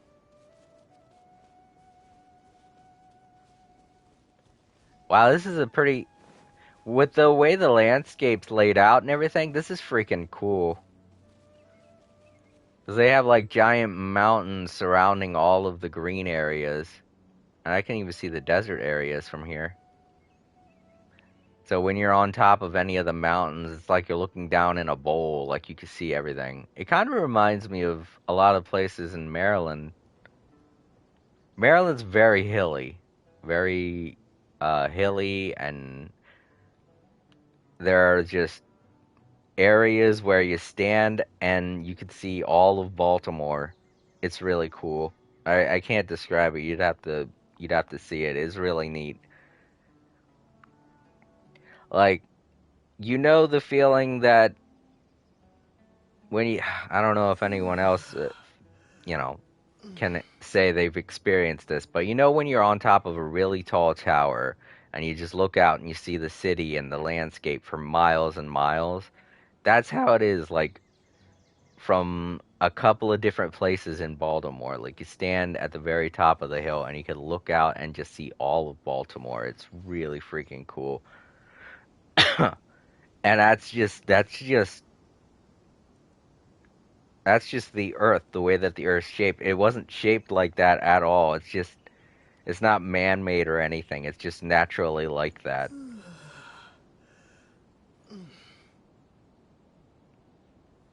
The skyline of Baltimore is like just so cool to see. I can't remember the name of the hill. It's not Federal Hill. That's a short hill in comparison to the hill I'm thinking of. Shit.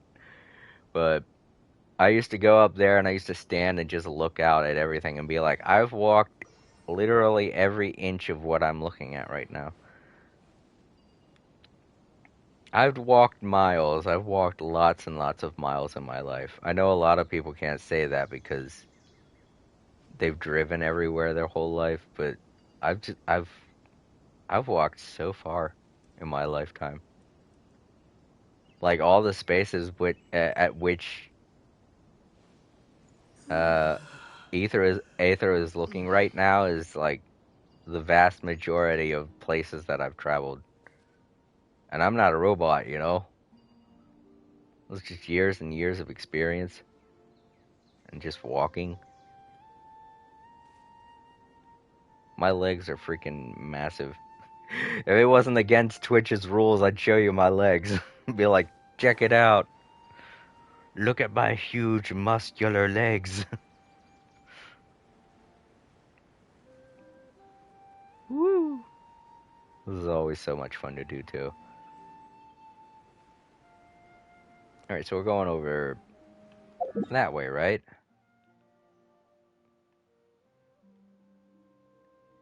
Yeah, it's up there. I didn't even need to jump or anything. Oh, you know what? Let's get a look at that robot.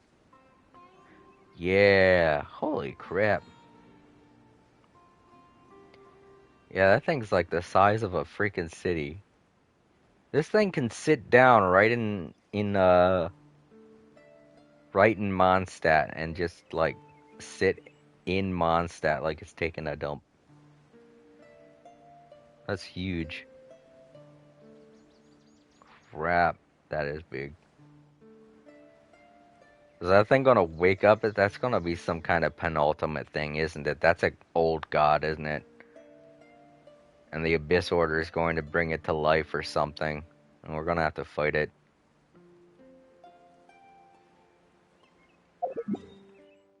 Alright, I'm about to fall, so... Warp to... This is the closest. Or... Yeah. Man, I'm gonna have to do some climbing to get... Oh, wait, no. If I climb up here, then to here, then it looks like I could walk around a pathway that leads to it.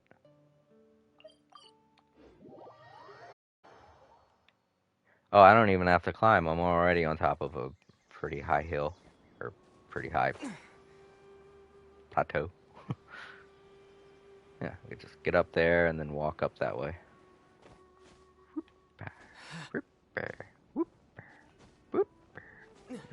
Come on. Gotta be... There's gotta be flat ground here somewhere. Come on. And so I walk up here. And... Gosh, no, I don't want to fight you, pig. I am a friendly human. Oh, no. You're a big guy and I'm all out of run. Ow! Stop! Leave me alone! I don't want any bacon.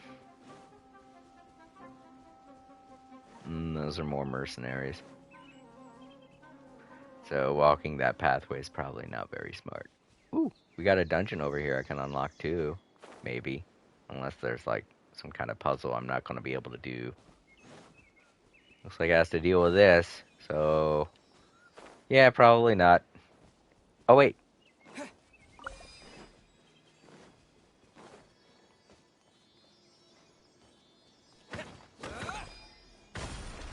Yeah. Oh, friend. Hi.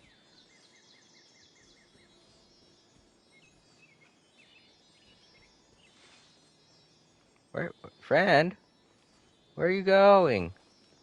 Eh, come on, man. Don't go high up. I'm not that tall. Where are we going, buddy? Where are we going? Going over towards those bad guys? No. I don't want to do that. Oh, yeah, thanks. See, these guys are the awesome guys. They don't lead you to any trouble. They're just super cool. Look, he led me to the entranceway to the dungeon. See, he's an awesome. A reward on the road. Those guys are awesome. I love them. Way more than the Electro Sailors. Woo! Alright, well, no, I'm not doing that. But yay! Another waypoint to teleport to. In a sense. Them over there, they're gonna just pretend like they don't see me. They don't want to know this. That's my logic. Yes, last one. Well, for the areas we've unlocked, the areas we've unlocked so far. This is the last one. Yeah! Nice. Now I can go and warp to any point that I've already been to. Unless there's something I didn't see. Well, that's not a waypoint. That's one of them water things. But I could go for that next. It's not that far. I'm just making sure, everyone. I don't want to end up forgetting one and then being like, shit, that's a dungeon. I don't really need to warp to that. I could, but there's probably a puzzle that I need to do to unlock it. This puzzle is probably this one was probably easy to unlock because it's like probably like the first dungeon you're supposed to look around at in the new area because it's really close to the entrance. All right, let's go unlock this just for shits and giggles, and then I'll go into the city, find a spot to sit down, and call it a day.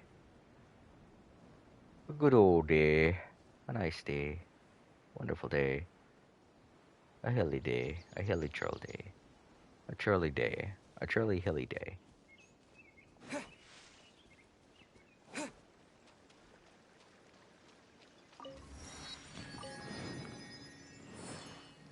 Yay!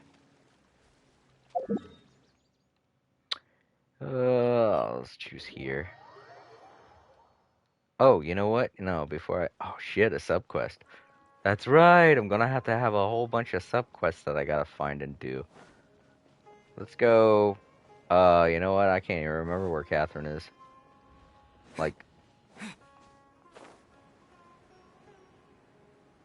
There she is. Yeah, I should have went to that teleport waypoint there.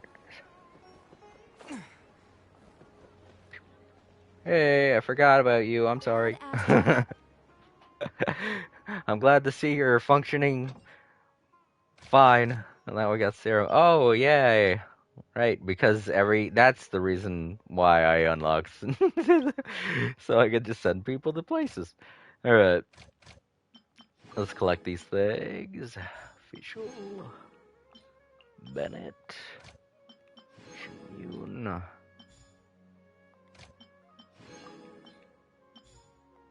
Sarah and Amber. It's so weird that neither Tanari or Colette can help out with that. Let's get some new recipes too before I end up forgetting and not doing it until like years from now. What? I can't talk to you. You're not the restaurant person? Oh, it's in here. You know, this is a good place to sit too. I'll sit here.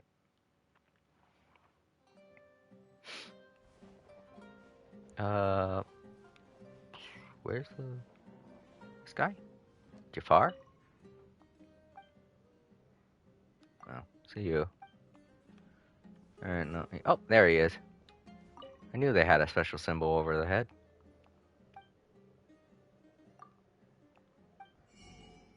Yeah, recipes. Fish roll.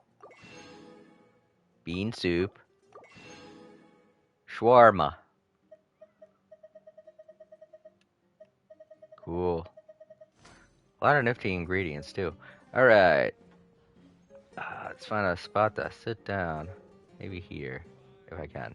I can. There we go. You're right. Hidden. Oh, get these achievements. Oh, wait, that's right. These achievements will give me the 10 that I need. Actually, I think I got more than 10 now because of all the things I unlocked. Shit, I didn't even need the 30 that I was going for. Alright, so who are we going for? Maybe I should hold on to him for the next banner. You know what? That's what I'm gonna do. I'm glad I didn't decide to spend them. I should save up all the Prima Gems I'm going to be getting for the next couple of days for the next banner. Because there's going to be someone new on the next banner that I can unlock. Alright. Let's go ahead and get to the title screen. Oh, wait, no. Before I do that, let's check and see if... Yep, there we go. Them 30 Prima Gems unlocked. Yep, okay, so I've streamed way longer than I should have, so a lot of people should have been able to unlock the stuff that they need. Because I definitely did. I streamed for 9 hours. That's more than enough that I stream for a regular stream. Alright, there we go.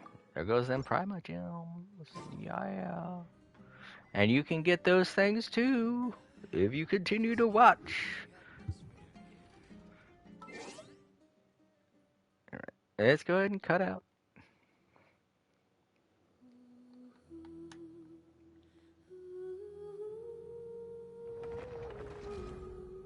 Alrighty.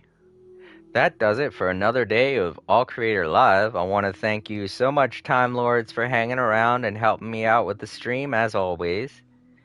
I want to thank Aspect Lightning for stopping by and offering to help out with my channel, with my Twitch streams and my presentation and all that stuff. That was very kind of you. I want to thank Prism for stopping by again and hanging out for a while. It's always great to see you, buddy. I'm sorry we couldn't do any grinding today. Maybe tomorrow. I don't know how tomorrow's gonna be. And, alright, let's see. There was one more new person. I know that. And thank you to Mike Samantha for stopping by and giving me a good hearty salute. That was very kind of you. And to everyone watching in the Twitch archives, go ahead and give this video a thumbs up. It really helps out my channel. And it gives me a good idea as to what it is you guys like to see. And feel free to leave a comment about what you want to see in the future. I can take it into consideration. It's always something I like to do. And I always like to reply to any comments I get on my videos. It's one of the things I try to keep up on. Alright, everybody. That is it. And I'm sure if April was here, she would say good night. But she's not, so I'll just say good night for both of us. Good night, everyone, and have a wonderful, wonderful